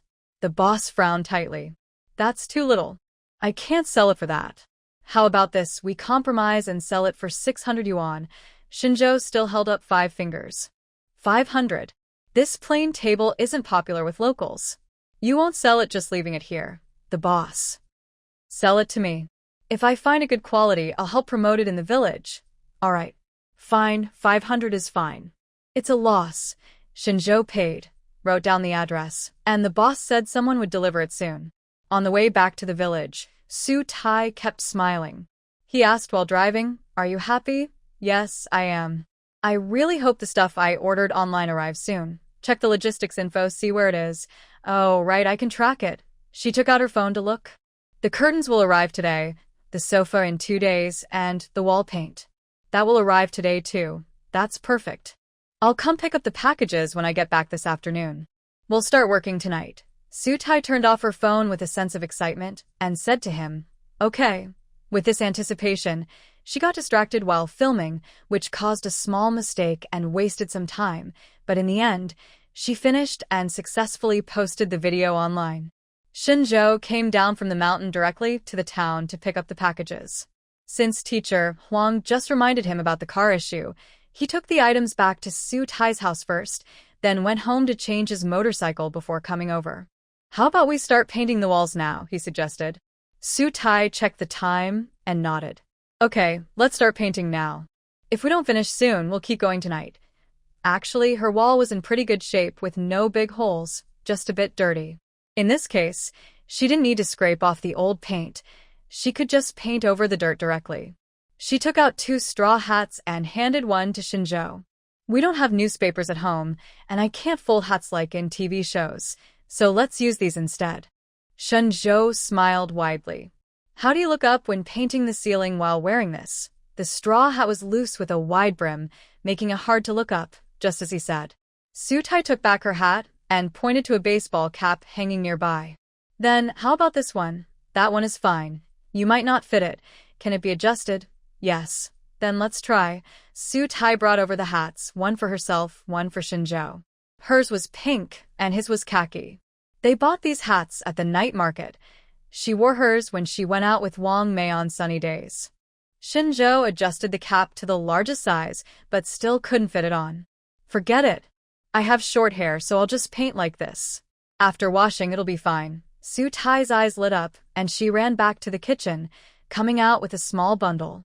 Use this plastic wrap. It's called a disposable cling film cover. Shen Zhou chuckled. Is there a difference? Don't worry about that. This should fit over your head. This thing looked really silly on his head, but Shen Zhou endured it. He started painting the wall. It looked simple, but it was actually tiring. Su Tai didn't paint for long before saying she couldn't lift her arms. Shen Zhou smiled. You rest now. I'll do it. That's not good. I don't want to paint my own wall and rely on you for everything. There's nothing wrong with that. It's what a boyfriend should do. But could you help me get a glass of water? I'm thirsty. Getting water was much more comfortable than painting. Su Tai happily went to pour water and even fed him a sip. The rest of the time, she stayed nearby, chatting with him and watching him paint. This morning, the dressing table was supposed to be delivered, but the delivery person was busy. The furniture store's order had Su Tai's phone number, and the boss contacted her directly, without Shen Zhou knowing. Upon hearing this, he frowned and asked, "Why don't you keep your promises? It's okay. There's no rush. That's true. It might be better to come now. I forgot to help you move the desk this morning." It's fine. The desk isn't big. I can move it myself. I just didn't move it after I received the call because I was waiting for the dressing table to be delivered. Just then, the sound of a tricycle outside was heard. Su Tai looked out and quickly went outside. Are you Miss Su? Two delivery people, short in height, with dark skin, holding phones, arrived. Su Tai confirmed, and the two unloaded the dressing table from the tricycle. Seeing the delivery people arrive, Shen Zhou put down his work, went upstairs to move the old desk out, and cleaned the area. This way, the new dressing table could be brought in directly. It fit perfectly. The delivery workers handed Su Tai a receipt to sign, and after she signed, they left. She stayed in a room, moving items from the desk onto the dressing table. Shen Zhou went downstairs to continue painting the walls. The wall paint had a distinct smell, not strong but noticeable. When she came down, he said while painting, "Xiao Tai, even though we bought the best wall paint and the ads say we can move in right after painting, I still think living here like this might not be the best." Su Tai replied, "We only painted the first floor. We won't stay here long, just for meals. Most of the time, I'm upstairs. It should be fine, right? Even 3 meals add up to quite a bit of time. So what should we do? We've already painted. Why don't you stay at my place for a few days? I checked, and it should be ventilated enough in about a week. Stay at your house? Isn't that a bit awkward? Actually, my mom knows about you painting the walls and asked me to talk to you. My aunt hasn't been feeling well lately and needs to go to the hospital for checkups. They're going to the city to stay for a few days, so you can stay there without any pressure." I see. Su Tai thought it over and agreed, realizing health was the most important. Today, she decided to finish painting, install the new curtains, pack the pots needed for filming, and change into clean clothes. Then she would drive over to pick everything up and bring it back. Shen Zhou's house is in the village, in a quiet area with few people. Some families park their cars outside, but his house has a large yard where the car is parked directly inside. Because they needed to bring a few pots, props for filming, and clothes, both of them carried many things. After bringing everything back and tidying up, it was almost 10 o'clock. Let's go upstairs. Shen Zhou's room is on the second floor. It is very big, like a small suite, with a bedroom, a living room, and a bathroom. The living room has a full set of TV and sound system, and next to it is a small wine cabinet with white and red wine. Do you want to take a shower first? He asked. Su Tai's back was wet. She took the bag with clothes from his hand and said, "Yes. Then you wash here and I'll use the bathroom outside." Shen Zhou's house has 2 bathrooms on the second floor, one in his room and one outside. The other 2 rooms share a bathroom. All other floors have only 1 bathroom. His parents live on the first floor and he lives on the second. If and when his family comes, they stay in the other 2 rooms upstairs. Su Tai went into the bathroom. He followed her in and explained which side of the shower was hot water and which was cold before leaving.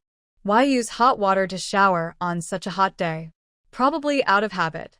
Even in hot weather, she wouldn't wash with cold water, just warm. Shen Zhou was different. Cold water poured down from above, feeling very refreshing. He showered quickly. When he came out, the water in the master bedroom bathroom was still running.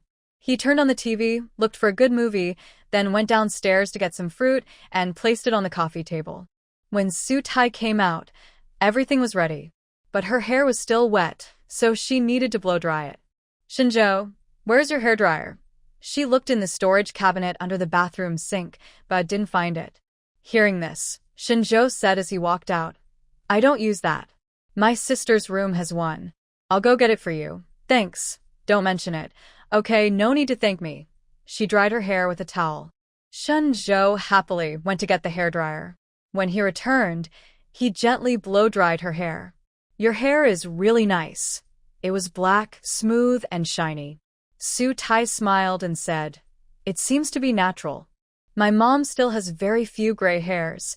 Yes, I didn't see any gray hair on Auntie's head. Yes, there are some but very few, covered by black hair. The hairdryer was very loud, making it hard to talk. After saying a few words, both of them silently stopped talking until the hair was dry.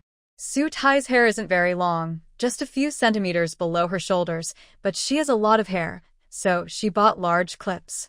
At night, she doesn't need to style her hair, so she just lets it fall naturally over her shoulders, making her look very calm. Living at Shen Zhou's house, although his parents are not home, she didn't dare bring her cool sleepwear, only bringing her two-piece pajamas with built-in bras. Even though her clothes don't reveal anything, she still attracts his attention. He stared at her face, which was still slightly pink and fresh after her shower. Suddenly, he reached out and kissed her, grabbing the back of her head. The kiss was sudden, and she was stunned for 2 seconds before raising her hands to hold his neck and respond. But this time it was just a kiss, nothing more. Later, they watched an old Hong Kong movie together, and then went to sleep. Su Tai's electric bike didn't come, so Shen Zhou took her home the next day. Do you really not need me to help with anything? He stood at the gate, refusing to leave. She poked him with a finger, trying to push him out. No need, you go to your work. I'll finish the chores at home, then go grocery shopping, and head straight to your place. Not just one finger, even both hands pushing might not be enough to move him. She kept poking, but he stood there like a stone, not moving at all. Did you bring the keys? Yes, I did. She patted her small crossbody bag. Shen Zhou grinned. Then I'll go first. Ride a little slower. Got it, I value my life. After saying that, he didn't move. She poked him again, signaling for him to leave first, and this time he finally moved. The motorcycle's engine roared, and soon the bike and person disappeared around the corner. Su Tai went inside, first feeding the chickens and ducks, then watering the vegetables. Only after finishing these chores did she ride her pink scooter to the town to buy groceries. Although buying fresh vegetables that day was better, being sun-dried and fried like eggs every day was uncomfortable. Today, she planned to buy enough meat and vegetables for 3 days, store them in the fridge to keep fresh.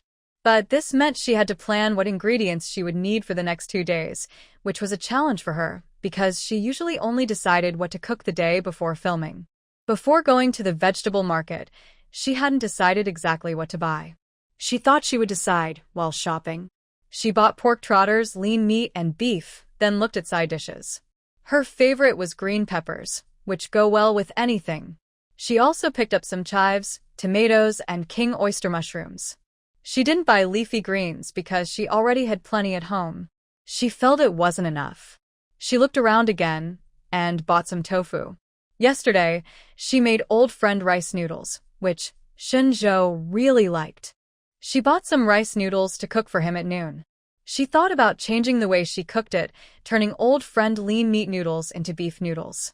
After walking around once more, she decided there was nothing more to buy at the small market, so she headed home.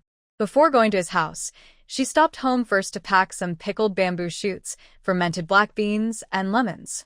She thought he probably had these at home, but she was worried she might not find them, so she brought some from her own house. The lemons were already pickled, mainly used for making lemon duck. She wouldn't need lemons for cooking the old friend lean meat noodles, but they could be used for the beef noodles. How to use them? When marinating the beef, add a little lemon for a special flavor. She packed her things and went to Shen Zhou's house. It was her first time opening his door with her own key, feeling a bit excited. She was even more excited while cooking, feeling like she was already his wife. His kitchen was large and very clean, with everything neatly organized. She was glad she brought the ingredients herself, or she would have had to search through cabinets for each item. She put down all the vegetables, tidied up, and stored what needed to go in the fridge. Anything that needed washing was cleaned, then she went to the living room to rest for a while. Near noon, she called Shen Zhou to confirm he was coming back. She set up her phone, adjusted the angle, and started recording a video. She filmed from when she prepared the beef until she finished cooking a steaming bowl of beef noodles. After stopping the camera, she heard the sound of a motorcycle. He was back. Su Tai went to the door to see him parking his motorcycle. Just in time. Is it ready? Yes, it's ready. Where's the video? I've finished filming. I'll edit it after we eat. Shen Zhou rubbed his stomach. Your noodles are so good. I can smell the aroma from here. The smell of garlic, fermented black beans, and pickled bamboo shoots was very inviting. Today, we're having beef noodles. Try some. Besides the meat being different, is there any other difference? No, but you should try the meat first. Hearing this, Shen Zhou picked up a piece of beef, blew on it, and put it in his mouth, immediately surprised. It's very tasty. Yes, I found that marinated beef like this is especially delicious. Delicious. Next time, I will make it again. Yesterday, the video of the old friend noodles received many likes, and the comment section was very lively.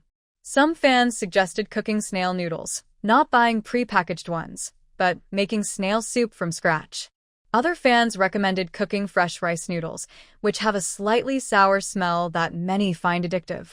Of course, some fans started missing her Vietnamese dishes and asked if she had any tasty recipes to share.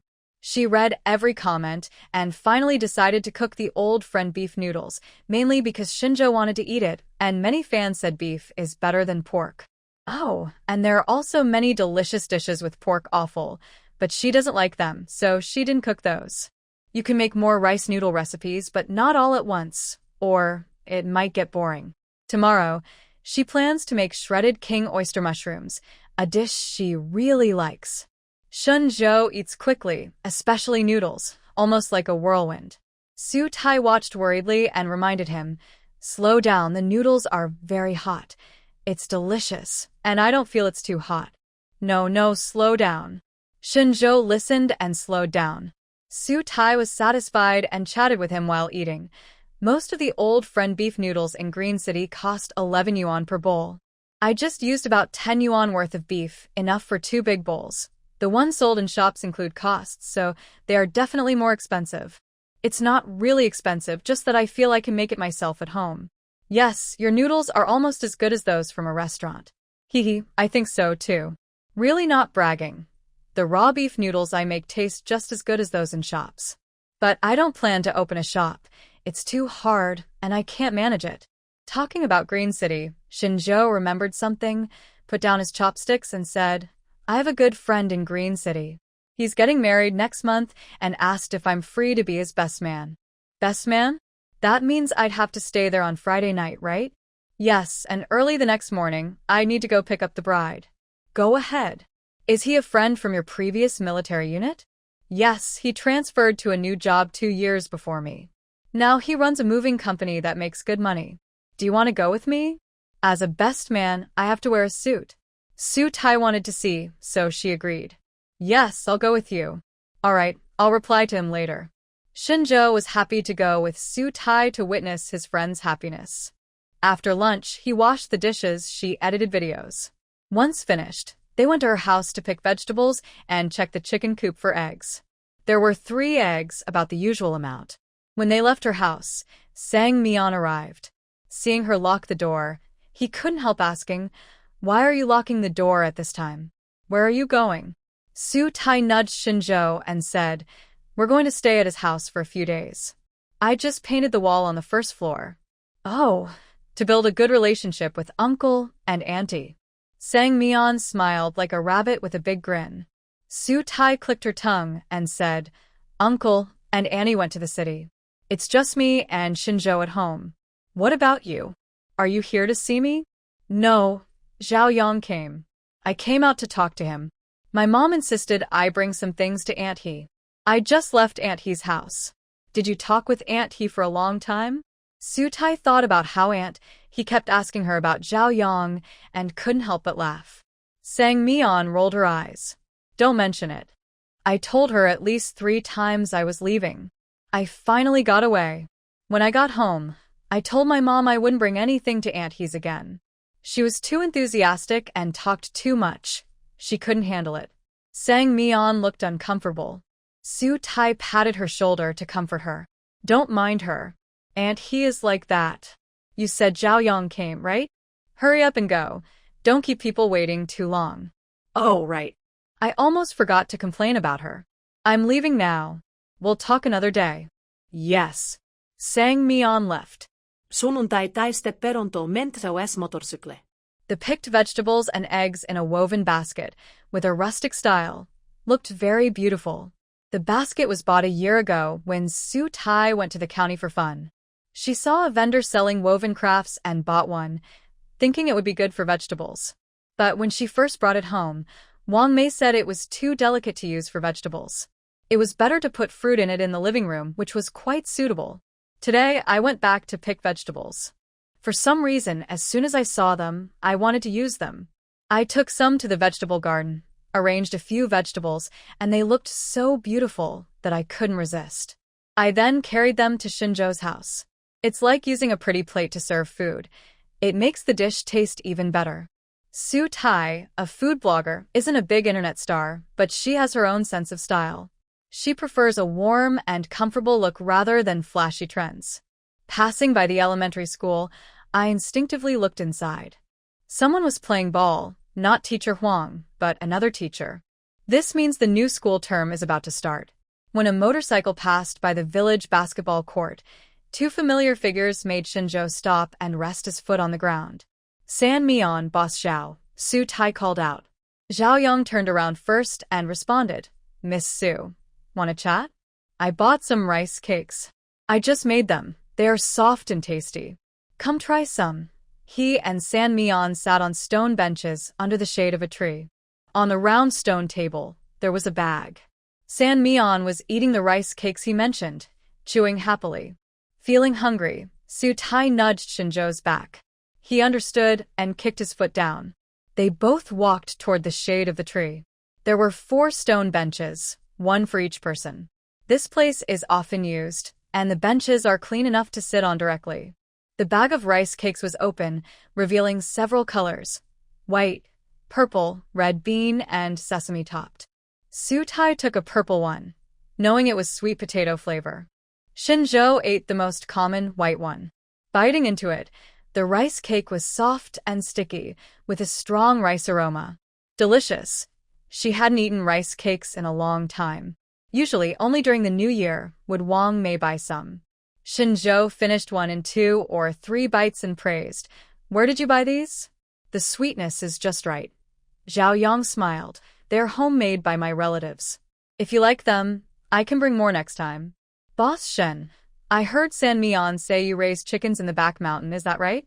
Yes, I have a fruit orchard there and I keep some chickens inside. Orchard chickens are more expensive. That's true. They take longer to raise, so the cost is naturally higher. Can I come see them? Shen Zhou nodded. Of course, but the fruit isn't ripe yet and the chickens haven't been raised long enough. If you come now, you'll just be able to look.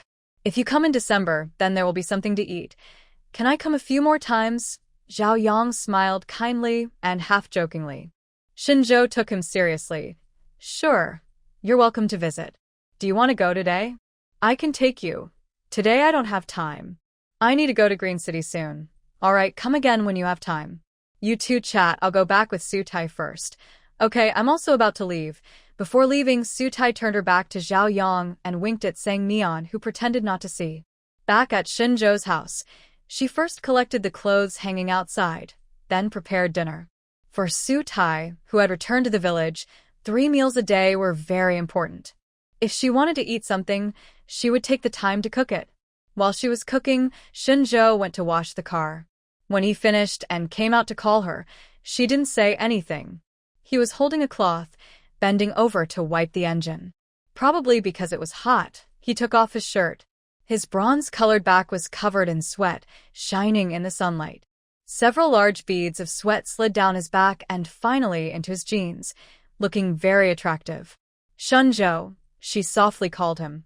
He turned his head and smiled. Is the food ready? Wait a moment, I'll be done soon. Su Tai felt a little restless, wanting to do something with him, but seeing he was still busy, she decided to help him. There was a cloth in the bucket. She wrung it out and, imitating him, went to wipe the car. The sun was still hot at this time. After a few minutes, her face was red, and she was sweating on her forehead. Shen Zhou didn't want her to get sunburned, so he threw the cloth onto the engine and pulled her under the longan tree. You're not wearing sunscreen clothes. Just watch here, I can help you finish faster. No need, I'll be done soon. After saying that, he took the cloth from her hand and went back to work. Under the longan tree, there was a lounge chair. Su Tai sat down and lay back, watching him. He finished wiping the engine in front and then started on other parts. His waist looked very firm and strong. Su Tai felt herself becoming more and more flirtatious, staring at her boyfriend and daydreaming. But she didn't think this was bad. She let herself imagine more and more deeply. Shen Zhou focused on his work, but he couldn't ignore the intense gaze behind him. He turned his head and felt his throat tighten. He quickened his pace to finish the task, collected the cloth and bucket, and pulled Su Tai back into the room. Your look just now makes me think of things I shouldn't, he said, pressing her against the door on the first floor. The smell of sweat mixed with his usual soap scent was not unpleasant. Instead, it made her feel very excited. Shen Zhou, let's go upstairs. Now, yes, aren't you hungry? I'm more interested in eating your cooking. Su Tai's cheeks felt very hot, and the redness spread from her face to her ears. When it came to intimacy, she was always honest about her needs. If she wanted something, she said so. But here, at his house, she blushed and hesitated. Shen Zhou liked her straightforwardness and preferred her honesty. He bent down and picked her up, heading to the second floor. Should we take a shower first? He asked. When I was editing videos, you already took a quick shower. I was just sweating, not dirty. As long as you don't mind. I don't mind. In the room on the second floor, Shen Zhou didn't put her on the bed. Instead, he held her and sat on the sofa, kissing her face to face. Clothes got in the way, so they quickly took them off. She was also sweaty, and her skin was slightly pink. He couldn't help but lower his head to kiss her. As their passion grew, he picked her up and placed her on the sofa. He stood up and went to the inner room. Su Tai knew he was going to get something and waited, covering her chest. He soon returned, removing the remaining clothes from his body. She usually felt shy watching this process, so she looked away and focused on something else until he sat down again. All done, he said, gently lifting her onto his lap. Shen Zhou, I was secretly watching you just now, did you know? She asked, hugging his neck and whispering in his ear. Shen Zhou let out a soft sound, supporting her waist. Yes, I knew. That's why I sped up. Do you think I am not reserved enough? No, I love you just like this. Don't tease me before meals from now on. No, I like to enjoy life in the moment. Shen Zhou nodded several times, smiling happily. We share the same view, so I say we're a perfect match. We had 2 dishes and a bowl of simple seaweed and egg drop soup, made with 3 fresh eggs I just collected. It smelled very good. After dinner, we went for a walk. Life in the countryside is like this. After a busy day, the evening is all ours. We can do whatever we want. There aren't many people living near Shen Zhou's house. I hardly heard any children playing. If we were near Su Tai's place, we would hear lots of kids laughing and making noise at this time. School is starting soon. When that happens, you'll hear children studying at my house. Suddenly, I remembered my childhood. Every end of term, I wish time would pass faster so I could have a holiday. When the holiday finally arrived, I wished time would slow down, hoping school would never start again. I wonder if kids nowadays feel the same. Maybe they don't want school to start either, because the pressure is so high. Hearing this, Shen Zhou recalled the days when he was with his parents in another province. He looked a bit thoughtful. When I was in elementary school, my grades were okay. But in middle school, they started to drop, and high school was even worse. So, joining the army was a way out. I remember when I was in elementary school, my parents were very busy. I wanted to go to the zoo, but I had to wait and wait. They never had time to take me. Later, when they weren't so busy and I was older, I didn't want to go anymore. So, visiting the zoo became a small regret for me. Did you never go to the zoo after that? No, I did go, but my attitude was different. I didn't have that eager anticipation anymore. That's a shame. Maybe when you go to Green City for your friend's wedding, we can visit the zoo together? That sounds good. Maybe going with you can make up for my childhood regret. How about you? Do you have any regrets? Yes, I always wanted to go to the beach when I was a kid. But the beach was far away, and it took a lot of time and money to get there. I didn't dare ask my mom, so I never went. Later, when I was in college, I worked part-time during holidays, saved some money, and went with my classmates. But my mom never went. I want to take her there someday. This is easy. Once I sell the fruits and chickens at the end of the year, I will have free time. Then I can take Annie, Uncle Chung, and my parents to the beach to play. Anyway, our winter here also has warm days. Okay, my mom will be very happy. Everyone will be happy. Thinking about visiting the zoo and going to the beach together, Su Tai feels very happy. She walks along the road, hopping and skipping. Shen Zhou lets go of her hand, watches her jump ahead, and happily follows behind. Xiao Tai, brother Shen Zhou. They meet the Sang siblings again. Sang, brother Sang Hing, I see you two get along very well. You often go for walks together. Sang Heng smiles and points behind him.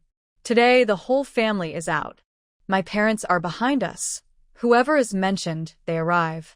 Su Tai cheerfully calls out behind him. Uncle Sang and Ma, oh, Xiao Tai, and Shen Zhou. You're out for a walk too?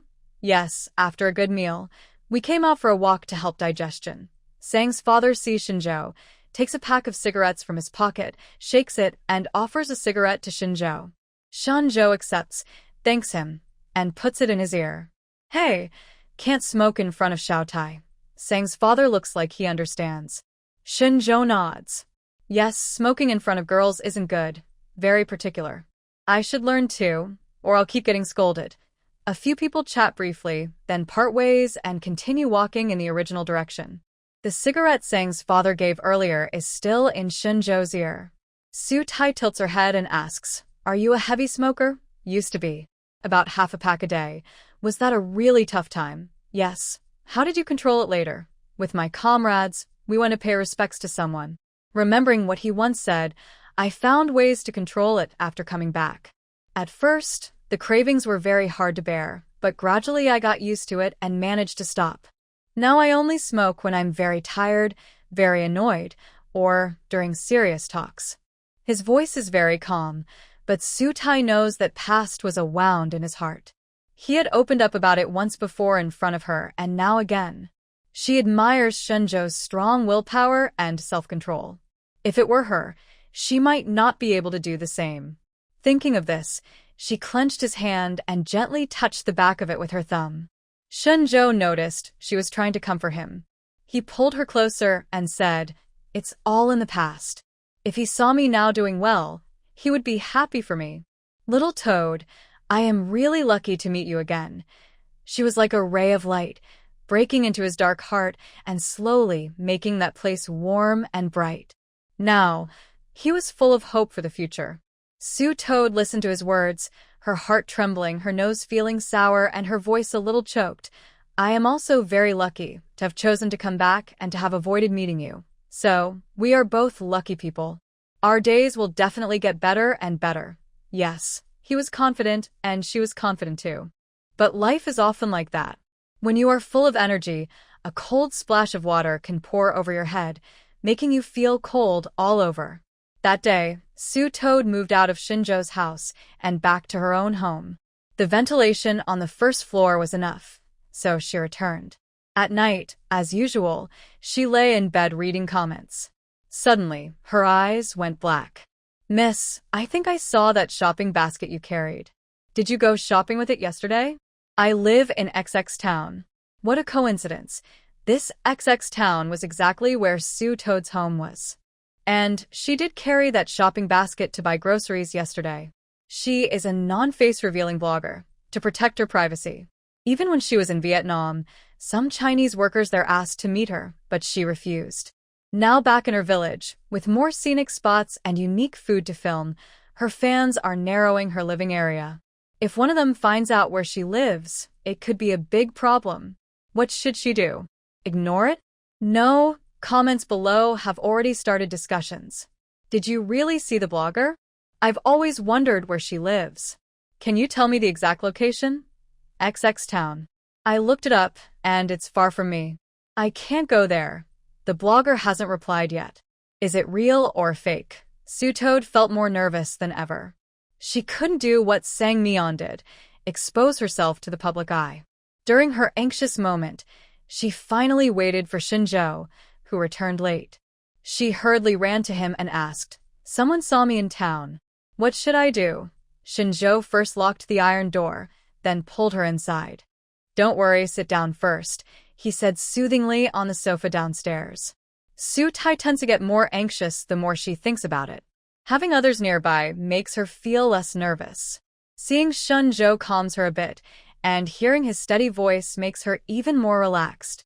She unlocks her phone, opens the comment section of that video, finds the comment that made her nervous, and shows it to him. Shen Zhou takes the phone, looks at it carefully, then asks seriously, "You don't plan to show your face, right?" "Yes, I'm not like Meon. I can't do what she does. If that's the case, don't reply in the comments. Instead, private message this person and explain your thoughts.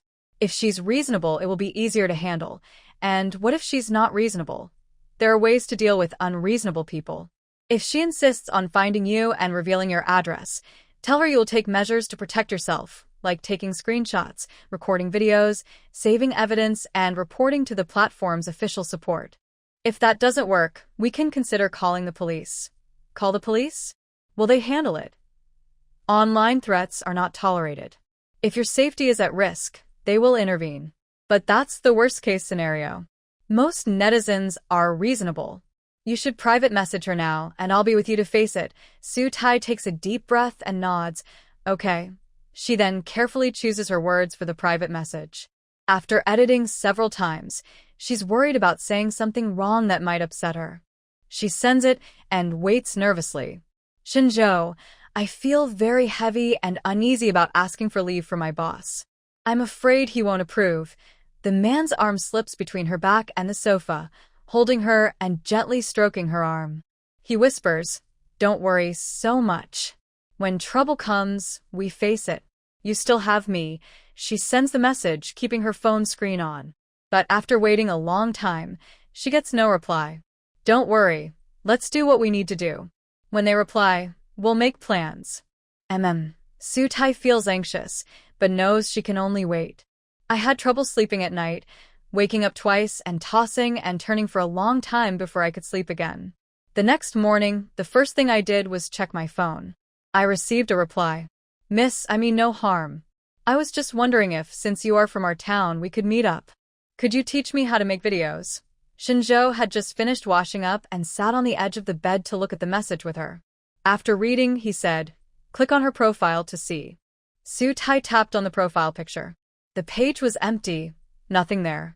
She had 6 followers and was following 8 people, including herself. "Switch to the chat page," Shen Zhou said again. "Okay." She switched back and looked at him, feeling a bit unsure.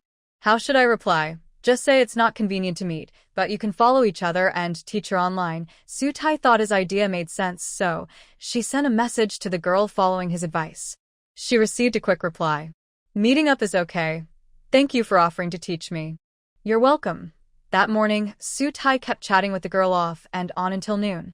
Shen Zhou didn't come back for lunch.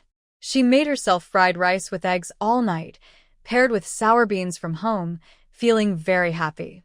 In the afternoon, after eating, she needed to edit a video. Even when she saw the girl send messages, she didn't reply immediately. After finishing, she opened the chat.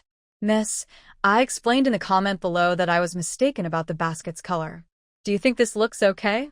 Also, I tried filming a video just now, but why does my face look so ugly? I'm too embarrassed to post it online. Can you help me look at it first? Su-tai opened the video she sent. It showed a girl with a delicate appearance and small figure, wearing a t-shirt and jeans, first picking vegetables in the garden, then washing them, and finally cooking. The video was nearly 4 minutes long. She watched patiently. Afterward, she sent a few messages. The video quality isn't very good, probably because of the phone. To get clearer shots, you need a better phone. You spoke in the video, but there are no subtitles. We locals speak quickly, and northern people might not understand. The background music is too cheerful, covering your voice. It was already hard to hear, and now it's even worse, so we can't tell what you're saying. The girl quickly turned back. Big sister, I haven't gone to school since I finished middle school. I've been helping with farm work at home. Now that I'm 18, my mom wants me to find a job, but I don't want to. That's why I thought of making videos. I can't afford a good phone, only this one, which my brother replaced. There are many reasons for not studying, but Su-tai didn't ask much. After thinking, she typed a short message. It's okay if the phone isn't good. Take your time. First, solve the problems you can. Later, to work more efficiently, Su-tai didn't type but used voice messages to teach her how to find background music, add subtitles, and shoot from better angles. The girl thanked her many times. She said she would clean the house this afternoon and shoot again tomorrow morning. After finishing the conversation, she went to do her own things. Today, Shen Zhou came home early. When he entered, Su-tai was lying on the new sofa, listening to music. Why are you lying on the first floor today? Why not go upstairs to sleep? He asked as he crouched beside her and touched her long hair. She sighed and said, I was just teaching that girl how to edit videos for over 2 hours. I just finished when you came back. Hearing this, Shen Zhou chuckled softly. Our little Tai is now a teacher. Hey, don't say that. If you think about it, I really am her teacher. Sure, and Sang Meon is also someone you taught, right? If Sang Meon gets famous, I'll have contributed too. Just thinking about how lively the comment section was last time, if Sang Hun keeps appearing, the popularity will definitely rise quickly. Thanks to him, Sang Meon might become famous soon. Thinking this way, Su-tai couldn't help but feel a little proud. Seeing her smiling lips, Shen Zhou couldn't resist leaning in and giving her a quick kiss. What are you thinking about? You look so happy. I'm just hoping Sang Meon gets famous. It's possible. Let's analyze it objectively. First, her videos are getting better and better, almost as good as yours. Second, she's 1.72 meters tall and plays basketball better than many boys. That's rare, so she has the potential to become popular. Lastly, her content. I've watched a few episodes and I think they're a bit lacking, but I'm not an expert, so I can't say exactly what's wrong. To sum up, if you really want her to become famous, you should seriously help her review her work, find problems, and fix them. Shen Zhou's points made sense, and Su-tai listened excitedly, shifting from lying down to sitting up. Then I'll pay close attention tonight and help her think things through. That's the right way. I'm hungry. Want to cook together? Su-tai teased. What kind of meal? Shen Zhou rubbed his stomach and smiled helplessly. Just plain rice that can fill your stomach. He was really hungry. For lunch, he had only eaten porridge brought by Sang Hun with a bit of red yeast vinegar. It was tasty and refreshing, but mostly water and little rice, so after a couple of bathroom visits, it was gone. When he got home earlier, he wanted to cook first, but seeing her lying on the sofa, he couldn't help but chat with her for a bit. Now that the conversation stopped, he was starving. Su-tai jumped off the sofa, slipped her feet into slippers, tousled her hair a little, and took a hair tie from her wrist to tie her hair up while heading to the kitchen. Come on, working together is easier. You wash the rice and cook, I'll stir-fry the vegetables. Shen Zhou nodded with a smile, following her. A few minutes later, the rice cooker was on. Su-tai pushed him out of the kitchen. I'll handle the rest. Do you need my help? He asked, leaning on the doorframe, unwilling to leave. Sunnuntai play politiklet him. No need. You can sit on the sofa for a while. If you're tired, lie down. Oh, I just bought a new sofa. It's super comfortable. You should try it. She pouted affectionately. Shen Zhou couldn't resist. He patted her head and went to sit down. The sofa was delivered the day after he moved in. That day, Su Tai was so happy. She went to the small supermarket nearby and bought 2 cups of sweet milk tea to enjoy. The white walls, new sofa, and curtains made the room look very cozy. She even took photos and sent them to Wang Mei. Wang Mei kept praising her for the great makeover. She replaced the dressing table with a more attractive and suitable one, especially with a large mirror. Seeing her beloved person relaxing comfortably, she felt even happier, humming as she cooked. For dinner, they had sausages, either homemade dried sausages or store-bought ones. The Guang-style sausages were a bit sweet.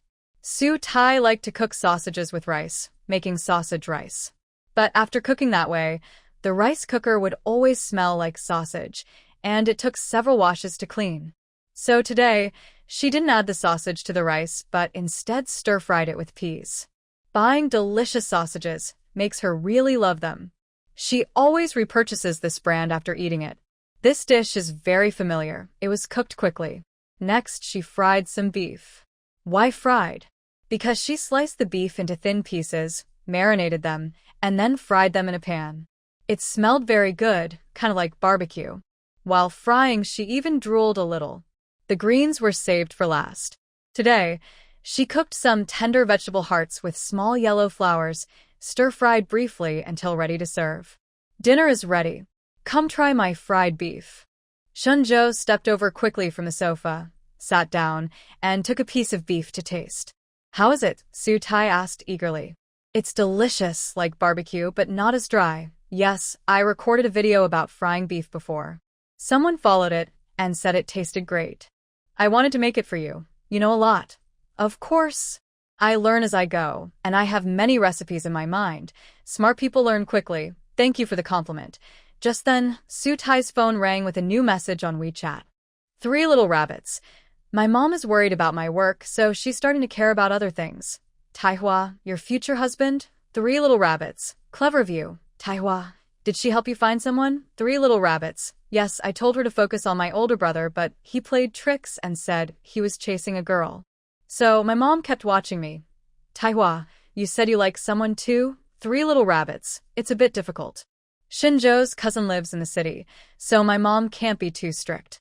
But Zhaoyang visits often, and I'm worried my mom might run into him or go look for him. Oh no, I feel so embarrassed. Taihua. By the way, is there any progress with Zhaoyang? 3 little rabbits. No, every meeting is just about work. Taihua, I give up. Can't you talk about something else? 3 little rabbits. Other topics? Romance novels? Big yellow girl? No, I need to be more careful. Zhaoyang is different from Shen Zhou. He's more timid. Su Tai saw this message and glanced at Shen Zhou. They happened to make eye contact. Did you mention me? He asked with a smile. Yeah, they said you're brave. Did Meon say that?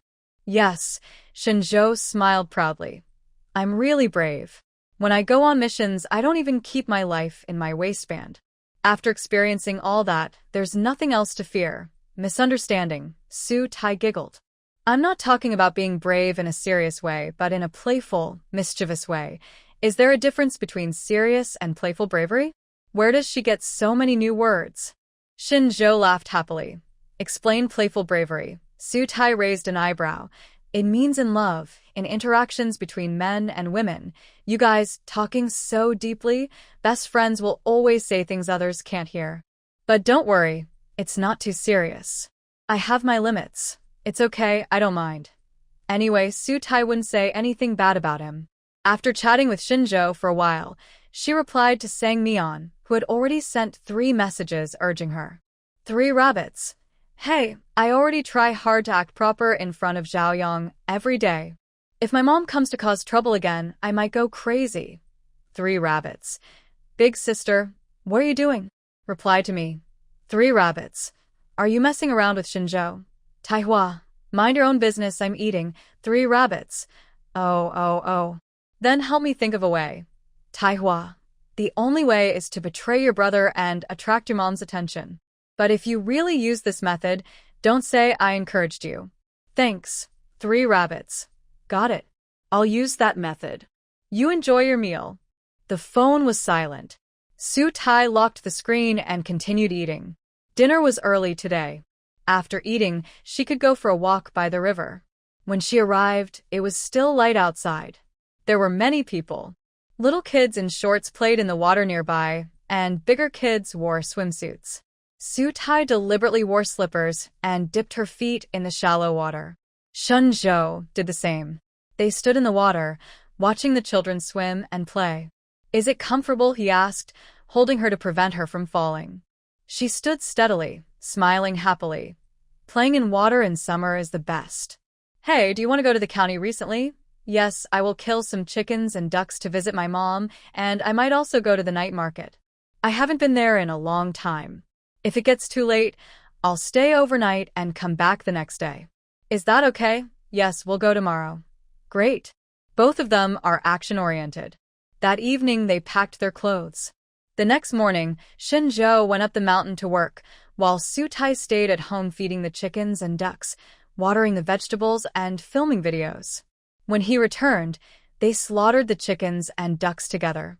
Once everything was ready, they went to his house to change cars and head to the county.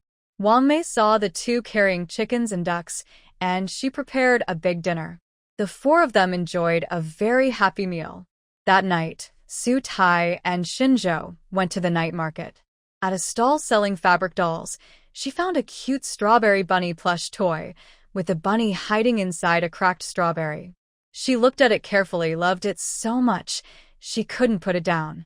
Just as she was about to ask the price, someone called her from behind. Su Tai. The voice calling her was excited, but also hesitant. Su Tai turned around, but she didn't see Shen Zhou. Instead, she saw Chengguo. "Brother Kuan, what a coincidence." After greeting him, she looked around and finally saw Shen Zhou under a tree behind the doll stall. He was on the phone. Chengguo noticed her expression and smiled, asking, "Are you here with someone?" Yeah. Shen Zhou was still on his call, facing away from her. After she responded, she politely asked, "Brother Kuan, are you here shopping alone?" "No, I made plans with friends. We're at a barbecue place nearby eating grilled fish." "Ah, Hua is there too. Do you and your friend want to come along?" Chengguo naturally thought her friend was a girl. Su Tai was about to politely decline when Shen Zhou returned. Seeing Shen Zhou, his face looked a bit unhappy. Shen Zhou? You're here with Su Tai?" That night, they had dinner together, and Shen Zhou still remembered how Chengguo looked at Su Tai. His mood was a little complicated. He reached out and put his arm around her shoulder, saying, "Yes, we're out for a walk." The key phrase, "we." Chengguo immediately confirmed their relationship, forcing a slightly awkward smile. "Are you dating?" "Yes," Shen Zhou answered straightforwardly. In the previous moment, he was overjoyed by their chance encounter, but now he felt a bit upset knowing she already had a boyfriend. His emotions fluctuated greatly, and Chengguo's expression changed quickly, revealing his feelings completely. "When did you start dating?" He seemed determined to find out the truth, as if he couldn't let go. Su Tai and Shen Zhou looked at each other and honestly said, "It was a few days after we had barbecue together." "Brother Kuan, isn't your friend waiting for you? Do you want to go see him first?" "Okay." Chengguo regretted it deeply. For the past 2 months, he hadn't made a move not because he wanted to give up, but because he was renovating his house. He planned to invite Sangheng over for dinner once it was ready, and then ask him to bring Su Tai along so he could confess. But now it's too late. He already has a boyfriend. Feeling down, he said goodbye to the two of them and didn't even have the strength to walk properly. He bumped into someone a few steps ahead. Shen Zhou watched his back, gently squeezing Su Tai's shoulder. She let out a small cry and complained, "We just met by chance, I didn't ask him out." "Why are you pinching me?" "Because he looked at you with such passion. But he doesn't even know about us yet. If he finds out, do you think he'll still look at you that way?" "Oh, he's jealous." Su Tai poked his waist and softly coaxed him. "Stop looking at him. Look at this doll. Is it pretty? Do you like it?" "Yes." Shen Zhou looked at the shop owner. "How much is this?" "25. Help me pack it." "Thank you." Su Tai secretly pinched him. He looked down and met her eyes, exchanging a few words silently. Aren't you going to bargain? Little one, I won't bargain. He was good at bargaining when buying a dressing table, but when it came to dolls, he didn't. Sutai felt a little unhappy, but after buying it, she saw a little girl playing behind the stall. The girl happily ran over and called the shop owner, Dad, which made her forget her unhappiness. Did you know early on that the little girl was the shop owner's daughter? She asked on the way back to the hotel. Shen Zhou nodded and said, she doesn't look anything like the shop owner, but when I called him, I saw her looking in his direction many times. That's how I guessed. Whether it's a father, uncle, or anyone else, if someone brings a child to run a small stall, it usually means there's no one at home to help. I won't bargain over such a small amount of money. Hearing this, Sutai slipped her fingers between his and smiled. My boyfriend is such a kind person. If I weren't, would you still like me? I liked your face first. Then I'll let you look all you want when we get back to the hotel. When they checked in, Shen Zhou used a device to make sure there were no hidden cameras in the room. After they both took showers, he pulled her into his arms and kissed her gently. Sutai enjoyed his closeness and wrapped her arms around his neck. The bedside lamp glowed softly as they kissed for a long time before parting. Their lips separated, but their eyes stayed locked. Sutai looked at him, her breathing quick. Do you want to? He asked in a low voice. His tone made her heart race. Yes, she whispered, then leaned forward to kiss him again. Shen Zhou paused for a moment, then responded warmly. That night at the hotel was their first time being so close. The bed was soft, and they sank into it together. The air conditioner hummed quietly as they cuddled under the blanket, holding each other tightly. Did you bring what we need? Sutai asked shyly, her face flushed. He kissed her forehead and said softly, Don't worry. He kissed her gently, making her laugh and blush even more. In the unfamiliar room, surrounded by warmth and affection, Sutai called his name softly. He smiled and whispered, Do you like this? She hid her face, too shy to answer. Shen Zhou chuckled, got up for a moment, then came back and said near her ear, I think you do. The next morning, as they were checking out, he leaned close and asked, Do you prefer a soft bed or a firm one? If you like soft, we can change the mattress when we get home. Sutai nudged him with her elbow. Don't talk about that in public. All right, he said with a grin. We'll talk about it when we're home. Breakfast was at a local town restaurant. I randomly chose a rice noodle shop that sells snail noodles and dongxiang rice noodles. Sutai thought for a long time about snail noodles and ordered a bowl. Shen Zhou wanted meat, so he ordered dongxiang rice noodles. It was almost 9 o'clock and the restaurant was still quite busy. The owner was quick, and both bowls of noodles were prepared fast, placed on the windowsill for pickup. Shen Zhou didn't want Sutai to carry her own noodles, but since she wanted to add side dishes, she decided to do it herself. Next to the noodle pickup window, there was a small table with pickled vegetables, sour beans, sour bamboo shoots, spicy peppers, garlic, soy sauce, and vinegar. Sutai liked the sour bamboo shoots and sour beans, so she added some to her bowl. Shen Zhou added pickled vegetables and sour beans. The medium spicy snail noodles had a bright red oil that looked very appealing. Taking a sip of the noodles was very satisfying. Dongxiang rice noodles contained meat, lean meat, crispy meat, and sausage, with a little of each. Shen Zhou picked 2 pieces of lean meat and put them into Sutai's bowl. She smiled with her eyes, saying, Thank you. The rice noodle shop here gives generous portions. Sutai still had 2 handfuls of noodles left but couldn't eat any more. Shen Zhou looked at her bowl and asked, Are you full? Yes, I am. Then can I try yours? He then pulled her bowl over and ate a few bites of her noodles. There were many other customers in the shop. After getting into the car, Sutai said to him, Why did you eat the rest of my food? He didn't mind and replied, What's the big deal? Better than wasting it. Sutai didn't argue, feeling there was some truth in his words. When people are full, they tend to feel sleepy, but if they are too full, they can't sleep well. She couldn't sleep and kept looking out the window. Yesterday, she had agreed to visit Uncle A Ching today and then return to the village. Before leaving, Shen Zhou drove to the fruit stand. Fruits are plentiful this season. Sutai bought a watermelon, some mangoes, and 2 bunches of grapes. After paying, she went to the warehouse. The warehouse was outside the town, in a different direction from the village. When the car reached the warehouse gate, Chen came out and opened the iron door for the car to enter. Today, the owner was not there. After parking, they went to his small room. The door was open.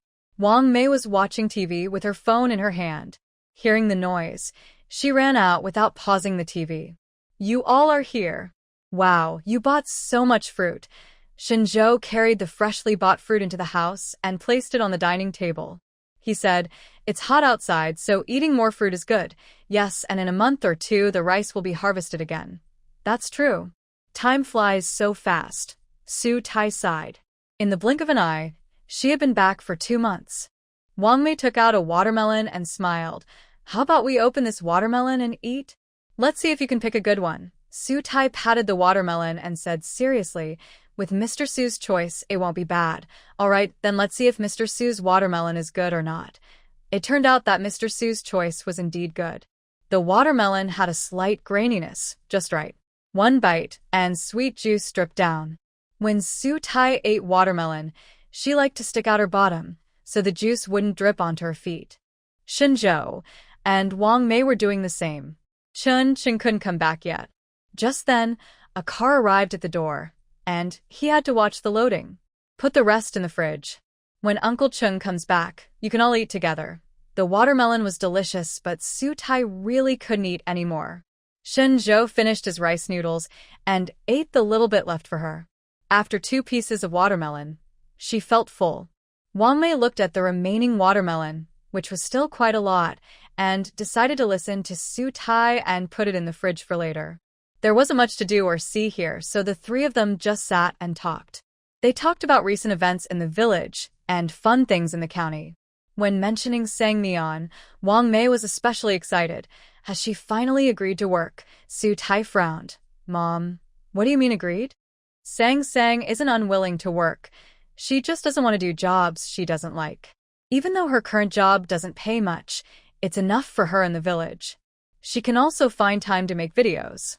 Make videos? Wang Mei got even more excited. She started making videos too? I want to see. She took out her phone and fiddled with it for a while. Look, this is Sang Meon's account. You can like her posts every day. Oh, she's doing pretty well. Of course, Xiao Tai is her mentor, Shen Zhou added. Wang Mei was very proud. My daughter is a mentor now. If both of you can make money from this, that would be great. Yes, Mom. I'm getting more and more followers now. After a while, I'll pick some good products to put in my shop window and earn a bit more money. All right. I believe in you, her mother said. Shen Zhou added, me too. They chatted in the warehouse for about an hour before Su Tai and Shen Zhou headed back to the village. Wang Mei walked them to the parking area, and after the car drove away, she stood at the door for a long time watching. Chun Chung had just finished his work and came over to stand beside her. You miss Tai, don't you? Yeah, I really do. I have 4 days off this month. I'll talk to my boss and take 2 days together so we can go back to the village. Good, we can check on my chickens and ducks. All right, they stood in the sunlight for a few more minutes before going back inside. Meanwhile, Su Tai and Shen Zhou drove back to the village. 40 minutes later, they stopped at the town market to buy some vegetables before continuing home. When they arrived, Shen Zhou went up the mountain, and Su Tai carried the groceries home by herself. She tried to record more videos whenever she had time, so she'd have something ready in case she got busy later. She filmed both lunch and dinner, edited the videos, posted one, and saved another. The girl from town messaged her again. Sister, I used my brother's phone to record a video today. Can you see if it looks better? There was a video attached. Sunnuntai oppred IT. The girl was wearing a sleeveless top and denim shorts. She looked nice, but the video felt a bit uncomfortable to watch. After finishing it, Su Tai thought carefully before replying.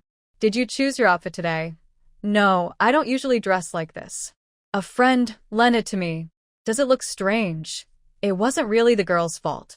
Så ti decidat å være honest. Let me tell you something from the heart. When we make videos, what matters most is the content, not what we wear. Of course, we should look neat and clean, but your outfit today draws too much attention to you instead of your video. Think about what direction you really want to take. What direction? What do you mean, sister? Su Tai had wanted to be gentle, but leaving things unclear made her uneasy. Without hesitation, she sent a message. Are you planning to make videos about rural life, or focus on food like me with occasional rural scenes, or do you want to do something more daring? Daring? I don't want to do that. Would wearing that make people think I'm crossing the line? Very likely. I haven't thought about it. My friend said I look good in it, and it could attract viewers, so I wore it. After I put it on, I looked in the mirror and didn't reveal much. When you edit your videos, do you look at yourself carefully? I just checked, and when you bend over, you're quite revealing. If you don't believe me, look again. After sending this, she received no reply for 2 minutes. Su Tai didn't know if she went to watch the video or was upset. She couldn't figure it out, so she stopped thinking about it and focused on her own work. About 10 minutes later, she received a message. Opening it, she saw an audio clip. Big sister, I checked just now, and I really do reveal too much. I didn't notice before. I wore this outfit to film 2 videos, but I deleted them all. I want to be a successful content creator like you. Su Tai breathed a sigh of relief and replied, I'm glad you think that way. Don't worry, I can teach you step by step. Thank you, big sister. You're welcome. Now, to answer your first question, your brother's phone takes much better videos than yours. If possible, borrow his phone to film. Okay, I'll ask him. After sending that, the girl didn't send any more messages. Su Tai started reading comments for inspiration. Just as inspiration struck, Meon sent a message. There's a competition this weekend. Come support us. She immediately told Shen, who said she wanted to come. On the day of the competition, Shen Zhou's family had something to do, so Su Tai and Shen took plastic stools to watch the event. Sang Hung also came and sat with them, chatting happily at first. But as they talked, Su Tai noticed that Shen's gaze on Sang Hung changed. What's going on? That day, Shen and Anwen went on a business trip together. Sang Hung clearly expressed his feelings in front of everyone, so how could Shen? Moreover, she only saw Sang Hung once before, and she already liked him? Too many questions made Su Tai lose interest in watching the second half. She kept quietly paying attention to Shen. When Shen was talking to Sang Hung, she acted very normal. Only when Sang Hung was watching the game did she secretly look at him. Oh, the more she looked, the more interested she became. Su Tai decided not to pay attention anymore and forced herself to watch the game. Beep, it's over, no more to watch. Everyone else was moving, some carrying chairs, others tidying up trash, and children running around in front of the stage. Su Tai and the others stayed still, sitting firmly. Hey, aren't you leaving? Sang Hung asked. Su Tai replied, Sang will come over after finishing her work. Why rush? Oh, he kept eating sunflower seeds. Shen didn't like eating sunflower seeds. She had a plum in her mouth and was looking at her phone. After about 10 minutes, the players from the game left. Meon came over, resting his hands on Su Tai, and asked with a smile, was it exciting? Exciting, but they can't do fancy moves. Sang Hung. Girl, next time you go up and play, show them your skills. Meon shot him a sidelong look. They're all boys' team. Sang Hung. Do you think you're different from them? Meon patted his shoulder. Shen just finished replying to a message, looked up and smiled. You 2 siblings are so cute, Meon.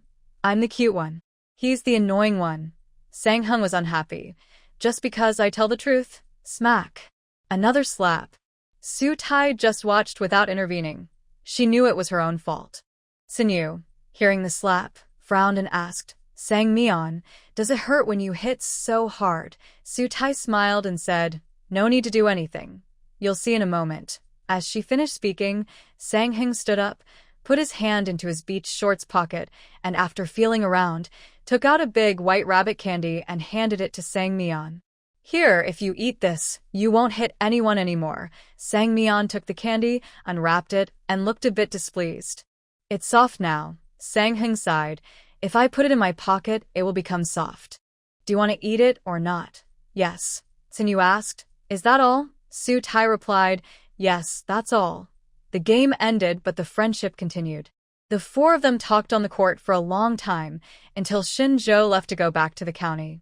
He parked his car on the empty lot by the court, sent Su Tai home, and Tsinyu stayed at Su Tai's house, walking together. The two siblings headed in the opposite direction. How did it go? Was everything smooth? Su Tai asked as they walked. Behind them was Tsinyu. Shen Zhou didn't dare to do anything too close. They just walked side by side. He replied, "Yes, everything went well. We discussed with the other side, and next week we'll visit their farm to learn more." That's good. It's not enough to just figure things out on your own. Did your sister introduce you to them? Yes. When mentioning Inwen, Su Tai turned her head and called Tsinyu to come along. Tsinyu, what do you usually do? How do you know so many farmers? Tsinyu smiled slightly. I'm just a small officer in the research department, mainly working on materials. Sister Inwen is different. She works in the research office, handling projects. Some big projects aren't done by our unit alone, but with other organizations or companies, so she often travels for work. Also, she's a science envoy, guiding farmers in rural areas every month. The more she goes out, the more people she gets to know. Su Tai nodded. No wonder. How about you? Have you asked Sister Inwen about this before? Shen Zhou shook his head. She's so busy, like a spinning top. I've only seen her a few times. Most communication is through phone or WeChat. Usually, once we finish discussing work, the conversation ends. There's no time to talk about other things. That's true. Sister Inwen is really busy, but our department head says that if she works hard these past 2 years, she might win a big award or get a promotion to associate senior engineer. What does break the rules mean? Su Tai asked, confused. Tsinyu organized her thoughts and said slowly, when we get professional titles, there are requirements not only for the materials but also for the years of experience. For example, it takes a certain number of years to go from junior to intermediate, and then more years to be promoted to senior. If you want to be promoted early, your materials need to be very strong, much better than those who follow the usual time requirements.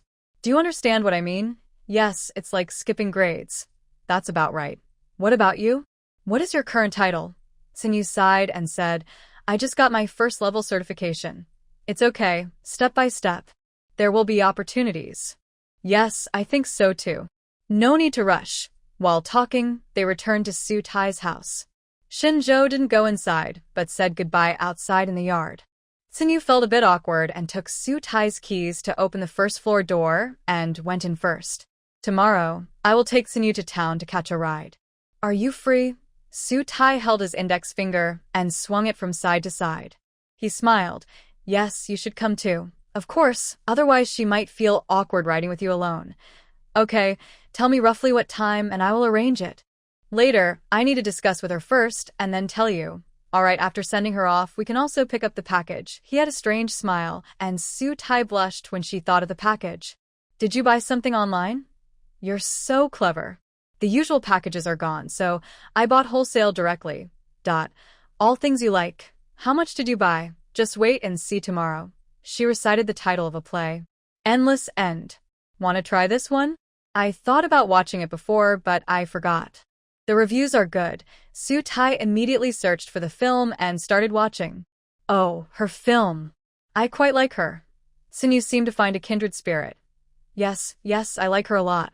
I think she acts very naturally. Have you seen the film Hometown No News? I really like it. Su Tai watched that film in Vietnam. Every night after finishing her chores, she would watch it. It made her want to go home. Tsinyu nodded eagerly. Yes, I've seen it. I watched it twice. It's so funny. Yes, I also like joyful shows.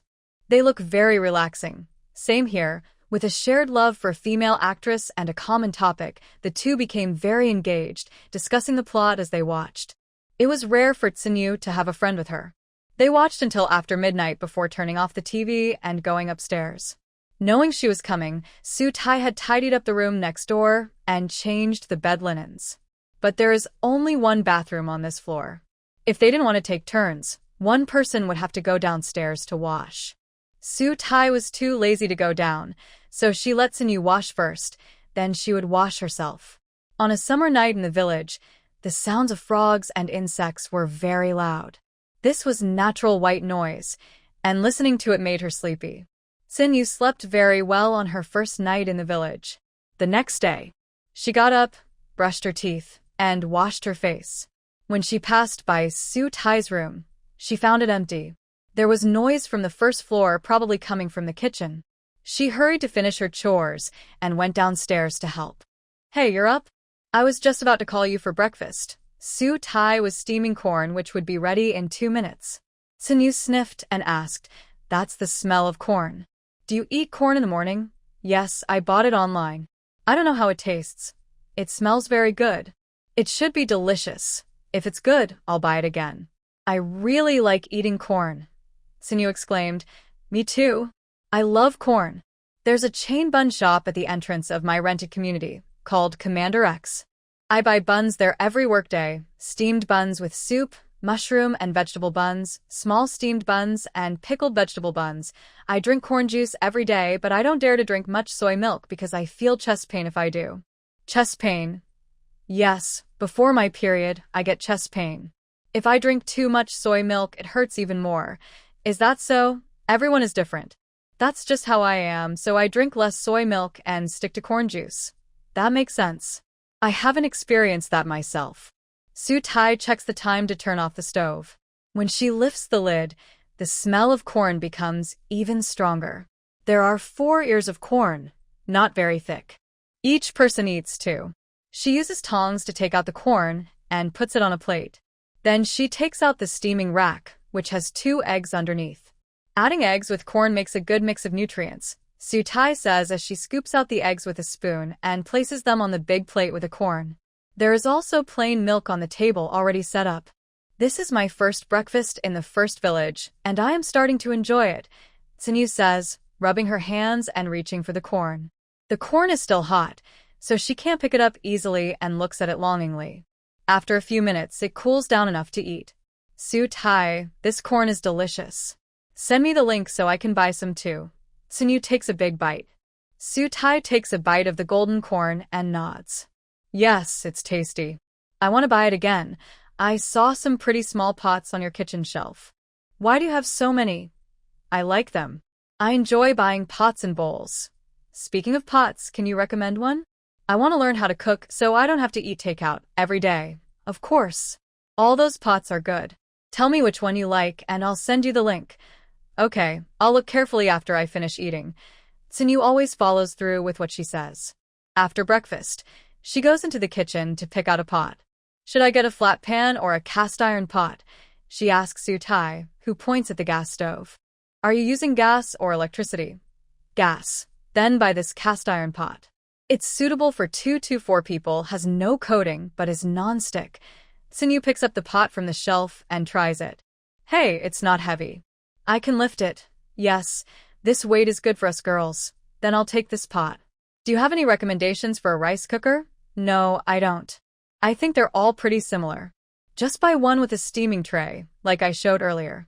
You can steam corn or buns on top and cook eggs or porridge below." "Okay, I'll look for one myself. I also want to buy a smaller pot for making noodles." Su Tai pointed to a creamy white pot and said, "Buy this milk pot. It's the right size for cooking noodles or rice balls. It's also pretty." Yes, Su Tai's pots on the shelf are carefully chosen by her and are sold in her shop window.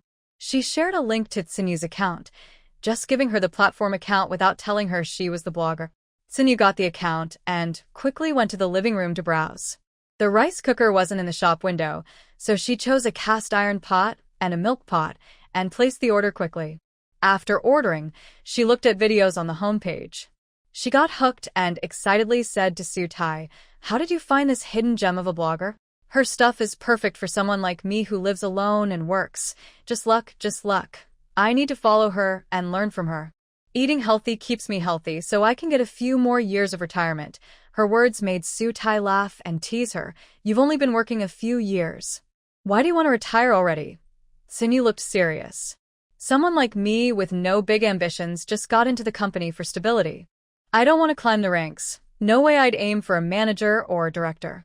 I just want to work hard for a few years, get a mid-level title, then relax and retire at the company. Your idea is a bit different from Sister Shen Zhou. Way different. And one is a rising star in our department. After finishing her master's while working, she's planning to do a PhD. Wow, really? Of course. Our director values her a lot. Rumor has it she's about to be promoted to deputy section chief. She's balancing her position and title. It's impressive, and one looks capable, but I didn't expect her to be this talented. Su Tai was surprised. Sun Yu added, and I have some inside info you probably don't know. Su Tai asked eagerly, tell me. First, you have to promise not to tell Shen Zhou. If you do, make sure he keeps it secret, or sister and one will skin me. I won't tell Shen Zhou. I'll keep it to myself. Alright, you stay quiet with me. Not many people know about this. I accidentally found out when I was having dinner with Anwen one day. The second-in-command who was recently transferred to the city was chasing her. Huh, Su Tai spoke loudly. Sun Yu made a shushing gesture. Don't shout. Really, that day I left first. Sister Anwen was waiting for her ride at the restaurant entrance. I realized I forgot to buy medicine and went back. There's a pharmacy next to the restaurant. That's when I saw it. The second-in-command got out of the car to open the door for Anwen. His look, his smile. I can't believe he's not chasing her. Sun Yu spoke seriously, and Su Tai believed her. She silently mourned for Sang Hung, but her sadness only lasted 3 seconds. Then she remembered something and grabbed Sun Yu's arm, asking, were you feeling anxious at the sports field just now? Yes, I really wanted to talk to him, but I couldn't. I also wanted to say something. Do you know that feeling? So, you secretly looked at him just now because you wanted to talk to him. Yes, did you notice? Yes, I did. Then he probably noticed too, right? Sun Yu wailed. Su Tai shook her head. No, he's very oblivious. He wouldn't notice. Meanwhile, at the Sang family house, Sang Meon was reading comments in her room. Sang Hung pushed the door open and sat heavily on her bed. Hey, I have something to tell you. Sang Meon didn't even look at him, just stared at her screen. Go ahead. Look at me. Do I look rich to you? No, then I won't look. There's some gossip. Sang Meon raised her eyebrows. Go on. I suspect Sun Yu is interested in me. Huh? Sun Yu is interested in me. Sang Hung repeated. Are you delusional? Sang Meon didn't believe him at all. She rolled her eyes and kept looking at her phone. Sang Hung got angry, came over, snatched her phone, and put it in his pocket. I'm telling you the truth. Why'd he say that? She was secretly watching me. At the sports field?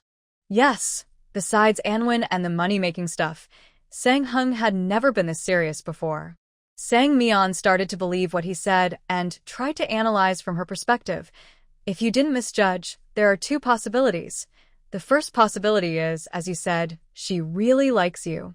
The second is that she wants to say something but is hesitant. I think it's the first one. I believe it's the second. Why? San Meon feels sad. I don't mind telling you about my past mistakes, but please don't tell Mom. When I was in college, there was a male classmate who often looked at me secretly. Like you, I thought he was interested in me. Later, he stopped looking. One dark night, I caught him and asked why he had been secretly watching me for days. Guess what he said? What did he say? He said that my sweaters were worn inside out those days, and he was trying to remind me. My goodness, was that good design? He said I was wearing my sweater backwards.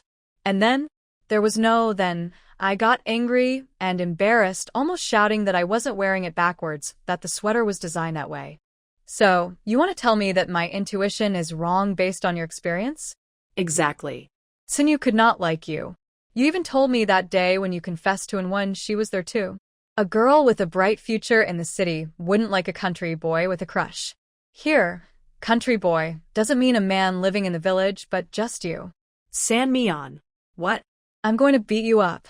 San Meon ran away. San Hung chased after him. Mom, my brother said he's going to beat me up. Mom, your daughter called me a country boy. Shut up. Both of you get out. San Meon didn't leave. He went to pull at San Heng's beach shorts. Give me back my phone. Not giving it back. Who told you to say that about me? Are you going to give it back or not? Not giving it back. You'll regret this. I won't. You dare to take off my pants? While he was distracted for those 3 seconds, San Meon took back his phone and walked away proudly. Mom came from the backyard, holding a firewood knife, looking serious. I told you both to leave. Are you leaving or not? Leaving. Right now. San Hung ran up the mountain. San Meon went to Su Tai's house. When he saw Sun Yu, Meon burst out laughing. Sinyu didn't understand, and only asked after she stopped laughing. Why do you laugh every time you see me? My brother said you were secretly watching him and liked him. That made me laugh. I was the one secretly watching him, I admit. Meon sat down casually. I think you have something to tell him, so you were watching him. How do you know? Sinyu asked in surprise. I guessed. But since you chose not to tell him, there's no need to tell me either. Just tell him when you feel it's right. Meon, you're really kind. Just as she finished speaking, Sutai came back from the backyard holding a big bag of greens. Sang is here. Yeah, what are you doing? Picking so many vegetables. For Sinyu. I'll take them to town later, so she can catch a ride. Right, today is Sunday. I almost forgot. Sinyu is leaving. Yes, I have to go back. I'll miss your village. Next time, I'll come again. Even without a game, I can come. Every Saturday, I teach kids to play basketball. Well, not all kids, from 8 to 15 years old. You can come see. Kids playing basketball is pretty fun. Sinyu smiled happily. Okay, you're welcome to visit the city too. I'll take you to eat delicious food. Deal. It's a promise. Sunnuntai on rain. Shen Zhou was calling to say he was at the school gate. Sinyu packed her backpack and was about to take the bag of greens, but Meon took it. I'll see you out to the school gate. I have nothing to do today anyway. Okay? The three of them walked side by side, talking and laughing. At the elementary school gate, Shen Zhou was standing by his car. When they got close, he opened the back door. Sinyu got in, followed by Sutai. The greens were placed in the trunk. Meon stepped back a few steps and waved goodbye before the car started. Bye-bye, the car was already pointed out of the village. As soon as she pressed the gas pedal, it headed out. Soon, they reached a cement road flanked by rice fields. Sinyu looked at the green scenery and couldn't help but smile. The village is so nice. I want to go back to my home too, Sutai comforted her. September is coming. December isn't far away. Once December 1st arrives, the spring festival follows right after. It'll be here before you know it. Yes, time really passes faster than we think. After the new year, I'll go back to my hometown. It snows there, and I'll take pictures to show you all. Okay. While speaking, the car arrived in town. There are no direct buses to the city. You have to go to the county seat first, then take another bus to the city. The total trip takes about 2.5 hours. Sutai and Shen Zhou watched her get on the bus, and then go to pick up a package. It was a small box. She knew what was inside. Shen Zhou picked up the package, and she stayed nearby without speaking. After getting on the bus, he took a small pair of scissors from the storage compartment next to the door and cut open the box twice. It was from her favorite brand. The box looked small, but inside, there was quite a lot. While looking at birth control supplies on the bus, Sutai felt a little embarrassed.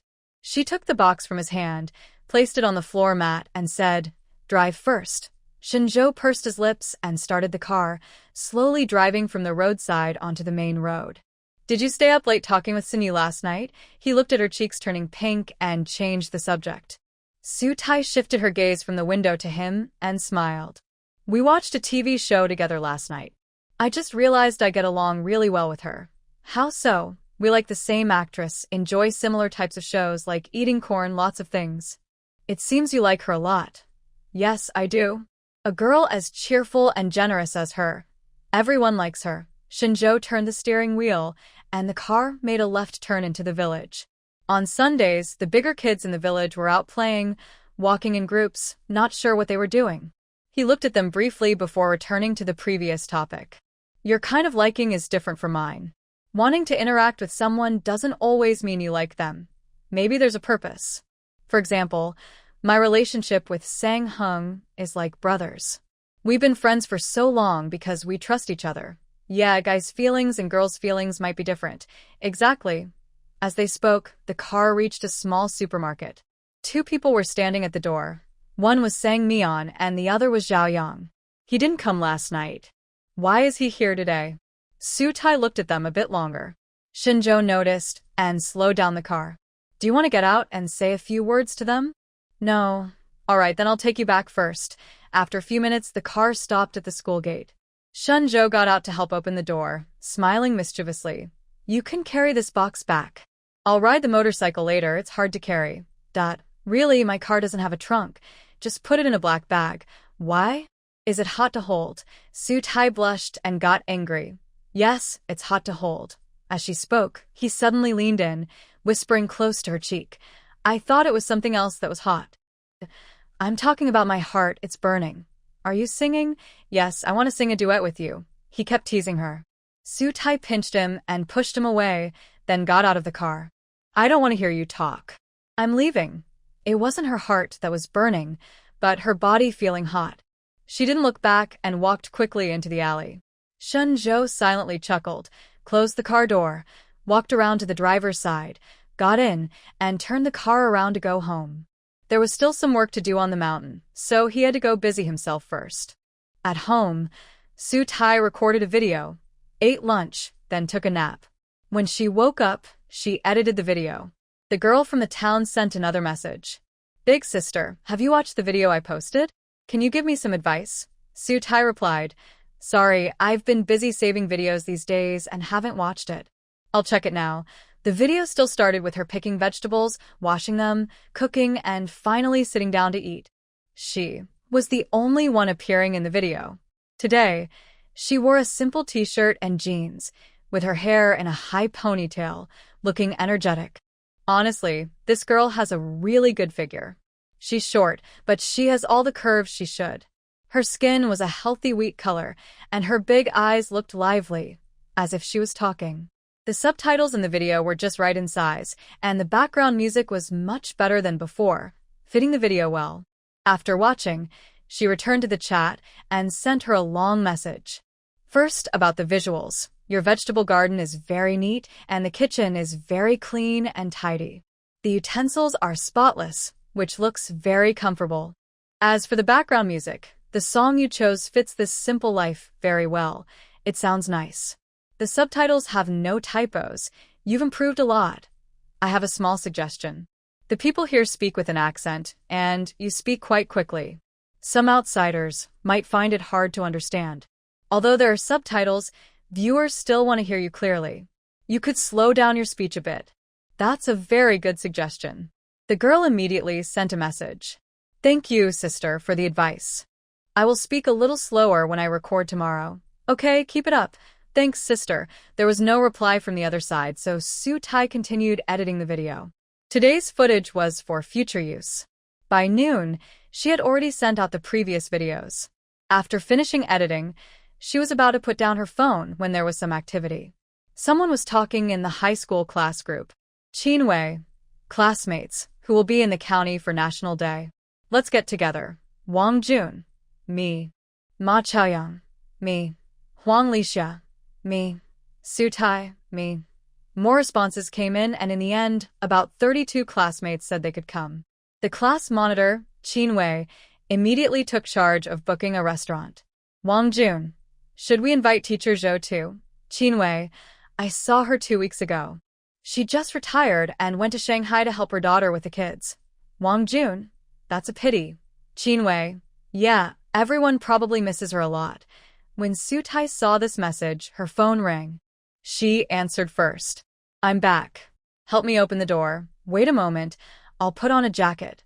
During her nap, she locked the iron door. She kept saying she would give Shen Zhou a key, but kept forgetting to get one made. After waking up, she kept touching her phone, but didn't go downstairs. She was still wearing a camisole sleep dress, very cool, so she couldn't go out to open the iron door like that. She put on a sun protection jacket and jumped down like a little rabbit to open the door. When she saw him, her eyes fixed on the black plastic bag in his hand. TSK, you really use a black bag? Shen Zhou chuckled. Didn't you ask me to pack it? Now you're complaining. I'm not complaining.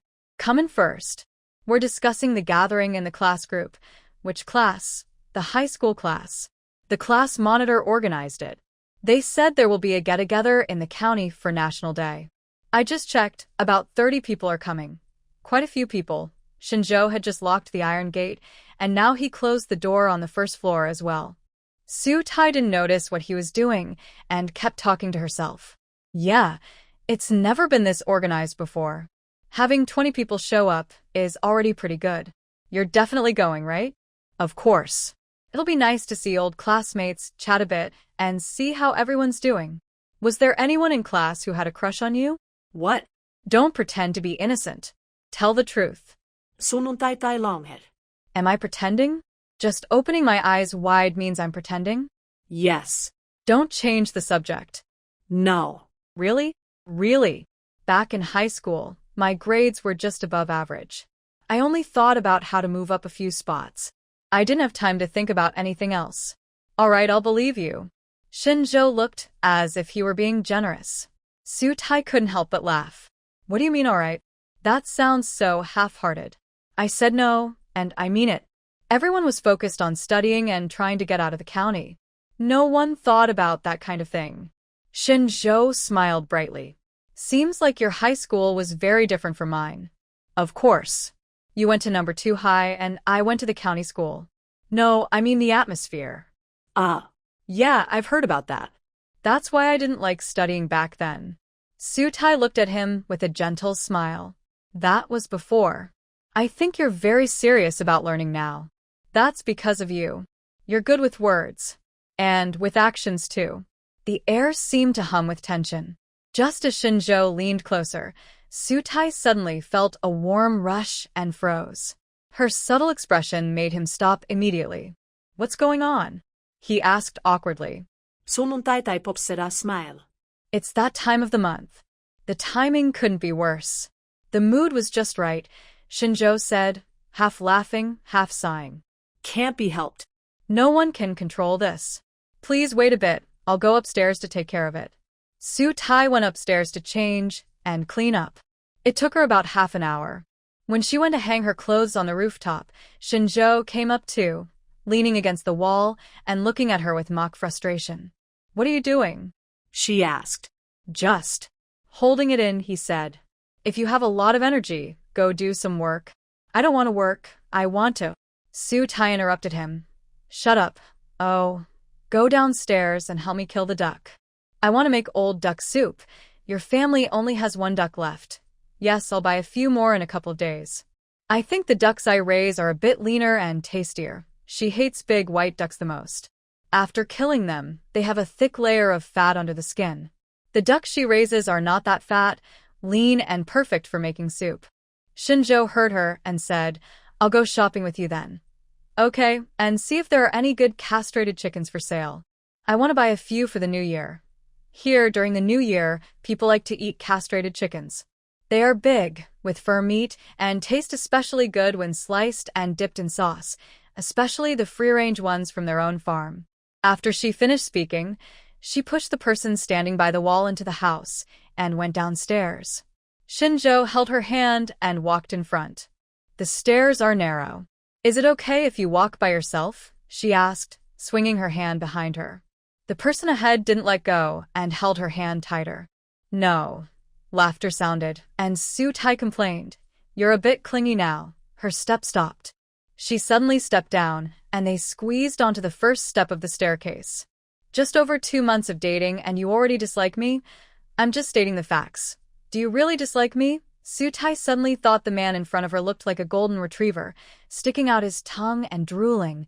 Very adorable. So adorable that, before she could react, her lips were already pressed to his chin. Shen Zhou was caught off guard by her sudden kiss and stood there blankly. Su Tai curled her lips, tiptoed, and raised her hand to hang around his neck. This time, her target was his lips. Shen Zhou, lower your head, I can't reach. Her soft voice sounded in his ear, and Shen Zhou's mind went blank. He instinctively obeyed. Her lips pressed against his, and she gently bit him. This slight pain made his body tingle. When he came back to himself, he held her waist and kissed her fiercely. The staircase was too narrow, and she was pressed against the wall. One of his hands supported the back of her head, and the other rested on her waist. After kissing for a while, Su Tai felt a bit short of breath. Her head was dizzy, her legs weak, and she had little strength. She could barely stand with his help. Shen Zhou, I can't stand anymore, she whispered softly during a brief breath. The next moment he picked her up. The sudden feeling of weightlessness made her instinctively cling tightly to his neck. Back in the room, Shen Zhou sat on the bed holding her, then kissed her. As their passion grew, his hand naturally slipped inside her clothes and moved upward. He reached her buttons and unfastened them. Su Tai trembled and had to remind him. Just a quick kiss, I know, he replied. This time, her period didn't hurt, but when Shen Zhou kissed her, her lower belly felt like a fire was burning inside, making her feel hot. Shen Zhou, I feel uncomfortable, she said. She wanted to say more but couldn't. Shen Zhou finally stopped and looked at her, his eyes full of desire that was hard to hide.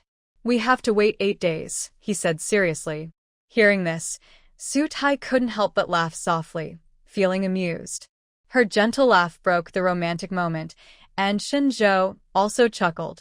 After laughing, he helped her fasten her buttons and tidy her clothes. Then he kissed her lips again before stopping. I feel like a young guy who just started dating. Every time I see you, I get so eager. Do I look really silly? He asked. At first, he could control these feelings, but now it was getting harder. Any small sound from her or her body getting a little closer made him start to think wildly. Is this a problem? He thought it might be. Hearing this, Su Tai hugged his neck and smiled. If you say that, I guess I'm pretty silly too. Whenever he took off his shirt and revealed his abs, she had only one thought: pounce on him. If they didn't sleep together at night and just talked, even a little flirtatious talk would make her feel excited. It showed she wasn't only thinking about him. Shen Zhou's smile became more obvious. He nudged her nose with his, saying, You really dare to say anything to me. What else? Pretend to be reserved and hold back because it's uncomfortable. No, just be yourself. I love you very much. Shen Zhou, I only feel this way about you. I know, I feel the same. After another kiss, they separated before their chemistry flared up again. He took out the things from the black bag and put them away, then went downstairs to cook dinner. Although Su Tai didn't feel very uncomfortable, Shen Zhou didn't let her cook and asked her to sit on the sofa and wait. She felt a bit embarrassed and asked, Can I sit on a dining chair instead? Why? Isn't the sofa more comfortable than the dining chair? I'm worried about leaks. Fabric sofas are hard to clean, but wooden chairs are easy to wipe. This was her experience from many years, so she tried to stay away from difficult-to-clean things during her period. Shen Zhou listened, looked a bit strange, nodded, and went to the backyard to kill a duck. Su Tai couldn't sit still. After a while, she couldn't resist and ran to the backyard. I'll help you, no need. Shen Zhou moved a stool for her. Since you're bored, just sit and keep me company. Okay, she felt happy watching him work. When he exerted effort, the muscles in his arms would bulge. He squatted down, and when he was handling the duck feathers, his shoulders looked very broad, giving a strong sense of safety.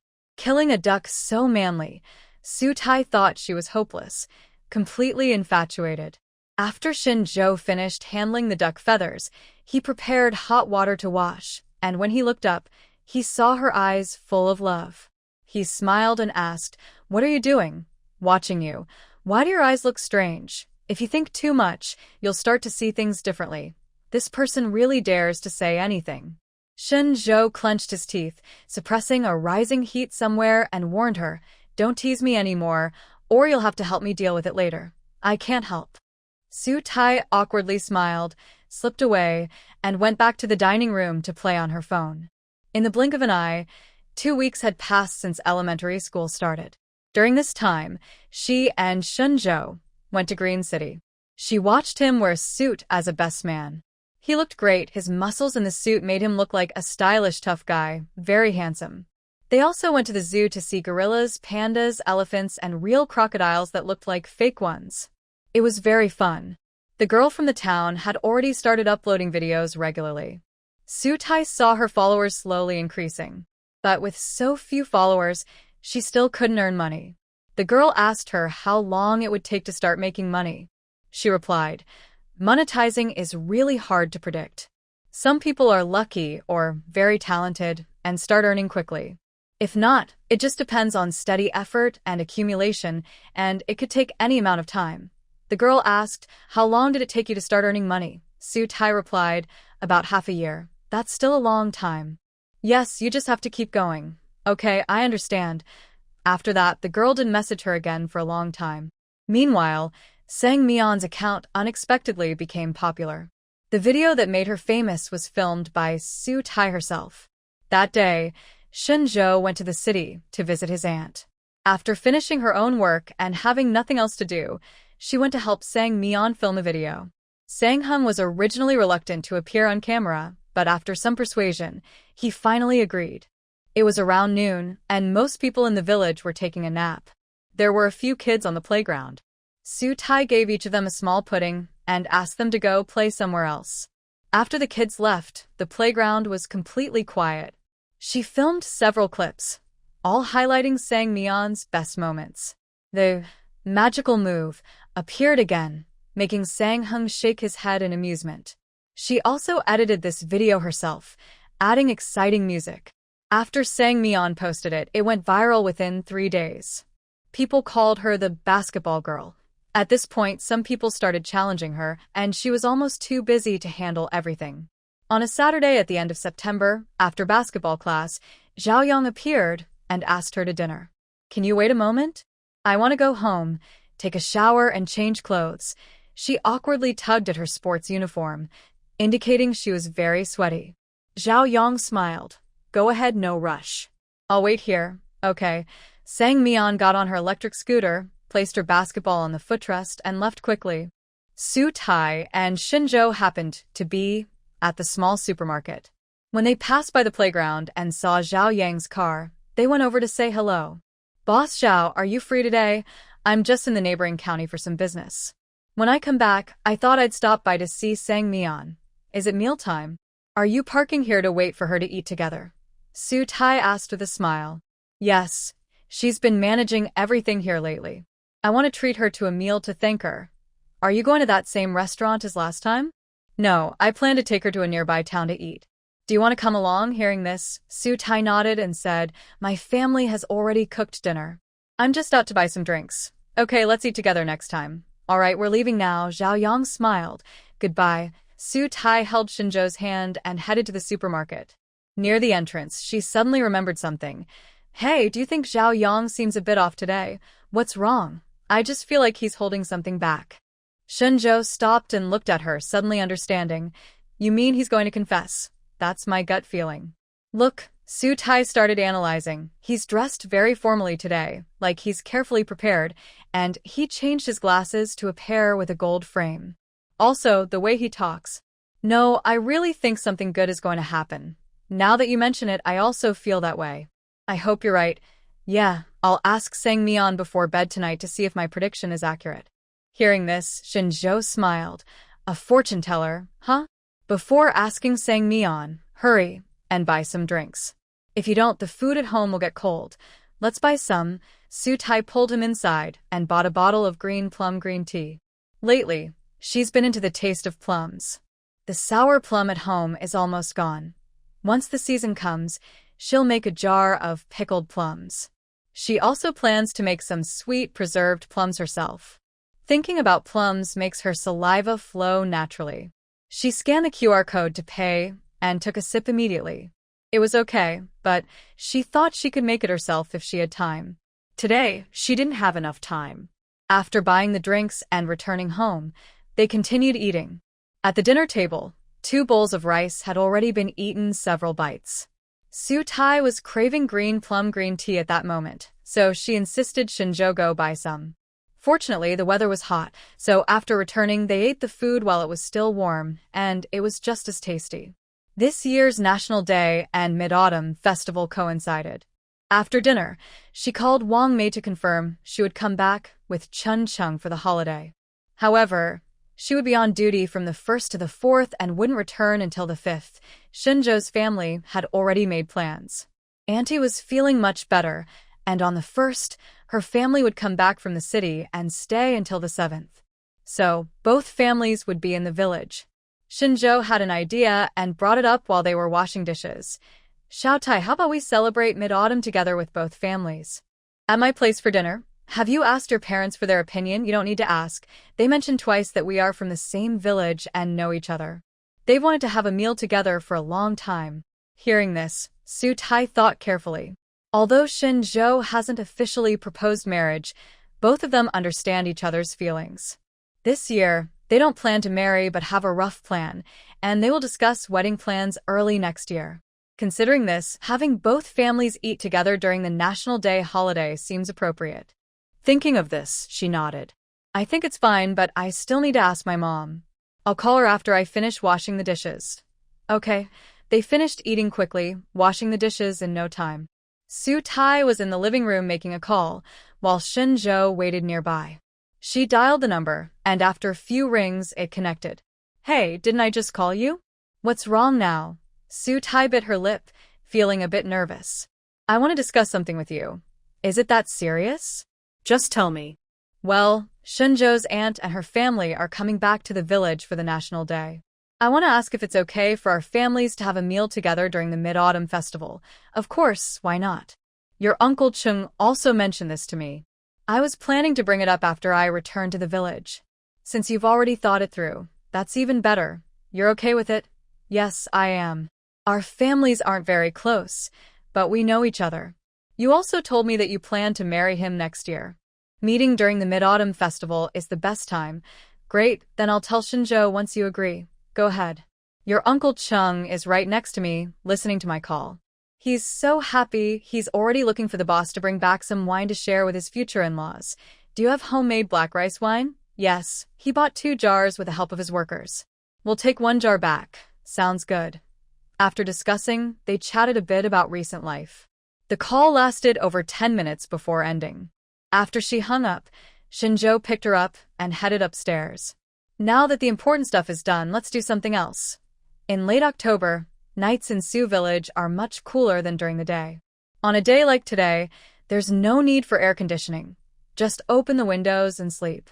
After taking a shower, Shen Zhou still closed the window, turned on the air conditioner, and lowered the temperature. He had recently replaced the light switch, and now there was a switch beside the bed that controlled the room's light. However, the curtains in Su Tai's room didn't block the light well. After a while, her eyes adjusted, and she could see the outline of a person through the moonlight. He loved every part of her body and kissed her again and again. When he gently bit her, he could feel her legs stiffen and her hands clutching the bed sheets. He silently admired her and kissed her all over until she grabbed his hair and told him she was thinking. The things bought online were half on the bedside table and half in the wardrobe. He took out a box and opened it. Su Tai was now brave enough to look at him directly, her face not flushing, her heart steady. Are you satisfied? He suddenly asked. Yes, she replied. As soon as she finished speaking, he pressed down on her. The fire in her lower belly was eased by his actions. Women also have desires and need to release them. She never thought she needed to hide this. She handed her hand to him, interlaced her fingers with his, and leaned forward. Shen Zhou sighed happily, feeling completely relaxed. She felt the same, her small mouth open, freely saying the things he liked to hear. When her mind went blank, she started biting her lips. Shen Zhou exerted himself, leaning down to kiss her lips. He could clearly feel every reaction from her. When she whimpered, he gave his all. There was truly a desire to live and die for each other. Every time Su Tai was with Shen Zhou, she felt that way. And he never stopped at just once. There was always a second, a third time. Before starting the third time tonight, she pinched his arm, but his muscles were too hard to pinch. Shen Zhou bit her earlobe, his voice slightly hoarse. Why did you pinch me? My flesh is tight, she replied. Wasn't it tight just a moment ago? He was referring to during the act. Su Tai changed the place she pinched, at her waist, where it was softer. He let out a groan, but didn't move away. I think I feel strange. How so? Even though I'm very tired, I still want more, because it feels good. Shen Zhou was confident in himself. Su Tai wrapped her arms around his neck again and pressed her lips to his. Yes, I recorded the videos for tomorrow and the day after tomorrow. We'll sleep a little later tonight. Just satisfying you. The sun was high in the sky. Su Tai was awakened by the bright sunlight. She stretched lazily in bed before getting up slowly. Last night was wild, and now her waist felt sore as if punched, and her thighs were tired too. But that feeling of satisfaction still made her feel energized. After washing up, she went downstairs and saw a note on the table. There was steamed corn in the pot, with eggs underneath. Just a simple breakfast. I'll cook lunch when I come back. I've finished the house chores, so you can rest. His note was different from his grades. It was nice. She felt happy inside, and eating the corn made her feel even happier. After taking a few bites, she heard the sound of an electric bike outside. A thought flashed through her mind. She put down the corn and reached for her phone in her pocket. She forgot to ask Songmian about last night. She turned on the screen, and a WeChat message appeared in the top left corner. Sure enough, Songmian had sent a few voice messages last night. She opened them and listened carefully. Zhao Yang mentioned dating again yesterday. I asked if he liked me, and he said he was interested. I agreed. From now on, I'll have a boyfriend. Don't tell my brother yet. Last time, I used his secret crush on Wenjie to stop my mom from asking questions. Now he's mad at me. If he finds out, he'll tell my mom right away. And last night he held my hand. I was so excited. Hey, why aren't you replying? What time is it now? Never mind. Just enjoy your love life. When you wake up tomorrow, reply to me. Su Tai smiled and responded.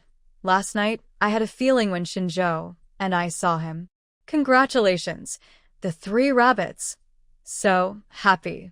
But he's been busy lately, so he can only visit once every 2 weeks. We can only chat on WeChat. Tiahua, that's a bit sad. The 3 rabbits. But it's okay. That's already good. Tiahua. Contentment brings happiness. The 3 rabbits. Yes. I'm going to help my mom now. She's urging me. Tiahua. Go ahead. Chat when you have time. Songmian didn't reply again, probably called away by her mom. Su Tai, with nothing else to do, started organizing videos and photos on her phone. Some were unusable and needed to be deleted to save space. Just deleting a few things took quite a while. When Shen Zhou returned, she still hadn't finished. What are you doing? He was carrying a bag of groceries, and Su Tai quickly recognized it was for shopping. Free up some space. My phone storage is almost full. Isn't there a memory card that you can plug into the phone? I've used it before, but it wasn't very good, or maybe I just didn't like that method. So, how do you store all the videos from these past few years? Old videos have been transferred to my laptop, and recent ones are on my phone. Her computer was bought when she graduated. It mainly helped her watch shows and store videos while she was working in Vietnam. Now that she's back, she doesn't watch as many shows, mostly just stores videos when she opens it. She could edit videos on her computer, but after trying a few times, she found it less convenient than using her phone, so she switched back. Talking about her computer, Shen Zhou asked, "My computer at home is broken. I plan to buy a new one. We don't have a computer store here, so I need to go to the city to buy one. Buy online." "I think it's just as good," she replied. Her laptop was bought online too. A colleague of hers bought the same model from a physical store and tried it out. There was no real difference. Shen Zhou nodded and said, "Then let's buy online. Get a good desktop. We can choose one together later. Okay?" Seeing she was still busy, Shen Zhou patted her head and went to the kitchen. Before he returned, he went to town and bought a beef shank to make some braised beef. Su Tai finished her work quickly and went to help in the kitchen. Seeing him preparing ingredients, she suddenly had an idea and recorded from a good angle. "Are you filming me?" He looked up at the camera. She took her phone down and smiled. "Don't worry, I won't show my face." "Then go ahead, but will your fans notice that your hands look different?" "They probably will, but that's okay. I'll tell them it's my boyfriend cooking." "Is this an official announcement?" "Sort of." Shen Zhou came over, kissed her on the forehead, and said, "Then I'll do my best." He performed very well. Sunnuntaita ei rekordetsmoutelu. "Your hands are quite pretty," she said, looking at the video she just took. Shen Zhou finished his work, came over, and looked at the video with her. He said softly, "Your fingers are long." Su Tai's face quickly turned red, and she tilted her head to glare at him. "Isn't it?" he asked back. Yes, yes, yes, she understood everything. But she didn't speak. Shen Zhou smiled, carried the dishes out, and prepared to start eating. Fortune teller, how is Meon doing? He asked as he picked up his chopsticks. Su Tai took a piece of meat and put it in her mouth, smiling softly. It settled. That's good. Now only Sang Hung is left. When she mentioned Sang Hung, Su Tai remembered what Sun Yu had said and looked uncomfortable. Shen Zhou noticed and quickly asked, Do you know something? Can't say. About Anwen, do you know something? Someone is pursuing her. Su Tai covered her mouth. Did I talk in my sleep tonight? Her reaction was really cute. Shen Zhou kept laughing. You didn't talk in your sleep. I found out when I went to see my aunt someone brought her home. Did you see who brought her? Mr. S. Chong. Did Sun Yu see it too? From her reaction just now, Shen Zhou guessed she probably heard something about Anwen. The only person who could tell her about Anwen was Sun Yu. Su Tai didn't speak or nod. She had promised Sun Yu. Shen Zhou chuckled softly. Even if you don't tell me, I can guess. It's not a secret anymore. What do you mean? My aunt and uncle found out. Really? Pursuing someone so openly and now even the parents know? Su Tai couldn't believe it. But Shen Zhou said, Don't be so surprised. Actually, Mr. S. Chang's mother knows my aunt. They know each other. But he and Anwen haven't met. When he was transferred here, his mother contacted my aunt and he visited her, so he met Anwen. I see. So, did Sister Anwen not like him at first? After Sun Yu told her that story that day, Su Tai looked up his news. He looked decent, although he was 8 years older than Anwen. He didn't look old at all. But at his age, he wasn't married yet, which was quite strange. So before Shen Zhou could speak, she continued, Did Sister Anwen think he was too old? Or was there something strange about him? Shen Zhou, hearing this, couldn't help but laugh and ruffled her hair. What are you thinking? He's very normal. He told my aunt himself that he was pursuing Anwen. As for Anwen, she only cares about finishing her PhD and working on her project. She doesn't pay attention to anyone who comes near her. You mean she has talked to her parents, but still hasn't found someone? Yes. She hasn't found anyone. Sister Anwen is very strong-willed. She has a goal. What goal? To go to the provincial city. Our town is just a stepping stone for her. Just watch, in a few years, she will achieve her dream. After hearing Shen Zhou, Su Tai sighed. We are both people, but why is there such a big difference between us? Don't say that. Everyone has their strengths. Even though she is doing well in her career and is very successful outside, my aunt is very worried about her love life and keeps nagging her at home. That's true. She is only a little older than you. If we have dinner with both families during Mid-Autumn Festival and talk about her wedding next year, she will feel even more pressure. Yes, everyone has their own goals. There's no need to envy others. You're doing just fine. Right. What's suitable for you is the best. That's where Anwen's topic ended. After lunch, the two took a nap. Shen Zhou didn't sleep enough in the morning and needed to rest at noon. He was so sleepy that he fell asleep as soon as he lay down. In the afternoon, when the school bell rang for class, he turned over and kept sleeping. He slept for a long time, waking up only around 4:30. Students who didn't attend evening classes were about to be dismissed, and the noise outside the school continued to reach their home. Su Tai was sitting in the front yard editing today's recorded video. Shen Zhou went to the vegetable patch to weed and picked some vegetables. There were pumpkins in the field. He chose 2 tender ones and showed them to her in the front yard. Fresh cucumbers are also tasty when stir-fried. Su Tai licked her lips. Sour stir-fry. Like vinegar-flavored shredded potatoes? Yes. I've never cooked it before, so I can't guarantee it will be good. Once I finish editing the video, I will make it. Shen Zhou put down the pumpkins, pulled over a small stool, sat down, and looked closer. Is this my video? Yes, look at this hand. Although the knuckles are a bit thick, they look nice. As long as you like it. While they were talking, someone walked past the door, then turned back. Xiao Tai. Su Tai looked up and called out. And he. Hey, when will your mom come back from the county? National Day. Are Ah Chung and I going back together? Su Tai fell silent, unsure how to answer. He waited a moment, then came into the yard, smiling. It's okay, we all understand. Ah, Chung is honest, and that's good. Seeing she didn't speak, and he paused briefly before continuing, Xiaotai, I know you're a caring child, and I know how hard it was for your mother to raise you. Now she's doing better. Our group of old friends are genuinely happy for her. I didn't want to call her directly, because it might seem too deliberate. Later, you can tell her in a roundabout way. No one in the village will gossip, and she just needs to focus on herself. Okay, Su Tai finally responded. Aunt, he grinned. You and Shen Zhou are getting along well. We're happy too, and we're looking forward to the wedding. And there's no rush. We can take our time and plan for next year. All right, I'll go now. Remember to tell her. Got it, Aunt. And he smiled warmly and left. Su Tai suddenly felt a bit complicated. She leaned her head on Shen Zhou's shoulder and stayed silent. What's wrong? Do you think Aunt he has bad intentions? Shen Zhou asked. No, not really. She talks fast, but her heart is kind. I understand that. Then why are you upset? Thinking about the hardships my mom went through before. It's okay, those times are over. Now only good things remain. I know, but I still feel a bit nostalgic. Shen Zhou put his arm around her shoulders, his voice suddenly deepening. Do you want your brother to help you feel better? Su Tai was stunned for a moment. After a pause, she moved and pinched his arm. Are you trying to scare me? Not at all.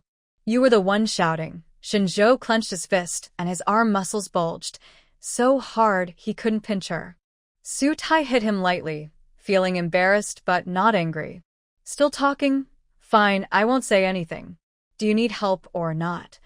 Wait a moment, my back hurts. I'll give you a massage. Stop it, we're outside. Come on, let's go home and do it. Without further ado, Shen Zhou pulled her into the house and closed the door from inside. Hey, don't be silly. It's only been a few hours, right? Was the last time around 3 or 4 o'clock? The time was about 3 or 4 o'clock, but it didn't matter. Only half a day had passed. Su Tai rubbed her waist and complained, It really hurts, I'm not joking. He comforted and hugged her, saying, Just lie down. What about dinner? Eat later. Since she didn't have dinner, Shen Zhou was restrained. He went back to his room and tossed around for nearly an hour, giving her a break for now. Su Tai lay on her pillow, breathing heavily, not wanting to move at all. Are you tired? He looked at her smooth back and couldn't help but reach his hand around her, slipping between her body and the bed. Su Tai wanted to push him away but had no strength, so she pouted, so tired and hungry. Where are you putting your hand? In a place I like. Shen Zhou, calling me like that sounds so nice. Stop. He caused trouble again. His breath, which hadn't settled, was already becoming chaotic. Shen Zhou moved his other hand to brush her messy hair from her shoulders, revealing her slender neck, and kissed it. Su Tai. What if it's not enough? The man's arms suddenly moved, flipping her over. Her face was still flushed, and now she bit her lip, looking adorable and shy. One more time, okay? He was good at comforting her. Just words weren't enough. His hands also sparked trouble. The fire inside Su Tai, which had just been extinguished, reignited. She shyly and timidly glared at him, then reached out to hold his neck. Just one last time. Good girl. This was probably the latest dinner Su Tai had ever had. Outside, it was completely dark, and even the dogs wandering during the day had gone home. Don't say Shen Zhou ate quickly. She was fast too. Eat slowly. Be careful not to choke. He patted her back. She glared angrily. It's all your fault. Yes, it's my fault. I couldn't help myself. Tonight, you're not allowed to come again. Really not allowed. It was a lie. She said so, but she had no willpower at all. Shen Zhou took off his clothes, revealing his muscles. Her mouth watered, and she couldn't resist a little. And she truly felt comfortable. When she hesitated, someone became proud. Eat first. Whether to do it later is up to you. There is usually nothing special, but before sleeping, they tend to do it again because both of them enjoy the feeling of their minds filling with fireworks. This metaphor is very fitting. Su Tai used to think that descriptions in words were nonsense, that there was no such thing as dazzling or explosive beauty. But after being with Shen Zhou, she felt that words still fell short. Sometimes, the feeling was more dazzling than fireworks exploding. This feeling isn't just about speed. How can I say it? Sometimes it's hard to reach that point and she needs to readjust and fully focus. Earlier, Shen Zhou was anxious, so the pleasure was limited, only pain. She would protest directly, telling him she was uncomfortable. He felt sorry and would slow down. Afterward, Shen Zhou wouldn't rush to clean up, but would hold her gently, just like now. "I'm sorry I hurt you just now," he said. Su Tai shook her head in his arms. "Sometimes I get impulsive. If you're uncomfortable, just tell me." "Yeah, I know," she replied. As long as she said she was uncomfortable, he would stop and comfort her. That's what she liked most about him. He didn't just care about his own pleasure. "Does it still hurt now?" "No, it doesn't hurt anymore. I was really worried I might hurt you," he said softly, brushing her hair with his chin. It tickled, and she moved away slightly. "Are you still worried about what happened earlier?" "I got a little carried away and lost control," he admitted. Su Tai also had questions about the pain. "Did I hurt you just now?" She was also worried at times. Shen Zhou loosened his hold and kissed her on the face, saying softly, "No, I only feel good." "That's good," she replied. "Do you want to wash up now?" "Yes." "Together?" "You promise not to do anything else, just wash." "I promise," he said. His promise was enough. They would just wash and then go to sleep. Days like this, simple and sweet, passed quickly. Before they knew it, it was the National Day holiday. And Wen's family came back. On the first day, Shen Zhou took Su Tai out to eat together. Auntie and uncle couldn't stop smiling when they saw Su Tai, constantly saying, "She's so lively." Su Tai just kept smiling. Later, Anwen saw that her parents were too enthusiastic, so she took Su Tai to sit under the longan tree in the yard to save her. "Is it very suffocating to be with them?" Anwen asked. Su Tai shook her head. "No, everyone just talks openly. It's nice. Don't you find it annoying?" "I don't," Anwen pouted. "I do." Shen Zhou was helping in the kitchen. Now only the two of them were under the tree. Su Tai looked at Anwen for a long time and decided to share her true feelings. "Big sister Anwen, my dad passed away early. My mom raised me alone. When my grandparents were still alive, our home was lively. But after they left, it was just me and my mom. It's hard to feel lively now. My aunt and uncle were very warm earlier. I almost couldn't handle it. But honestly, I really like this kind of family atmosphere. I think they are straightforward and adorable, just like Shen Zhou's parents. Maybe you and I are different. You need more personal space to think about your own things, so you feel overwhelmed by the noise. But think about it differently. Our elders are getting old. We don't know how long this lively atmosphere will last. Shouldn't we cherish it?" She wasn't lecturing, just sincerely sharing her thoughts. Anwen was touched inside and remained silent for a long time. "Big sister, when Shen Zhou sells the chickens and fruits at the end of the year, we could start planning for our wedding next year. You are only 2 days older than Shen Zhou, but he still has to call you sister. We're not rushing to get married now, but I still feel a bit embarrassed. Last time, Brother Songhen confessed to you, and you refused. I'm asking boldly, do you like anyone? If you don't want to say, that's okay. Just pretend I didn't ask." While saying this, Su Tai kept watching her expression. It was complicated, hard to read. She could only wait for an answer. After 2 or 3 minutes, Su Tai was about to give up, and Anwen finally replied, "Girls from the north are usually straightforward and a bit impatient. But you're from the south, so why are you so direct? Still, I like it. About your question, it's not that I don't want to answer, I just can't." "What do you mean?" "It means I don't know if I like that person or not." "Really? Is it that hard to decide?" Anwen nodded. "Yes, it is for me. Honestly, when I was in college, the guys who chased me could circle the earth." "Huh?" "No, I meant around the school. I misspoke. But I didn't like any of them. It's not that I think I'm too good. I just wasn't interested. After graduation, I successfully got a job, and some leaders wanted to introduce me to someone, but I wasn't interested in that either. I came here not because I was transferred, but because I took the exam again. My goal isn't this small local livestock bureau. I want to go to the provincial capital and work at the best research institute. This place is just a stepping stone." "Su Tai, do you know how hard it is to get from here to the provincial city?" You have to go through a lot, unless you have connections. Right now, I only focus on this goal. Everything else doesn't matter to me. That's why I get annoyed when my parents push me to date, to the point I don't want to go home. The guy who's chasing me now is the son of an old friend of my mom's. He's pretty good, a good match for me, but I don't know if I like him. What can I do? Even strong women have worries. Su Tai carefully asked, "Can I ask you a few questions?" And when nodded, "Go ahead. How would you rate his appearance?" "Out of 100, 90. That's pretty high. When you met him, did you feel comfortable or awkward?" "Comfortable. When you're not with him, do you ever think about him unconsciously?" "No, I'm so busy I have no time." "Has he ever told you sweet words?" "Yes, he said he liked me and wanted to be my boyfriend." "Liked or loved?" "Yes, liked." "How did you feel when he said those things?" "No feelings, just a bit annoyed." "Why annoyed?" "Because dating is a waste of time." Sunnuntai Tai was silent. Strong women focus on their careers. Love takes a back seat. And when felt she might have been a bit harsh and retracted her last comment. "It's not that everyone who dates is wasting time, just me. Xiao Tai, I'm only 28. Do I really have to find someone? Sis, having a healthy relationship is good for your mind and body. But two people looking at each other all the time, doesn't that get boring?" "Not boring. You should try it." "No. What can you do about dating Shen Zhou in the village? There are no entertainment facilities at all. How can you not get bored?"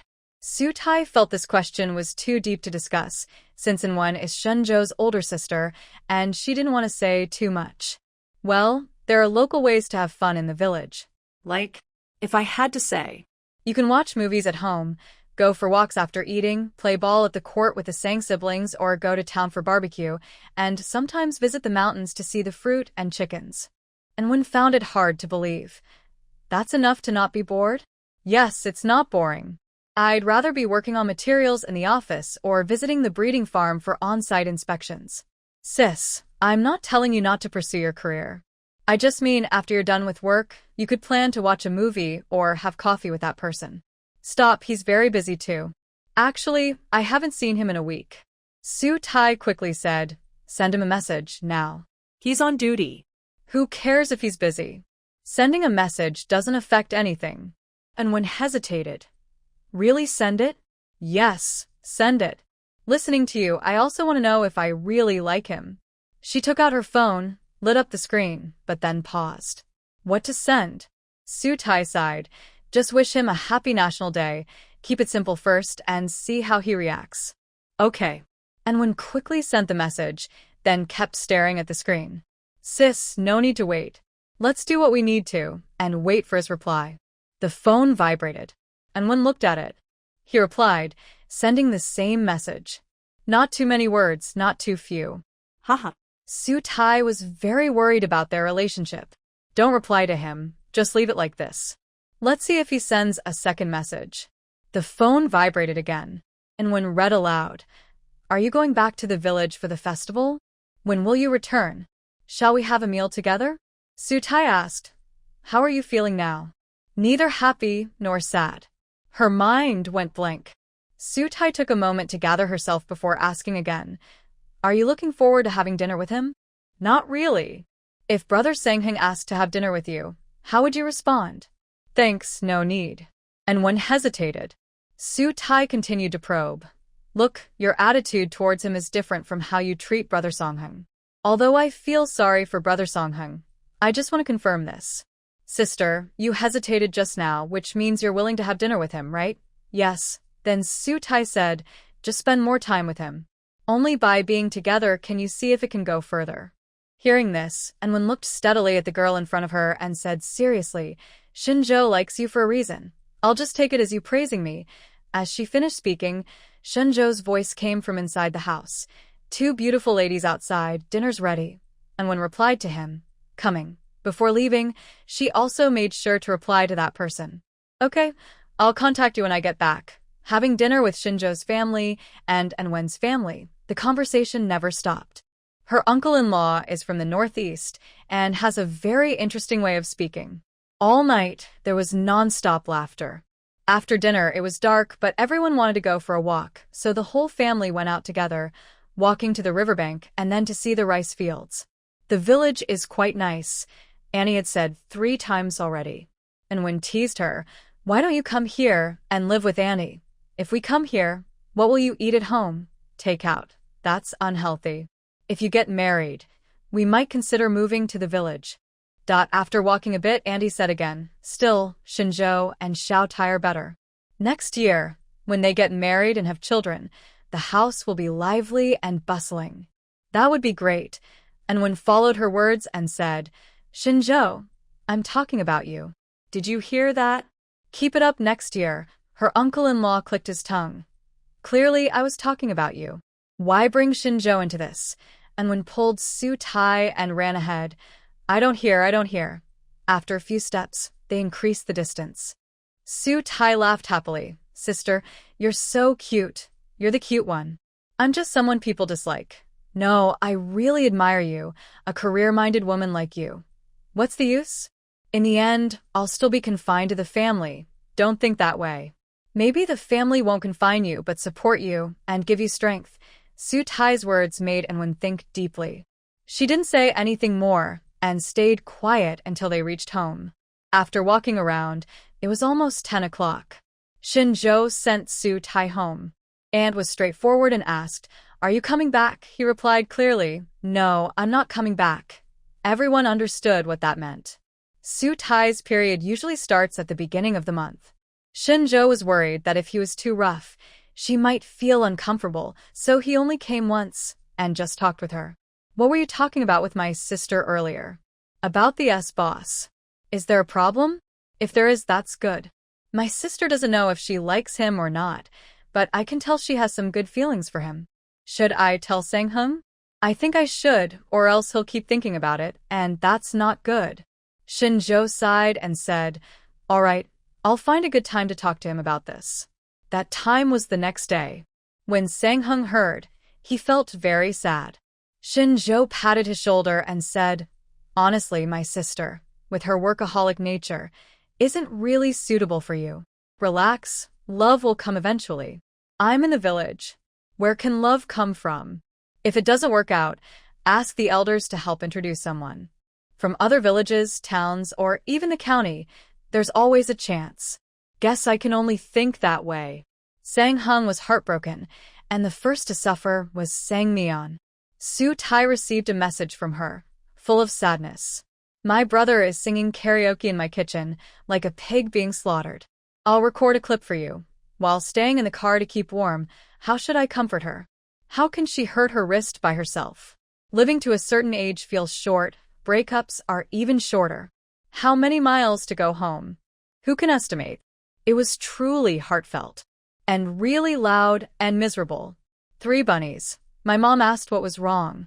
I said maybe because yesterday she killed his favorite chicken, Su Tai. 3 bunnies. So annoying. Is Shen Zhou on the mountain? Call him when he's free to come help me move my brother away. Su Tai, just let him bend a little. 3 bunnies. The key is my mom's hand with the knife is already unsteady. It's not that I can't stand it, I just want to save him. Su Tai. Alright, I'll call Shen Zhou. 3 bunnies. Thanks. She exited WeChat and dialed Shen Zhou's number. It wasn't answered. A few minutes later, he called back. Did you miss me? There was the sound of water nearby, as if he was fetching water inside the small house. Su Tai sighed. Brother Sang-hung is going crazy at home. Sang-mian asked me to invite you to go down the mountain and help him. Shen Zhou laughed loudly. How crazy is he? He was singing Mount Fuji loudly enough that his mother was ready to draw a knife. Okay, I understand. I'll take a quick shower and change clothes, then go. Later, I'll take him out for some beer. I won't be home for dinner tonight. Do you want to come to my place? No, I won't go. I feel bad when you're not around. Let's wait until the Mid-Autumn Festival when both families are together to eat. All right. I'm all sweaty and stinky. I'll hang up now. Su Tai mumbled softly, I'm not stinky. Before hanging up, Shen Zhou heard her and turned off the water, then said, I'll come back tonight to keep you company. Who said I want that? No matter. Just wait for me. I don't want to talk to you. Bye. A wave of heat swept over her.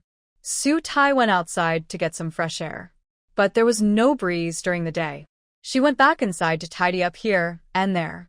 After finishing everything, she watched TV.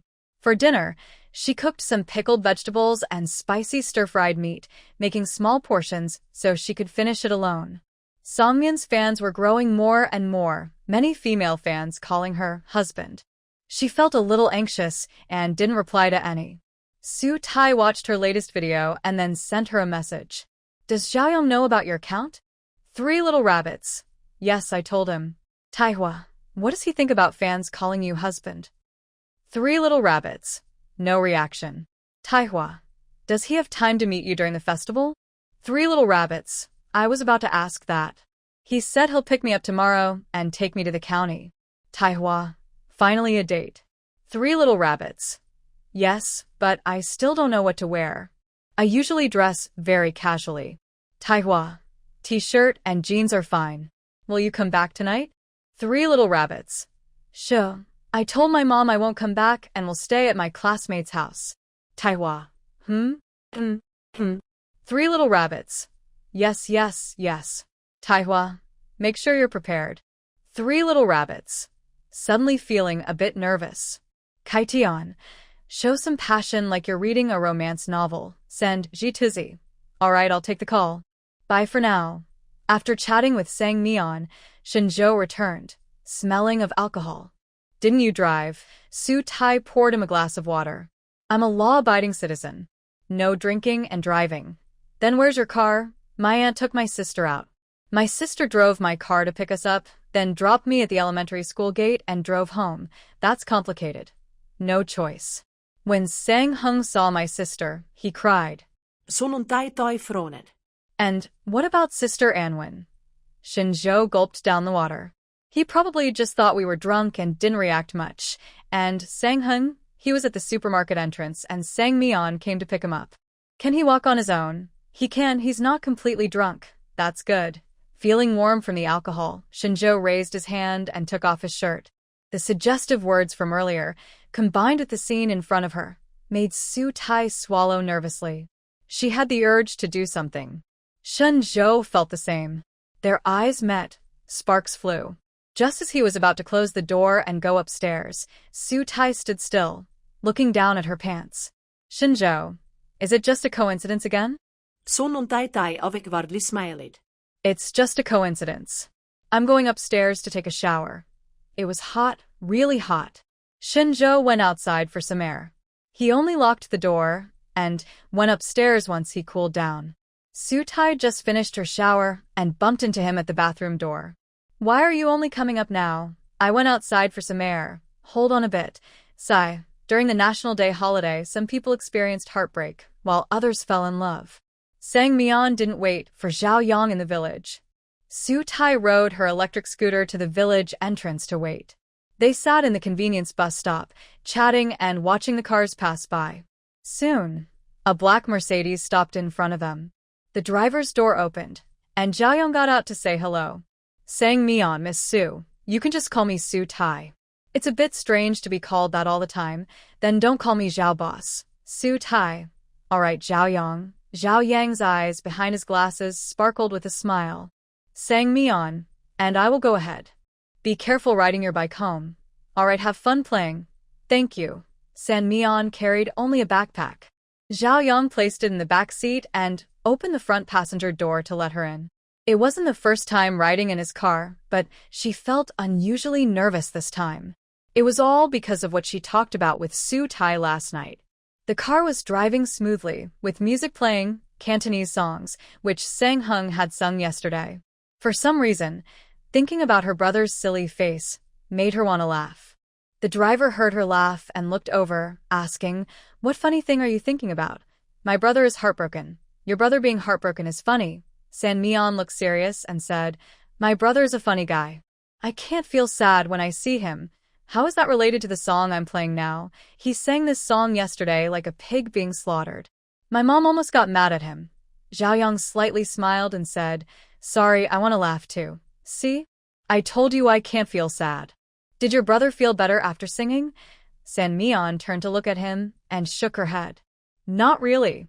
He sang a few more songs, and before my mom came into the kitchen with a knife, Brother Shen came and took him away. Your brother was singing in the kitchen? Yes. Our dining area is in the kitchen. We can pick songs and sing there, just like a karaoke room. Xiaoyang looked a bit surprised.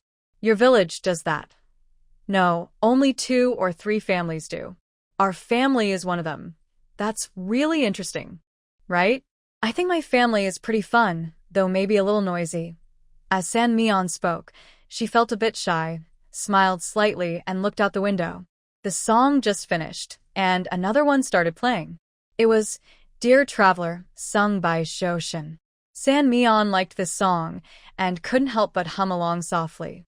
Xiaoyang tilted his head to look at her, a gentle smile growing in his eyes. On the way to the county town, they mostly listened to music, occasionally chatting without a specific topic, just saying whatever came to mind.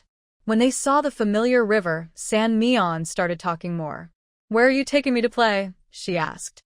Zhao Yang's voice was soft. Actually, you've probably been to all the fun places in the county. The only thing left to see now is the sunflower fields. Do you want to go? Sangmin shook her head quickly, saying, I go every year. I won't go anymore.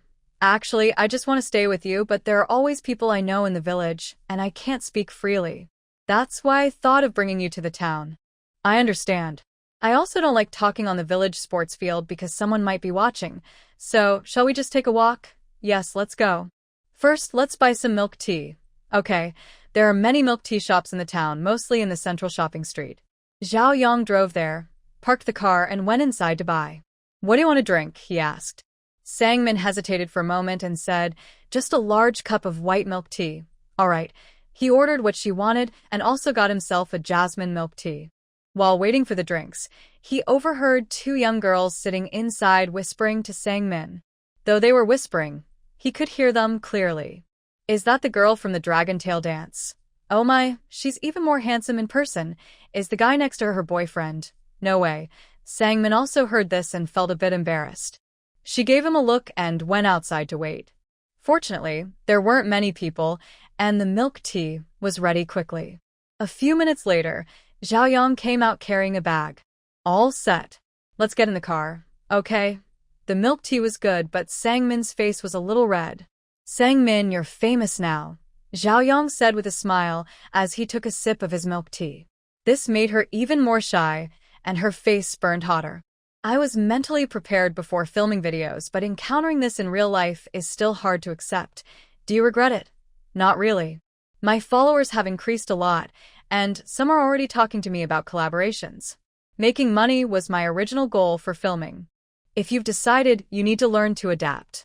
More and more people will recognize you on the street. Yes, I will get used to it. Hearing this, Xiaoyang nodded and smiled, then started the car and drove onto the road. In the town, besides the shopping street, the only other place to visit is the riverbank. Between these 2 spots, Sangmin chose the riverbank. During the day, parking is easy, so she parked by the roadside. The 2 of them walked along the riverbank, trying to stay under the shade of the trees. When they got tired, they found a big tree to stand under and looked at the river while chatting casually.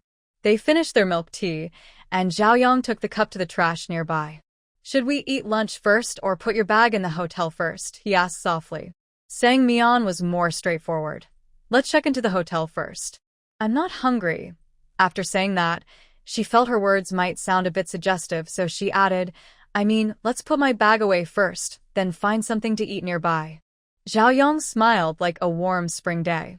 No need to explain. I understand what you mean. I didn't think anything dirty. Actually, I was thinking the same thing. Sang Meon looked surprised. Really? Don't be so shocked. I'm a man. When I'm with someone I like, I think about the things lovers do. But we haven't even kissed. At most, holding hands, hugging, or a kiss on the forehead. All those things I told Su Tai were just my own thoughts. She wanted to do something with Xiaoyang. Now that Xiaoyang was right beside her, her heart was pounding. And this normally gentle man suddenly took off his glasses and kissed her, pulling her by the back of her head. It was a sweet kiss, like milk tea, sweet. She didn't know much, and he didn't either. They just instinctively pressed their lips together. Luckily, The place where he parked was quiet, and no one was around at this moment. The kiss lasted a long time before their lips parted. His voice was deep and low. "Now you've kissed me." Her mind went blank. Sang Meon opened her mouth when her brain wasn't working. "Should we go to the hotel now?" Yes, he said. There was a hotel by the river, the best in the town, with a view of the river. When she asked at the front desk for a room, her face felt hot enough to fry an egg. But Zhao Yang, usually serious and reserved, didn't blush or get out of breath at all. The room number was 520, such a good number. Inside, he placed the 2 backpacks on a chair, took off his glasses, and kissed her. His body temperature rose quickly. Sang Meon quickly stopped him. I want to take a shower first." Zhao Yang pressed his forehead against hers and gasped. "Okay, you go first to wash." This was the most careful shower Sang Meon had ever taken, washing from head to toe until everything was clean. After drying her hair, she came out. It was his turn to go in. The bathroom in this hotel had frosted glass, so the outline of the person inside was clearly visible from outside. Thinking about how he had just looked at her that way, Sang Meon felt warmth rise to her head. Soon, the water sound stopped. He came out wearing a white t-shirt and gray cotton casual pants, with his hair half-dried and a pinkish hue on his pale skin. "You're so white," she said. Immediately, she felt awkward. Zhao Yang was even whiter than her. Why did she mention that now? She was so silly. Then she did an even sillier thing. She pulled back the blanket, lay down completely, and covered her head with the blanket.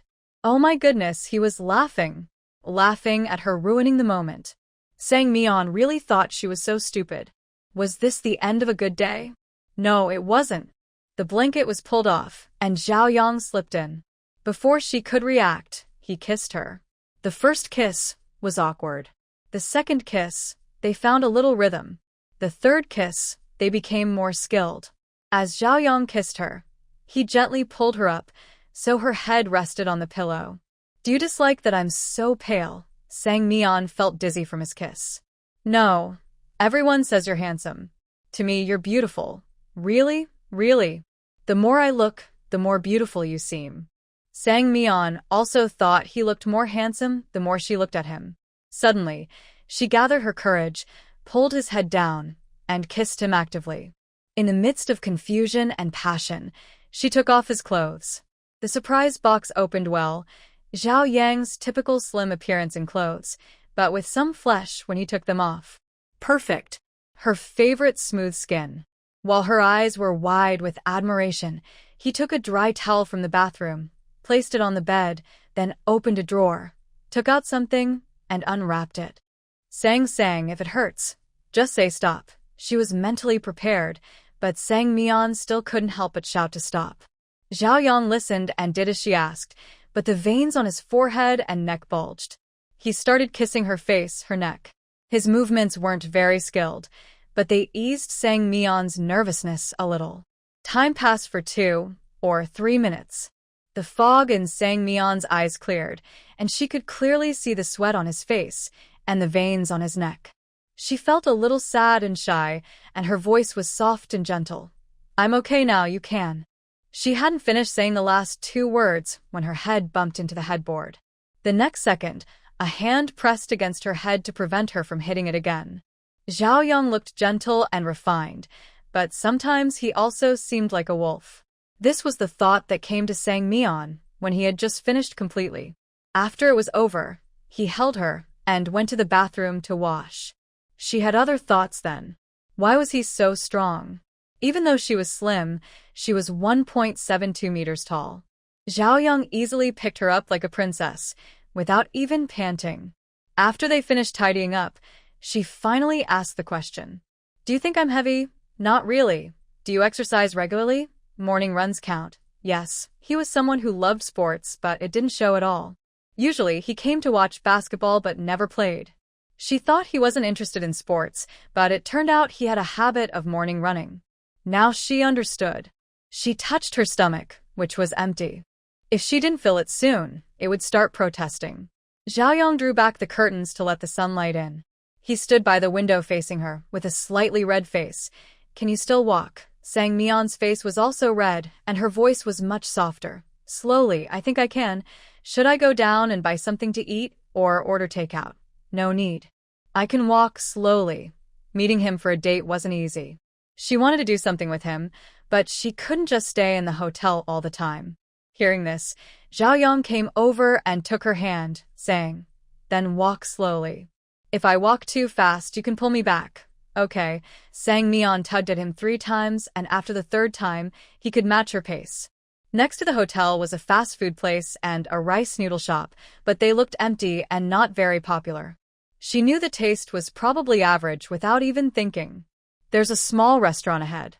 The food is good, but it's about 10 minutes away.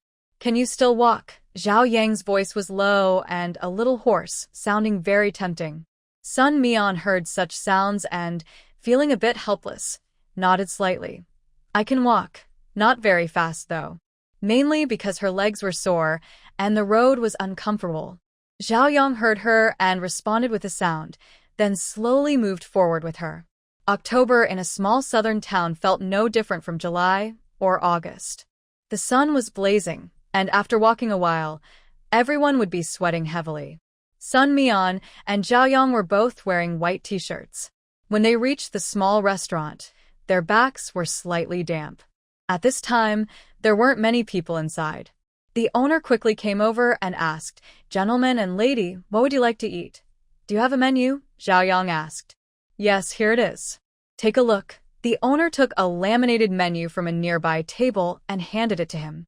He placed it on the table, and they looked at it together. "What would you like to eat?" "I like beef." "Beef with celery?" "Yes, that's fine."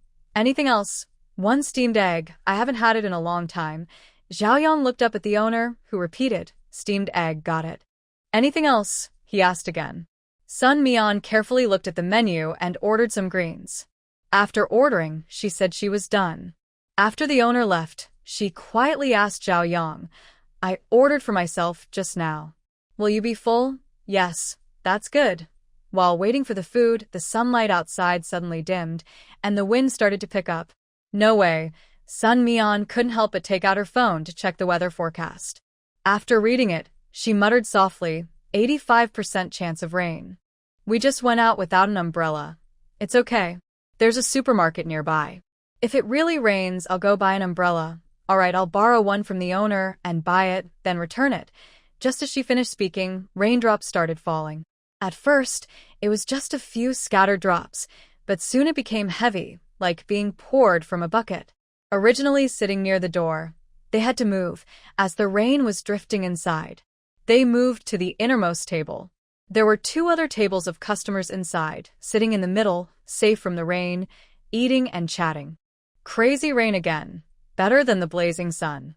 "It's so hot. I want winter to come quickly so I can wear my new down jacket. Did you buy it this year?" "Yeah, I bought it on sale after the new year, so it was cheap." After listening for a while, Sang Meon leaned over and asked Zhao Yang, "Do you prefer winter or summer?" "Autumn." "Why?" "Winter is too cold and inconvenient, summer is too hot, and makes me sweat easily. Autumn is better. The temperature is just right." His words sounded very serious, but to Sang Meon, they seemed a bit funny. She immediately thought of what just happened at the hotel and blushed suddenly. Zhao Yang was normally quite normal, but when he saw Sang Meon blush, his ears also turned red. He couldn't help but lean close to her ear and say, "I'm not talking about that. Don't think wrong. Even when it's raining, it's so hot." Sang Meon used her hand as a fan. Fortunately, the boss brought out the food. After placing the dishes, he sighed outside. "It's been raining for a while. I just washed my car, so please wash it again." Sang Meon couldn't help but laugh. Zhao Yang also smiled softly and said, "I wanted to wash it myself, but I didn't get the chance. Now, thanks to the rain, it's already done. Be quiet, don't upset the boss." The boss said, "I heard that." "No worries, I suspect I might be a rain god. Every time I wash my car, it rains." Another customer at a nearby table laughed. "Boss, maybe the rain isn't caused by you. Maybe it's that real rain god." "Who?" "The singer from the music scene." "Oh, I see." The boss was quite funny.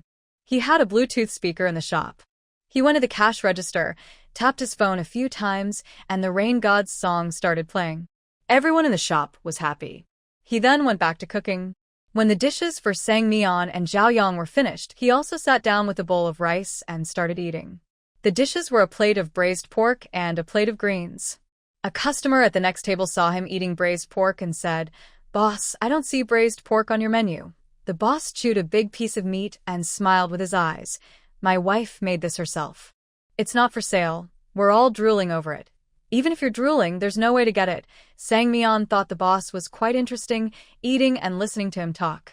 Zhao Yang scooped a piece of beef onto her plate and asked, "Why are you always smiling? Boss is so cute." After taking a few bites, she still couldn't help but softly ask, "Do you think the boss is that cute?" Sanmian looked at him in surprise. "You're so serious?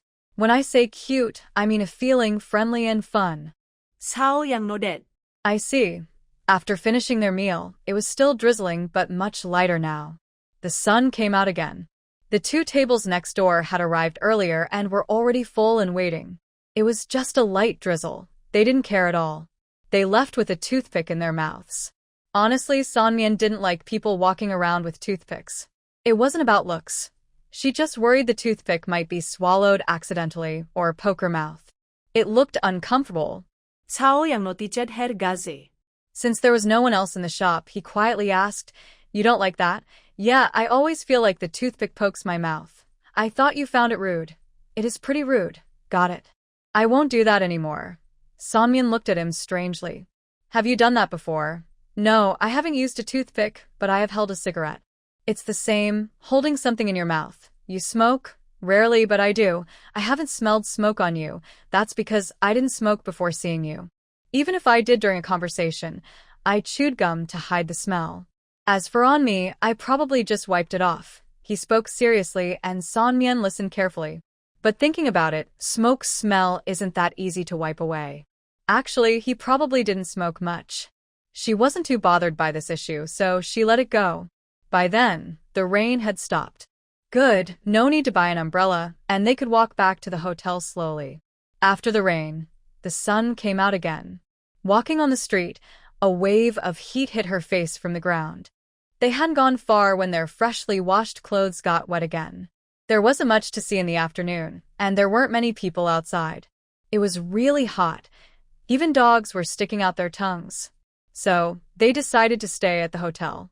Going out and coming back made them sweaty, so they had to wash up again. Sanmian really admired her foresight. She only stayed one night, but brought 3 t-shirts. After washing up, she changed into a loose t-shirt and wore baggy denim shorts, both comfortable and relaxed. Many girls say they have a youthful spirit, and they think it's related to their clothing choices. Is it okay to be so neutral in front of Zhao Yang? She hesitated when choosing clothes at home, but in the end, she decided to be herself. Loving someone isn't about pretending, it's about liking the real person. If she tried to fake it, wouldn't everything be exposed once they lived together? She didn't want that. Her view on love with Su Tai was almost the same. Be yourself and don't hide anything, including desires. While taking a shower, she also brushed her teeth to keep her breath fresh. When Zhao Yang came out of the shower, she could smell the scent of his body wash. It was amazing. Though they were both men, the smell on Sang-hung was different from Zhao Yang's. Sang-hung works at a farm, and if he spends a lot of time in the chicken coop, he smells like chickens. But after a shower, he smells nice. That scent was different from Zhao Yang's. It's not just about different body washes. Their natural scents are different too. If Sang-hung and Zhao Yang stood in front of her, she could tell which one was Zhao Yang even with her eyes closed. Once she had that thought, her nose would automatically go to smell. Zhao Yang looked at her with a smile, touched her short hair, and asked, "What are you smelling?" "Your scent. What do you feel?" "I can't really say. Is it nice or not?" "Nice." "Want me to get closer, so you can smell better?" He said this and leaned in, his nose just touching her forehead. All the passionate feelings from earlier during dinner suddenly flooded back. Sang Meng felt like she was roasting in a fire, so hot she couldn't stand it. Zhao Yang felt the same. Sang, what should we do? I think I'm starting to enjoy this too much. But we've already done it 3 times. Now she still felt a little pain. Her eyes were full of water. her voice soft, drifting into Zhao Yang's ears, making his heart itch. He knew she wasn't comfortable. Feeling tender, his throat moved, and he suppressed his desire to push her down. He spoke in a husky voice, "If we don't go all the way, I'll just kiss you." His scent was really nice, and his voice was very pleasant. His Mandarin was clear and proper, sounding very comfortable. Sang Meon gently took off his glasses, hooking them with her index finger, and let her hand hang around his neck. They were 12 centimeters apart in height, so she could kiss him just by looking up. She was the one who started, but she couldn't tell him to stop. Zhao Yang seemed determined to take all her breath away, holding her by the back of her neck and deepening the kiss. Her rational mind couldn't compete. Desire filled her entire thoughts. Zhao Yang couldn't remember what he had just said.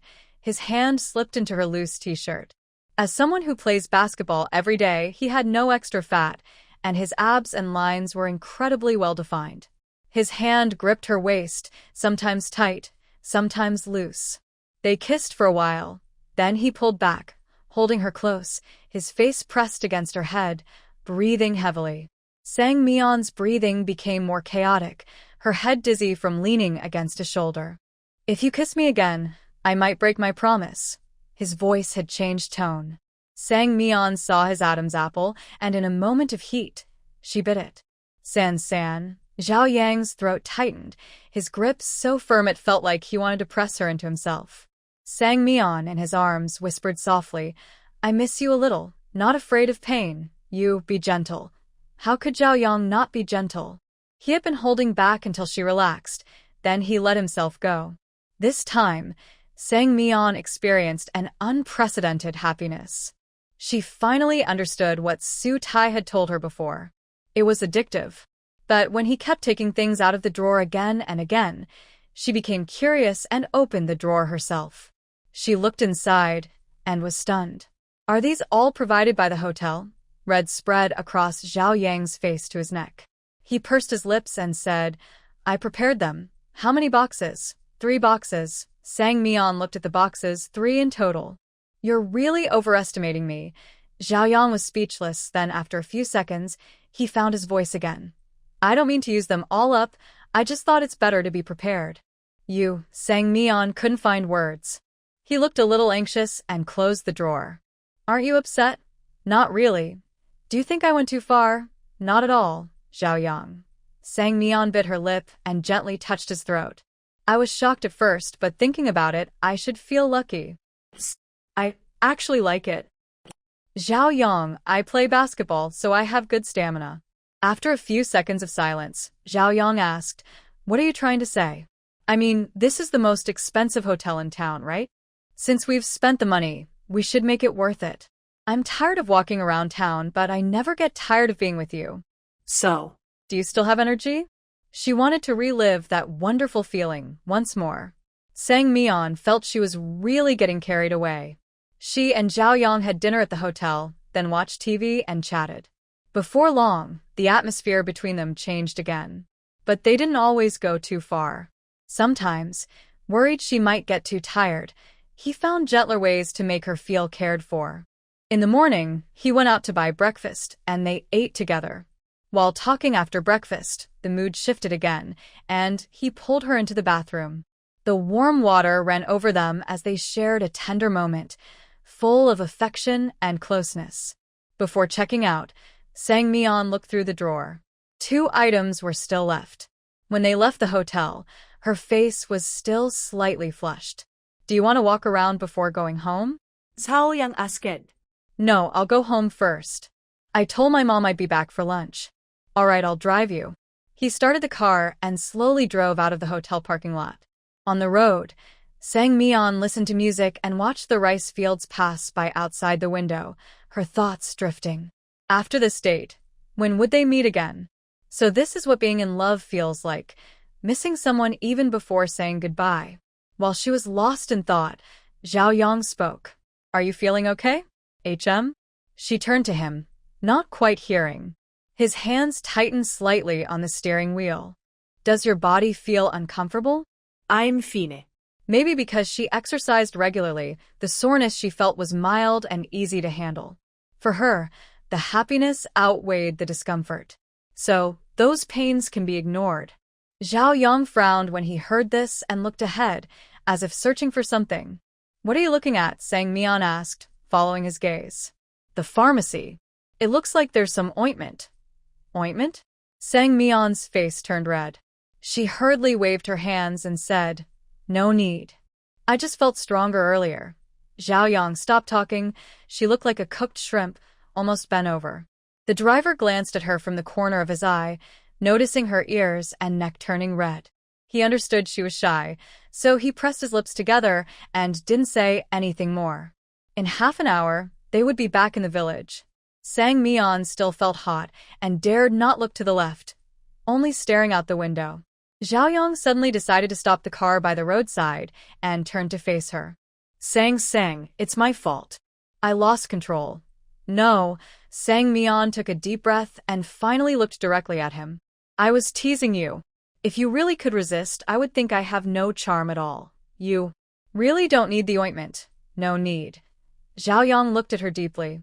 After a few minutes, he reached out and gently patted her head, saying softly, Go home and rest well. Okay.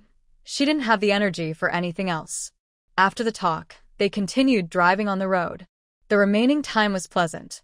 She started chatting about all sorts of things from north to south. Zhao Yang responded kindly, and sometimes laughed happily. As planned, she got off at the convenience station, and Su Tai came to pick her up. While waiting for Su Tai, the two stood facing the rice fields, chatting. After today, will you be busy again? Sang Meon asked the person beside her. Yes, I can stay at home for a couple of days, then go out of town. All right, it probably would be a long time before they saw each other again. She felt a little sad. Zhao Yang noticed her mood change. He quietly linked his fingers with hers and whispered, It won't be long. Once I finish my work, I'll come back. I should be able to see you in about 7 or 8 days. Really? 7 or 8 days was manageable. Really? Just then Su Tai arrived and her electric car stopped beside her. Am I early? She said with a cheerful smile. Zhao Yang's fingers were still intertwined with Sang Meon's, and he didn't let go. I should head back now. Okay. Sun Meon first pulled his hand back, waited for her to get in the car, then watched the vehicle drive away before riding his small electric scooter back to the village. At noon, the sun was shining brightly, making everything hot. Su Tai was riding her scooter and talking to the people behind her. Have you finished your work? Yes. How does it feel? Very good. Su Tai smiled with her eyes crinkling. It seems he's a gentle person. Yes, he is gentle when needed and strong when necessary. Oh, her tone rose slightly, sounding playful. Sun Meon patted her shoulder. Don't act like that, or I'll start talking about you and brother Shen Zhou. Oh, no more talking. You guys didn't rest much last night, right? Su Tai's gaze flicked to her wrist for a moment, then she looked away calmly. My aunt is on her period, so I couldn't do much. Then why is your neck red? As a good friend, she paid close attention. Su Tai kept her mouth shut. Behind her, Sun Meon chuckled, then returned to a serious tone. Actually, I envy you. Living in the same village as Shen Zhou, you can see him whenever you want. Zhao Yang is in the county, not far away. No, he runs a small factory and often travels to the neighboring province. He said earlier that the next time they meet, it will be in 7 or 8 days. 7 or 8 days. That's so long. Su Tai felt sad just thinking about not seeing Shen Zhou for that long. She slowed down her scooter and turned her head to comfort the people behind her. We're still young. Focus on earning more money now, and it will be better later. That's all I can think of. The small electric scooter entered a small path, and soon they saw Sang-hung fixing his electric vehicle at the door. Brother Sang-hung, Su Tai called out from afar. He looked up, his face sturdy. Little Tai is here. What are you doing? The scooter was moving fast, stopping right in front of him. He looked at the person on the back seat of the scooter, then at the rider, and said, There's a small problem with the scooter. Su Tai was surprised. You can fix it yourself? Somewhat. Don't listen to him, he's just messing around. Sun Meon, carrying a backpack, stood behind him and complained. Sang-hun looked up and glared at her, then turned to Su Tai. I didn't mess around. It's a small problem I can fix myself. That's impressive.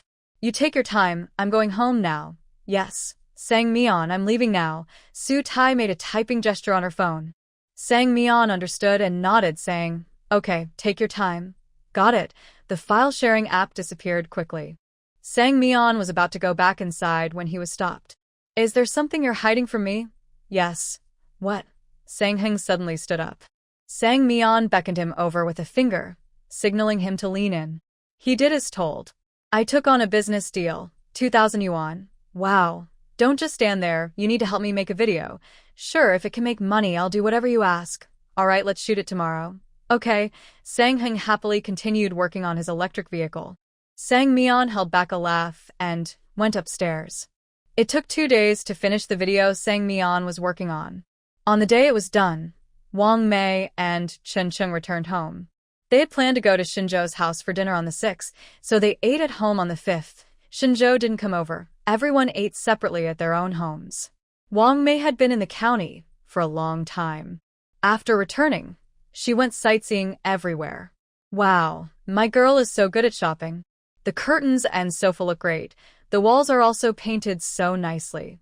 Our house on the first floor looks completely different, much warmer and more comfortable. Su Tai looked around with her. The walls were painted by Shen Zhou, and he also installed the curtains. I knew Shen Zhou was capable of anything. You really have good eyes. Of course, as mother and daughter walked, they went to the vegetable garden. He also helped a lot with the vegetable patch, right? Yes, he did most of the heavy and tiring work. Wang Mei smiled with her eyes squinting. Finally, they looked at the backyard. Oh, you bought ducks by yourself? Yes, I went with Shen Zhou. He chose them. Good choice. They walked around inside and outside, then returned to the living room to watch TV. It's been a long time since I watched a big TV. I feel so happy. Chun Cheng's small house in the warehouse didn't have enough space for a TV. Su Tai thought for a moment, took out her phone, opened the orange app, searched for tablet, and then showed it to the person next to her. Mom, how about I buy you a tablet? It's more comfortable to watch on than a phone. Nowadays, tablets range from expensive to affordable, some costing around 1,000 yuan, and they're good for watching TV and movies. Wang Mei carefully looked at the options with her, and after browsing, they chose a tablet priced at 1,599 yuan. Let's get this one. A device in the 1,000 yuan range is pretty much the same quality. Su Tai immediately placed the order. After buying the tablet, Wang Mei held her hand and asked, Xiao Tai, how many months have you been back in the village? I haven't asked carefully yet. How is your income? It's better than when I was in Vietnam. I make over 3,000 yuan a month. That's good. Yes, before I was earning around 1 or 2,000 a month, but in the past few months since I came back, I've been earning over 3,000. As long as she could earn money, Wang Mei felt at ease. Su Tai leaned on her arm and pouted playfully. I'm so capable. Why don't you trust me? I'm worried you might not have enough money for expenses. I have enough. I don't spend much in the village, just buy some meat, ingredients for videos, and a few small things I like online. You can do the math, I still have some left. Although Wang Mei didn't have a high education level, she was good at math. She quickly figured out the answer, smiled, and said, There is some left, but you've spent quite a bit on these things for the house, right? Yes, I used all the leftover money these past few months to improve our home. But it's worth it to live comfortably. Especially the living room, where she and Shen Zhou made some fruit ice, drank it, and watched movies. So relaxing. Once, they even closed the windows and did it in the living room, which was also very enjoyable. Of course, she couldn't share this last part with her mom. She kept it to herself. Wang Mei looked around happily and clapped her hands, saying, Yes, life is about spending when needed. We shouldn't always be stingy. That's right. But I need to find time to check on my pension insurance. I used to have my company pay for it, but now I have to buy it myself. Yeah, buying your own pension means paying a fee every year. It's okay. I believe I will earn more and more. Later, she told Wang Mei about Sang Meon's work with Guang, and Wang Mei's eyes widened in surprise. The conversation then shifted to making videos, and they kept talking until Chen Cheng came to visit. Uncle Cheng, Su Tai greeted warmly as she saw him at the door. Chen Cheng entered carrying fruit in one hand and rice, wine in the other. Little Tear, tomorrow we will go to Shen Zhou's house. We shouldn't go empty-handed. Please bring this box of fruit and rice wine. I also have 2 packs of cigarettes and a bottle of wine, all good gifts from the boss. Let's take them all tomorrow. Actually, Shen Zhou's mother said it's enough just to visit. No need to bring anything. But Su Ter knows this is Chun Cheng's kindness. He treats her like his own daughter, so she happily thanks him. After finishing her words, Wang Mei stands up and calls Chun Cheng to go to the backyard to kill a chicken. She hasn't cooked in the village's big kitchen for a long time, so tonight, she wants to show her skills. Su Ter sits on the sofa playing with her phone, waiting for dinner. Shen Zhou's message came just in time, making her feel less bored. What are you doing? Waiting for dinner. Auntie is cooking? Yes, she's very excited. Miss her kitchen? Exactly. How about you? Is dinner ready yet? Not yet. Uncle is preparing Northeast dishes for us, so we have to wait. Northeast famous dishes, like chicken stewed with mushrooms and iron pot goose stew. I knew these too. They are really delicious. Next time, let's make them ourselves. How long Wang Mei took to cook, Su Ter chatted with Shen Zhou. Dinner was ready, and the family sat at the table. Phones were put aside. Chun Cheng took chopsticks and served Su Ter a chicken leg first. She smiled and said, "Thank you, Uncle Cheng. You're welcome." Chun Cheng has no children of his own and treats his partner's daughter like his own.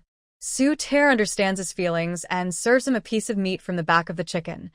"Uncle Cheng, this is delicious." "Thank you, Lil Ter." He cares for her and she respects him. Wang Mei watched happily. During dinner, Chun Cheng ate quietly, only talking about funny stories from his warehouse when Wang Mei mentioned them. Su Ter told them about big and small village matters. They chatted and ate until it was completely dark outside. After clearing the dishes, Chun Cheng was going to a friend's house for drinks. Wang Mei and Su Ter closed the outside door and watched TV on the first floor. "Mom, a new teacher just started at school. She just graduated. I've met her a few times. She's very quiet." "Really?" "Not from here, and she probably won't stay long." "Teacher Huang is not from here either. He's different. His heart is only with his students. Does he not want to get married at all?" Wang Mei thought for a moment and said, "I remember once I mentioned this to him. I wanted to introduce him to a girl from the next village, but he refused. He said he's not feeling well and doesn't plan to marry in this life." "Really?" Su Tai was surprised. "Yes, but I haven't told anyone else. I'm only telling you now because you're grown up. Don't spread it around."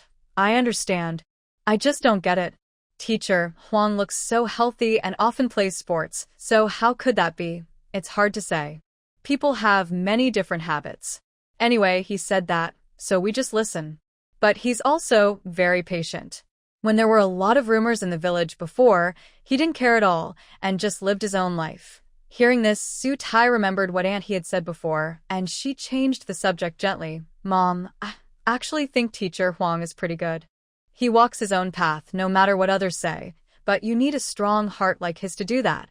We all have that," she replied.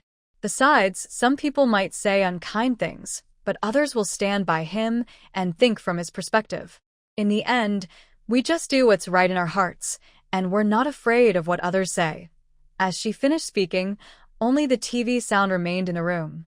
After a moment, Wang Mei looked at Su Tai with a faint smile. "Girl, are you talking about me and Uncle Cheng? Did you hear something?" "I heard blessings." Even if it was just comforting words, Wang Mei felt happy to hear them. Recently, she had been living in the county and hadn't chatted much with her village friends. It wasn't because she didn't have time, but because she didn't know what to say or was afraid they would ask about Chun Cheng. Deep down, she still cared about what others thought. But today, hearing her daughter say that, her heart felt completely at ease. Walking her own path, no matter what others say, that's her current thought. After chatting enough, Su Tai went upstairs to sleep. Wang Mei watched TV in the living room for a long time until her eyelids drooped and she went to bed. She woke up on Mid-Autumn Festival, a day for family reunion. In the evening, she would go to Shen Zhou's house for dinner, so in the morning she needed to go out and buy some vegetables for lunch. Chun Cheng was driving a tricycle with Wang Mei to their destination, taking the busier main road instead of the quiet little path. They left the village through the small supermarket road. Today, they planned to make stuffed tofu. Su Tai wanted to film a video of the process to post on her account. Actually, Su Tai likes all kinds of stuffed dishes, like stuffed eggplant, stuffed green peppers, stuffed bitter melon, and stuffed pumpkin flowers. She believes everything can be stuffed. Her filling includes glutinous rice, shiitake mushrooms, taro, carrots, a mix of lean and fatty pork, chives, and wood ear mushrooms. The glutinous rice had been soaked the night before by Wang Mei. Everything was ready. First, she fried the dried wood ear mushrooms and set them aside. Then she lightly fried some lean and fatty pork in a little oil. Once the pork changed color, she added the soaked rice, chopped taro, and chopped carrots, and stir-fried everything. When nearly done, she added the fried mushrooms and shiitake mushrooms. Finally, she added chopped chives and continued stir-frying. For seasoning, she used soy sauce, dark soy sauce, cornstarch, and salt. There are no strict measurements. She relied on her experience. After the filling was cooked, she cut a small opening in the tofu puffs and filled them with the mixture, packing them full. Then, she steamed them for about 30 minutes. This dish is really delicious and filling. With this, you don't need much rice. Just a few of these stuffed tofu pieces are enough. Besides stuffed tofu, she also stir-fried hollow vegetable stems, using the same method as before. It's sour and spicy, very appetizing, and goes well with rice. Chen Zhou also cooked a dish, stir-fried pork liver. The pork liver smelled great when cooked. Usually, Su Tai isn't a big fan of liver, but she ate several pieces today. They ate a hearty lunch. After eating, they couldn't nap immediately, so the three of them watched TV and chatted. Su Tai watched, talked, and edited her video at the same time, killing 3 birds with 1 stone. After a while, Chen Zhou brought up a topic. Someone wants to rent my house. Do you think I should rent it out? Wang Mei was surprised to hear him say that for the first time. Who is it? Su Tai was also surprised. There are still people renting houses in the village. She stopped editing her video and looked up, waiting for Chen Zhou to continue.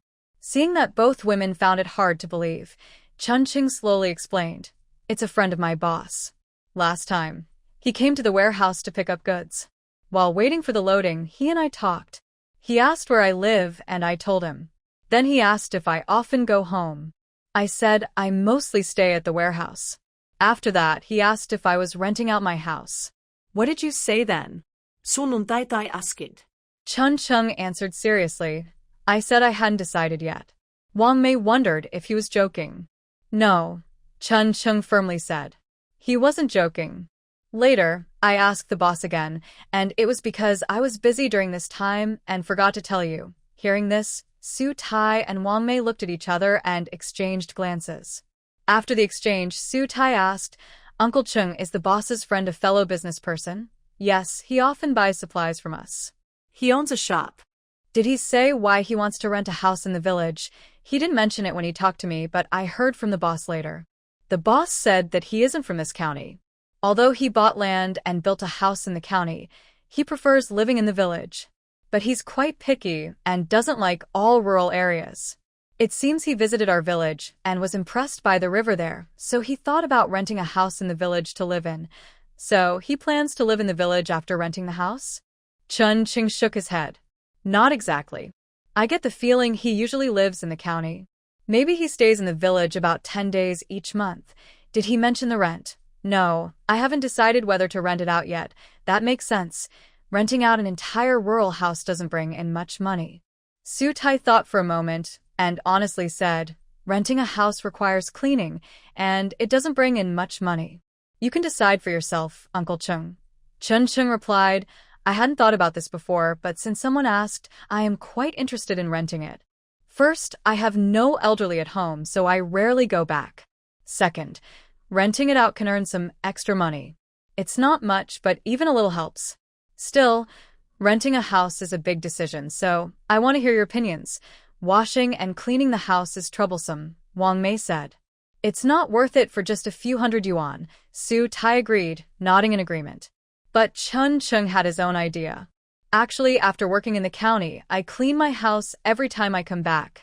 If I have things I don't need, I sell them. If I can't sell, I throw them away. I don't have many belongings left, so cleaning is quick. Most importantly, I've saved some money and want to buy a small house in the county to live in. Renting out the village house can reduce my stress. After saying all this, it's clear he just wants to rent the house. Of course, what he said makes sense. Sutai thought for a moment and continued, that's fine. Even if you rent it out for a year, you can earn a few thousand yuan. You can decide what to do. However, about buying a house. Wang Mei was already anxious. When she heard about buying a new house again, she became even more worried. Before she could finish speaking, she was interrupted. Chung, you mentioned wanting to buy a house before. I thought you were joking. Many people in the village buy houses in the county, but usually those with better financial conditions or who have lived there for a long time. Although Chun Chung has been working for that boss, it's not a secure, permanent job. She was a bit worried. What if he quits later?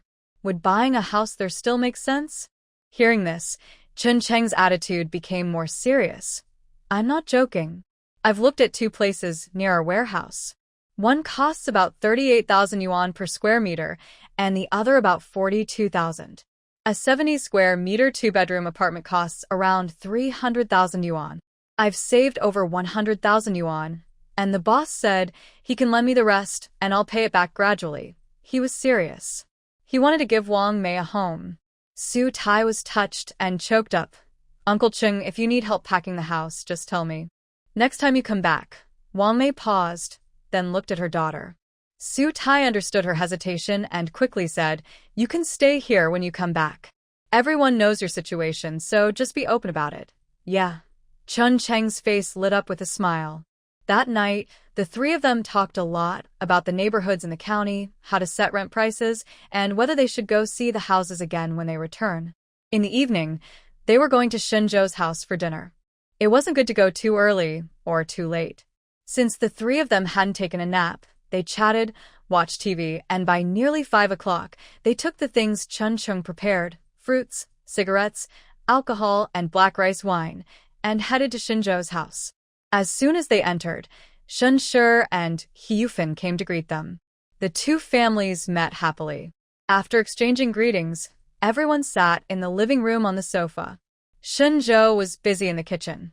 Originally, Su Tai wanted to help, but Shen Zhou didn't allow it and asked He Yufan to assist. Since the 2 families already knew each other, they quickly started chatting happily. Dinner was served promptly at 6:30. When they sat down at the table, Shen Zhou poured drinks for everyone, either white wine or rice wine. The women present all chose the sweet rice wine. As the parents of the groom, Shen Zhou spoke first. Today, Xiao Tai's family came over for dinner. I am really happy. My family is lucky to have Shen Zhou who can be friends with Xiao Tai. Our Shen family is now hoping he will marry Xiao Tai soon.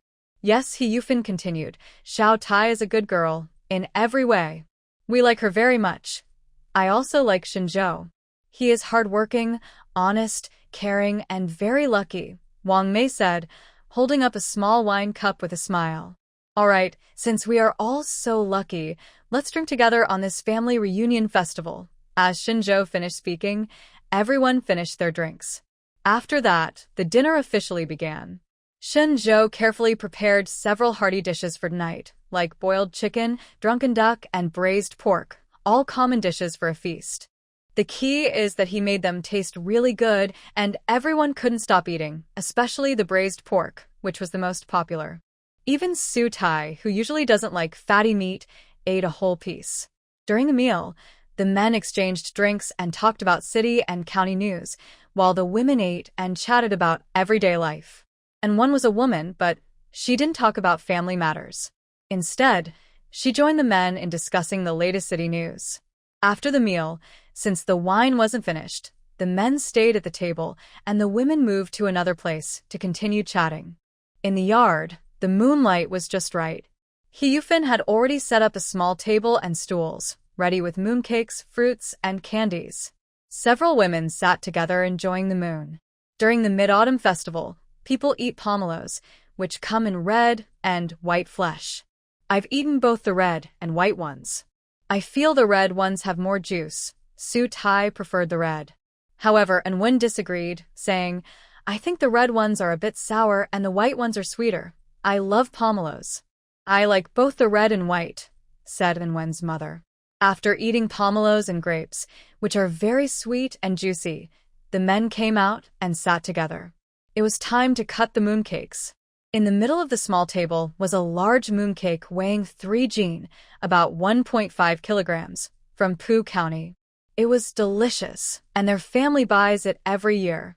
The big mooncake was cut into small wedge-shaped pieces, and each person took one to eat. Although this mooncake has 5 kinds of nuts, it's a bit different from usual 5-nut mooncakes. The exact difference is hard to describe, but it tastes very soft and fragrant. But there was still the same concern. Eating too much mooncake can cause heat. So, when they had eaten enough, He Yufin went inside to brew a pot of cooling tea, and everyone had a cup. During this festival, everyone who could return to the village did so.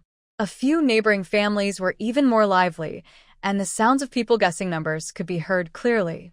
Uncle was interested in guessing numbers and learned from Shen Zhou, but it wasn't easy to master. He tried several times but couldn't get the hang of it, so he gave up for now. With many people around, everyone sat with whoever they wanted to talk to, and their positions changed completely from the beginning. Anwen pulled Su Tai to the foot of the longan tree, away from everyone else. Big sister, do you have something to tell me? Su Tai guessed it was about feelings. Sure enough. Anwen lowered her voice. He has been sending me messages these past 2 days, asking what interesting things I do in the village. I kept my answers simple. Tomorrow I'm going back, and he invited me to dinner tonight. I'm thinking about what to say when we meet to make my feelings clear. There's nothing you need to say. Su Tai's eyes sparkled like stars in the night. When you meet, your heartbeat will tell you. Just feel it. If my heart isn't pounding fast, does that mean I don't like him? Yes, alright, I'll pay attention. Big sister, love isn't like your research. It's not about logic or analysis. You just need to follow your heart. In other words, if you enjoy being with him, keep going. If not, just stop and don't hurt yourself. I think I understand. Honestly, I'm not as good at dating as you are. Su Tai paused and laughed. I'm not very good either. What I tell you are just my feelings, not tricks. That's still better than me. As she finished speaking, the elders called them over to eat fruit. Reluctantly, they carried their stools over to join everyone. While admiring the moon, Aunt mentioned Shen Zhou and Su Tai's marriage. Shen Zhou said, My orchard's fruit is almost ripe, and the chickens are ready to be sold. It will be too busy at the end of the year. We'll start preparing these things next year. Getting a marriage license also needs a good day. He Yufin already had a plan in mind. I know. We'll ask someone to pick an auspicious day next year before we go to register. Shen Zhou replied. The two families sat together, discussing plans for next year. The more detailed matters, like choosing a lucky day, were left to He Yufin to handle. Shen Zhou and Su Tai waited for her to inform them. Her notice came quickly. A week after the Mid-Autumn Festival, when Su Tai went to Shen Zhou's house for dinner, she learned the exact date. It's in January. Mom, wasn't it supposed to be next year? Shen Zhou felt she was rushing. But she replied seriously, even the master needs to queue for this. He just happened to be free now, so I'll go get it done first. By next year, so many people will be getting married in spring, I don't know when I'd get a turn. That evening, Su Tai called home to tell Wang Mei about the wedding registration date. Wang Mei was very happy and said it was good to have it settled. There was another happy event that night.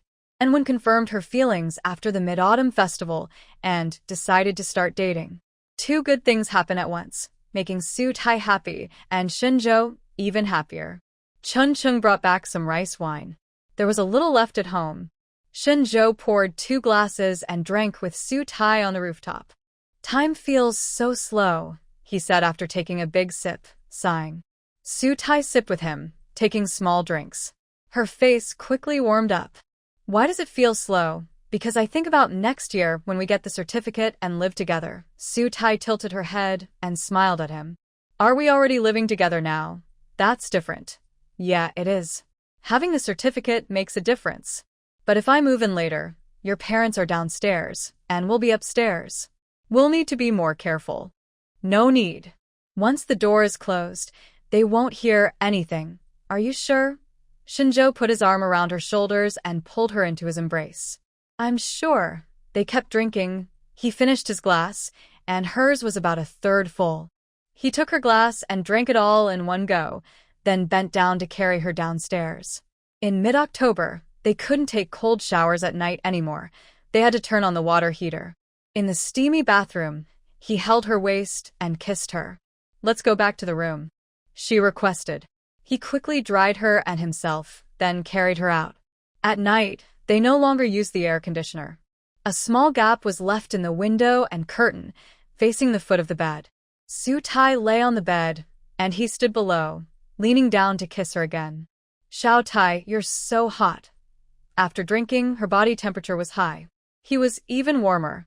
Su Tai unconsciously responded, hooking her neck around him. Very soft and charming. Just a gentle sound like that made Shen Zhou feel eager and go straight to the point. A cool breeze kept sneaking in through the window crack, but it couldn't cool down the hot room. In the end, both of them were sweaty and took a shower before finally falling asleep peacefully. The next day, Su Tai and Shen Zhou were watering vegetables in the garden when two tricycles passed by. They were unfamiliar faces. She couldn't help but walk to the door to look and saw the tricycles stopped at Chen Cheng's house. Shen Zhou, is that the person renting the house? She whispered. Shen Zhou turned off the water and came to the door to look, then shook his head after observing. He doesn't seem like the owner. Maybe he's just helping with the move. After saying that, a few more people came from the alley, including two middle-aged men and two young people. Mr. Liu, is this the right place? The person on the tricycle called out. The middle-aged man walking ahead responded, Yes, wait a moment. The keys are with me.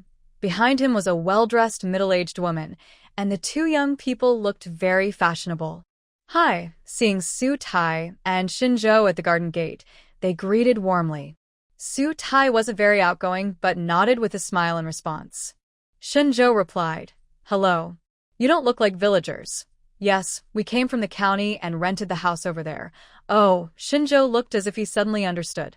While they were talking, the middle-aged couple had already opened the door on that side, and the person on the tricycle started moving things inside. Lu, Yi, and Lu Fan are back to help. Hearing the name Lu, the man called Mr. Lu, the two young people went back. Later, Su Tai and Shen Zhou didn't keep watching there. After finishing their work in the garden, they went to the orchard. They patted the fruit trees, fed the chickens, and recorded clips of collecting eggs. At this time, the chickens had just started laying eggs, so the eggs were small and very cute. The chicken coop was filled with straw nests where the chickens would go back to lay eggs. Su Tai loved these adorable little eggs. She went to collect them herself and asked Shen Zhou to help film. No kidding, she took a basket, filled half of it with eggs. Can't finish all these eggs, she joked. Shen Zhou looked at the eggs, and suddenly an idea came to him. He blurted out, Why don't I go to town today to sell these eggs and see if we can sell them? Really? Yes, you said it. We can't finish them all. The chickens at home lay several eggs each day. Plus, there are some eggs stored in the fridge from before. We can probably eat them for a week. After sharing some with Sang Hung, there are still more. Su Tai thought this idea was interesting and agreed, feeling a bit challenged. Since everyone agreed, they quickly started working. After finishing, they planned to sell the eggs. The work on the mountain mainly involved feeding the chickens. Sang Hung also came over and heard they were going to sell eggs. He smiled happily. Just this half basket of eggs, less than 10 pounds. Why sell? Can't you eat them all if we don't sell? Shen Zhou asked back. Sang Hung was caught off guard and shook his head. Then it's fine to sell. After that, Shen Zhou and Su Tai left the rest of the work to Sang Hung and went home to change their electric bikes to go to town. Why change bikes? Because Shen Zhou's old motorcycle didn't have a foot pedal and carrying eggs was tiring. Switching to a small electric scooter was different. The basket fit perfectly on the footrest. Su Tai also took a plastic bag and a small electronic scale, holding them in her arms. Let's go. She sat steady. Shen Zhou twisted the handle, and they headed to town. Outside the market, there were also elderly people selling vegetables on the ground. They didn't have fixed stalls or need to pay. Whoever arrived first got the spot. When they got there, if there was no space, they had to look elsewhere. Later, Sutai spotted a spot where a person selling chicks had just finished and left. She quickly moved in to take that spot. The basket of eggs and the small scale were placed in front of her. As soon as she put down the eggs, someone came over to ask, "Are these eggs from your own chickens?" The person was a sharp-looking older sister. Sutai smiled sweetly and replied, "Yes, we raise chickens in the orchard. Those chickens lay too many eggs. We can't finish them, so we sell some. They smell very good. Honestly, these eggs taste especially good when boiled." "How much per jean?" "Usually local eggs are sold by piece, at 2 yuan each. Since this is my first time selling, I'll price them by weight, 11 yuan per jean. It's quite cheap. And these eggs were just collected this morning, so they're very fresh." "Just collected?" This wasn't the sister's question. It was asked by an elderly woman passing by. Sutai heard and quickly replied, "Yes, I just picked them and sold them." "Take a look." The old woman squatted down, looked at the eggs a few times, and then started selecting eggs, indicating she wanted to buy. The older sister saw this and hurried to squat down as well, choosing the eggs she liked and holding them in her hand. Since there were no cardboard cartons for the eggs and they were all packed in plastic bags, the old woman selected about 15 eggs and said that was enough. The older sister bought a few more 20 eggs. As they carried the eggs and just left, someone came to buy. These were real farm eggs, freshly laid, with shells that were slightly pinkish in color. Everyone liked them and they sold out quickly. "Let me see how much I made." Earlier, they had received payments via WeChat. After calculating, they had earned nearly 100 yuan. "Good job." Selling eggs for a day is enough to cover 2 days of vegetable expenses. Shen Zhou carried a basket, which held a scale and some leftover plastic bags, and held her hand as they went into the market, smiling. "From now on, we can go pick eggs in the afternoon, sell them the next morning, and buy vegetables while we're at it." "That's a good idea." It wasn't just talk. Right now, the chickens had just started laying eggs, about 10 jean, around 5 kilograms, a day. In a little while, the eggs would be even more. Their family probably couldn't consume that many, so they could only sell a part. Thinking about using the money from selling eggs to buy vegetables made her very happy. This good mood lasted all day. In the afternoon, she went with Shen Zhou to pick eggs again. But since they had just picked eggs in the morning, there weren't many. The next day, they didn't sell them but saved them up to sell on the third morning. This time, they sold a lot, 160 yuan, enough to buy vegetables for 2 days with some leftover. After dinner that night, they counted the money on the first floor. Sutai had bought a new planner. The cover was green with an oil painting style, decorated with a few small white flowers she liked very much. The pen matched, in a light green color. When she wrote in her planner, she felt very happy. Today's income, 160 yuan. Today's expenses, lean meat 32 yuan, beef 45 yuan, green peppers 5 yuan. Shen Zhou was chatting with anyone on WeChat, mainly asking about raising chickens. After asking, he looked up and saw the girl seriously writing something. A lovely person with lovely things. He couldn't help but ruffle her hair. "What are you doing?" He played with her, and she almost made a mistake in her writing. Sutai has had a small habit since she was young, and she doesn't know if it counts as a problem. When doing homework, she doesn't like to make corrections. She prefers to think carefully before writing. If she writes in a notebook and makes a mistake, she tears out the page and rewrites it until it looks neat and tidy. Her classmates say she has obsessive-compulsive tendencies, and she agrees she might have a little. So, when she almost made a mistake, she got annoyed and glared at the person who was patting her head. Shen Zhou was startled by her glare and blinked, asking, "Are you that fierce?" "You made me almost write a mistake," she replied. "If you make a mistake, just cross it out," he said. "I don't like mistakes. I prefer things to be clean. Next time you write, I won't bother you. That's better." After saying that, Sutai lowered her head and continued writing. Just after she finished, someone outside the iron gate called, "Hello, is anyone home?" She closed her notebook and looked at Shen Zhou. Shen Zhou went to open the door on the first floor, but didn't go outside. Instead, he asked from inside, "Is there something you need?" At that moment, Sutai also saw the people outside the iron gate. They were from the Qingqing family. She still remembered the names of the two young men. One was Lu Yi, and the other was Lu Fan.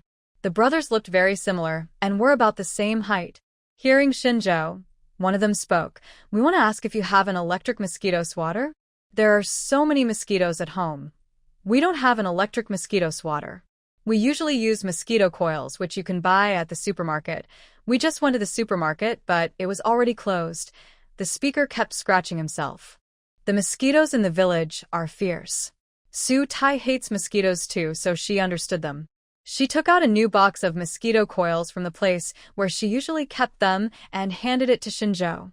When they received the coils, the person outside the door was happy and said, "Thank you. If the supermarket opens tomorrow, we'll buy some and return them to you. No rush. When it's convenient for you, just let us know." Shen Zhou didn't want to chat with them further and turned back into the house. The two brothers were smart and nodded goodbye. The door on the first floor was locked again. When Shen Zhou returned to the sofa, Su Tai quietly asked, "Do you not like them very much?" She didn't know if the two brothers could sense her feelings, but she could feel it herself. When Shen Zhou heard this, his face grew serious. He said in a firm voice, "It's not about liking or not liking. I think they are a bit strange." "Why do you say that?" "About the mosquitoes, the timing doesn't add up."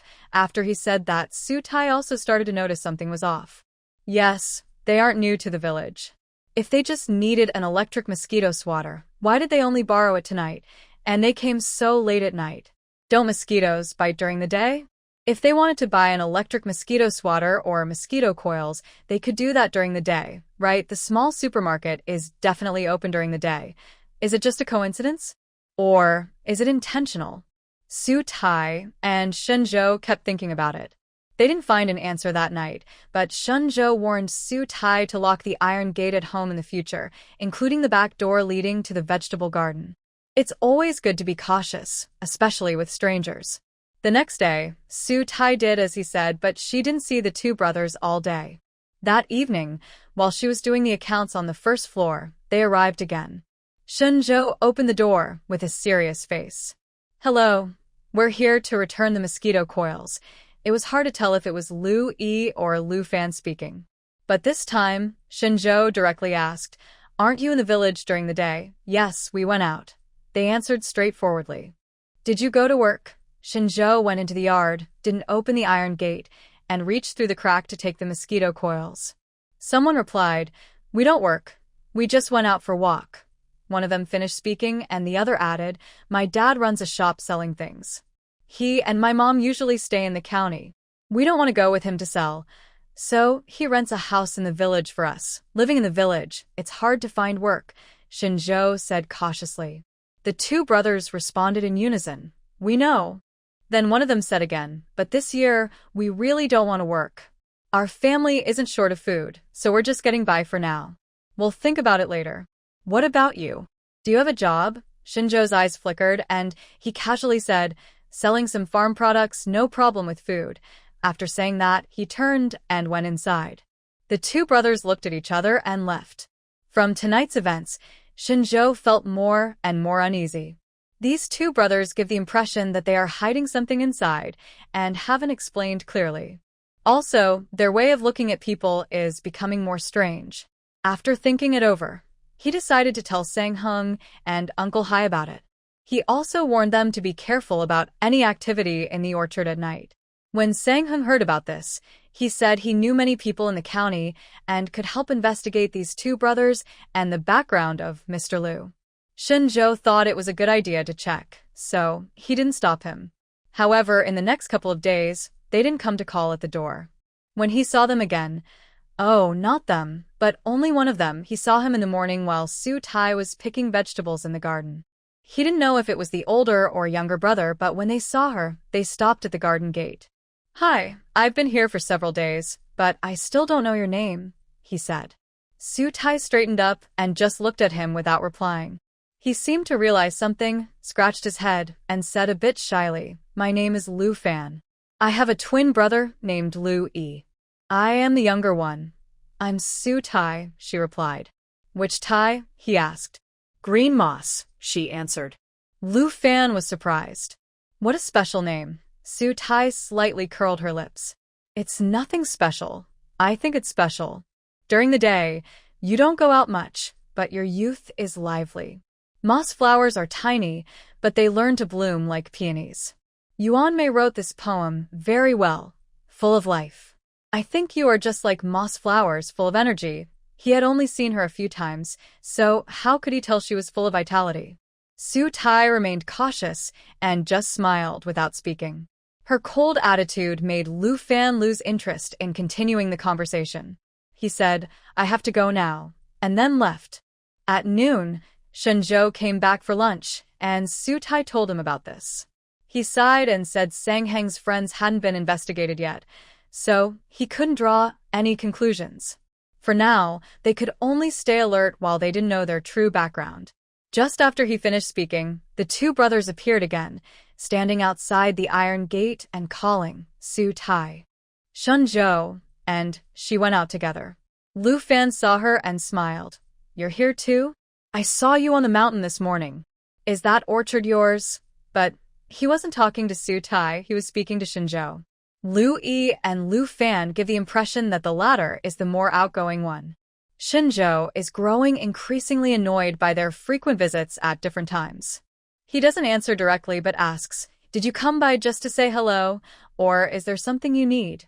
Lu Fan glances at his brother, his eyes turning clever, and replies, there is something. Why so many things? Shen Zhou is not a patient person, especially with people he doesn't like. He doesn't even bother to smile. Louis notices his displeasure and immediately stiffens his smile, speaking less warmly. We just arrived, and we know we've caused some trouble. But we are neighbors, and helping each other is how we get along well. Don't you agree, Shen Zhou? They even took the trouble to learn his name. Now even Su Tai shows her displeasure openly. Lu Fan says, Lu Fan, just tell us what you need. Only then can we see if we can help. Actually, we're looking for him. The brothers now directly face Shen Zhou, their eyes meaning something special. We want to visit your orchard. Is that okay? Hearing this, Su Tai's heart pounds. She can't help but tug at Shen Zhou's sleeve. He frowns and gently holds her hand to comfort her silently. Our village has several orchards. Why do you want to see mine? Because your orchard has chickens. Just because of that. Yes, we've checked. Other orchards also have chickens, but they only keep a few dozen. Yours has the most. Are you planning to start a chicken farm? Besides this reason, Shen Zhou can't think of anything else. But the brothers laugh and say, no, then what are you planning to do? Why would they come to see the orchard if not to raise chickens? Lu Fan answers, we don't raise chickens, but we want to buy some. Be clear. It's hard to explain in a few words. Can we come in and talk? Shen Zhou says, no. The brothers laugh even more happily. Why are you always so guarded? We're not bad people. Bad people don't usually wear the word bad on their faces, Su Tai responds. Hearing this, Lu Fan sighs. Su Tai, why are you like this? When we rented the house, we heard you're a very easygoing girl. Forget it. Lu Yi, seeing that going inside is unlikely, explains from the doorway. Let's just talk here. We know a boss who is looking for a supplier of free-range chickens. He wants to supply the big markets in the province to sell these chickens, and the quantity is quite large. Originally, we didn't plan to take on this job, but after coming here, we heard from villagers that someone is raising chickens in the orchard, which gave us the idea. He paused after speaking. Lu Fan continued. At first, we didn't know the chicken farm was yours. Over the past 2 days, we've been wandering around the village and talking to uncles and aunts. They told me about it. Also, I saw you again this morning on the mountain, which confirmed it. I just didn't expect you to think we aren't good people. He touched his face, looking surprised. It seems the story is clear now. Su Tai and Shen Zhou exchanged glances. Are their words trustworthy? Not entirely. What should we do? First, we need to verify. After the conversation, Shen Zhou turned to Lu Fan and said, do you think I will believe just what you say? We can give you the contact info of that boss, and you can ask him yourself. Lu Yi quickly replied. Yes, call him yourself. We introduced you, so if the deal goes through, we get some money. Shen Zhou took the phone number of the boss they mentioned, but didn't call right away. Instead, he said he was busy and would call later. The brothers couldn't force him, and left feeling a bit disappointed. They locked the door and went back inside. Su Tai and Shen Zhou went upstairs to their bedroom to talk. They really have a phone number, so maybe we can trust them. Not necessarily.